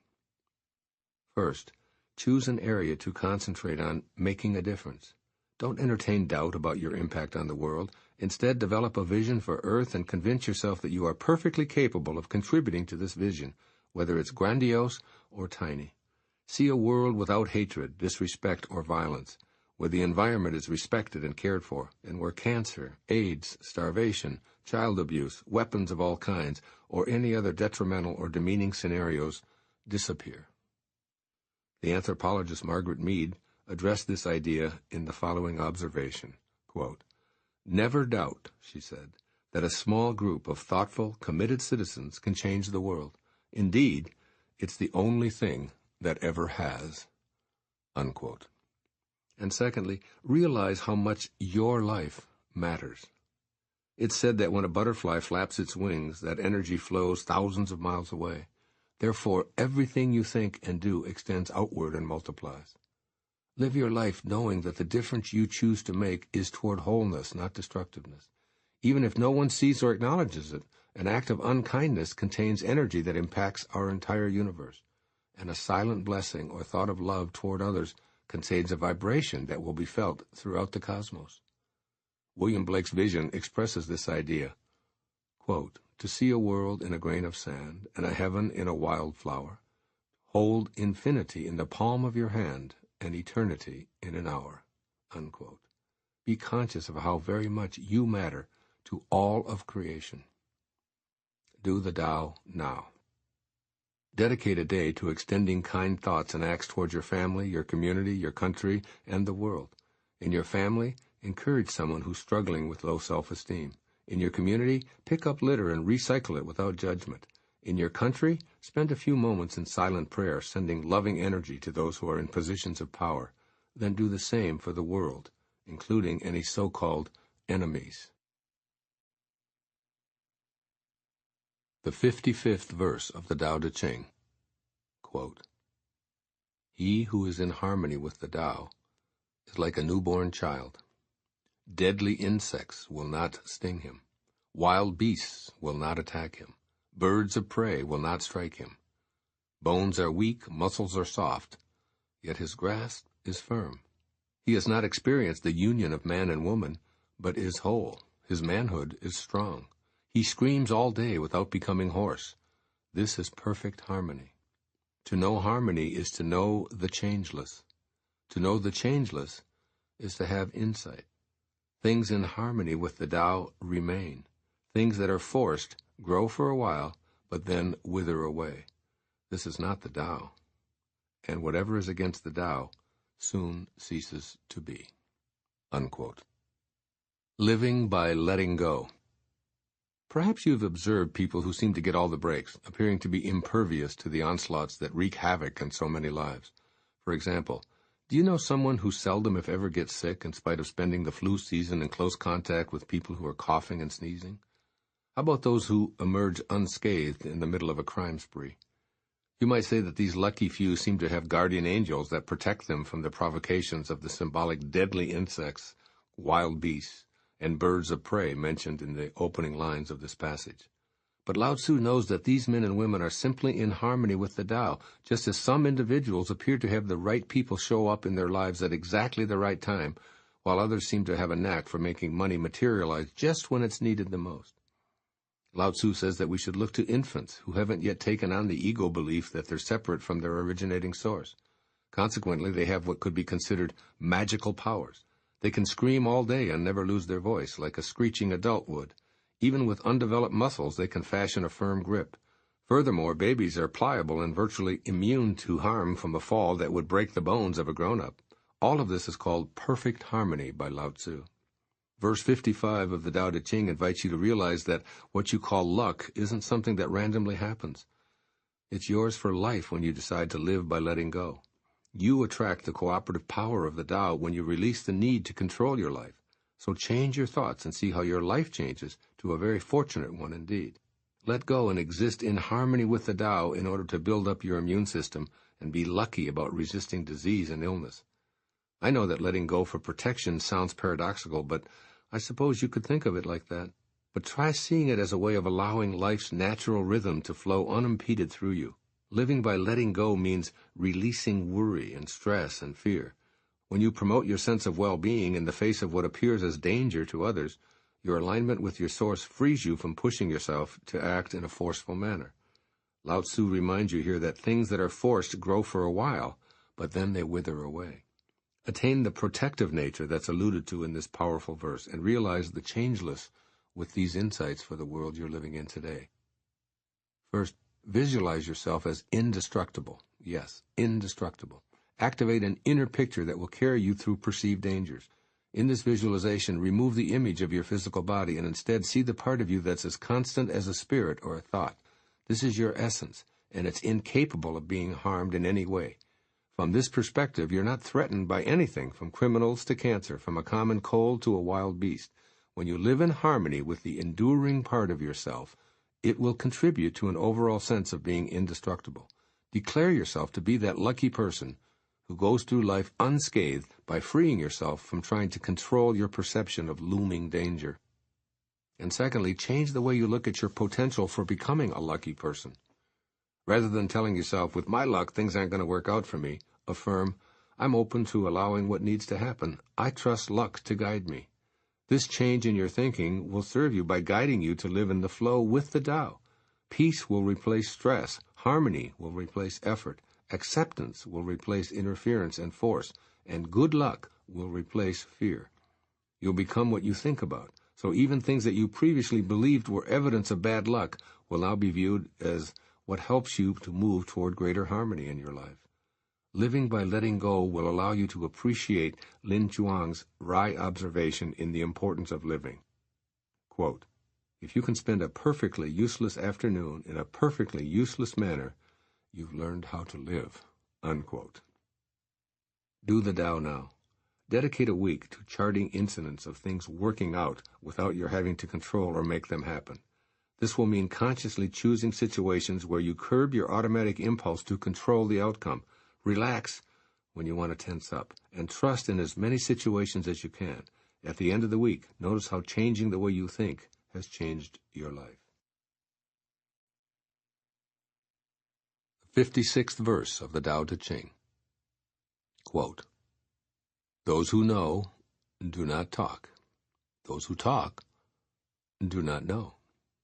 Block all the passages. Close your mouth. Cordon off your senses. Blunt your sharpness. Untie your knots. Soften your glare. Settle your dust. This is primal union, or the secret embrace. One who knows this secret is not moved by attachment or aversion, swayed by profit or loss, nor touched by honor or disgrace. He is far beyond the cares of men, yet comes to hold the dearest place in their hearts. This, therefore, is the highest state of man. Unquote. Living by silent knowing. This is probably the best-known verse of the Tao Te Ching. In fact, the opening two lines, those who know do not talk, those who talk do not know, are so popular that they've almost become a cliché. Nevertheless, the passage's essential message is little understood and rarely practiced. Lao-tzu is calling you to live in the highest state of silent knowing, that place deep within you that can't be communicated to any other. Consequently, you might want to change your thinking about whom you consider to be wise or learned. Persuasive speakers with a good command of the language, who are forceful in their pronouncements and confident in their point of view, are generally considered to have superior knowledge. But Lao-tzu suggests that precisely the opposite is true. Those who talk, he says, aren't living from the place of silent knowing, so they do not know. As you modify the way you look at this presumption, you'll see several differences in the way your world appears. First, you'll note that those who are compelled to pontificate and persuade are almost always tied to an attachment of some kind. Perhaps it's to a point of view, to being right, to winning, or to profiting in some way. And the more talking they do, the more they appear to be swayed by such attachments. The second thing you'll notice takes place within you. You begin to see your inclination and desire to persuade and convince others.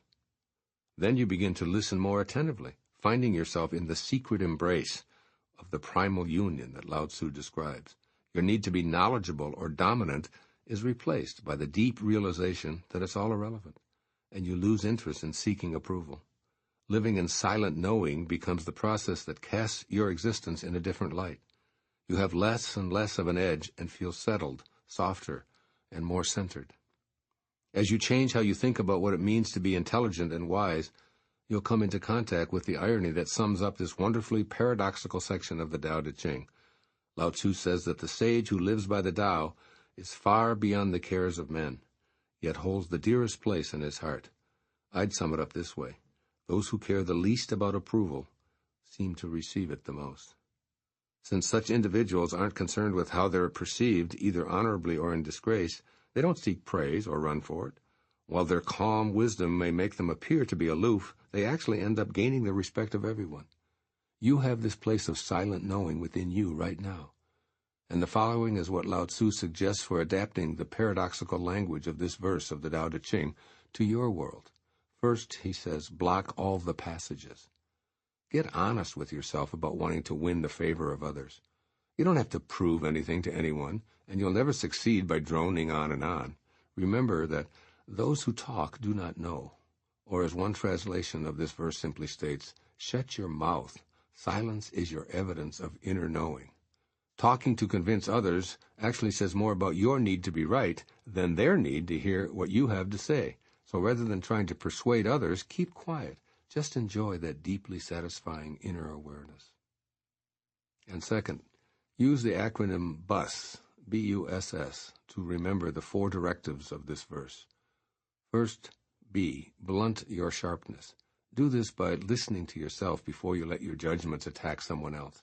A better course of action is to just listen and then silently offer loving compassion to both yourself and the other person. You, untie your knots. Detach from what keeps you tied to worldly patterns. Untie the knots that bind you to a life that's dedicated to showing profit and demonstrating victory, and replace them with silently contemplating the Tao in the secret embrace. S, soften your glare. Notice when your need to be right is glaringly obvious, and let the soft underside of your being replace your rigid stance. Your impulse to glower at external events is alerting you that you're out of touch with your inner silent knowing. And S again, settle your dust. Don't kick it up in the first place. Realize your inclination to stir up dust when you feel a diatribe about to erupt on how others ought to be behaving. Stop in the middle of pounding the table or angrily screaming and just observe yourself. Since your emotions are like waves on the ocean, learn to watch them return to the vast, calm, all-knowing source. Do the Tao now. Spend an hour, a day, a week, or a month practicing not giving unsolicited advice. Stop yourself for an instant and call upon your own silent knowing. Ask a question rather than giving advice or citing an example from your life, and then just listen to yourself and the other person. As Lao-tzu would like you to know, that's the highest state of man. The 57th verse of the Tao Te Ching. Quote, if you want to be a great leader, you must learn to follow the Tao. Stop trying to control. Let go of fixed plans and concepts, and the world will govern itself. How do I know this is so? Because in this world, the greater the restrictions and prohibitions, the more people are impoverished. The more advanced the weapons of state, the darker the nation. The more artful and crafty the plan, the stranger the outcome. The more laws are posted, the more thieves appear. Therefore the sage says, I take no action, and people are reformed. I enjoy peace, and people become honest. I do nothing, and people become rich. If I keep from imposing on people, they become themselves. Unquote. Living without authoritarianism. In this and some of the following chapters of the Tao Te Ching, Lao-tzu counsels the rulers of 2,500 years ago on how and why to pursue a high quality of leadership. His advice is pertinent today, in the 21st century, to all forms of leadership, including government, business, and in particular parenting. The essential message in this 57th verse is to allow rather than interfere. Now, I don't interpret this to mean letting an infant crawl into traffic or leaving a child alone near a swimming pool. Obviously, you must be sensible when supervising those who could harm themselves or others. What I believe Lao-tzu is conveying here is that allowing is quite often the highest form of leadership. He states that more people are impoverished in societies with excessive restrictions and prohibitions. The same can be true in families with commandments that must be obeyed without question. The more authoritarian any system is, the more outlaws will appear. On the other hand, when children are encouraged to explore and exercise their inquisitiveness, they're inspired to be their best with little need for regulation. So when you change the way you view the need for rules, family members will tend to make decisions based upon what's best for everyone rather than themselves. See what happens, for instance, if you drop an absolute curfew time for your teenagers, asking them to just be sensible about when they come home and to notify you if they're going to be later than normal. You may find that because you didn't impose yourself on them, they end up coming home even earlier than when they had a strict curfew governing their conduct. Examine the restrictions that you enforce in your family. Remember that effective parents don't want to be leaned on, they want to make leaning unnecessary. After all, you want your children to be responsible, healthy, successful, and honest, not simply because you're there to monitor them, but because it's within their nature to do so. So set an example and let them see that it's possible to be self-sufficient and enormously successful. Allow them to learn to trust in their highest nature, rather than having to thumb through a rule book to decide what's right. Change the way you look at the need for edicts, laws, and prohibitions, and see yourself as someone who doesn't need to rule with an iron fist. Then enjoy taking this revised view of your leadership abilities into every area of your life where you're considered to be, quote, the boss, unquote. What follows is some 21st century advice based on this verse that was written 2,500 years ago. First, practice the art of allowing yourself. Begin by letting yourself be more spontaneous and less regimented in your daily life. Take a trip without first planning it. Go where you instinctively are guided to go. Tell the authoritarian part of you to take a break. Introduce a different side to yourself and the world by affirming, I do not have to live by anyone else's rules, and I release the need for laws to regulate my behavior. And secondly, practice the art of allowing others. Catch yourself when you're about to cite a rule as a reason for saying no to a child or someone you supervise, and instead consider the ramifications of saying nothing and just observing. When you change the way you look at your role as a leader, you'll find that very few edicts are necessary for people to conduct the businesses of their life. Everyone has a strong sense of what they want to do, what limits they have, and how to actualize their dreams. Be like the Tao. Allow others, and enjoy how your non-authoritarian leadership inspires them to be themselves. Do the Tao now. Make time to do something you've never done before.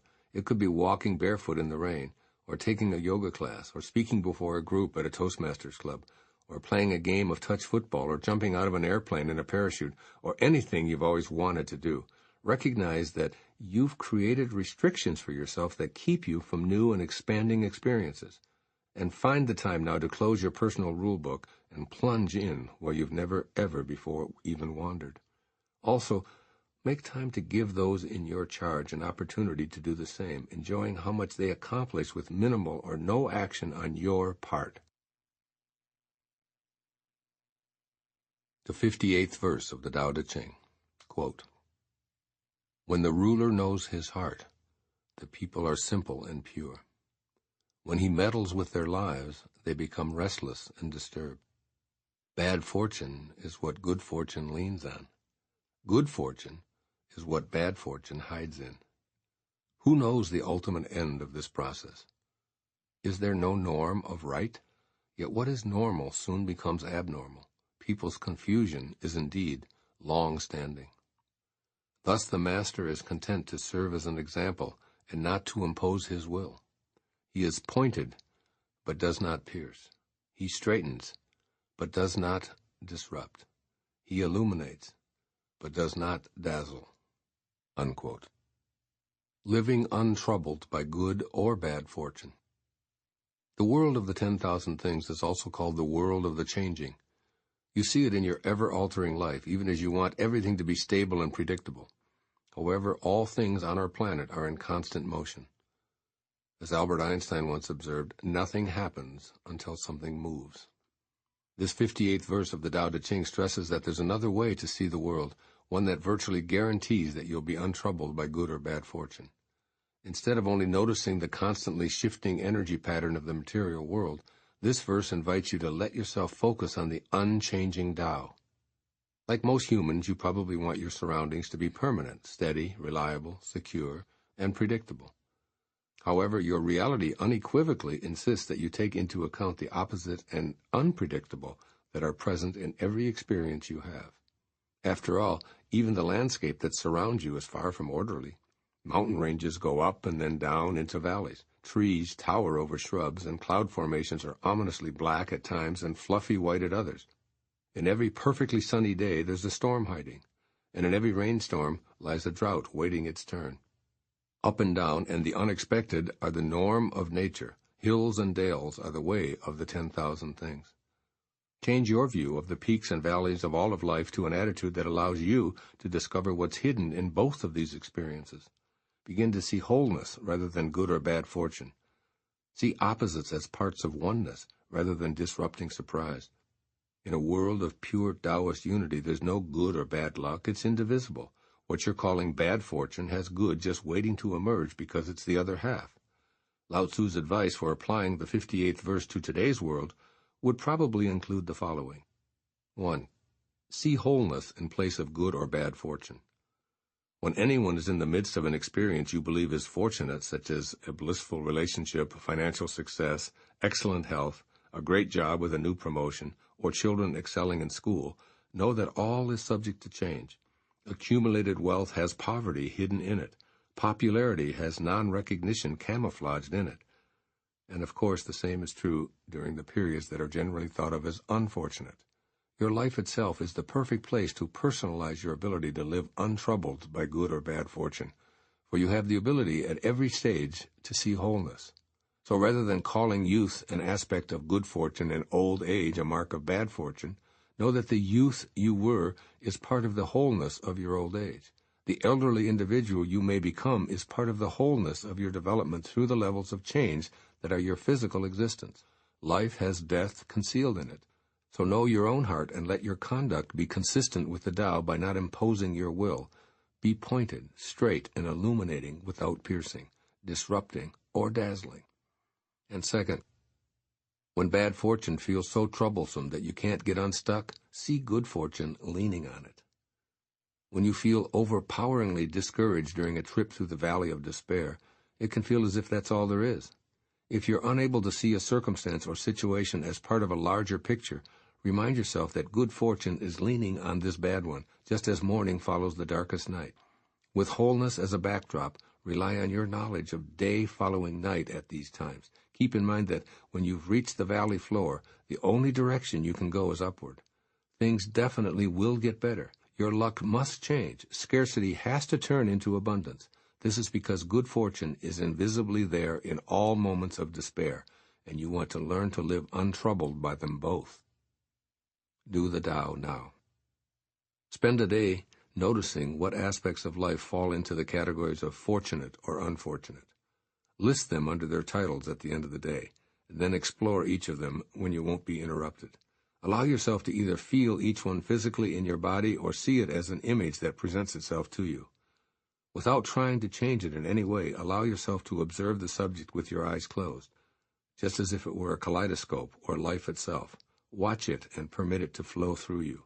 The way the clouds drift in the sky, night turns into day, rain evaporates, and how confusion comes and goes when you're living untroubled by good or bad fortune.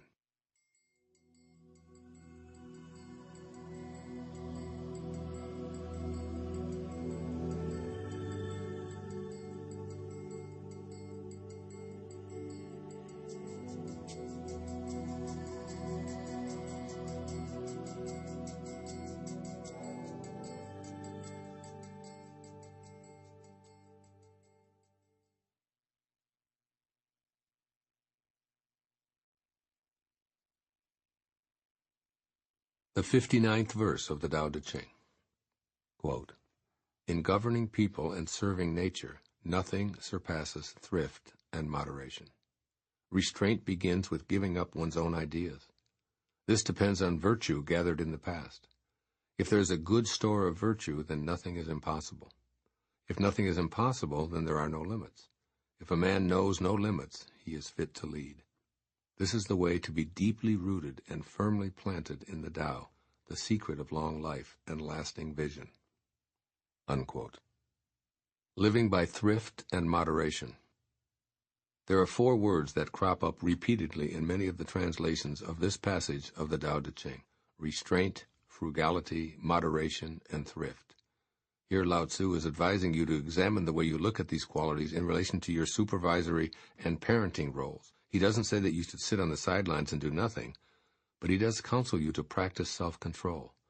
When you cultivate a style of leadership that creates a good store of virtue, then nothing is impossible, for there are no limits.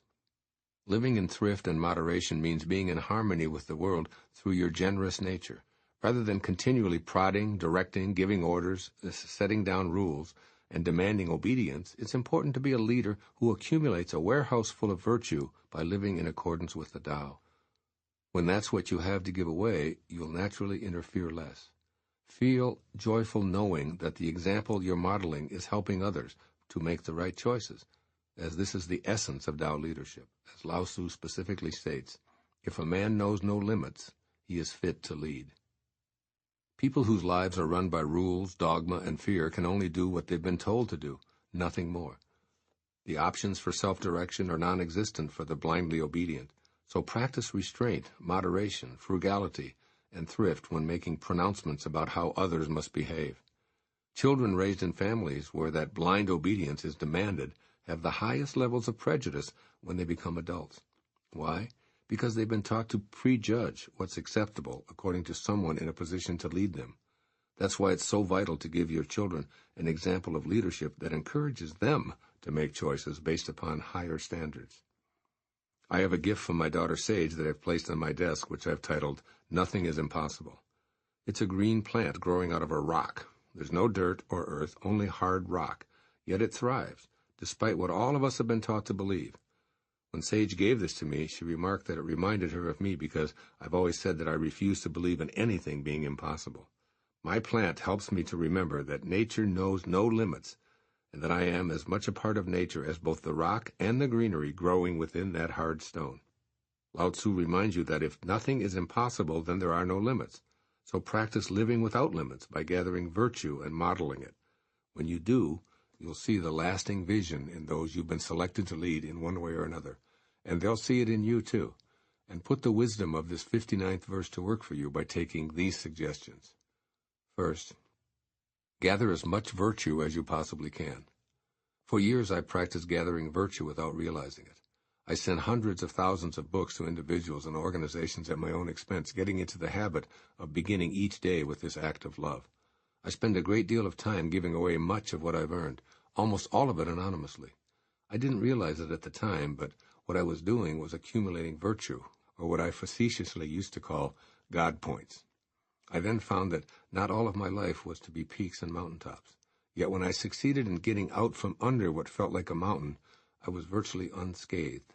This is because I was so deeply rooted and firmly planted in the Tao that my original vision was to be a lasting one, impervious to external circumstances. And secondly, practice moderating your ego. Change the way you look at your life by moderating your ego. See yourself as a being who gives rather than collects, and lives on what you need rather than practicing conspicuous consumption. You'll begin to see that your purpose has more to do with Tao consciousness than ego directives. When you moderate your demands and use only what you and your family require, you'll gather virtue points by serving rather than accumulating. Lao-tzu reminds you that this is the secret of long life and lasting vision. William Shakespeare described this more than 2,000 years after Lao-tzu's passing in his play, The Third Part of Henry VI. Quote, "My crown is in my heart, not on my head, not decked with diamonds and Indian stones, nor to be seen. My crown is called content, a crown it is that seldom kings enjoy." Unquote. Do the Tao now. Make a commitment to gather 5 God points today. Imagine how the divine source of all 10,000 things must be operating in order to maintain the creation cycles of life, and do 5 things that match up to it. Pick up a piece of someone else's trash, which is an example of excess. Anonymously give a gift to someone in need, or perform any other actions that help you accumulate virtue and remain deeply rooted in the Tao. The 60th verse of the Tao Te Ching. Quote, "Governing a large country is like frying a small fish. You spoil it with too much poking. Approach the universe with the Tao, and evil will have no power. Not that evil is not powerful, but its power will not be used to harm others. Not only will it not do harm to others, but the sage himself will also be protected. If only the ruler and his people would refrain from harming each other, all the benefits of life would accumulate to the kingdom." Unquote. Living with immunity to evil. Your assignment in this verse of the Tao Te Ching is to change the way you view the presence of evil in your personal world as well as the entire planet. You can do so by acquiring an inner awareness that evil simply can't impact you if you're centered within the protective net of the Tao. If you live in accordance with the Great Way, refusing to have injurious thoughts directed either toward yourself or others, then the powers of wickedness and wrongdoing will be rendered impotent. The Tao isn't about destruction or visiting harm on anyone. Rather, it gives sustaining energy to everyone without exception. When people violate this principle, they're only successful when others respond in kind. This is when war erupts and dissension becomes present in the family and the community. Negativity then begets more negativity, and the leader or ruler will ultimately be destroyed as the larger grouping falls into chaos. Update your viewpoint on the presence of malevolence in the world to one that emphatically affirms, my loved ones and I cannot and will not be impacted by the presence of evil anywhere in this world. Your inner landscape will immediately begin to change as well. So when you see or hear reports of violent thinking and action, your immediate reaction must be, this is not about me. I choose not to have any thoughts of harm directed to anyone by me. I am a being of light and love, and therefore the only thoughts that can emerge from me are in harmony with the great loving Tao. In other words, whatever comes your way because of other people won't evoke a plan of revenge and hatred. That's because you've made yourself immune to negativity by being Tao-centered. Now, you may think that this sounds too simplistic, but imagine if large numbers of people began thinking this way, and then imagine if rulers began to emerge from this kind of consciousness. As Lao-tzu says in this verse, quote, if only the ruler and his people would refrain from harming each other, all the benefits of life would accumulate in the kingdom, unquote. Ultimately, our world must live by this principle or humanity will cease to exist, and it begins with you. As Tao awareness grows, one person, one family, one community, and one country at a time, priorities will shift. Our energies will go into building more environmentally sensitive vehicles and homes rather than instruments that reflect a belief that we can do whatever we want to the planet without repercussions. We'll find ways to destroy the stockpiles of unimaginably horrendous weapons of mass destruction. Cooperation will replace hatred and thoughts of harm. It will come about, as Lao-tzu states, when rulers and people change the way they think about harming each other. As you re-examine this passage of the Tao Te Ching, see how it can impact your daily life. When negativity feels like it's directed right at you, retreat to that place of kindness and love within and deflect that energy. Remember, it's impossible to pick a fight with someone who refuses to fight. So your refusal to enter into battle is your most potent weapon against evil. You can change an angry person's attempt to inflict harm by refusing to lower yourself to the level of their abusive thinking. From an enraged motorist's curse to the harsh words of a disgruntled clerk or upset family member, these outbursts are easily shifted when you stay centered inwardly. Become immune to such harmful thinking and action by knowing that none of this is about you. As he dictated this 60th verse some 2,500 years ago, Lao-tzu was thinking about all of humanity. He knew that hurtful behavior could be rendered impotent if enough people were willing to live in ways that encourage cooperation and a spirit of love in place of competition and revenge. Now he asks you to implement the wisdom of this verse by making the following changes in the way you think about evil and its potential impact on you and the world. First, begin your immunity to negativity by controlling yourself in the midst of noxious thinking. Catch yourself when you have judgmental thoughts that could be considered harmful for yourself or others. For example, if you see yourself as unworthy of respect, that's a damaging thought directed at you. Change it to the following affirmation: I deserve and anticipate receiving only divine love. This is what I attract. When you're confronted with any reports of hatred and evil on our planet, suspend your fantasies of revenge toward the perpetrators. Change your mental energy to something like, I send loving, kind thoughts to all, and trust that this love will help them see the folly of their hatred. Be conscious of all your thoughts, changing them midstream if necessary. Become one person who brings the benefits of the Tao to our world today. And 2, declare yourself immune to injurious entreaties. Visualize a protective shield all around you, guarding you against what's perceived as evil in the world. Your shield is permeable only to energy that harmonizes with the Tao. Love, kindness, and help can all get through, but if any harm comes near you, it will be repelled by your shield. This means you create a great sense of faith in the Tao. With this kind of inner trust, when evil rages around you, it won't be able to impact you directly, Become the sage, the leader who governs your life and the lives of those around you who can't be hurt. Declare it, practice it in your every thought, and walk freely in the midst of danger. This isn't having a false sense of security. Instead, it's an awareness that you and the Tao are one. Do the Tao now. The next time you think that you're the target of a harmful thought from a stranger, a family member, or a coworker, make every effort to remember to respond from your inner nature, which is the Tao. Send back a loving, kind response, and then retreat to a silent and peaceful knowing that you've begun the process of immunizing yourself from harm. By practicing with even a seemingly innocuous statement, you'll witness how effective this is. Approach the universe with the Tao in your heart, rather than reacting defensively. The 61st verse of the Tao Te Ching, quote, "A great country is like the lowland, toward which all streams flow. It is the reservoir of all under heaven, the feminine of the world.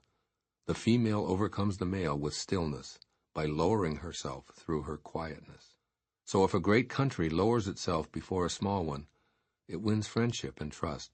And if a small country can lower itself before a great one, it will win over that great country.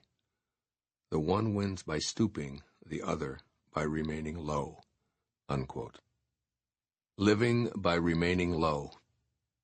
Most of us have been taught that it's important to tower over lesser folks in virtually all of life's endeavors. We're told to get to the top, stand out in the crowd, be the best, and honor champions who defeat challengers. We're expected to pay homage to those who make the most money, who collect the most material objects, and evoke the most fear and obedience because of their positions of power, and those who deign to live among the commoners are the least deserving of our respect. This passage of the Tao Te Ching invites you to reevaluate these beliefs. Look at the ocean. It's the most powerful force on the planet because it stays lower than the streams which are necessarily and inescapably drawn to it. As the rivers flow downward to become one with it, the sea is able to be the great reservoir of all under heaven. This is what Lao-tzu refers to throughout the Tao Te Ching as the Great Mother, or the feminine of the world. That female energy, or yin, is the true receptor of all. By remaining quiet and still, it ultimately overcomes male, yang, efforts to subjugate and conquer. In the 61st verse of the Tao Te Ching, Lao-tzu speaks of the advantages of leading by remaining low, using entire countries as his examples. He makes the case for nations both large and small to be like the great ocean.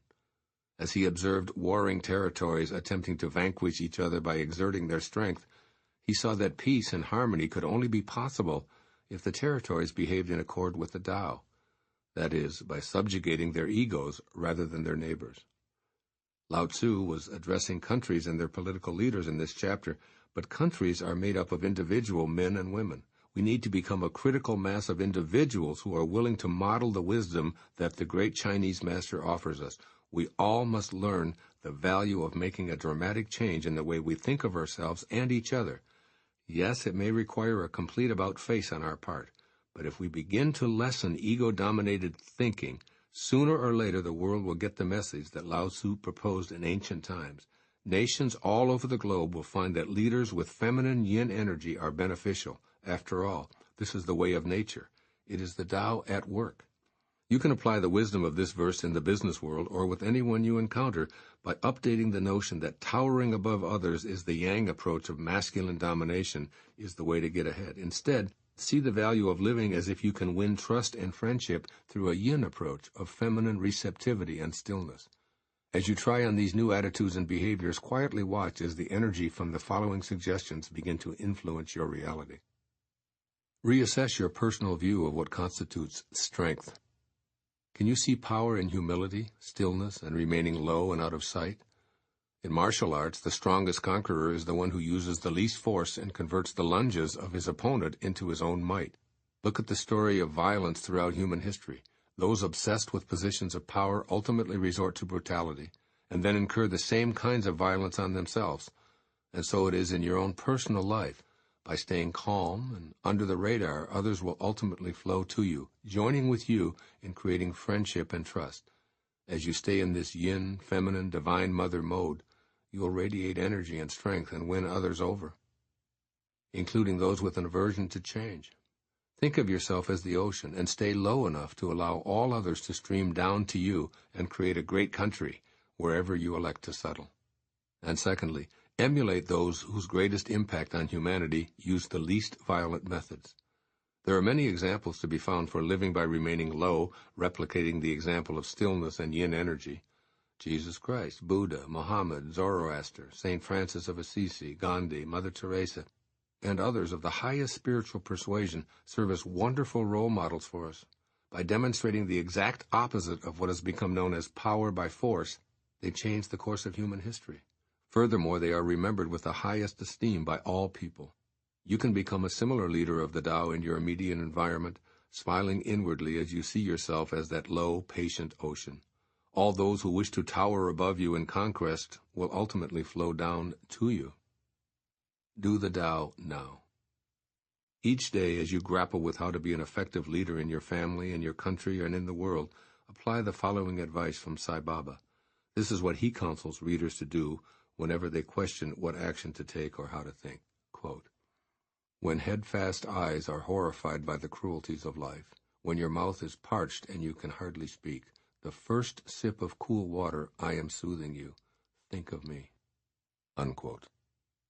In a moment of crisis, silently say, "Think of me," to your mental image of the person who won you over by stooping and remaining low. You'll immediately find your way, as if that individual were directing you to overcome the struggle, the addiction, or the ego-dominated thoughts that seem to take you away from your feminine Tao nature. The 62nd verse of the Tao Te Ching. Quote, "The Tao is the treasure house, the true nature, the secret source of everything. It is the treasure of the good man and the refuge of the bad. If a person seems wicked, do not cast him away. Awaken him with your words, elevate him with your deeds, repay his injury with your kindness. Do not cast him away, cast away his wickedness. Thus, when a new leader is chosen, do not offer to help him with your wealth or your expertise. Help him to meditate on the principle. Offer instead to teach him about the Tao. Why did the ancients make so much of the principle? Is it not because it is the source of all good and the remedy for all evil? It is the most noble thing in the world." Unquote. Living in the treasure house of the Tao. Imagine having access to a very special place where we could retreat and commune with the sacred source of everything. Here we'd find the treasure of the good man and a space where the bad man goes to be forgiven. This is where great rulers and the wisest among us would meditate for guidance to carry out awesome responsibilities, where we'd be given the secret for casting out all wickedness without personally needing to cast out anyone ourselves. In this wonderful locale, we would absolutely know the source of good as well as the remedy for evil. As I studied and contemplated this passage, I began calling it the Count Your Blessings verse. It reminds me that I can access a sacred treasure house deep within me, as can you and all other conscious beings. It reminds me to change the way I see the appearance of darkness in our world today. It reminds me that within me is the wondrous wellspring of the Tao. It reminds me to be willing to change the way I view myself and my role here as one of the 10,000 things. You can modify your conditioned way of viewing most things by looking at all that appears to be weighted with hatred, wickedness, and evil. According to Lao-tzu, no one is evil or wicked. Rather, those who live in contradiction to the Tao's teachings only appear to be so. Instead of casting them aside, you must reconnect them to the great way. So stay centered by thinking and behaving in ways that harmonize with the all-loving, all-knowing Tao, keeping in mind that this source doesn't inflict harm on, exclude, or judge anyone. It just gives life. Where you perceive negativity, alter your view to see pure love and kindness that's mistakenly being directed to seek a sacred place in the material world. That energy is powerful, and it's moving away from its source instead of returning and replenishing in the spiritual cycle that is its originating point. When you've succeeded in changing how you perceive so-called wickedness, invite others to see the difference as well. Thanks to your new point of view, you'll be quite comfortable discussing the difference between material world satisfactions and the riches of the Tao. And if requested, you'll be able to offer a map or a path to the sacred treasure house of the Tao. In a translation of the Tao Te Ching by Gia Fu Feng and Jane English, the 62nd verse concludes with the following words. Quote, Why does everyone like the Tao so much at first? Isn't it because you find what you seek and are forgiven when you sin? Therefore, this is the greatest treasure of the universe." Unquote. Here's what Lao-tzu offers you in this Count Your Blessings gem of a verse. First, practice seeing the door of the treasure house opening to you. See yourself as a divine creation of the eternal Tao with the entrance to a sacred space always available to you.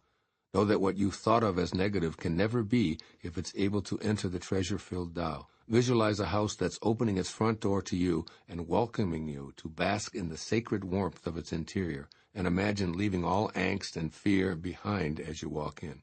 Make this home of the Tao a private retreat that you're free to enter with this meditative visualizing technique. It is divinity itself, and it can be your sanctuary at any time.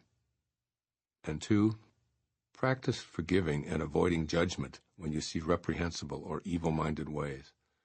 Take Lao-tzu up on his advice for dealing with those who appear to be wicked people by mentally separating the individuals from their toxic behavior. Remember that they are divine creations of the Tao who simply believe that ego should control life. In your thoughts, erase the vileness, the wrongdoing, and the addictive or harmful actions, and allow those folks to just be there apart from their malevolent behavior. See the unfolding of the Tao in them, and picture them as innocent children who are overstimulated by ego's temporary stronghold.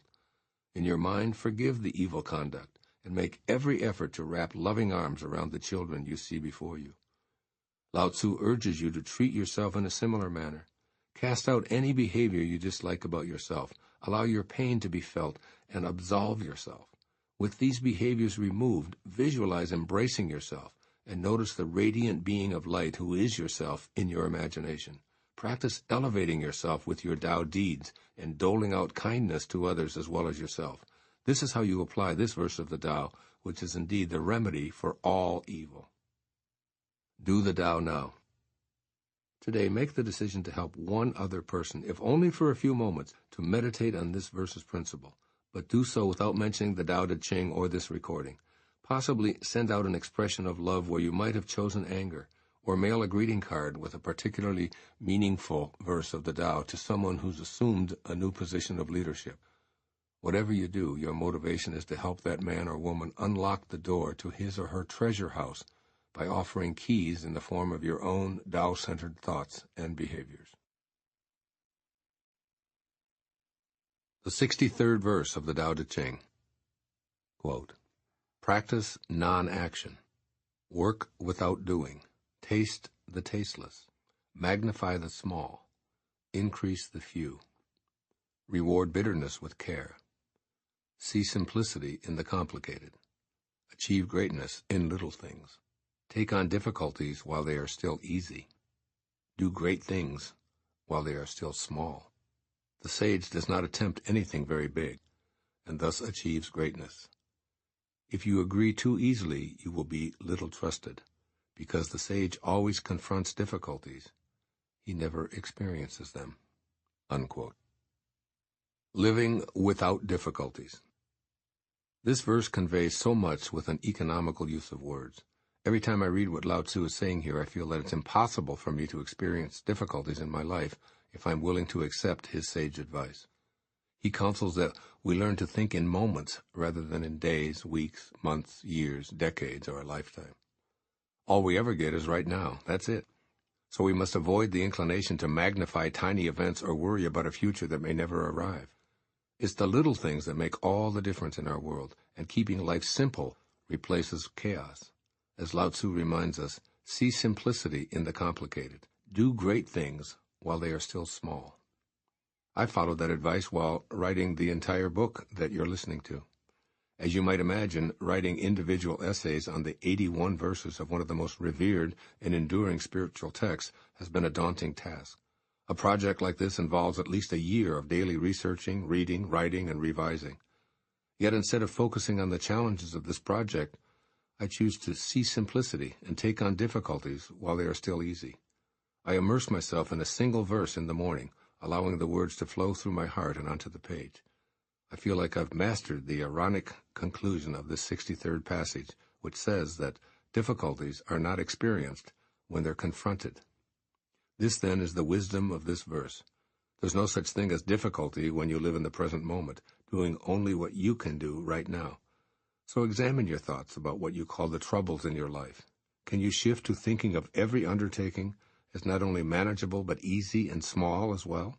After all, how do you pursue a difficult course of study that will take several years to complete? By not projecting yourself into the future or using your present moments to worry. How do you get through the long, difficult process of giving birth to a child, moment by moment? I've watched my wife do just that during the years she was either pregnant or nursing, delivering 5 children in 8 years. As Lao-tzu teaches, if you don't attempt anything big, you will achieve greatness. Almost every morning I do a 90-minute hot yoga class with 26 postures and 2 breathing exercises. Now an hour and a half of intense activity in a room that's more than 105 degrees can seem not only big, but very difficult as well. I've learned to change the way I think about this daily routine that I enjoy so much, and now I find it to be easy. As this first breathing exercise begins, I keep my mind and body totally focused on what I'm doing in the opening moment. If my mind wants to wander to what I'll be doing in an hour, I just bring it back to the present. I look in the mirror and remind myself that this exercise or posture is small and simple. Bingo! Difficult is out of the picture. By practicing in the present moment and training myself to stay in a state of simplicity, I've made my 90-minute yoga class a snap. I've achieved what I consider to be greatness in the little progressions and improvements that have evolved naturally. It's work without doing and non-action in action because I've confronted what might have been thought of as tough. The result is that I don't experience difficulty. Lao-tzu urges you to change the way you look at your 21st century world by doing the following.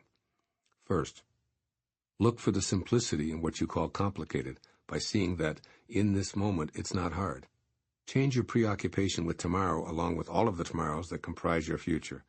My friend Byron Katie, whose husband Stephen Mitchell created a wonderful translation of the Tao Te Ching that I've incorporated into this recording, gave me my favorite definition of insanity. Quote, to believe that you need what you don't have is insane, unquote. I'd add, quote, believing that you can't be content and happy now because your future appears to you to be difficult is another form of insanity, unquote. Look at what you have and realize that you're obviously fine in this moment. A Course in Miracles states this idea so well, quote, you have no problems, though you think you have, unquote. And next, think small, advises Lao-tzu. Think small. Change your notion of thinking big to thinking small and getting big things done. Examine whatever it is that seems so enormous that it terrifies you to start. Then shift your thinking to see what can be done today in your precious present moments, completely ignoring the overall picture. Your accomplishments will magnify into greatness when you undertake the small. By doing so, you will paradoxically see huge results. Do the Tao now. Set aside some time today to focus on the biggest challenge in your life. Break down whatever it is to one thing that can be done today, right now, in this moment. Erase the big picture. Simply do what you can now and let everything else fade. Write the opening paragraph of your novel. Lay out your blueprint for the home you want to build. Sign up for one course at a local educational institution. Go for a 2-minute run. Be in the now. See how doing the Tao at this moment brings big results by paradoxically staying small and simple. The 64th verse of the Tao Te Ching. Quote, what is at rest is easily managed. What is not yet manifest is easy to prevent. The brittle is easily shattered. The small is easily scattered. Act before things exist. Manage them before there is disorder. Remember, a tree that fills a man's embrace grows from a seedling. A tower 9 stories high starts with 1 brick. A journey of 1,000 miles begins with a single step. Act and destroy it. Grasp it and lose it.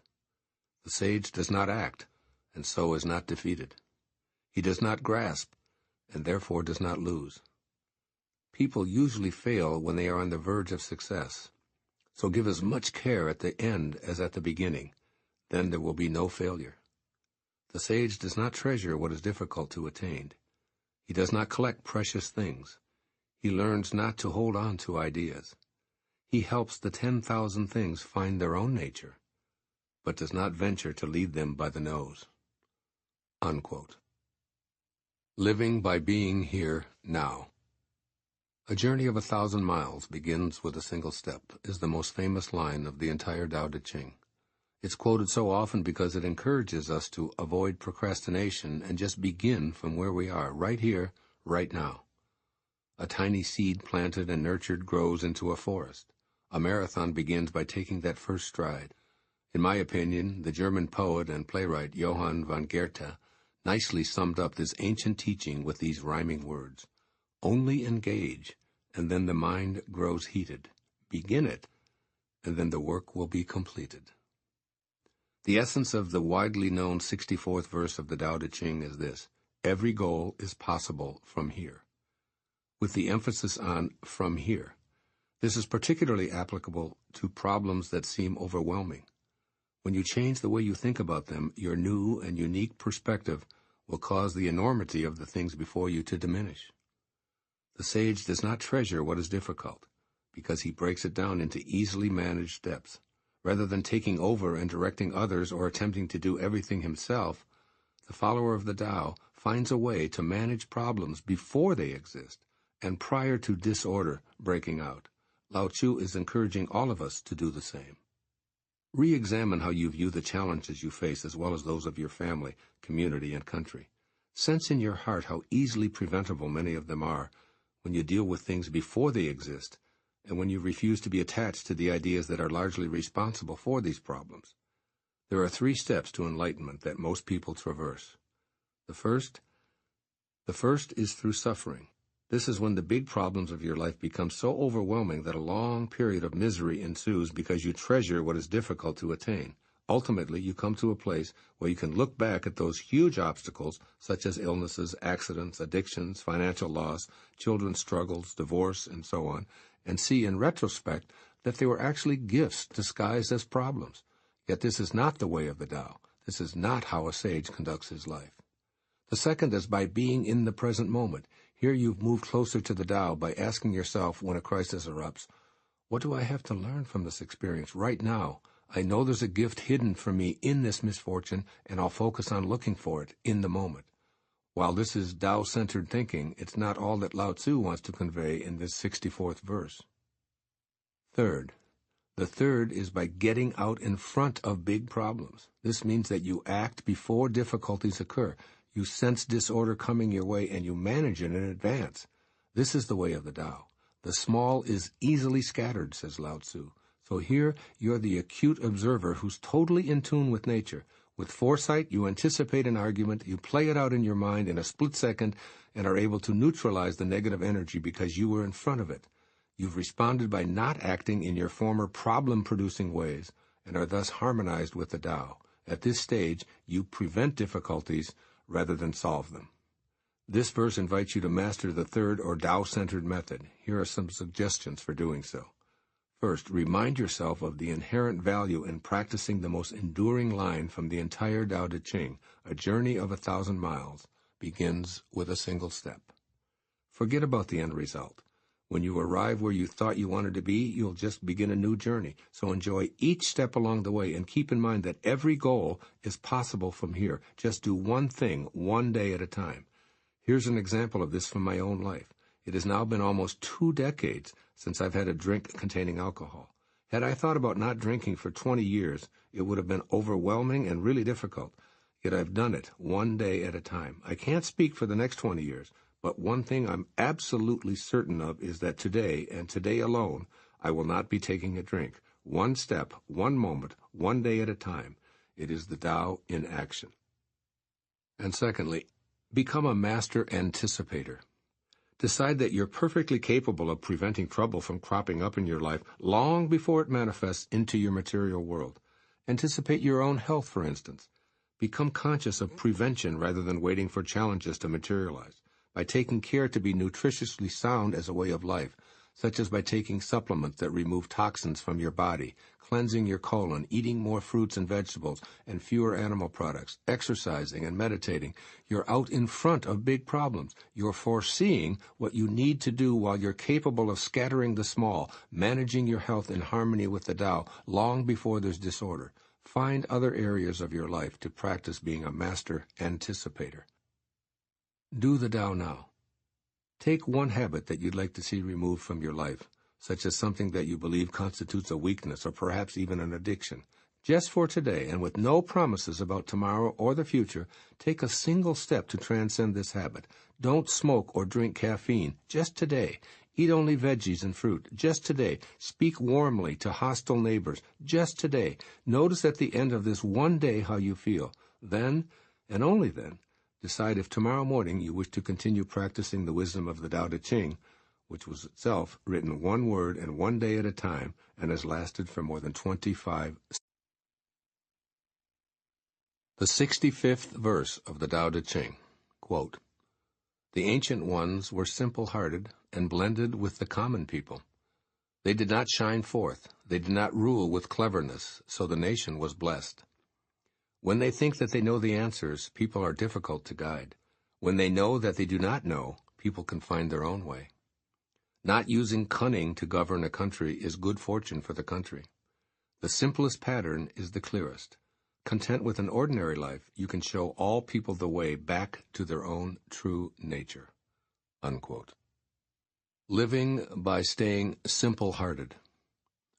If you are currently in the important position of ruling a country, I encourage you to take this wisdom especially to heart.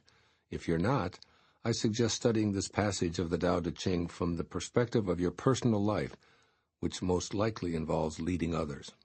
Supervising or parenting shouldn't mean imposing bureaucratic rules or impressing others with your supposed intelligence and superiority. A truly influential person isn't cunning, doesn't shine forth or rule with cleverness or instill fear in those he or she is designed to oversee.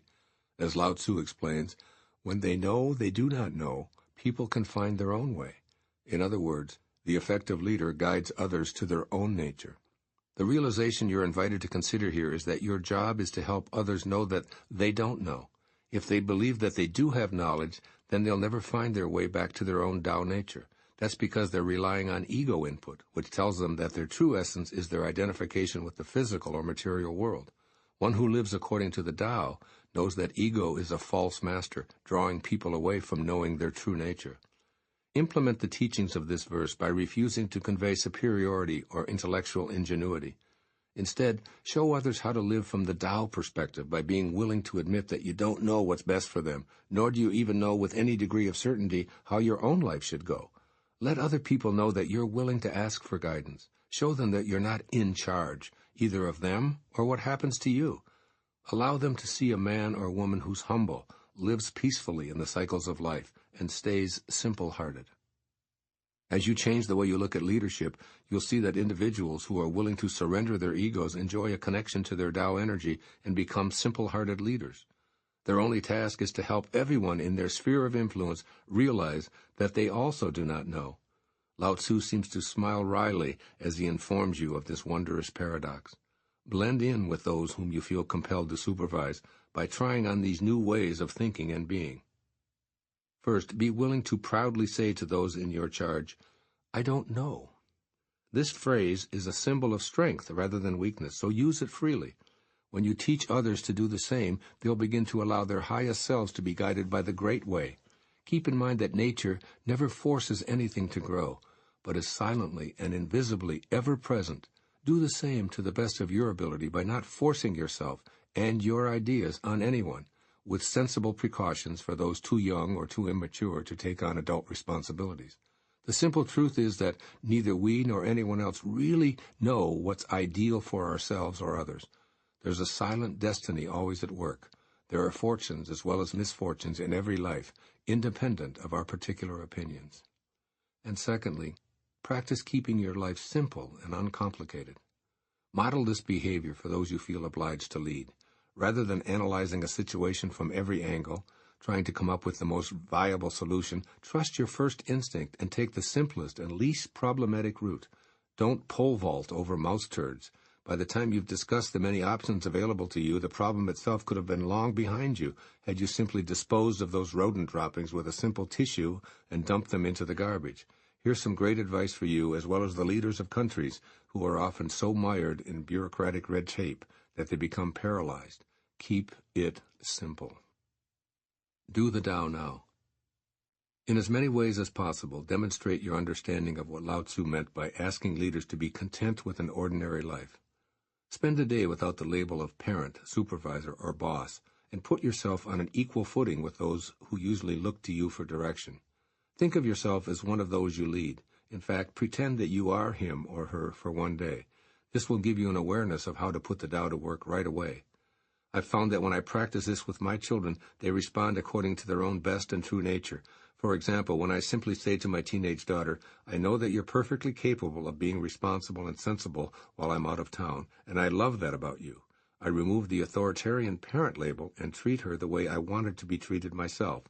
When this becomes the norm, it's obvious that Lao-tzu is correct. The simplest pattern is the clearest. The 66th verse of the Tao Te Ching, quote, "Why is the sea king of 100 streams? Because it lies below them. Humility gives it its power. Therefore, those desiring a position above others must speak humbly. Those desiring to lead must follow. Thus it is that when a sage stands above the people, they do not feel the heaviness of his weight, and when he stands in front of the people, they do not feel hurt. The sage stays low, so the world never tires of exalting him. He remains a servant, so the world never tires of making him its king." Unquote. Living by emulating the sea. Unlike the perception of God as an old white man who created a universe where your behavior may cause you to be sentenced to damnation for eternity, the Tao is perceived as a natural energy. The source of life isn't seen as a deity monitoring earthlings like a king or a dictator, since it doesn't dole out punishments or withhold rewards. Lao-tzu taught that the Tao only asks you to live in harmony with nature. For Lao-tzu, nature's great symbol is water, and he refers to it many, many times in the 81 passages of the Tao Te Ching. When you emulate that element, you'll begin to see that judgment and exclusion have no place in the Tao. Be like the sea, advises Lao-tzu, and the world will never tire of exalting you. The essential message presented in this verse and in many others of the Tao Te Ching is that the ocean is king of all because it knows how to stay low. All streams must ultimately flow to the sea, and in the process it becomes a servant to all. The teachings here are clear. Be humble. Never put yourself above others or see yourself as superior to anyone. The highest power is a yielding valley. Become a servant, not a dominator. When even the tiniest waterways are left alone, they uniquely carve out a path that leads them to the sea.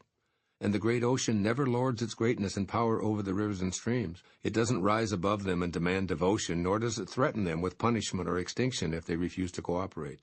The sea knows instinctively that the streams and rivers will naturally gravitate toward that which stays low.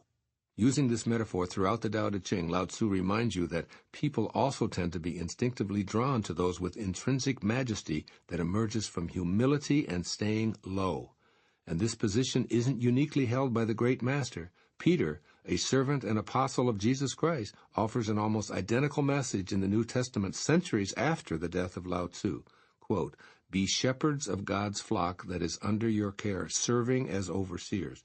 Not because you must, but because you are willing, as God wants you to be, not greedy for money, but eager to serve, not lording it over those entrusted to you, but being examples to the flock." Unquote. 1 Peter 5:2-3.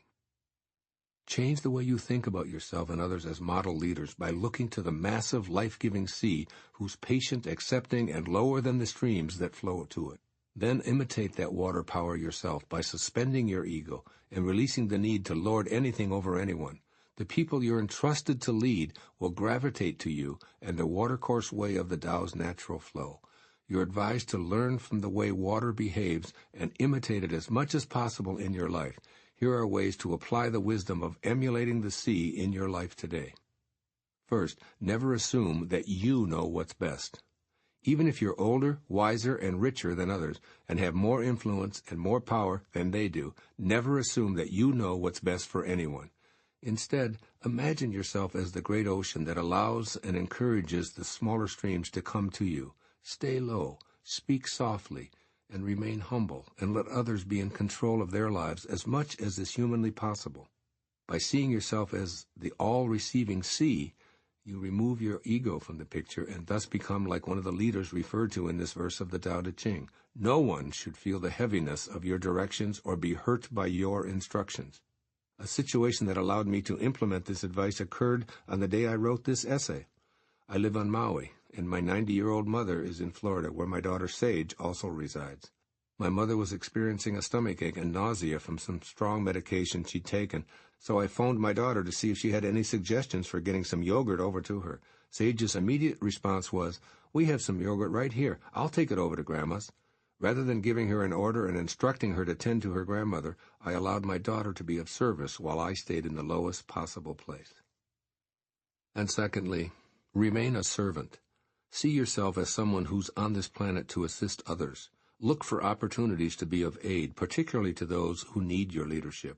Remember that the Great Sea serves everyone by being a life-supporting receiver of all who wish to partake of her bounty. So practice emulating her by expressing the Tao. Do the Tao now. Dedicate a day to leading by serving as opposed to giving orders. Find occasions to stifle your learned habit of interfering and telling others what to do, and allow them to flow to you instead. Commit to this principle further by encouraging someone to make the decision rather than following your orders. The 67th verse of the Tao Te Ching. Quote, "All the world talks about my Tao with such familiarity. What folly! The Tao is not something found at the marketplace or passed on from father to son. It is not something gained by knowing or lost by forgetting. If the Tao were like this, it would have been lost and forgotten long ago. I have 3 treasures which I hold fast and watch closely. The first is mercy, the second is frugality, the third is humility. From mercy comes courage. From frugality comes generosity. From humility comes leadership. Now if one were bold but had no mercy, if one were broad but were not frugal, if one went ahead without humility, one would die. Love vanquishes all attackers. It is impregnable in defense. When heaven wants to protect someone, does it send an army? No, it protects him with love." Unquote. Living by the 3 treasures. You're being invited to change your life by seeing it through the prism of this ancient verse of the Tao Te Ching, which instructs you on the 3 things you need for a Tao-styled life of success. Mercy is the name used here for the first treasure, but additional terms such as compassion, good-heartedness, love, kindness, and charity have been employed in other translations. You've very likely been weaned on a model of achievement that's measured by accumulation, accomplishment, and acquisition of power and influence over others. Successful people are usually considered to be narrowly focused on their own goals, oblivious to anything but getting to the top, and ruthless in preventing anyone else from getting what they're after. Lao-tzu, however, says that the first and most important treasure is what true courage stems from, not from a heartless and callous attitude. He even tells you that boldness without mercy is a prescription for death. So you're encouraged to think of others first by being willing to serve and exhibit kindness and love even toward your enemies, instead of seeking external indicators to prove that you're successful. William Shakespeare speaks of the first treasure in The Merchant of Venice. Quote, "The quality of mercy is not strained, it droppeth as the gentle rain from heaven. But mercy is above this sceptred sway. It is enthroned in the hearts of kings." Unquote. The great playwright then reminds us with his next lines why Lao-tzu made mercy the top priority of the 3 treasures. Quote, "It is an attribute to God himself, and earthly power doth then show like as God's, when mercy seasons justice." Unquote. Mercy, compassion, and kindness are all attributes of God and the Tao. Lao-tzu saw this truth many centuries before Shakespeare did. Secondly, the second treasure is frugality, or what was referred to in other translations as economy, moderation, thrift, or simplicity. Now, frugality and moderation don't generally spring to mind when those at the pinnacle of achievement are described. However, according to Lao-tzu, being satisfied with less rather than more results in great generosity. So be willing to take only what you need and don't accumulate or hoard. The less attached you are to your stuff, the easier it is to be generous. The more you cling to it, the more you feel you need, and the less concerned you are with the welfare of others. The third treasure, necessary for a successful life, is called humility, which other translations refer to as not presuming to be above nature, daring not to be ahead of others, and not always trying to be number one. From this quality, Lao-tzu reminds us, comes true leadership that radiates Tao energy. Often, our perceptions of strength, power, and triumph is influenced by the yang masculine qualities of arrogance, loftiness, and self-importance. So when you change the way you think about enlightened leadership, you can discover what genuinely successful people have learned before you. That is, that we're all instruments for Tao or God, or whatever you call the energy that writes the books, delivers the speeches, makes the life-saving discoveries, and so on. Humility is akin to surrendering to a force greater than your ego, giving credit to that source, and being grateful for any wisdom and influence that's given to you by that power. Be humble, stay low, and be a generous, grateful leader. Here are some ways to apply these three treasures to your daily life. Live in harmony with the myriad manifestations of the Tao. The key to living in harmony is compassion and mercy. You're not in competition with anyone, so don't feel as if you must defeat another person or compare yourself on any level. Extend mercy and compassion toward every form of life, including yourself. When you radiate love and respect for all, you'll be aligned with the Tao, which will protect you as if you were a baby in the arms of a loving mother. And see the strengths of simplicity and humility in those whom you may have previously judged to be weak or ineffective leaders. Those who practice frugality and refuse to hoard or engage in conspicuous consumption deserve to be viewed as strong examples of how to guide others, whereas those who speak and act forcefully while stockpiling more and more goods are not in harmony with the Tao. Moreover, such individuals' actions tend to contribute to more dissension, and as Lao-tzu reminds us here, those who go ahead with boldness and without deference will die, and I hasten to add, will lead others to their deaths as well. As you notice example of simplicity and humility in those who are in positions to lead, make every effort to emulate the same qualities in your own daily interactions. Do the Tao now. Choose a conversation in which you can practice the three treasures by using an economy of words. While attempting to make a point in conversation, for instance, stop yourself after a moment or so and use your talking time to listen. You'll be employing all three of Lao-tzu's treasures at one time. You'll have mercy for the person with whom you're conversing by being frugal with your words and humbly refusing to be ahead of or above your conversational partner. The 68th verse of the Tao Te Ching. Quote, "A good soldier is not violent. A good fighter is not angry. Good winners do not contend. Good employers serve their workers. The best leader follows the will of the people. All of them embody the virtue of non-competition. This is called the virtue of non-contending. This is called employing the power of others. This, since ancient times, has been known as the ultimate unity with heaven." Unquote. Living by cooperating. This verse of the Tao Te Ching asks you to reconsider what you think you have to do to be a winner. In the Western world, getting ahead most often implies having to be in a state of contention and competition. Basically, you must defeat the other guy by getting what you want before he does. Lao-tzu asks you to change this kind of thinking by embodying the virtue of non-competition, which can work for you even in a society where conquering and being number one are so highly valued. The Tao Te Ching teaches that all of the 10,000 things emerge from the same state of non-being. Here, there's only oneness, which implies complete collaboration, not competition. Who can there be to defeat if you see yourself in everyone? You'd be picking a fight with yourself. Lao-tzu asks that you follow his advice and choose to live by cooperating. Believe it or not, this can actually work to your advantage in athletic competitions. Rather than thinking of an opponent as an enemy and employing anger and mental and physical violence, remind yourself of Lao-tzu's words in the opening of this verse. A good soldier is not violent. A good fighter is not angry. Good winners do not contend. Instead, such individuals view their opponents as part of themselves and as crucial members of this dance of life. So rather than being angry and hateful toward opponents in a tennis match or a football game, see them as part of you that's working to help you achieve excellence. Without them, you couldn't improve, get a good workout, or even become victorious. Do as Lao-tzu advises and employ the powers of others to elevate yourself to the status of winner. That is, cooperate with your opponents by wanting them to play at a high level, the best they're capable of. Shift your focus from being upset or self-reproaching to the task at hand. See the ball, move the ball, or remain upright and balanced in a martial arts contest. When anger isn't a component, your game will go to a new level. And this is true off the athletic field as well.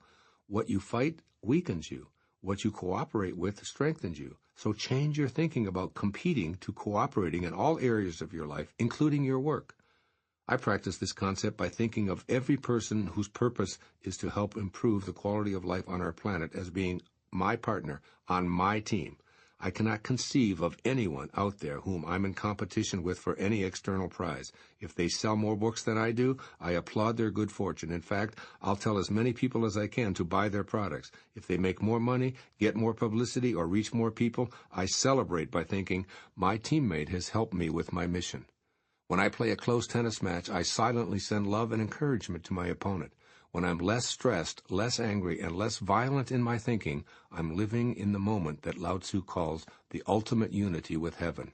My level of excellence soars regardless of the outcome on the scoreboard. This is what Lao-tzu recommends to you from his 2,500-year-old perspective. First, declare that you're not going to fight. Don't fight colds, illnesses, or even serious afflictions. Don't fight with family members or against political opinions. Don't fight addictions. And most important, don't fight yourself. Instead, make the shift to living by cooperating. If you have cancer or arthritis cells in your body, talk to them from that perspective. If you insist on living in my body, I wish to live in harmony, peace, and total health with you. Otherwise, I invite you to take up residence elsewhere. This may sound strange, but it puts you back in harmony with the Tao, which isn't violent, hateful, or angry. Also, when it comes to your children and other family members, see yourself as their ally, daily practicing the virtue of non-contending. And second, practice seeing yourself in everyone else. If someone you love is hurting, you experience their pain. Therefore, whenever you say or do something that's harmful to someone you love, you're doing something to harm yourself. Extend this awareness to all of humanity. After all, you share the same originating spirit, or Tao, with every living being in the universe. When you see your own spirit in a cooperative embrace with all others, you'll know what Lao-tzu means by the ultimate unity with heaven. Here are some marvelous words from Pablo Casals that express this thought. Quote, "When will we teach our children what they are? We should say to each of them, do you know what you are? You are a marvel. You are unique. In all the years that have passed, there has never been another child like you. Your legs, your arms, your cunning fingers, the way you move, you may become a Shakespeare, a Michelangelo, a Beethoven. You have the capacity for anything. Yes, you are a marvel. And when you grow up, can you then harm another who is like you, a marvel?" Unquote. Do the Tao now. Affirm that you'll think of your opponent as an extension of yourself in your next competitive encounter. Vow to mentally send that person love, surround him or her in light, and pray that he or she will perform at their highest level. Then note how your own performance improves and carries you to a new level of excellence. The 69th verse of the Tao Te Ching. Quote, "There is a saying among soldiers, I dare not make the first move, but would rather play the guest. I dare not advance an inch, but would rather withdraw a foot." This is called going forward without advancing, pushing back without using weapons. There is no greater misfortune than feeling, I have an enemy.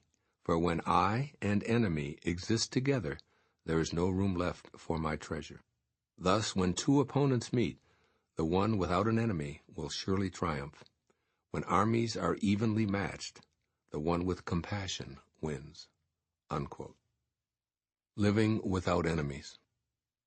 Imagine a world with a common heritage that bonded all beings on the planet. A world that didn't know the word enemy, where everyone happily agreed that we're all one people, originating from the same source of non-being. Picture a world that understood that harming anyone would be analogous to harming oneself. Unfortunately, while there's never been such a state of affairs among humans during the entire written history of civilization, this is the vision of Lao-tzu in the 69th verse of the Tao Te Ching, and it's my vision for what's possible when we work at being Tao-centered people with Tao-centered leadership. This grand vision begins right here, right now, with you. Remove the concept of enemy from your life and model this behavior for those around you. Ultimately, the ripple effect will move everyone around the globe toward an enemy-less world. Recently, a deranged man armed with guns and ammunition barricaded himself in an Amish schoolhouse in Lancaster County, Pennsylvania, where he proceeded to murder several girls. As the peaceful, Tao-centered Christian members of this close-knit community grieved over their unspeakably horrific losses, they invited the family of the killer to mourn with them at the mass funeral and prayed for the killer as well. As the Amish leader said, quote, "We have no enemies. We are all God's children, and forgiveness is at the very core of our Christian faith. If we can't forgive those who are lost and would do harm to us, then our faith would be meaningless." Unquote. These beautiful words are so similar in feeling to what Lao-tzu wrote in this verse. There is no greater misfortune than feeling, I have an enemy, and when two opponents meet, the one without an enemy will surely triumph. So how can you have an opponent without an enemy? In her illuminating book, The Tao of Inner Peace, Dyer offers a response to that question. Keep this in mind as you apply the 69th verse of the Tao Te Ching into your own life. Quote, "The old perception of conflict as combat only narrows our vision. It limits our choices. It pulls us into endless struggles between competing polarities." Unquote. She then adds, quote, "Making enemies gives away our power, keeps us from taking responsibility for our lives. Instead of resolving conflict, we focus our attention on fearing, hating, and lashing out at perceived enemies." Unquote.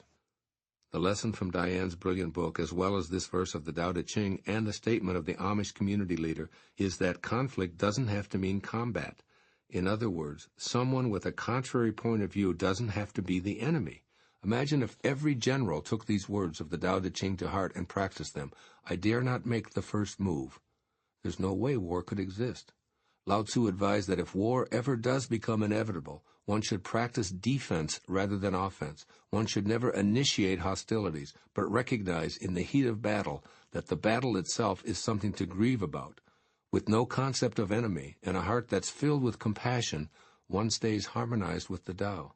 The presence of combat, whether verbal or physical, is an indication that contact with the Tao has been lost.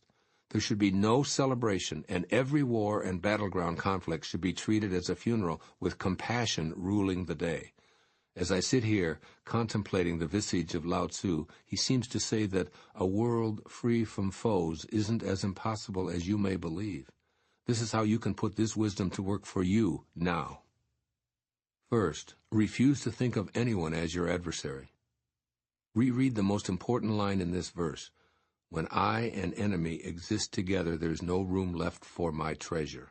Your treasure is your peace of mind and your Tao connection, so your competitors in business, your opponents in an athletic match, and the members of a competing political party are not your foes, and those people whom a government declares are your enemies are most assuredly not.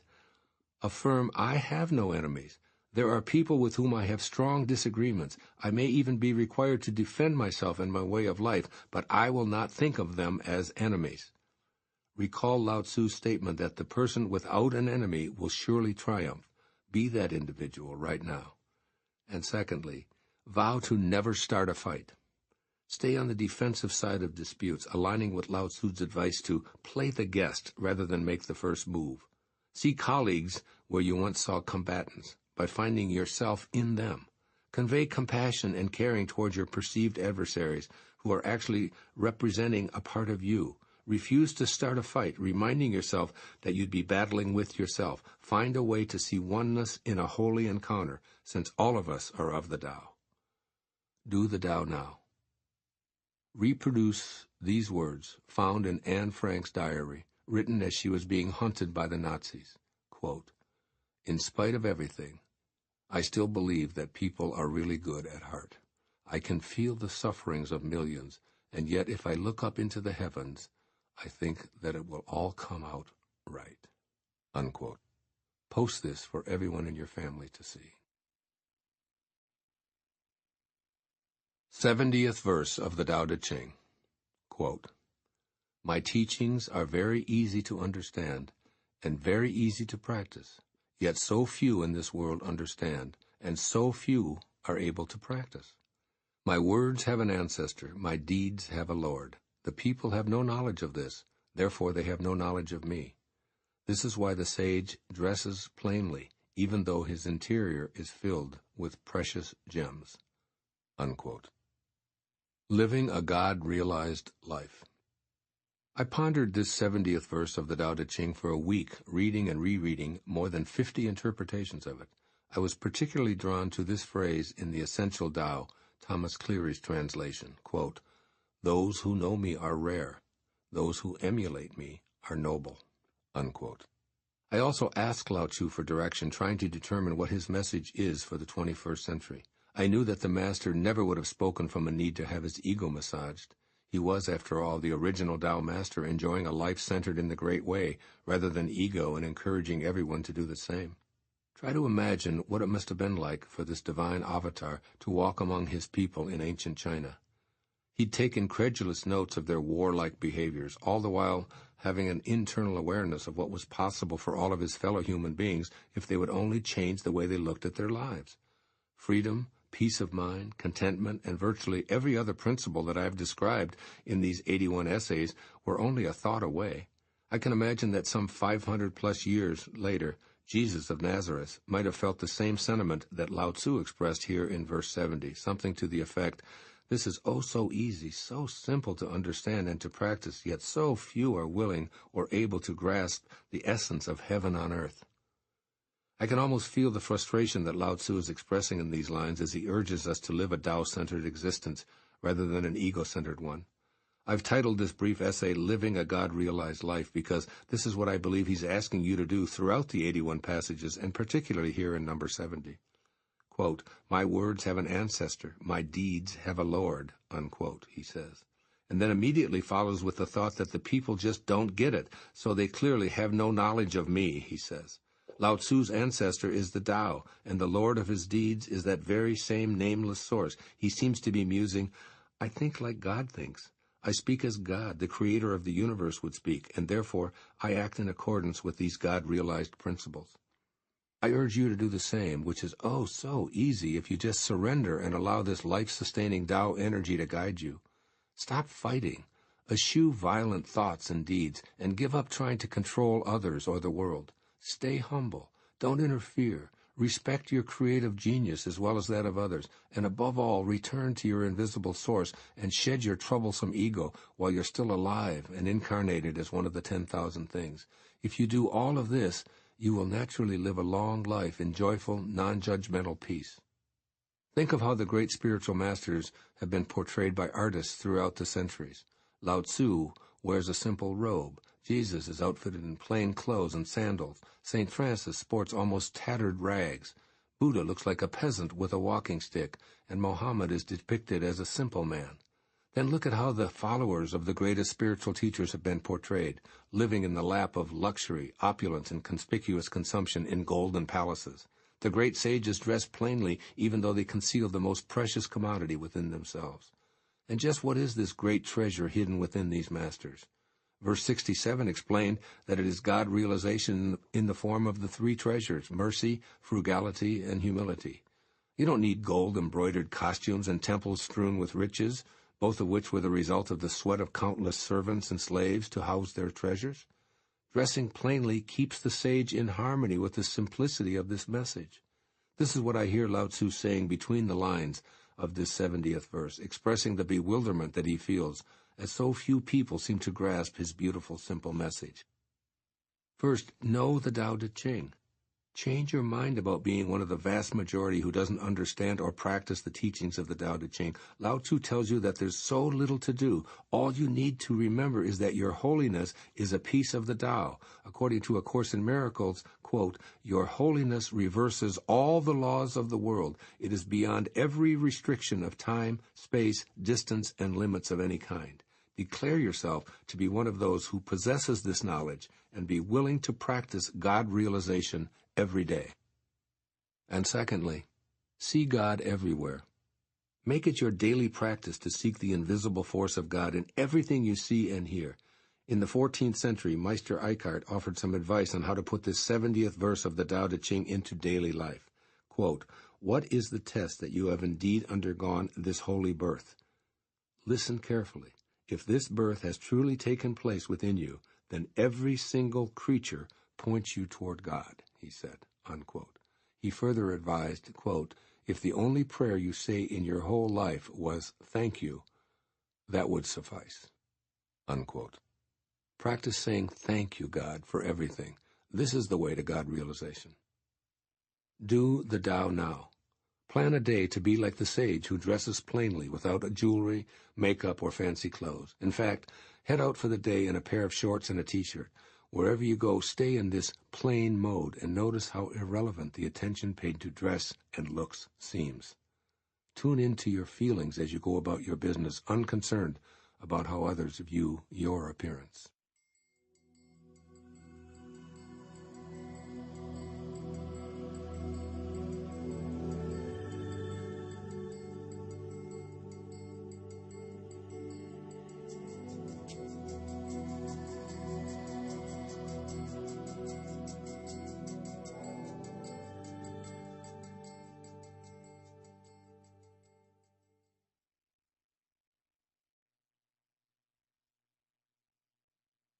The 71st verse of the Tao Te Ching.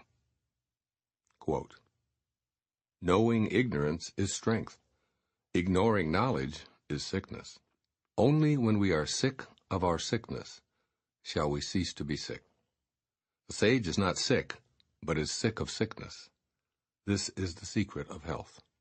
Unquote. Living without sickness. There's quite a paradox present in this passage, which has been expressed throughout my many readings of the Tao Te Ching as variations on "only when your sickness becomes sick will your sickness disappear." Lao-tzu seems to be saying that one must actually become ill in order to avoid illness. Once again, I've thought long and hard about this short verse. I've played with these words over and over in order to grasp their essential meaning for you and for myself as well. Finally, I've meditated with Lao-tzu's image before me, asking what he meant by this puzzling 71st verse. His answer is what I based the rest of this chapter on. First of all, what does the word sickness imply? For me, it means that something in the body or the mind is out of balance with the well-being from which it originated. That is, it's not in agreement with the Tao. Conditions such as fevers, aches, wheezing, sniffling, breathlessness, coughing, unusual fatigue, and fainting are indications of the presence of illness, and the equivalent of such symptoms in our thinking could be fear, anxiety, anger, hatred, worry, guilt, stress, impatience, and so on. These are signals that our thoughts are out of balance with our source, which is pure love, kindness, patience, contentment, and all of the other expressions of Tao-centeredness that appear in these 81 essays on the Tao Te Ching. The sage in this verse has looked long and hard at illness, and has come to realize that it represents a physical manifestation of non-Tao thinking. A fever, a cold, an ache, or a pain are all identical to the non-Tao expressions of impatience, fear, anger, or any other ego-driven impulse. Since the sage has been where thoughts like these lead, he refuses to participate in such folly. Thus he has looked at poor health and vowed, "I will not think in ways that bring that about. I'll stay centered in the natural well-being of the Tao, because to think a sick thought is to allow sickness to crop up. Consequently, he's sick of sickness, and the result is the secret of perfect health." Allow me to provide you with an example of this. My colleague and friend, Radhika Kinger, recently returned from a visit to Puttaparthi in India, where she was in the presence of Satya Sai Baba, a God-realized master who lives and breathes all of the divine messages presented in the Tao Te Ching. Here's an excerpt from the letter she sent me afterwards. Dear Dr. Dyer, I just returned from Puttaparthi after spending a week there in Sai Baba's divine presence. I was saddened to see Sai Baba in a wheelchair due to multiple fractures in his hip bone. According to the doctors, no normal human being can survive such physical agony. But Sai Baba remains ever so blissful and completely unaffected by his physical condition. A devotee asked Sai Baba, how is it that a God-realized being has to undergo physical suffering? Why doesn't he just cure himself? And to this Sai Baba replied, quote, "My life is my message. People today need to learn to give up a body attachment and experience their divinity within. Pain is a natural phenomenon, but suffering is a choice. I do not suffer, as I am not the body." Unquote. Sai Baba looked at his condition and declared himself to be sick of such a thing being in his life. Suffering with illness just isn't an option when one lives in harmony with the Tao. With years of addictive behavior behind me, I can tell you that the wisdom of this verse of the Tao Te Ching was largely responsible for my getting back to the purity and well-being from which I originated. I became sick of my sickness, as I was no longer willing to go through the withdrawals and shame that accompanied it. I saw my affliction not so much in the material world, but in the invisible world of my thoughts, which kept leading me back to the illness. When I finally changed the way I looked at all of this, I was able to bring about the seeming paradox of no longer being ill by getting to the point of being sick of it, and this is truly the secret of health. Here's how Lao-tzu would instruct you to put this wisdom to work for you right here and now. First, have a happy mind. An ancient Chinese proverb says that if a man has a happy mind, he will have a happy body. A happy mind is sick of sickness. It refuses to anticipate that things will get worse. It sees a sniffle, a stomach ache, back or knee discomfort, and fatigue as messages to follow the body's signals back to a natural state of well-being.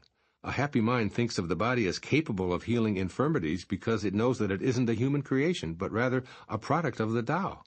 A happy mind trusts the capacity of the body to live without sickness or suffering. So use your happy mind to work with you to stay healthy. And secondly, examine your habits. What daily habits distance you from your natural state of well-being? Any addictions, no matter how serious or minor they might seem, are beckoning you to be totally fed up with them. Get sick of being weakened by destructive pursuits. You know what they are, and you know when you habitually let yourself become ill from food, alcohol, or drugs, or from the guilt and the shame that results after a binge. Remember that ignoring knowledge is sickness, and examine your fixations, vowing not to ignore your awareness of what they are. Do the Tao now. Dedicate a day to really listening to and trusting the messages from your body, and then listen to what your mind tells you about those signals. Introduce your mind to the possibility that the body is signaling a request that you can grant, such as a nap or a walk along the beach, for instance. Cultivate the Tao-centered happy mind, which will not entertain sickness thoughts at all.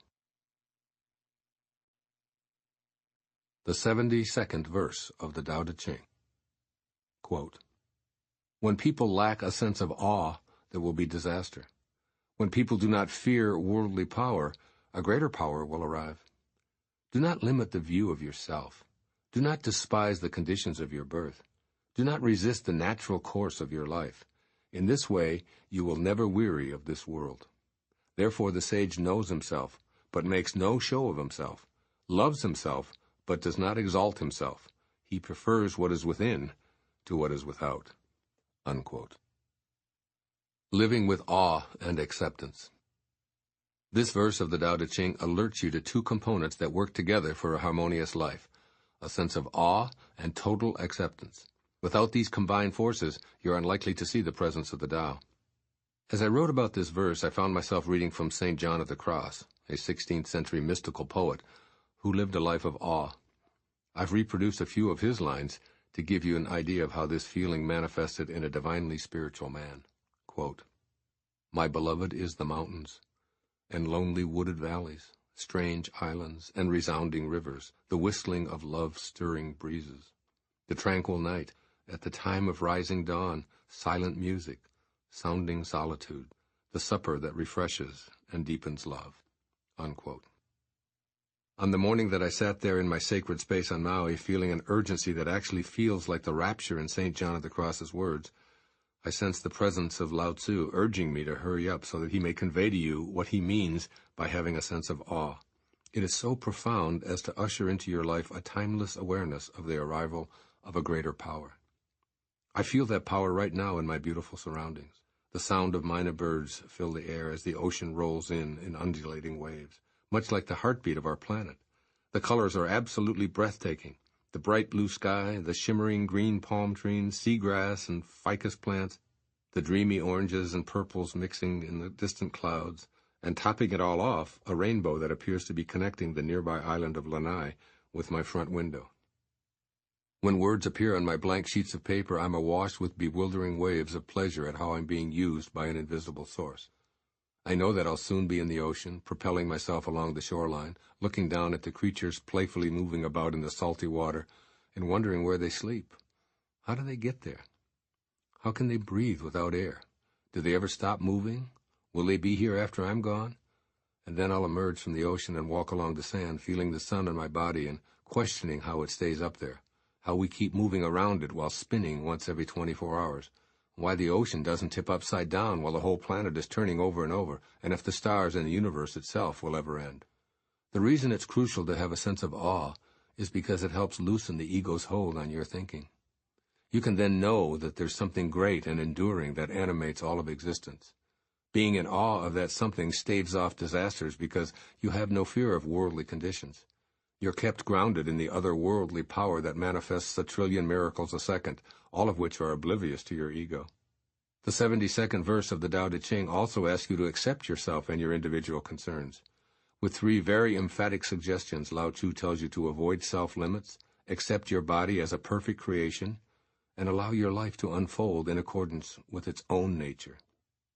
I love the metaphor of nature as a guide to sage-like acceptance. In fact, throughout these 81 verses, Lao-tzu emphasizes being in harmony with the natural world, telling you that's where you connect with the Tao. As Meister Eckhart, a 13th century Catholic monk and scholar, put it, quote, God created all things in such a way that they are not outside himself, as ignorant people falsely imagine. Rather, all creatures flow outward, but nonetheless remain within God, unquote.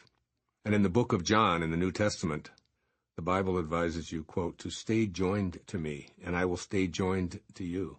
Just as a branch cannot produce fruit unless it stays joined to the vine, you cannot produce fruit unless you stay joined to me. I am the vine, and you are the branches. That's John 15, verse 4 and 5. Learn about the Tao by being in perfect harmony with the environment. Think of trees which endure rain, snow, cold, and wind, and when the harsh times arrive, they wait with the forbearance of being true to their inner selves. As Deng Ming Dao writes in 365 Tao Daily Meditation, speaking of the trees, quote, they stand and they wait, the power of their growth apparently dormant, but inside, a burgeoning is building imperceptibly. Neither bad fortune nor good fortune will alter what they are. We should be the same way, unquote. In order to do so, we must accept ourselves as being a part of the 10,000 things. And we must love that same burgeoning, imperceptible inner nature that will bear fruit. Or, as Lao-tzu concludes this verse, he prefers what is within to what is without. Love yourself, make no show of yourself, and quietly remain in awe and acceptance. Here are some suggestions on how to make this your reality. First, see the miraculous in everything. Change your view of the world to one of awe and bewilderment. Rather than looking for miracles, shift to seeing everything as miraculous. By being in a state of awe, you won't be able to mentally experience boredom or disappointment. Try seeing the invisible Tao flowing through and supporting everyone and everything. A rainstorm becomes a miraculous event. The lightning, a fascinating display of electrical fireworks. The thunder, a booming reminder of the invisible power of nature. Live the mystery by beginning to perceive what average eyes fail to notice. And secondly, focus on loving the life you have now in the body that you've got. Tell yourself that you love everything about the physical shell you've incarnated into. Affirm, my body is perfect, born at precisely the right time, and this is the perfect age now. I accept myself as I am. I accept my role in the perfection of this universe at this time.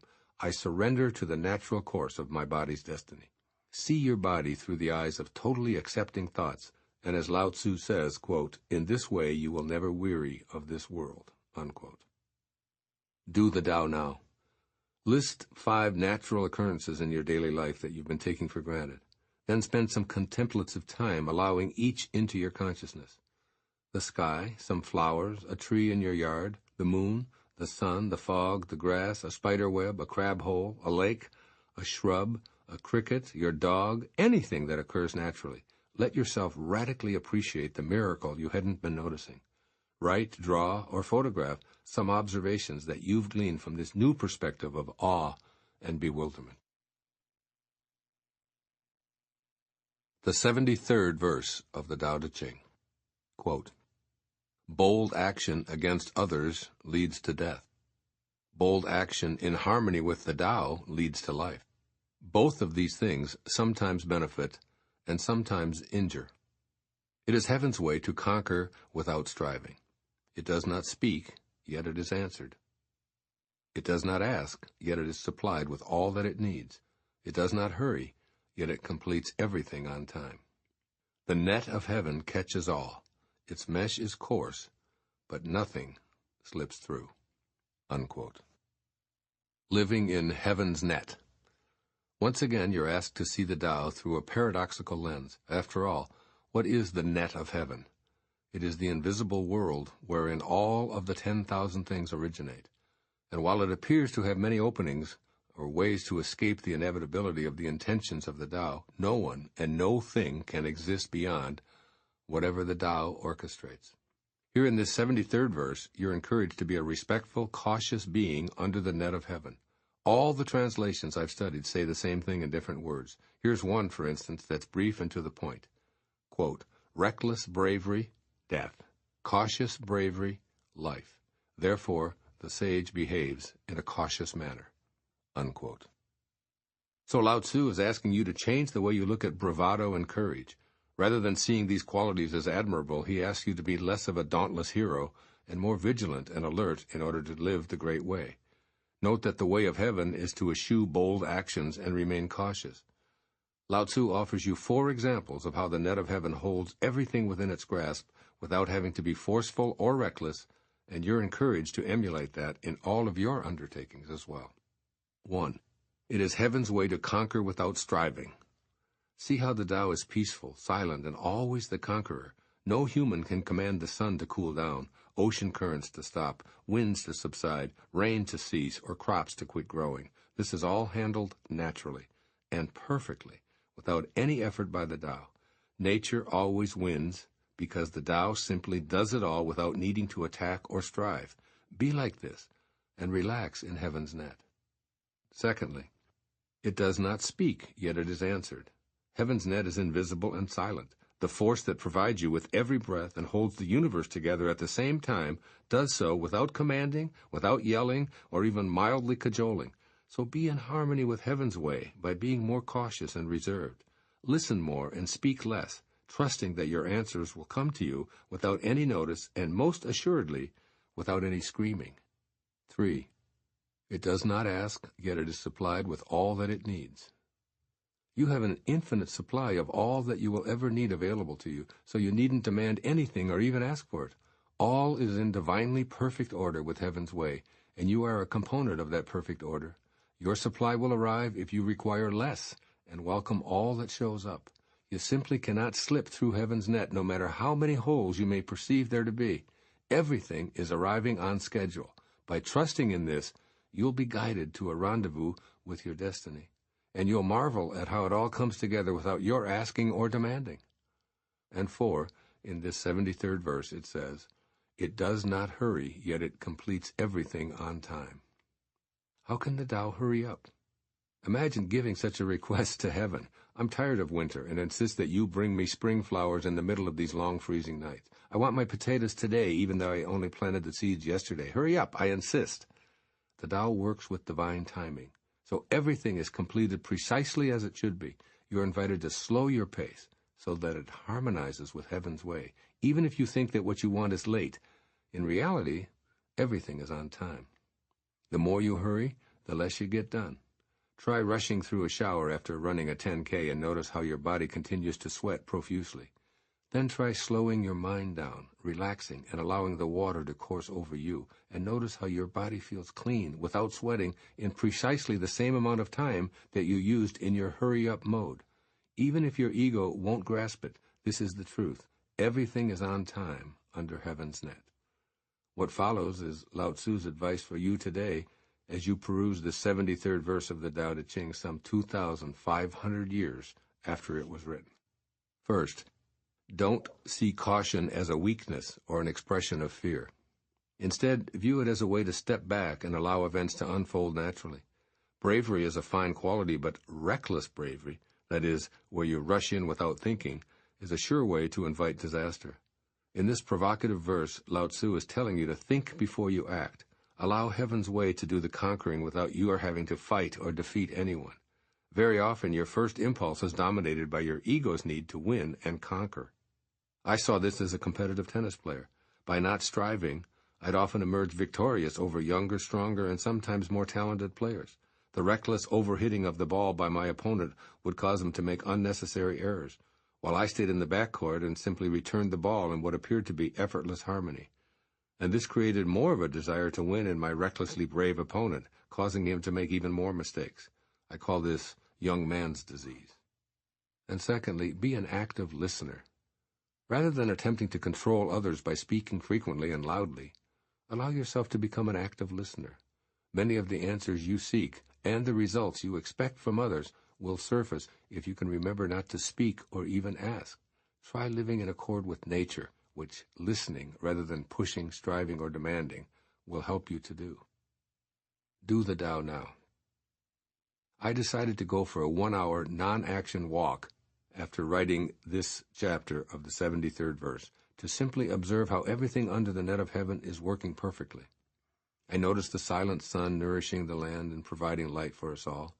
I stepped back and watched bees flitting back and forth between flowers, and stood there amazed by the invisible life force growing green bananas in a clump at the top of a tree. In all, I was just an observer of the divine, invisible, silent, effortless Tao at work, realizing that while it's in no hurry, it's still getting everything done on time. Those green bananas will ripen in due course, but today, I just love the energy that creates, nourishes, and prepares them to appear for my breakfast someday. Today, I urge you to take a similar non-action walk for an hour and note how nothing slips through the net of heaven.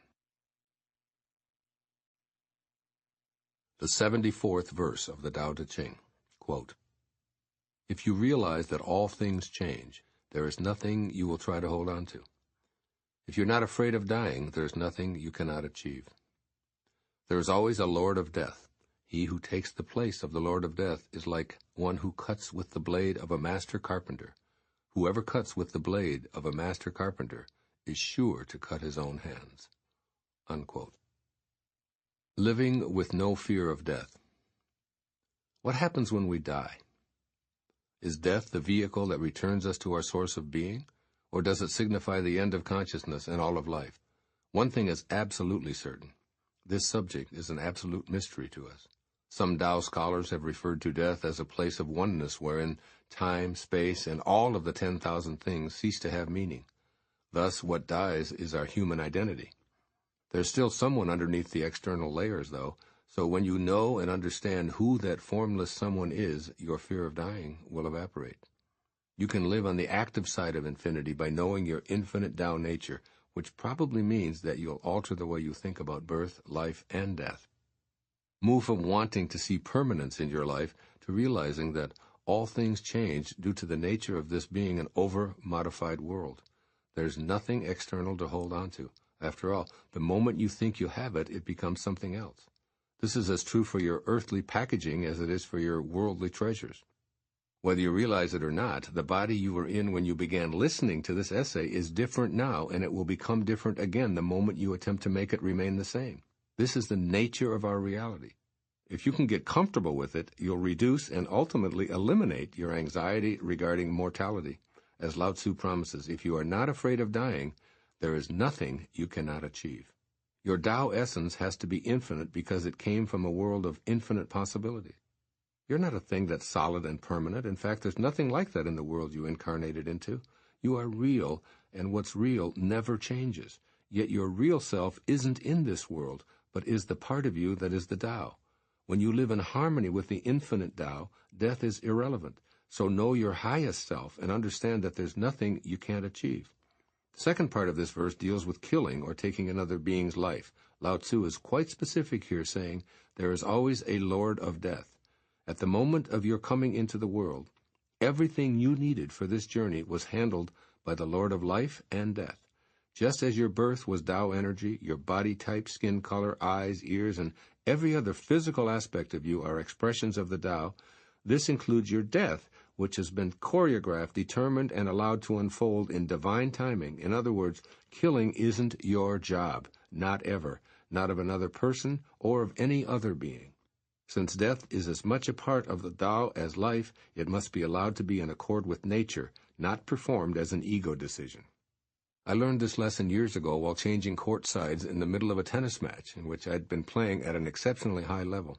While taking a drink of water, I noticed a bee lying upside down, apparently in the final throes of its short life.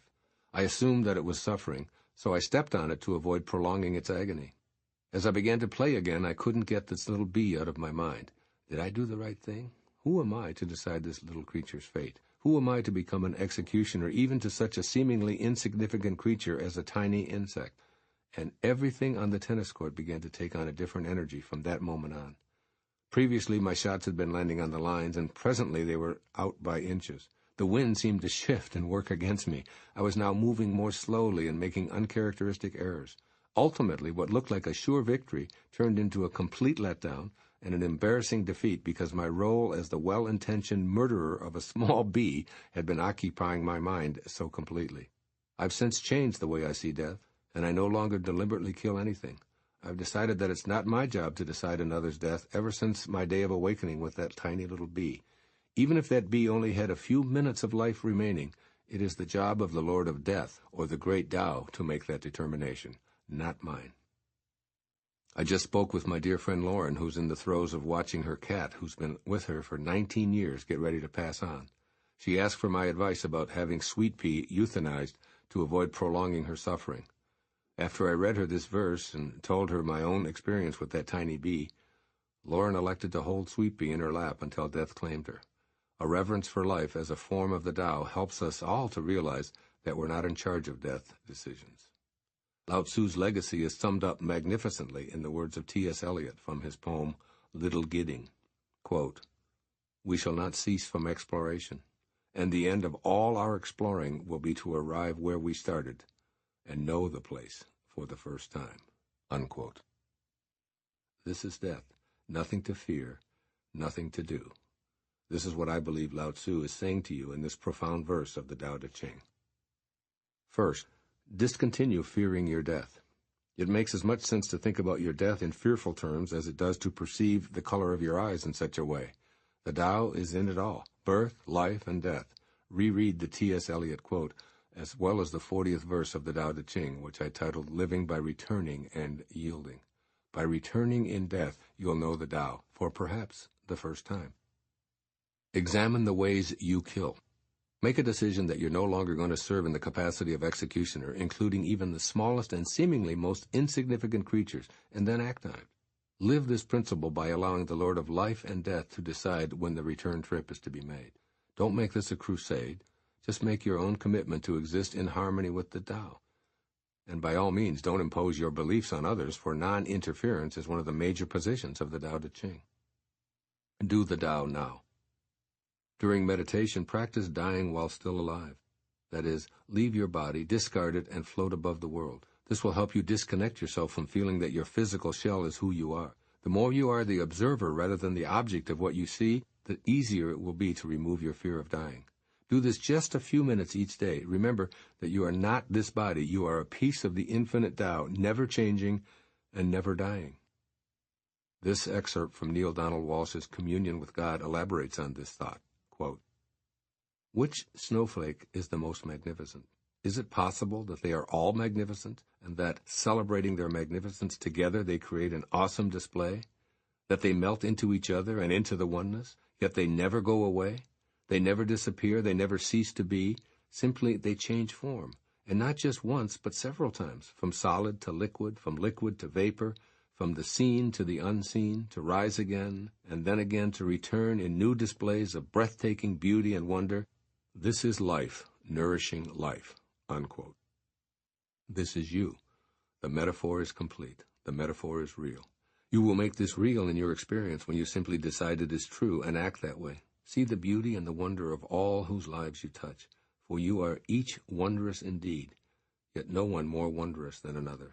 And you all will one day melt into the oneness, and know then that you form together a single stream. The 75th verse of the Tao Te Ching. Quote, "When taxes are too high, people go hungry. When the government is too intrusive, people lose their spirit. Act for the people's benefit. Trust them. Leave them alone." Unquote. Living by demanding little. This verse was intended to help the ruling classes and the nobility manage the realm. Understand that during the Warring States period in ancient China, rulers used onerous methods to impose order on the masses. They tended to keep all of the tax money that was collected from the people for themselves, flaunting their good fortune in the faces of the impoverished. Those who were overtaxed and overburdened would lose their spirit and sense of loyalty, and ultimately rebel against the laws imposed upon them. This book that you're listening to right now isn't intended as a social commentary to enlighten political leaders who take advantage of their positions, although I'd certainly invite any of them to take heed of Lao-tzu's advice. Rather, I wrote this book to help you apply the inherent wisdom in each of the 81 verses of the Tao Te Ching. So you're invited to change the way you look at assisting others to stay inspired and have contented and peaceful lives. You may believe that demanding more from those in your charge, such as your children or co-workers, creates more productivity. But Lao-tzu suggests the opposite is true. Demand little, he advises, and even leave people alone as much as possible. And the imposition of excessive taxation on the masses can have an analogous component for you to consider when it comes to how you treat those you're responsible for leading. Government officials often vote to raise more and more money for pet projects and even their own personal benefits simply because they have the authority to do so. Since they're in charge of lawmaking, they write rules that allow them to be abusive toward the very people who pay their salaries and provide them with all of their benefits. In virtually all cases, those who are being taxed to provide luxurious lifestyle perks receive far less in the way of benefits than those who are the recipients of that tax. In other words, the rule makers and others in power are using their positions to take advantage of ordinary people. When this becomes too prevalent, those ordinary people become restless and disruptive. With scant respect for authority, as Lao-tzu puts it, people lose their spirit. Rather than demanding more because you're older, bigger, richer, or more powerful, leave those you're in charge of alone whenever feasible, trusting in their inherent wisdom to do the right thing.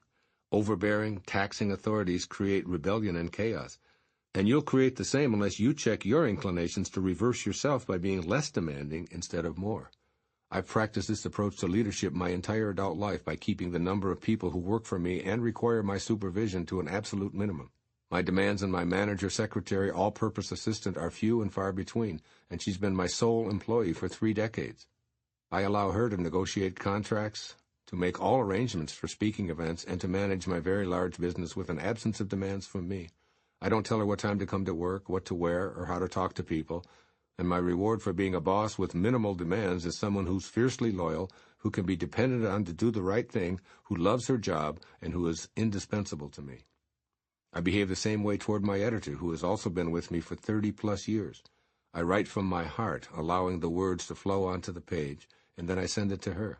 I trust this woman implicitly and allow her to do whatever she incarnated to do with no demands from me.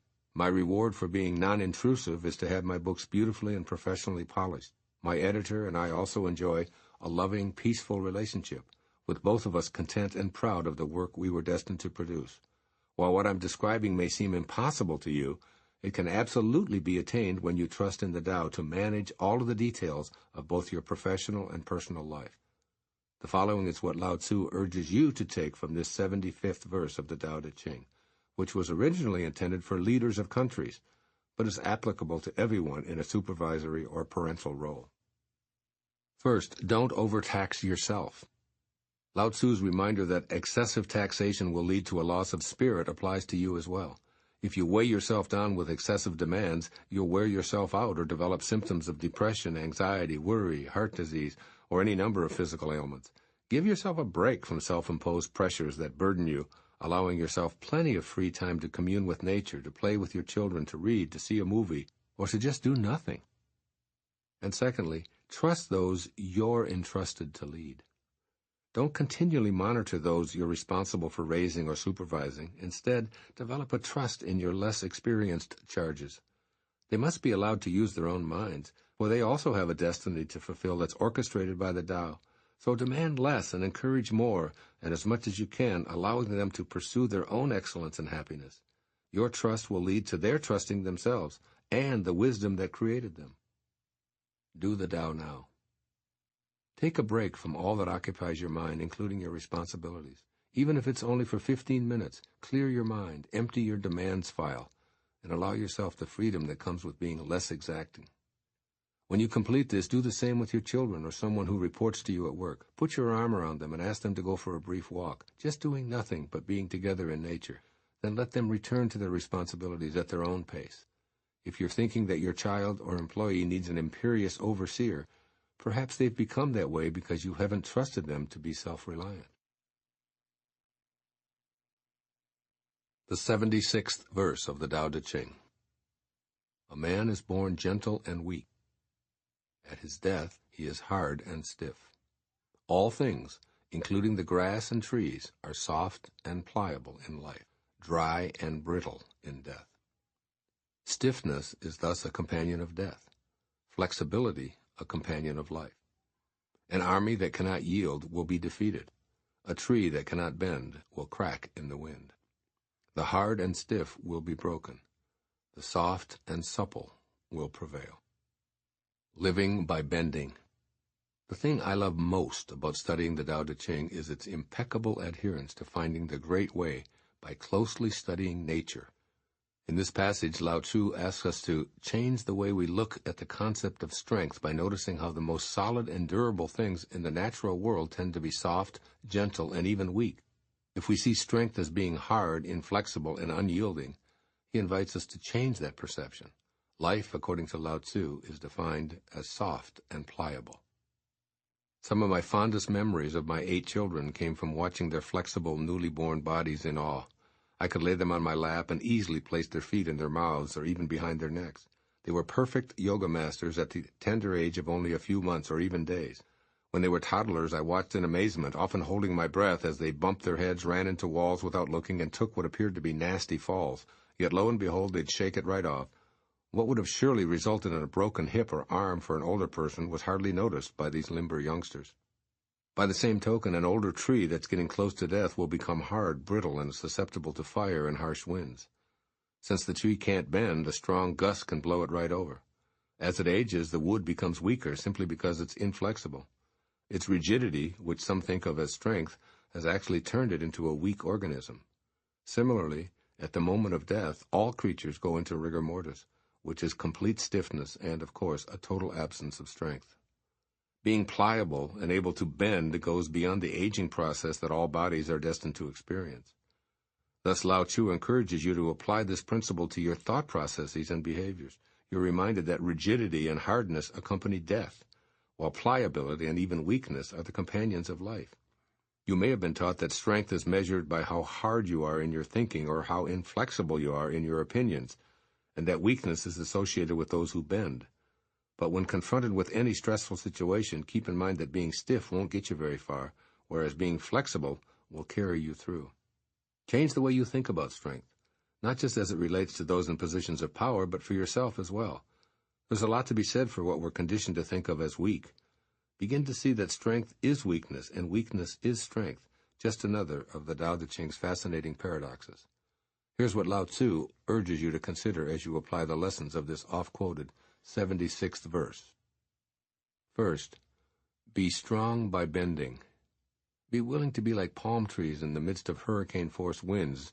Their so-called weakness somehow gives them the strength to survive devastating storms. The same is true for the way you relate to others, so listen more. Allow your viewpoints to be challenged and bend when necessary, knowing that you're actually choosing strength. The more you think in rigid ways, refraining from considering other points of view, the more you're liable to break. As Lao-tzu reminds you, the hard and stiff will be broken, while the soft and supple will prevail. And secondly, examine your unbendable attitudes. Scrutinize your attitudes on matters such as the death penalty, legalization of certain drugs, abortion, gun or birth control, taxation, energy conservation, and any other issues on which you hold an unshakable position. Then make an effort to walk in the shoes of those who have an opposite opinion. When you consider the rebuttals they'll offer, you'll see that this old proverb has some truth in it. Quote, "This is my way. What is your way? The way doesn't exist." Unquote. Today, for example, I had a conversation with my daughter Serena concerning a presentation she was to make before one of her college classes. She was convinced that her conclusion was unbendable regarding a large retail chain's employment policies. There was no room for discussion. They were wrong, and she was right. Yet for the sake of an intelligent discussion, I took the position of the retail giant and tried to offer that perspective to her. As our discussion continued, my daughter found herself bending just a bit. As she realized that every story has two sides, she found herself willing to listen to the opposition. Serena was able to bend in a way that made her strong. If leaders on both sides of any matter were willing to at least listen to each other, conflicts wouldn't need to escalate to life and death proportions. By listening, yielding, and being gentle, we all become disciples of life. Do the Tao now. Every day in yoga class, there's an exercise that reminds me of this verse of the Tao Te Ching, and I encourage you to practice it right now. Stand with your feet together, raise your hands above your head, and stretch as high as you possibly can. Now bend to the right as far as you can go, stretching for 60 seconds, then return to an upright position, and do the same on your left side. All the while, see yourself as flexible, supple, and able to bend in harmony. The 77th verse of the Tao Te Ching. Quote, "The way of heaven is like drawing a bow. The high is lowered, the low is raised. When it is surplus, it reduces. When it is deficient, it increases. The Tao of mankind is the opposite. It reduces the deficiency in order to add to the surplus. It strips the needy to serve those who have too much. Only the one who has the Tao offers his surplus to others. What man has more than enough and gives it to the world? Only the man of the Tao. The master can keep giving because there's no end to his wealth. He acts without expectation, succeeds without taking credit, and does not think that he is better than anyone else." Unquote. Living by offering the surplus. If you view the ways of heaven from a distance, you'll find that nature is perfect. The Tao is at work, invisibly keeping a divine balance. When I was in Sedona, Arizona, for instance, I took a tour of the forested areas in the steppes of the majestic Red Rock Mountains. After I lamented the recent fires that had decimated so many trees, the guide explained how this had actually been nature at work. For millions of years, he explained, when the forest gets too thick, nature's lightning strikes and thins out the forest. Without such an occurrence, the timber would choke on its own surplus. This is how our planet works. While at times natural events such as droughts, floods, hurricanes, windstorms, and excessive rainfall can seem disastrous, they're actually maintaining balance. This is also clear in the lives of butterflies, flocks of geese, or herds of caribou and buffalo. The sport of killing upsets nature's system of dealing with surpluses, and the Tao agrees. When it is surplus, it reduces. When it is deficient, it increases. Observe nature, says Lao-tzu. If deficiencies exist, don't continue to reduce what's already in short supply. The lessons in these final verses relate to governing the masses by staying harmonized with the Tao. Lao-tzu seems to rail against people in positions of political power who took from the needy to give themselves more of what they didn't need. In today's world, we can see evidence of this practice in a myriad of ways, but especially in lawmakers voting themselves benefits to be paid for by everyone else. They give themselves 95% retirement packages, medical insurance for life, limousines, private parking places on public lands, and free first-class travel, even as they strip the needy and serve those who have too much.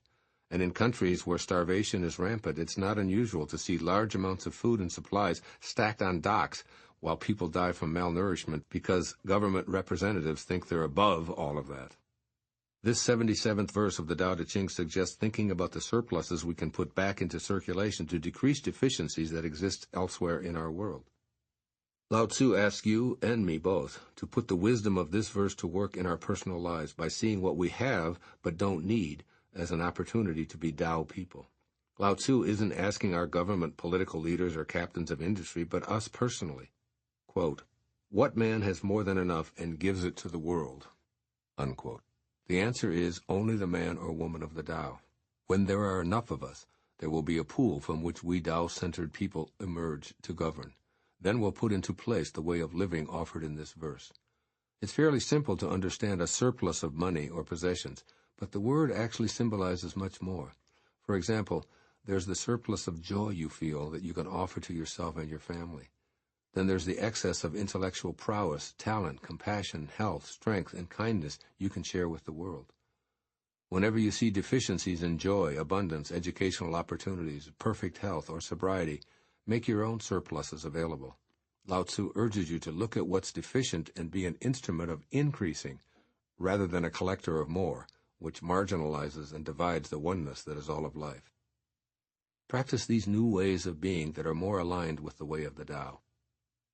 First and foremost, reduce surplus. Reduce what's in excess in your life and then offer it where it can be utilized. Begin with your stuff, clothing, furniture, tools, equipment, radios, cameras, or anything that you have too much of. Don't sell it. Rather, give it away if you can afford to. Don't ask for recognition for charitable acts. Simply behave in harmony with the Tao by reducing your surplus. Then think about your intangible abundance of health, joy, kindness, love, or inner peace, and seek ways to offer those glorious feelings to those who could benefit from your bounty. And second, be an instrument of increasing. Just as nature fills voids by maintaining the cyclical balance necessary to our world, be an instrument of increasing where you observe deficiencies. Practice giving by dedicating a portion of your earnings to be used to ease deficits, for as Lao-tzu points out, the master can keep giving because there's no end to his wealth. If you can't offer money to those who are less fortunate, say a silent blessing for them. Offer a prayer when you hear an ambulance or police car siren. Look for opportunities to fill the empty spaces in other people's lives with money, things, or loving energy in the form of kindness, compassion, joy, and forgiving. Do the Tao now. Plan a day when you make a point of getting rid of some of your surplus, making sure that you part with something that's useful elsewhere. Look around for things you don't need or use. For instance, I just glanced up from my writing space and spotted some legal pads, 3 DVDs, and a toaster that I haven't used in 6 months. If you can scan the room right now where you are, I'm positive you'll see things that you could easily categorize as surplus. So schedule a time to put some of your excess into circulation. You can pick up those things in your line of vision at this moment and drop them off where they'll be welcome today. Be a man or a woman of the Tao. The 78th verse of the Tao Te Ching. Quote, "Nothing in the world is softer and weaker than water. But for attacking the hard, the unyielding, nothing can surpass it. There is nothing like it. The weak overcomes the strong, the soft surpasses the hard. In all the world there is no one who does not know this, but no one can master the practice. Therefore the master remains serene in the midst of sorrow. Evil cannot enter his heart. Because he has given up helping, he is people's greatest help. True words appear paradoxical." Unquote. Living like water. In researching, studying, and putting into practice the 81 verses of the Tao Te Ching, I've been struck by the many references Lao-tzu makes to water in its various forms: the sea, rain, fog, mist, snow, and rivers and streams. The esteemed master seems to find his spiritual strength in all of nature, but he must have had a special reverence for water and how it functions in all of our lives. Be like water seems to be repeated throughout the Tao Te Ching. This element is closer to being Tao-like than anything else in this world, so it is a perfectly suitable symbol for teaching about the Great Way. Water is as mysterious to us as the Tao is. When you reach into the river and try to squeeze it tight, you end up losing it all. Water is elusive until you cease grasping and let your hand relax and be one with it. Paradoxically, you get it by letting go. Lao-tzu advises emulating this element in all of its undecipherable and mysterious ways, even if it seems contrary to what your intellect and your conditioning are telling you. Lao-tzu reiterates 3 themes that appear throughout this book. They are the true characteristics of water. 1. Overcome the unyielding parts of your life by yielding. Hard and rigid are overcome by the relentless application of gentle things such as water's soft flow or steady drip. So be persistently gentle and willing to surrender, and watch the resistance of the harsh and implacable wear away. For years, one of my family members who insisted on damaging herself and her relationships by ingesting intoxicating substances has been met by my loving but firm response. Slowly, over time, her hardness began to wear away in the face of the steady drip, drip, drip of gentle but resolute kindness, acceptance, and love. It can be discouraging at times, but as Lao-tzu points out in this verse, we must act just like water and use a soft approach. For attacking the hard, the unyielding, nothing can surpass it. 2. Water appears to be something you could easily overpower. However, it's so flexible that once you push it out of the way, it will find its own level below all strong things and patiently enter where nothing solid can block its resting place. Put up barricades, erect levees, and make everything waterproof, yet with enough passage of time, the flexible quality of water will triumph. The weak overcomes the strong is a powerful message for you. Remember to stay flexible, willing to lower yourself in humility and appear weak, but knowing that you're in harmony with the Tao. Lao-tzu urges you to be like the master who remains serene in the midst of sorrow, and evil will not be able to enter your heart. And 3. Water is so soft that it can't be harmed, damaged, or destroyed. It simply returns to its source to be used over and over and over again. Boil it until it disappears and its vapors enter into the atmosphere, ultimately to return. Drink it, and it returns after nourishing your body. Pollute it, and it will return after enough passage of time to become purified nourishment again. This is all accomplished because of the element's mutable softness. When you stay soft and surpass the hard, you too will be indestructible. Re-listen to verse 43, living softly. There's nothing softer than water under heaven, and yet there's nothing that can surpass it for overcoming the hard. There's so much wisdom to be found in this analogy. Stay in your soft mode. Hang back when you're about to show how hard you are. Try patience rather than attempting to rigidly control. Trust your innately gentle self. I love Mary Oliver's beautiful poem, Wild Geese, in which she speaks of this. Quote, "You do not have to be good. You do not have to walk on your knees for 100 miles through the desert repenting. You only have to let the soft animal of your body love what it loves. Tell me about despair, yours, and I will tell you mine. Meanwhile, the world goes on. Meanwhile, the sun and the clear pebbles of the rain are moving across the landscapes, over the prairies and the deep trees and mountains and the rivers. Meanwhile, the wild geese, high in the clean blue air, are heading home again. Whoever you are, no matter how lonely, the world offers itself to your imagination, calls to you like the wild geese, harsh and exciting, over and over, announcing your place in the family of things." Unquote. From his 2,500-year-old perspective, Lao-tzu reminds you of just how much you have to learn from nature, particularly water, and urges you to put these ideas into practice. First, change the way you look at strength versus weakness. See that the stereotypes of rigid, hard, forceful, cocksure, and dominant aren't attributes of strength at all. In fact, these qualities will lead you to be suppressed and overpowered by softness, or what you've called weakness. Change the way you look at all of this and watch your world change. When you begin to admire and emulate those who stay weak and pliable, you'll see the true strength in yourself as a person of the Tao. Give up interfering and helping, and opt instead to stream like water, gently, softly, and unobtrusively, wherever you're needed. And secondly, be soft like water. Like water, flow everywhere there's an opening, rather than attempting to dominate with your forcefulness. Soften your hard edges by being more tolerant of contrary opinions. Interfere less, and substitute listening for directing and telling. When someone offers you their viewpoint, try responding with, "I've never considered that before. Thank you. I'll give it some thought." Do the Tao now. Do a meditation today in which you picture yourself as having the same qualities as water. Allow your soft, weak, yielding, fluid self to enter places where you previously were excluded because of your inclination to be solid and hard. Flow softly into the lives of those with whom you feel conflicted. Picture yourself entering their private inner selves, seeing perhaps for the first time what they're experiencing. Keep this image of yourself as gently coursing water and watch how your relationships change. The 79th verse of the Tao Te Ching. Quote, After a bitter quarrel, some resentment remains. What can one do about it? Being content with what you have is always best in the end. Someone must risk returning injury with kindness, or hostility will never turn to goodwill. So the wise always give without expecting gratitude. One with true virtue always seeks a way to give. One who lacks true virtue always seeks a way to get. To the giver comes the fullness of life. To the taker, just an empty hand. Unquote. Living without resentments. In this verse, which has been so helpful to me personally, you're asked to change the way you hold resentments following a difference of opinion or an outright quarrel. Now, what causes annoyance and anger after a dispute?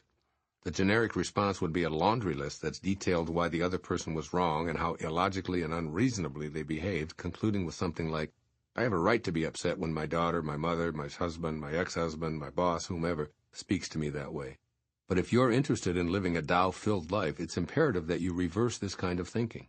Resentments don't come from the conduct of the other party in an altercation. No, they survive and thrive because you're unwilling to end that altercation with an offering of kindness, love, and authentic forgiveness. Lao-tzu says, someone must risk returning injury with kindness, or hostility will never turn to goodwill. So when all of the yelling, screaming, and threatening words have been expressed, the time for calm has arrived. Remember that no storm lasts forever, and that hidden within are always seeds of tranquility. There is a time for hostility, and there is a time for peace. As the storm of a quarrel subsides, you must find a way to disregard your ego's need to be right. It's time to extend kindness by letting go of your anger. It's over, so offer forgiveness to yourself and the other person and encourage resentment to dissipate. Be the one seeking a way to give in the sense that Lao-tzu describes in this verse, rather than the one looking for something to get. I run a large enterprise based on the wisdom found in this profound verse. My company is all about giving, so if there are any disputes about product sales, my assistant knows to let the other party have whatever they desire. If someone can't afford something, I give it away. I allow recordings of my talks and ask nothing in return. I give of my time for photographs, autographs, or anything at all. Unless I have a plane to catch, I'm the last person out of the auditorium, and I'm willing to talk with anyone who makes such a request after one of my talks. It's all about giving, and those who work for me know this and live by these principles. When I asked an outsider to be a part of my speaking tour not long ago, I encountered a man who was a tremendously gifted musician and an entertainer, yet was living in scarcity. Despite his enormous talent, abundance just wasn't flowing into his life. After a few of our speaking dates, I noticed his inclination to be a taker rather than a giver. He consistently looked for ways to make more money on the side, excluding everyone else who was working to provide a service to those who attended the lecture. I had a long discussion with this man about how his profiteering rather than offering was blocking the flow of abundance into his life, and I encouraged him to trust in the wisdom that Lao-tzu provides. The point here is that this was an opportunity for both of us to proceed on the tour without any resentments. Regardless of anyone else's attitude, if you live with true virtue, you'll seek a way to give. This truth completely aligns with the Tao. After all, the creator of life is always giving, never taking. So change the way you think about scarcity and resentment, and begin to truly feel the question, how may I serve? The universe will seem to respond, finally you got it. You're acting like me. I'll keep that flow coming into your life in ways that will astound and delight you. As Lao-tzu says, quote, to the giver comes the fullness of life, to the taker, just an empty hand. Unquote. Here's what Lao-tzu encourages you to do to make the wisdom of the 79th verse your reality. First, end on love no matter what. Picture yourself at the termination of a quarrel or major dispute. Rather than acting with old patterns of residual anger, revenge, and hurt, visualize offering kindness, love, and forgiveness. Do this right now by sending out these true virtue thoughts to any resentments you're currently carrying. Make this your standard response to any future altercations. I end on love, no matter what. And secondly, practice giving.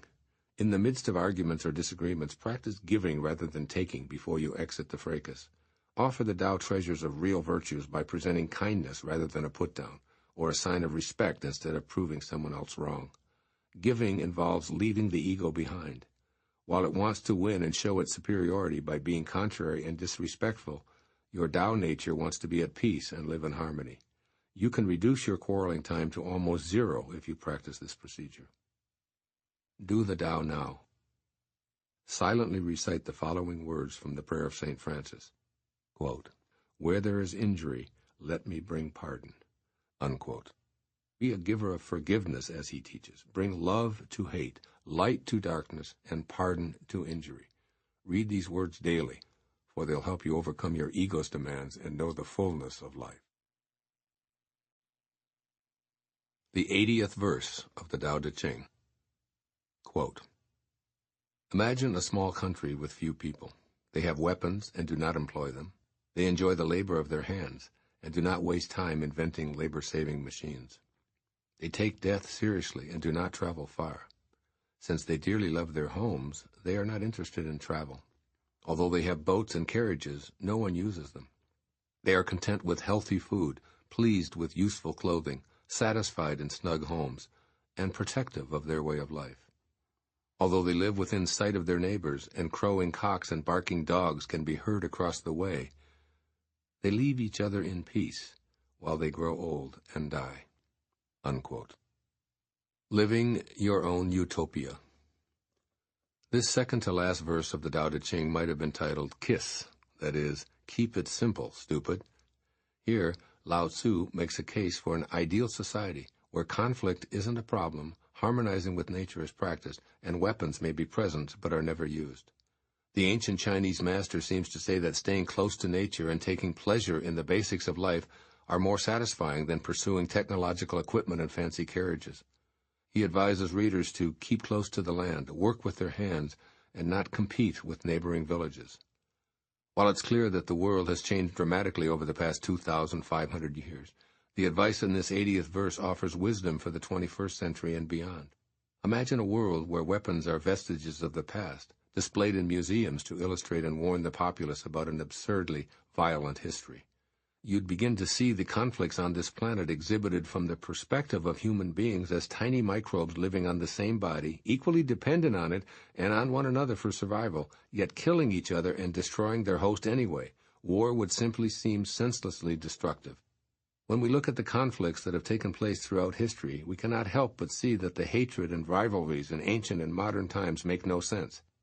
Why won't or can't people share the land and live together peacefully? What seems so important that it's necessary to kill each other over it? Even in fairly recent times, those individuals who were so hated that we tried to decimate them have become our allies. So what was all the killing about?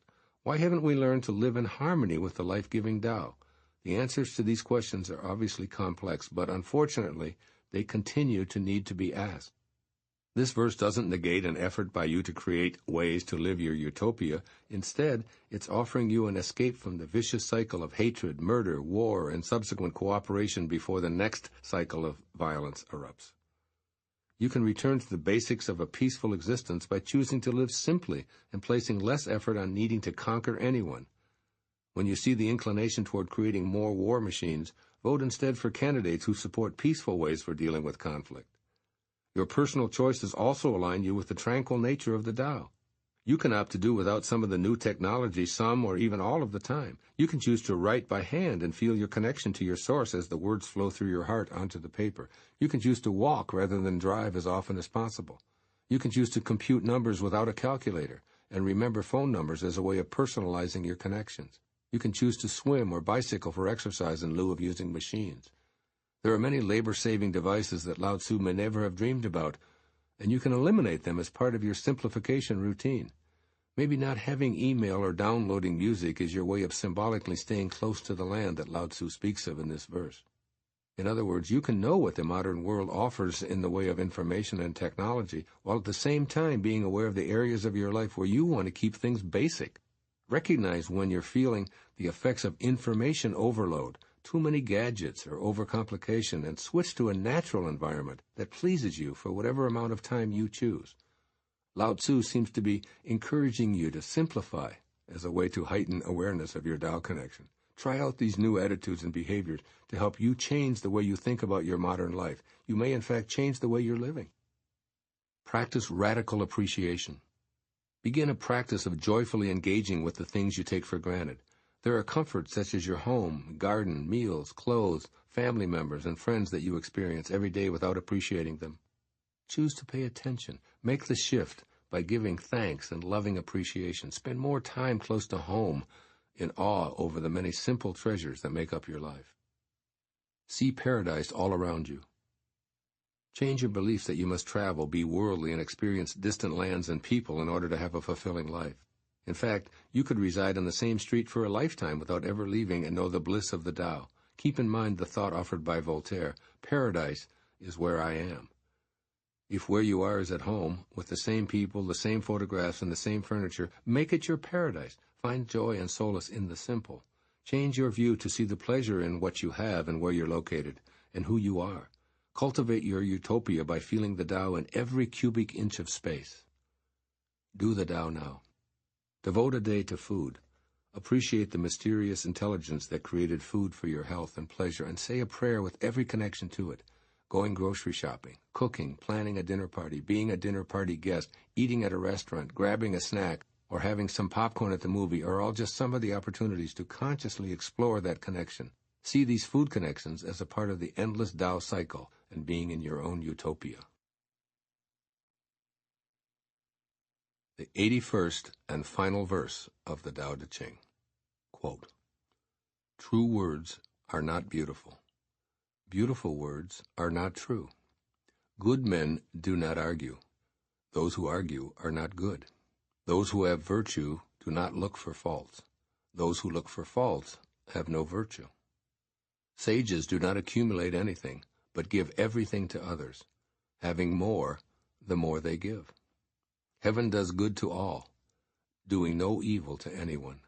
The sage imitates it, acting for the good of all, and opposing himself to no one." Unquote.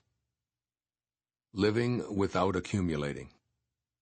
This final verse of the Tao Te Ching provides the closing message of this entire collection of ideas. You came from no thingness.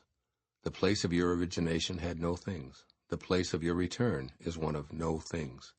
Therefore, Lao-tzu is inviting you to replace the accumulation of more stuff with the celebration of your true essence. Just as nothing is pure Tao in its formlessness, the real you is that same formlessness, for you are the Tao. The Tao Te Ching attempts to attract you to a way of being that recognizes nothingness as the Tao. You could call it a God-realized way of being. In this final essay, I've chosen to propose that you access your non-being Tao self by living without accumulating. This means giving more, arguing less, and releasing your attachment to everything in the world of the 10,000 things. Ultimately, living this way even means letting go of your attachment to your life and your body. But you can practice this right now while you're still living in the world. St. John of the Cross speaks of this way of seeing your life. Quote, "To reach satisfaction in all, desire its possession in nothing. To come to possess all, desire the possession of nothing. To arrive at being all, desire to be nothing. To come to the knowledge of all, desire the knowledge of nothing." Unquote. All of this wisdom of nothingness comes out of the offerings of Lao-tzu, the ancient spiritual sage who wants us to experience the bliss of being all by knowing a non-accumulating place of no thingness. It is difficult to imagine a world without things, yet in this final verse of the Tao Te Ching, Lao-tzu takes you through what such a world would really look like. You don't need beautiful words, since there's no thing for you to describe.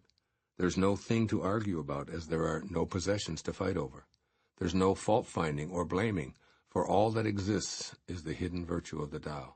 And finally, there is no thing to collect, amass, or accumulate, which leaves you in a state of creative giving and supporting. Heaven does good, says Lao-tzu, and good is a synonym for God, which is truly the same as the Tao. Meister Eckhart illustrates the interchangeability of the words God and Tao in this piece. Quote, "God is a being beyond being, a nothingness beyond being. God is no thing, no thing. God is nothingness, and yet God is something." Unquote. You're encouraged in this final verse of the enduring and amazing Tao Te Ching to do all that you can to imitate heaven while you're still here in form. Try out these suggestions from Lao-tzu as you change your thoughts and ultimately your life forever. First, quit accumulating points for being right. Let go of your propensity for argument and replace it with a willingness to allow anyone with whom you have a disagreement to be right. End your quarreling ways by simply telling the other person something like this: "You're right about that, and I appreciate hearing your point of view." This ends the argument and eliminates blame and fault-finding at the same time. Change ego's need to be right by using the Tao-based statement, "You're right about that." It will make your life so much more peaceful. And secondly, reduce yourself down to zero, or no-thingness. Observe your body and all of your belongings, and then put them into the changing world context. Keep this statement from Mahatma Gandhi in mind. Quote, "If you would swim on the bosom of the ocean of truth, you must reduce yourself to zero." Unquote. So from a place of no-thingness, or zero, become the observer, seeing what you accumulate in the world of things. From this perspective, you'll find that nothing can ever truly be real in such a world. Practice this exercise whenever you're feeling attached to your possessions or your point of view. D.H. Lawrence dramatically captures this idea. Quote, "Are you willing to be sponged out, erased, canceled, made nothing? Are you willing to be made nothing, dipped into oblivion? If not, you will never really change." Unquote. Now glance again at the title of this book that you're listening to. Change Your Thoughts, Change Your Life. Living the Wisdom of the Tao. Be willing to change. Do the Tao now. I leave you with these words of Lao-tzu from Tao Te Ching, a new translation, which were translated by Sam Hamill. Here's the final verse. Quote, "The sage does not hoard, and thereby bestows. The more he lives for others, the greater his life. The more he gives to others, the greater his abundance." Unquote. Copy these words by hand, study them, and put them into practice at least once each day. You will energize the flow of the Tao in your life, in this world of 10,000 things. Namaste. Epilogue. I close this year-long project on a personal note to share with you how these 81 verses unexpectedly increased my personal sense of awe and incredulity concerning the power and vast wisdom in this ancient classic. Re-listen to the display quote at the beginning of this book, which is attributed to Confucius. Legend has it that this master was so impressed by Lao-tzu's influence that he sought him out for consultation on etiquette and rules, which was the major focus of Confucian philosophy, but considered to be a hypocrisy and nonsense by Lao-tzu. After meeting Lao-tzu, Confucius told his disciples that the man was a sage, a dragon, with mysterious powers beyond the understanding of most people, including Confucius himself. Throughout the writing of these 81 short essays, I felt an almost mystical attraction to Lao-tzu. In the early verses, I thought of him as a great educator offering all of us advice on how to apply his wisdom from an ancient Chinese perspective to our modern world. As time passed and I became more engrossed in his teaching, I began to feel that Lao-tzu was speaking directly to me, and then through me to you, and even to coming generations. It felt at times as if Lao-tzu was intently saying that we had to get these important messages or perish as a civilized society. As this book unfolded, there were times that I could even feel his presence. When I concluded writing this manuscript, I had an unavoidable and painful opportunity to experience the dragon-like qualities that impressed Confucius. Through the Tao Te Ching, Lao-tzu gave me insight into the way to confront the winds and clouds of time and space, along with what initially seemed to be an insurmountable crisis. As I reread the final edit of Change Your Thoughts, Change Your Life, I was presented with perhaps the greatest personal challenge of my life. I felt the deep internal hurt that often drives human beings into conflicts. I felt the anger that allows people to think of themselves as victims and ultimately lead to the extremes of war that are addressed so frequently throughout the Tao Te Ching. My thoughts struggled with how Lao-tzu could speak of never having enemies. Surely it would be impossible for anyone to stay serene and feel connected to their source of love and well-being in the face of what I was going through. What good fortune could be hidden in this misfortune that seemed to emerge out of nowhere for no justifiable reason? Was I now to be the designated teacher for bad men?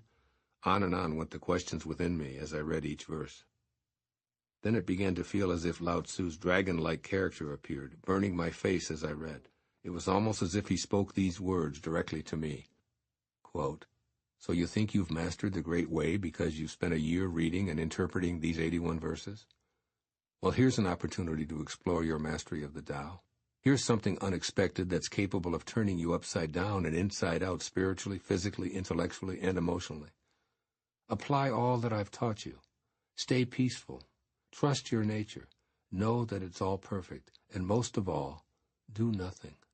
Live the hidden virtue of the Tao. If you feel dragged into a war, refuse to have any enemies. Don't have any violence in your mind, no revenge, and absolutely no judgment. Do this while staying centered in the all-loving, all-knowing perfection of the Tao in the face of what you think of as insurmountable. Then you will be able to call yourself a man of the Tao." Unquote. I began to feel that Lao-tzu was warming me with his dragon fire, as each verse was exactly what I needed each time I reread it. What at first seemed so hopeless and devastating became my ultimate calling, to live joyously and with deep gratitude for all that the Tao brings me. As you close this recording, it is my wish that you too will be able to apply this great wisdom of the Tao so that you can, even in the most difficult of times, change your thoughts and enjoy changing your life as well. I may not be a Tao master, but I am a man of the Tao. However, these words of the Tao Te Ching came to be written and to endure for over 25 centuries, I am deeply honored to have been called to help clarify them for you, and I am at peace. Thank you, Lao-tzu.